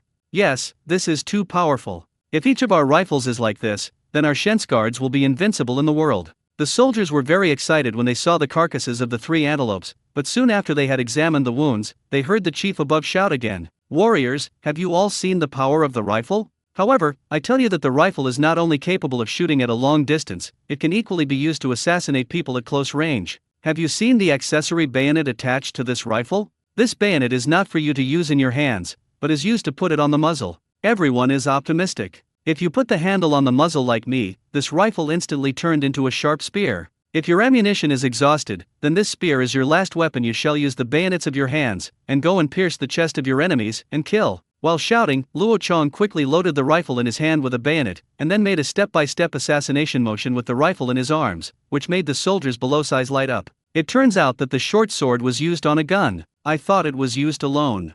Yes, I asked why each person is equipped with such a short sword, but it is not as long as a gun. How can such a short weapon be used to fight the enemy? It has been on the gun for a long time. The person who came up with this method is really a genius, so that with just one weapon, we can have the dual abilities of long-range shooting and melee combat at the same time. The soldiers excitedly discussed the novel use of rifles. Luo Chong put the rifle in his hand aside and pressed his hand on the stage. He continued after the soldiers were all quiet. "Soldiers, I have just demonstrated to you the power and use of rifles. This is definitely a good weapon and an excellent weapon that can kill the enemy. I hope you can make good use of it and make more military exploits. Okay, your instructor will explain the specific usage and techniques of the rifle to you in detail during training. Let me introduce to you another weapon in your hand, the large caliber shotgun." As Luo Chong spoke, he picked up another 8-shot shotgun that had just been opened, then pulled a bullet belt full of shotguns and hung it on his body. He waved to Cubing again and asked him to organize people to set up a closer target. Then Luo Chong walked directly to the queue of recruits and stood close to this group of recruits.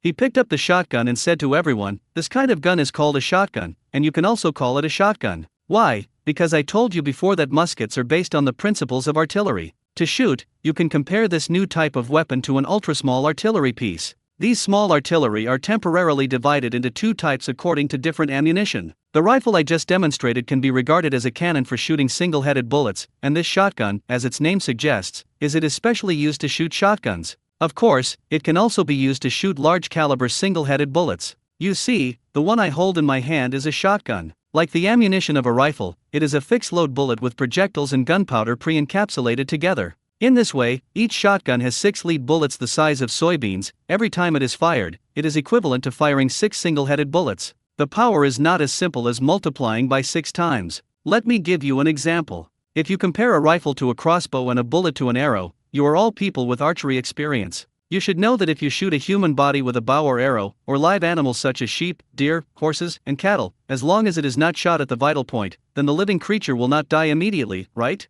If you shoot a large livestock like a horse or a cow with 1 or 2 arrows, it can even run, right? But this shotgun is different. It is very powerful. If you hit a person's limbs with it and hit it on the arm, it can directly break the arm into 2 parts and hit it on the thigh. Even if it does not become 2 parts, you can still break the target's leg. If it hits the body, it can directly open a hole as big as a bowl. Using this kind of shotgun to attack a target has only one function, which is to knock it down with one shot. Whether it is a horse, a bull, or a huge cannibal monster, as long as you hit it, make sure it will fall down in one go. When the recruits next to Luo Chong heard this, they were immediately dazzled. I'm a mother, it turns out this is the real killer weapon. If the rifle the leader just introduced is for hitting people, then this shotgun is really prepared for cannibal monsters. No matter how big it is, it will fall down with just one shot. How powerful must this be? But just after Luo Chong finished talking about its power, there was another turning point that disappointed everyone, that is, the shotgun's range was a bit too close. This gun is very powerful, but in pursuit of greater lethality, we had to make some sacrifices in terms of range, so the effective range of this shotgun is only 100 meters.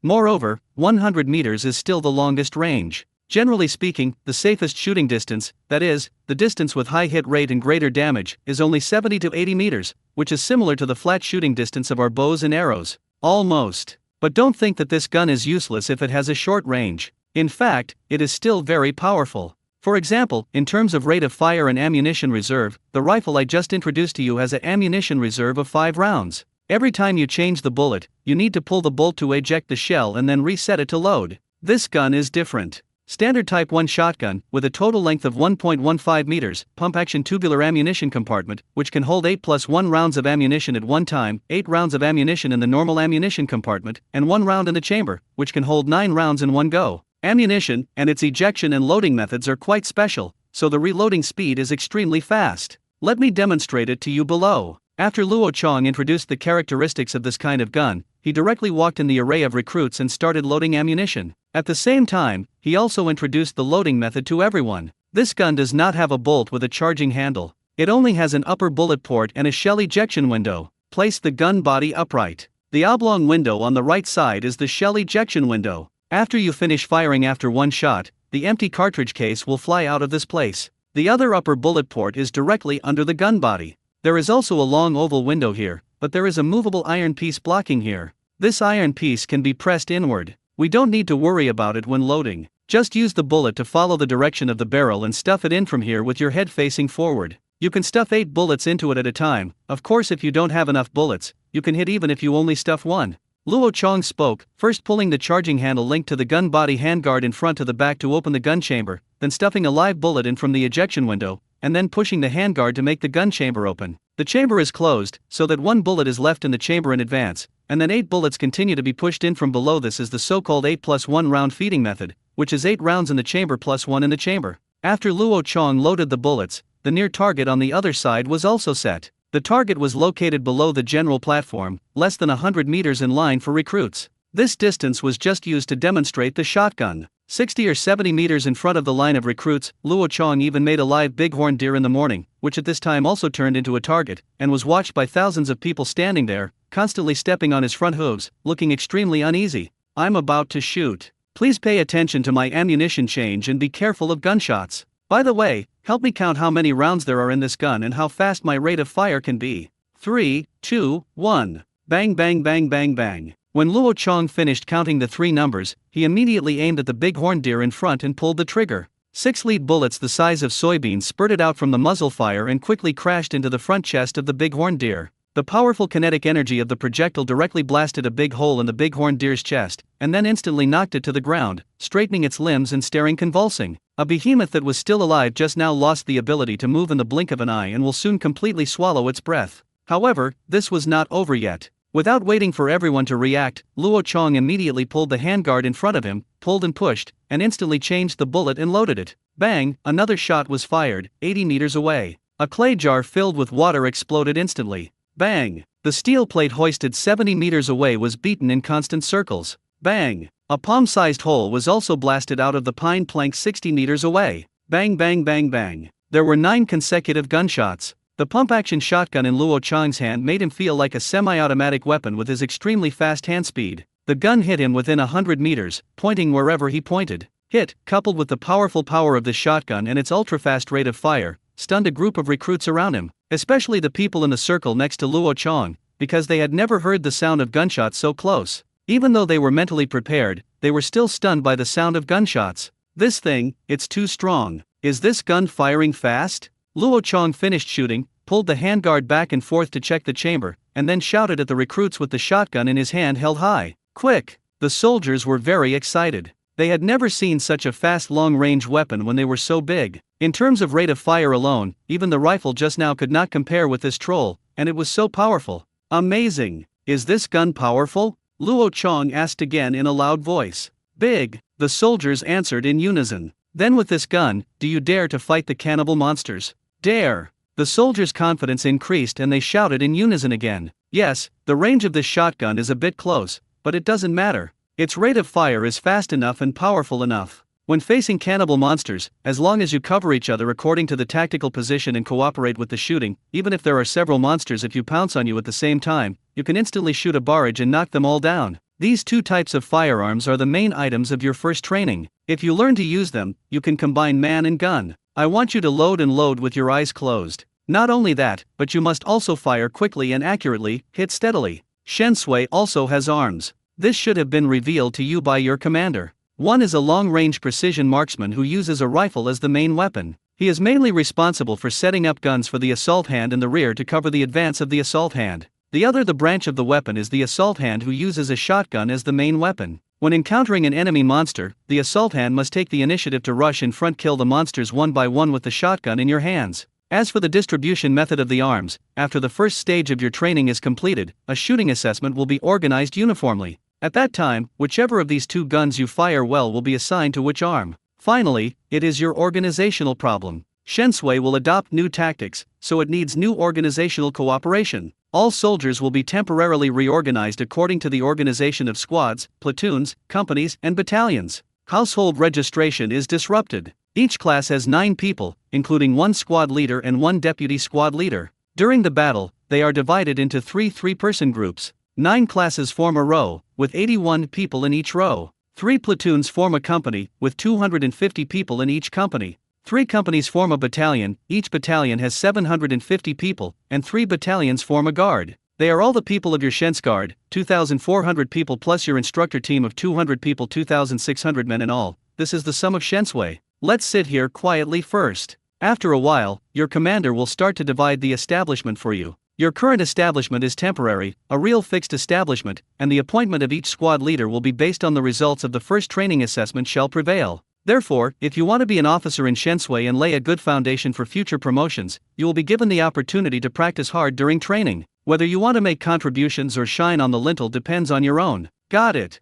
966 Training Outline for the first stage. After demonstrating the power of the new weapons to the soldiers and building their confidence in defeating the enemy, Luo Chang's purpose of coming here this time was almost over. In the following time, Chu's illness caused his lieutenants to start disrupting the household registration of the recruits and forming a temporary establishment. However, even if it was a temporary establishment, it had to be deployed according to a certain proportion. Luo Chang's requirement was that each 9-man class of Shen Sui, there must be at least 1 person from Tuohe County and at least 1 or 2 herdsmen from the grassland. All that remained were the men of the 8 counties of Hanyang, who were also to be divided equally among each class. The advantage of this is that assimilation and integration can be carried out to the greatest extent, and these people from all over the Han tribe can communicate with each other through comrade-in-arms relations, speeding up the integration of people from all over the Han tribe. When this group of soldiers are discharged from the army and return home, they can also go back to the local area to talk to their local compatriots about what people from other parts of the Han tribe look like. The current Han tribe does not have a national concept, but the population of the Han tribe comes from various tribes and clans. Although everyone is human and a member of the Han tribe, due to underdeveloped transportation, there is still a lot of lack of communication between various places. And understanding, it is impossible to continue like this, so the army has become the best communication platform for people everywhere. After arranging the preparation work, Luo Chang returned to Cubing's headquarters again and began to discuss within the training plan for Shen Sui soldiers in detail. The first stage of training is divided into 6 main parts. The first subject is cohort training, which can also be called disciplinary practice, because the main purpose of cohort training is to cultivate obedience among military personnel. Soldiers do not need to be particularly smart, but they must be disciplined and obey the orders of their superiors. The second subject is assassination training, and the main practice is assassination exercises, which is the technique of fighting with a bayonet, how to fight with a bayonet, which is also a technique. The third subject is physical fitness practice, which is equally important to other guards with pure cold weapons and Shen's guards with pure firearms. The guards with cold weapons need to wear heavy armor and fight in armor, which is very demanding on physical fitness.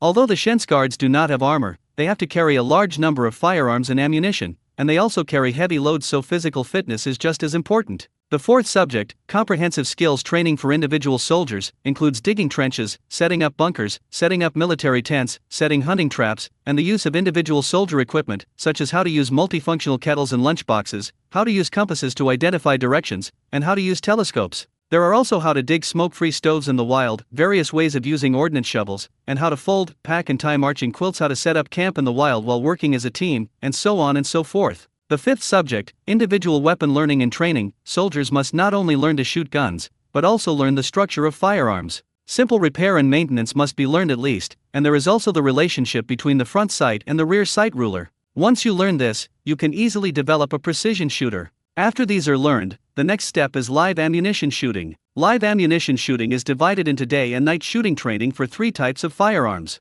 It requires each person to fire 100 rounds of ammunition per day with a rifle, 100 rounds with an assault shotgun, and 30 rounds with a self-defense short-barreled shotgun, 3 plus 1 rounds. Together, that is, the training volume is 230 rounds per person per day. What concept is this? This is simply a trenchless place. You must know that the most elite permanent division of the Japanese invaders during World War II, the recruit training period is less than 200 rounds of ammunition per person per month. Note that it is less than 200 rounds per month. 200 rounds of ammunition. In this regard, the shooting level of the Japanese army was at the forefront of the world at that time. No matter which country's infantry fought accurately, no one dared to disobey the Japanese army. There is no way, who made China poor at that time, let alone the 8th Root Army, even the regular army of the national government lacked training and was equally poor. However, the Han tribe was not short of resources for the time being, and what the Han tribe lacked was population, supplies, and ammunition, which only supplied more than 2,000 people, and could not be used up at all. Moreover, Luo Chong knew very well that although there were natural sharpshooters, if he wanted to improve the shooting level of the entire army, he would have to feed them with bullets.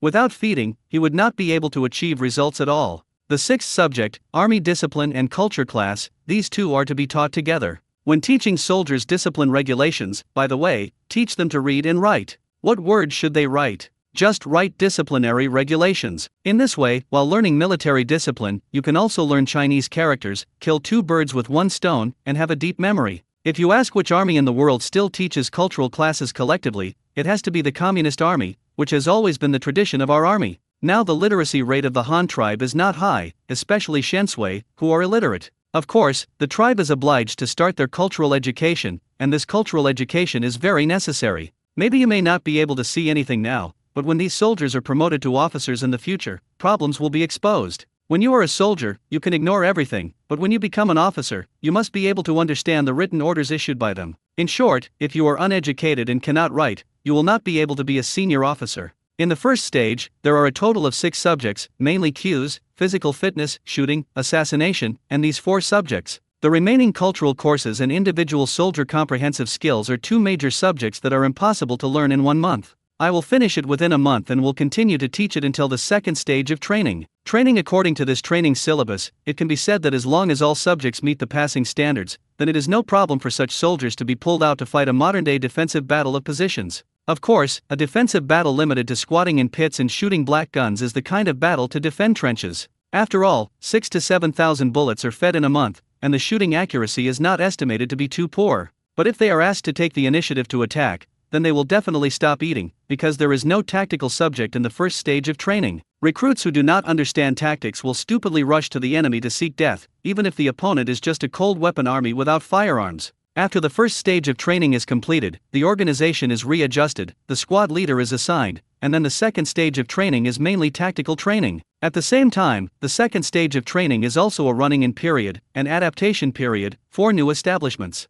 In the 2nd stage of training, the 6 training subjects in the first stage should be completely retained, but some unimportant subjects can start to reduce the amount of training. For example, 4 Q subjects, except for practicing during morning running exercises in the morning, there will be no forced addition of Q exercises at other times. There is also physical training, and physical training is no longer purely physical training, but it is changed to a different model and turned into camping training, a forced military training under full arms. It is required that in the 2nd stage of training, the troops march every day. The mileage cannot be less than 5 kilometers, and it cannot be less than 1 forced military training of 30 kilometers in a single day per week. There are also 2 subjects in the first stage, individual weapon learning and live ammunition shooting, as well as bayonet fighting. They will also be retained in the 2nd stage of training, but they must be changed to another form, that is, they will be unified and merged into the 2nd stage. In the 3rd 3-system tactical comprehensive training, from the first stage of lying on one's stomach, practicing marksmanship by killing the target in place, to the 2nd stage of assault shooting by group tactics during the march.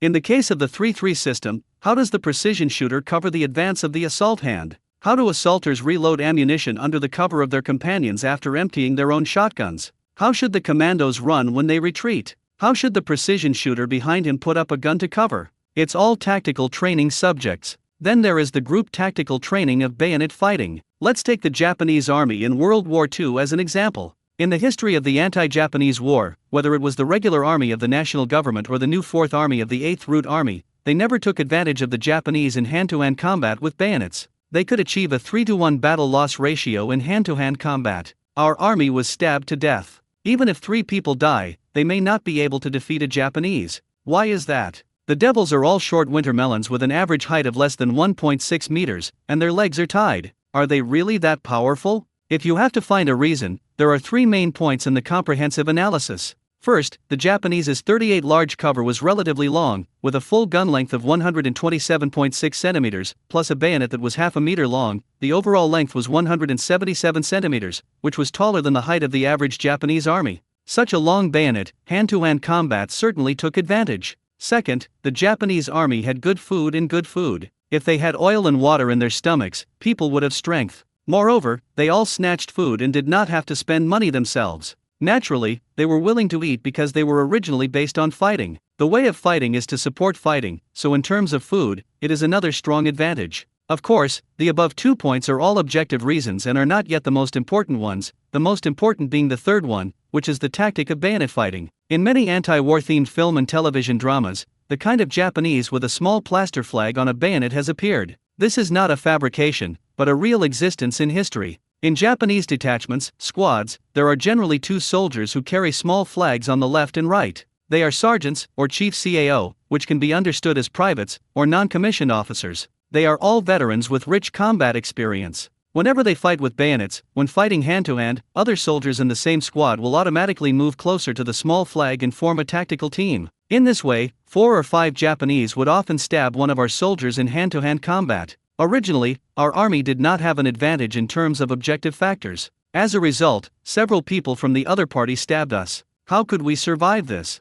That's how important tactics are. Of course, Luo Chong would not let the soldiers of Shensui also hang small flags on their bayonets, but this tactic of hand-to-hand combat is worthy of recognition and worth learning. In fact, Shi Jiajin's Yuan-Yang formation also has advantages, but it is a large tactical formation, usually with a dozen people, and Shensui is different. Each tactical team only needs 3 people to cope with any situation. In the second stage of the tactical comprehensive training, in addition to shooting while marching, there are also 2 subjects that have been continued before bayonet fighting. There will also be a new tactical group capture subject, which is, to put it bluntly, capture prisoners. This battle against the cannibals, in addition to destroying this evil race, was also an important goal to capture a large number of slaves for the Han tribe. Now the Han tribes had many large-scale projects that required labor. When their own population was insufficient, capturing slaves became the best source of labor. Therefore, the technique of capturing prisoners was also a very important must-learn skill. Q training has been reduced, physical fitness has become camping training, shooting and assassination have become comprehensive tactical training. The remaining military discipline and cultural classes will still continue, and will become Shensui's daily life in the future.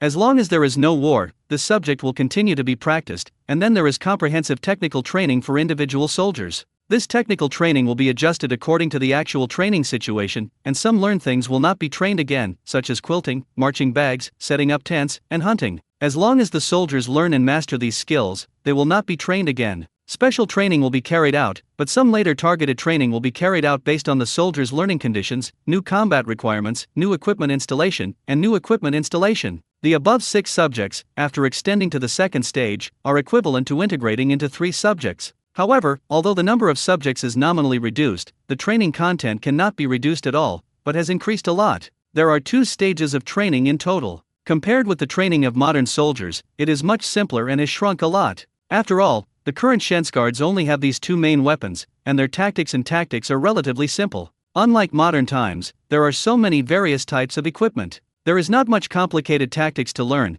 As long as the 2 stages of training set by Luo Chong can be completed, then Shensui's combat power is enough to defeat any army in this world. After discussing with Cubing for a while and finalizing the final training syllabus, Luo Chong left the Shensui military camp directly. However, he did not return home to Hanyang City, but took his own guard to the north. New Steel County Power Research Institute. When Luo Chong arrived here, the research institute was still busy. Their locomotive manufacturing plant is now on track. There are currently 2 new locomotives being assembled on the production line. The old employees are also taking the new employees there. Learn from experience. In addition to the locomotive manufacturing plant here, the institute has other projects that also require a large number of manpower, such as the Pneumatic Tools Research Group, the Steam Engine Upgrade and Improvement Research Group, the Iron Ore Composition Laboratory Analysis, the Civil Engineering Machinery Research Group, and the Firearms Production Supervision Group, etc. A lot of research groups are doing different things. As soon as Luo Chong arrived here, Lin Fei, the head of the institute, ran over to greet him in person and took the initiative to ask Luo Chong, "Leader, all the research projects of the institute are currently progressing smoothly.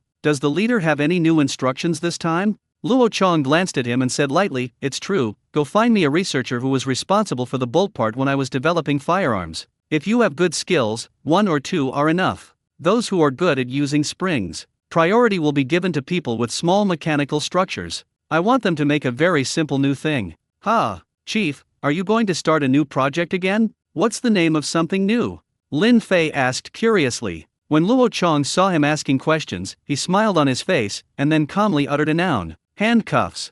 967 Can you still play like this with handcuffs? Handcuffs. Yes, it is handcuffs, simple equipment used to bind criminals or prisoners of war. Luo Chong casually explained. "Oh, then I'll go find someone here to develop a bolt action and use springs well, right? I'll go here." The leader, "Wait a moment." Lin Fei agreed and immediately went to call for Luo Chong. Luo Chong agreed and sat in his office and waited. With nothing to do, he saw that Lin Fei still had blank paper and pencils on his desk, so he took a sketch and started drawing handcuffs. He has played with handcuffs, and even used wires, hairpins, etc. to pry the lock on the handcuffs. The reason is that the principle of this thing is really super simple. It uses a pair of anti-tooth mechanisms to make it. The principle of only rotating in one direction is used to achieve the purpose of rapid locking. Inside the cuff lock of the handcuff, there is a rack opposite to the outer ring of the iron ring. The bottom of the rack is pressed outward with a folded reed so that it can bite with the teeth of the outer ring of the iron ring. Use the key to rotate in the keyhole. You can press down this rack, thereby releasing the outer ring, and rotating in the opposite direction it will push a small iron rod into the spring, completely locking it, and of course, it can still be opened with a key. In other words, the keys to the handcuffs are all universal. Even if you don't have the keys, you can still easily open them by toggling the spring with a small iron piece.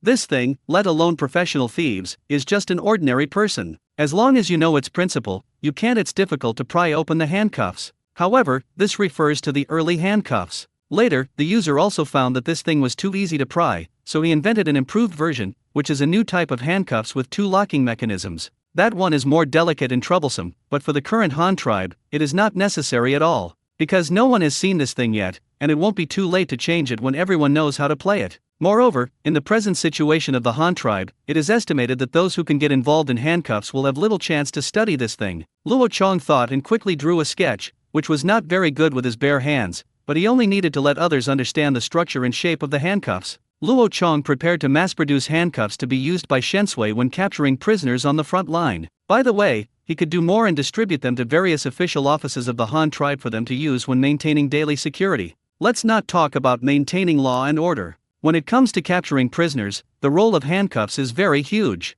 Compared with traditional ropes, handcuffs have obvious advantages. First of all, they are made of metal and will not be as easy as ropes. It can be worn or cut, and secondly, the handcuffs tie people much faster than the rope. If you subdue an enemy on the battlefield, you press him to the ground, and then you want to tie his hands or feet. First, you can't let him move, you have to let him cooperate with you in tying the rope. Even if you have prepared a movable rope cover in advance, you can cover the target's hands within 1 second, but you still have to tie a knot to prevent the target from breaking free. When you finish tying the knot, the fastest it takes about 10 seconds. 10 seconds, especially 10 seconds on the battlefield, is really changing rapidly. With this time, a shotgun can fire 5 rounds. Of course, it can save 1 second. Moreover, the environment in which they fight is still winter in the far north. When outdoors in such an area, the flexibility of hands will inevitably decrease. If you do not wear gloves, you may even be in danger of freezing. At this time, let the soldiers tie them with knots. It is inevitable that the movement will be slow. However, if you use handcuffs, there will be no such problem,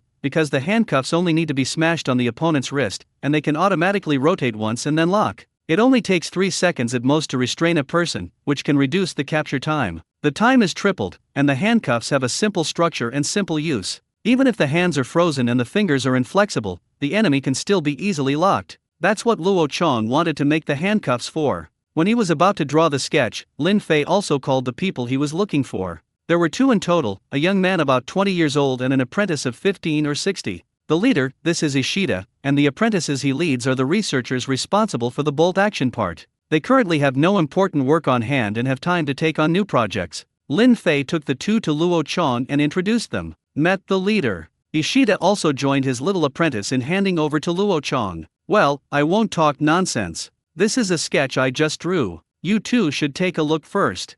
Luo Chong handed the drawings directly to Ishida, then continued his introduction by saying, "This is a new type of shackles, which is used when capturing criminals or prisoners of war. It can quickly and automatically lock, and can later be opened with a key. Its locking mechanism requires the use of a flat spring blade. Just use a spring made of the same material as the ejection hook and the firearm receiver. Oh, by the way, this handcuff on the drawing has half a ring that can be rotated. You see, if there is any problem with this design, if you were asked to take charge of the production, is there any difficulty?" When Luo Chong finished speaking, Ishida looked at the sketch Luo Chong drew casually with a surprised expression. He really didn't expect that a pair of shackles used to lock people could be made so exquisite, with clever design. The leader's design is really wonderful. At first glance, it seems to be a very simple mechanical principle, which is a pair of reverse teeth and a spring. However, it is indeed an extremely powerful design to flexibly combine these two structures and put them in shackles. Creative design. There is no problem with the structure. This thing is really simple. As for the material, I recommend using steel. For the production process, use steel castings as the main body, stamp small parts with steel plates, and then use a lathe to grind out the reverse teeth. Finally, use a few rivets for assembly. I just don't know if the leader has specific data on the size, such as its thickness and the size of the bracelet? Ishida first praised the design with admiration, then told about his own production plan, and finally asked Luo Chong about the size of the handcuffs. Luo Chong listened to his production plan, nodded with satisfaction, and then said, "Your production plan is good, just follow the method you said. I don't have specific data on handcuffs. This requires you to investigate the data. You can find people to sample at the institute in various factories and measure them. The size of the wrists and ankles, the number of people sampled should not be less than 100, and then comprehensively analyzed and averaged. I have an estimated value here, which is that the diameter of the inner ring of the handcuff is about 6 to 7 centimeters, but it is not accurate. It is just to provide a reference. The specific data is subject to the data you sampled. As for the thickness of the handcuffs, if the quality of the steel is guaranteed, they can be as thin as possible. The lighter the better, as long as they are not easily broken away or destroyed. In addition, it is the design index. My requirement is to use 3 iron chains to connect the middle of the handcuffs. The distance between the 2 bracelets cannot exceed 10 centimeters. The thickness of the iron chains must not be easily broken or pulled apart. The specific data you do the experiment. Then there is the diameter of the handcuff ring, which must be able to lock the wrists and ankles of everyone you can see. The ankles can be slightly tighter. It doesn't matter. The wrists must not make people break free. The last thing is the weight. My requirement is that a pair of finished handcuffs, including the key and the iron chain in the middle, cannot weigh more than 1 pound. If it exceeds 500 grams, it is unqualified. Okay, the design indicators are like this. You can go investigate and sample today, then draw the drawings tonight, and start trial production tomorrow. Within 3 days, I will see the samples. When the samples come out, you will take the samples and drawings, go to Hanyang City to find me." Luo Chong quickly explained the design indicators, as well as some of his own requirements. Ishida was quickly taking a pencil to record the sketch, and quickly wrote down all Luo Chong's requirements. The number of people sampled cannot be less than 100. The diameter of the iron ring must be able to lock people's hands and feet at the same time. The 2 iron rings are connected with 3 chains in the middle. The total length cannot exceed 10 centimeters. The total weight of the entire pair of handcuffs shall not exceed 500 grams. Lightweight, durable, and sturdy. Make a sample within 3 days. Well, leader, I have written it all down. Does the leader have anything else to add? Ishida finished recording, put the pen down, and then retold it to Luo Chong before finally asking, "Well, there is nothing wrong with the design indicators. If I add, the simpler the production process, the better. It must be easy to produce. Let's put it this way. If your sample can satisfy me, after experimental finalization, before winter today, I will let you produce at least 20,000 pairs of such handcuffs. So, you have to have a good idea. No matter how you produce it, you have to reach this quantity for me. Moreover, the later you delay the finalization, the greater the pressure on later production. Remember, I am talking about at least 20,000 pairs, no upper limit." Luo Chong thought for a moment and added again, "Yes, if I understand the leader, then I will resign first, and then I will find someone to investigate and sample." Ishida nodded, then immediately complied. "Well, go ahead and do a good job." Luo Chong responded casually, and Ishida and his little apprentice bowed their hands to Luo Chong, then turned around and ran away with the drawing. To be honest, Luo Chong only gave them less than 3 days, which was indeed a bit tight, but it was just enough, if nothing else. After arranging the development of the handcuffs, Luo Chong went home directly. He would not leave Hanyang City again in a short period of time, because both Zayadi and Zhan Ying were about to give birth, and if he went out again, he would not feel at ease. Although it won't do much to stay, but it can still cheer them up. Luo Chong took his own guard home, but the Research Institute in Xingdong County and the Shensguard in Hanyang County were not idle. Their training tasks were very heavy, so they started formal training on the day Luo Chong left. With the temporary establishment, the Q training is easy to carry out, walking in unison, standing still, taking a break, turning left, right and back. These are basic operations. The purpose is to cultivate discipline and obedience, so that soldiers can practice conditioning. Reflex: as soon as you hear the order, you will execute it immediately. In addition to the Q, the next step is the teaching of individual weapons. According to the model of 3 classes as a group, 2 instructors are responsible for teaching a group. The soldiers sit directly in line on the grass, while the instructors hold a small blackboard and use chalk to draw a simple structure diagram of the firearm on it, allowing the soldiers to look at the picture and compare it with the firearm in their hands while explaining the operating steps of the firearm. Okay, that's what the names of each part of the firearm are. Next, you can compare the pictures on the blackboard to compare the firearms in your hands. Recognize the names of each part. You must remember this clearly, because I will explain it to you later. When you are about shooting essentials, you will often use these words. Don't say you don't understand them then. If you don't understand them now, ask them immediately. After one instructor had finished speaking once, he began to ask the recruits to identify the names of each part of the firearm. Report. What's wrong, you say. Instructor, I know this front sight. The rear sight means the same thing as Wangshan on the Divine Arm crossbow. So what is this extra ruler used for?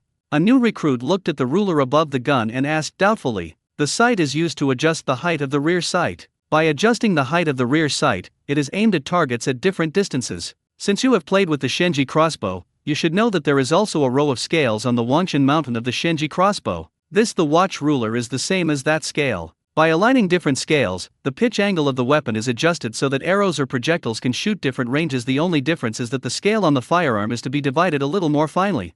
Immediately after hearing the question, the instructor explained it to everyone. Oh, that's it, I understand.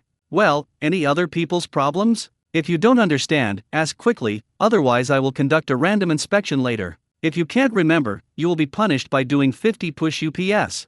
The instructor again reminded the recruits. Report. What's wrong with you? Please tell me. Instructor, I can't find where the firing pin written on your blackboard is. Why is there no flint on this gun? If flint and fire sickle are not used, how does it ignite gunpowder? The firing pin is hidden in the bolt. You can't see this without disassembling it, so don't worry about this. You just need where it is. The other is the issue of lighting gunpowder. I'll give it to you first. Draw a cross-section of the bullet and you will understand. As the instructor said this, he drew a cross-section of a bullet in the blank space of the blackboard, and then drew 3 more pictures of different periods of the bullet firing process, specifically explaining to you what firing pills are and what they are. Smokeless gunpowder, metal fixed-loading ammunition and other concepts related to new weapons. The recruits listened attentively and shouted happily. Unexpectedly, their tribe had quietly produced so many incredible gunpowder weapons. Then they thought that they were the first soldiers of the Han tribe to be equipped with such advanced firearms. The pride in my heart were even more indescribable. 968 tracer bullet like will-o'-the-wisp.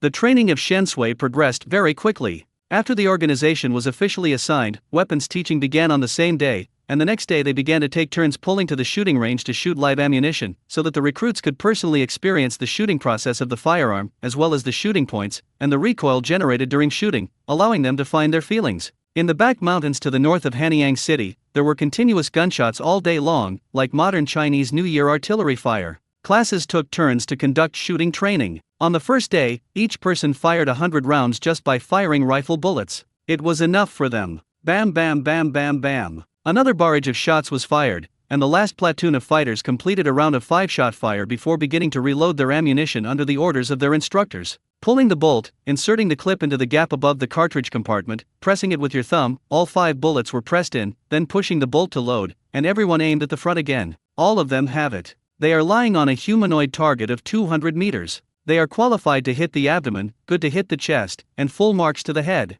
They can shoot freely for 5 rounds and start shooting. With the instructor's order, another bang bang bang gunshot was heard from the shooting range. After this round, a new recruit suddenly asked the instructor a question. Report.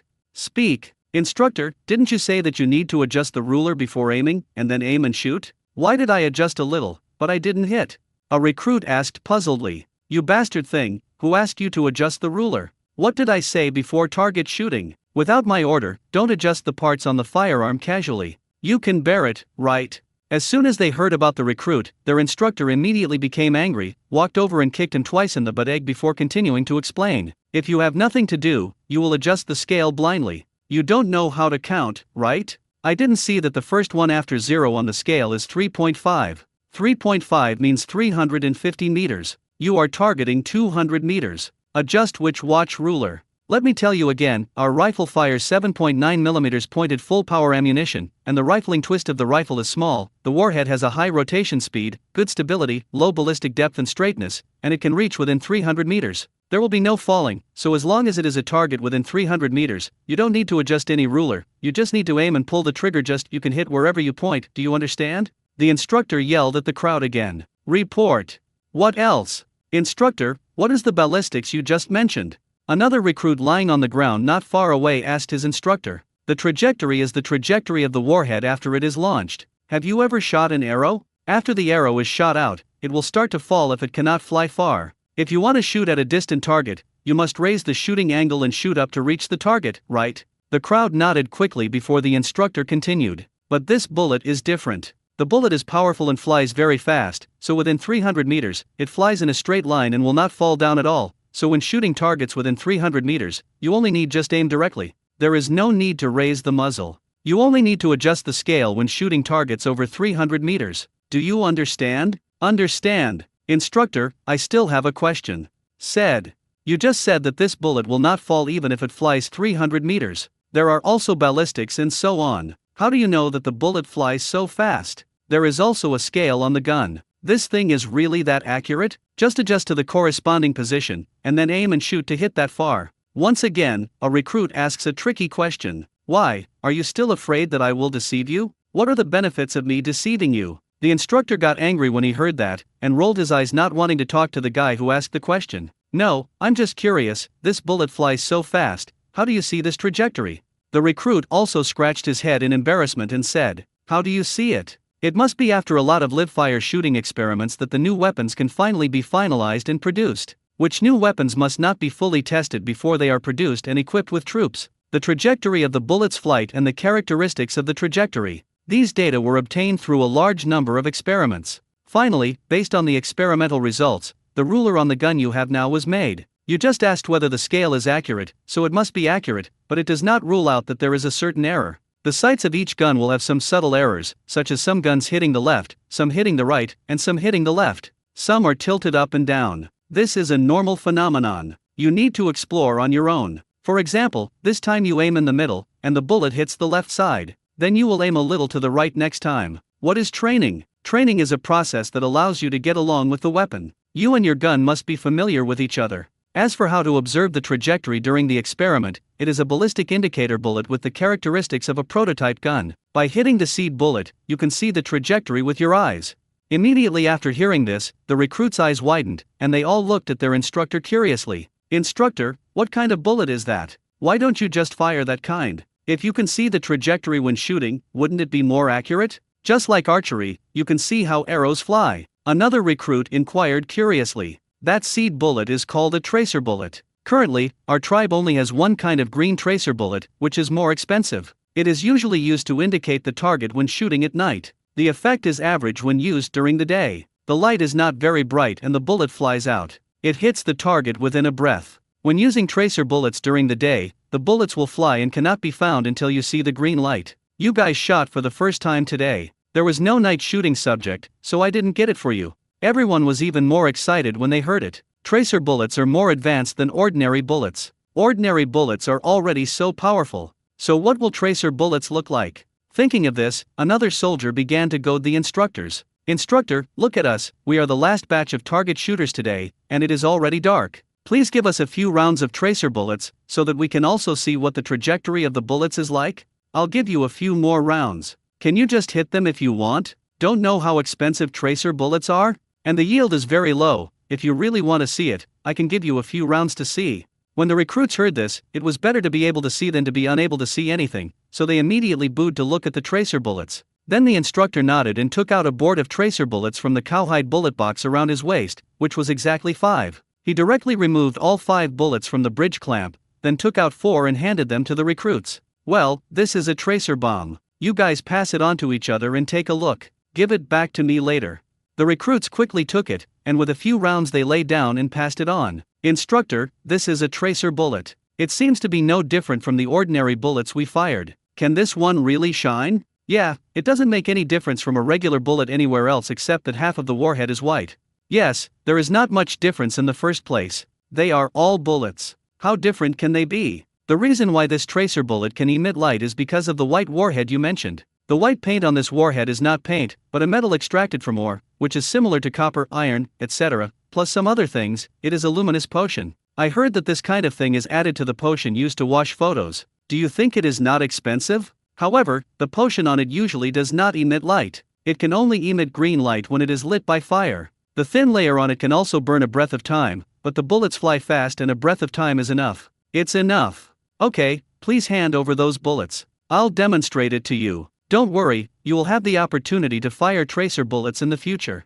The instructor explained to the group of recruits the glowing principle of tracer bullets, then took back the bullets that had just been fired, and then loaded his rifle with a tracer bullet to be demonstrated to the soldiers. It turns out to be like this. I thought it was so magical. It turns out that the white potion painted on it is glowing. No wonder this tracer bullet is so expensive. We usually take photos and it is expensive. The medicine painted on the warhead is the same thing as the medicine used to wash the photos. Is that not expensive? Well, everyone nodded with deep approval. Okay, everyone is optimistic. Now I want to shoot the 600-meter target in front, but I won't shoot the target. I will aim at the open space in front and try to let the bullets fly farther, so that you can see a longer trajectory. Now, please pay attention and see if the bullet starts to fall after 300 meters when it flies out. Okay, instructor, you fight, we're ready.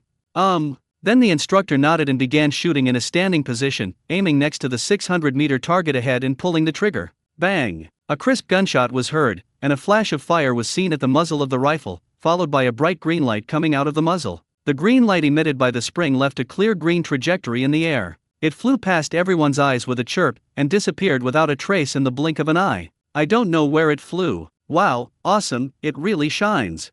Yes, it feels like a will-o'-the-wisp, green. There are often such green flames in the graves of dead people. This is different from that thing. We created this. Who knows where the one you mentioned came from? Well, that's right. This tracer bullet is really good. If you wait until it gets dark before using it, the trajectory will definitely look more obvious. If you use this bullet to shoot the target at night, as long as one person hits the position, others will know which direction to hit. For the first time, the recruits saw a bullet that would glow, and they were lying there discussing it excitedly. Yes, this tracer bullet is used to indicate the target. I heard from the leader that this thing should have been used on a repeating machine gun, but our tribe can't make it yet. The tracer bullets issued now are also from the original ones. It was left over during the experiment. We are not usually issued this kind of special ammunition. The instructor explained another word to the recruits, then put his gun away and continued, pointing to those recruits. Okay, now that everyone has gained experience, it's time to continue training. Although we don't have tracer bullets, we definitely have enough ordinary bullets. Let me tell you that in the first stage of training, everyone must fire at least 100 rounds per day. Rifle rounds, now you still have a training task of 90 rounds. Before it gets dark, give me a quick shot. But I have agreed with you that sending so much training ammunition is for you to practice well in marksmanship. Don't waste ammunition on me with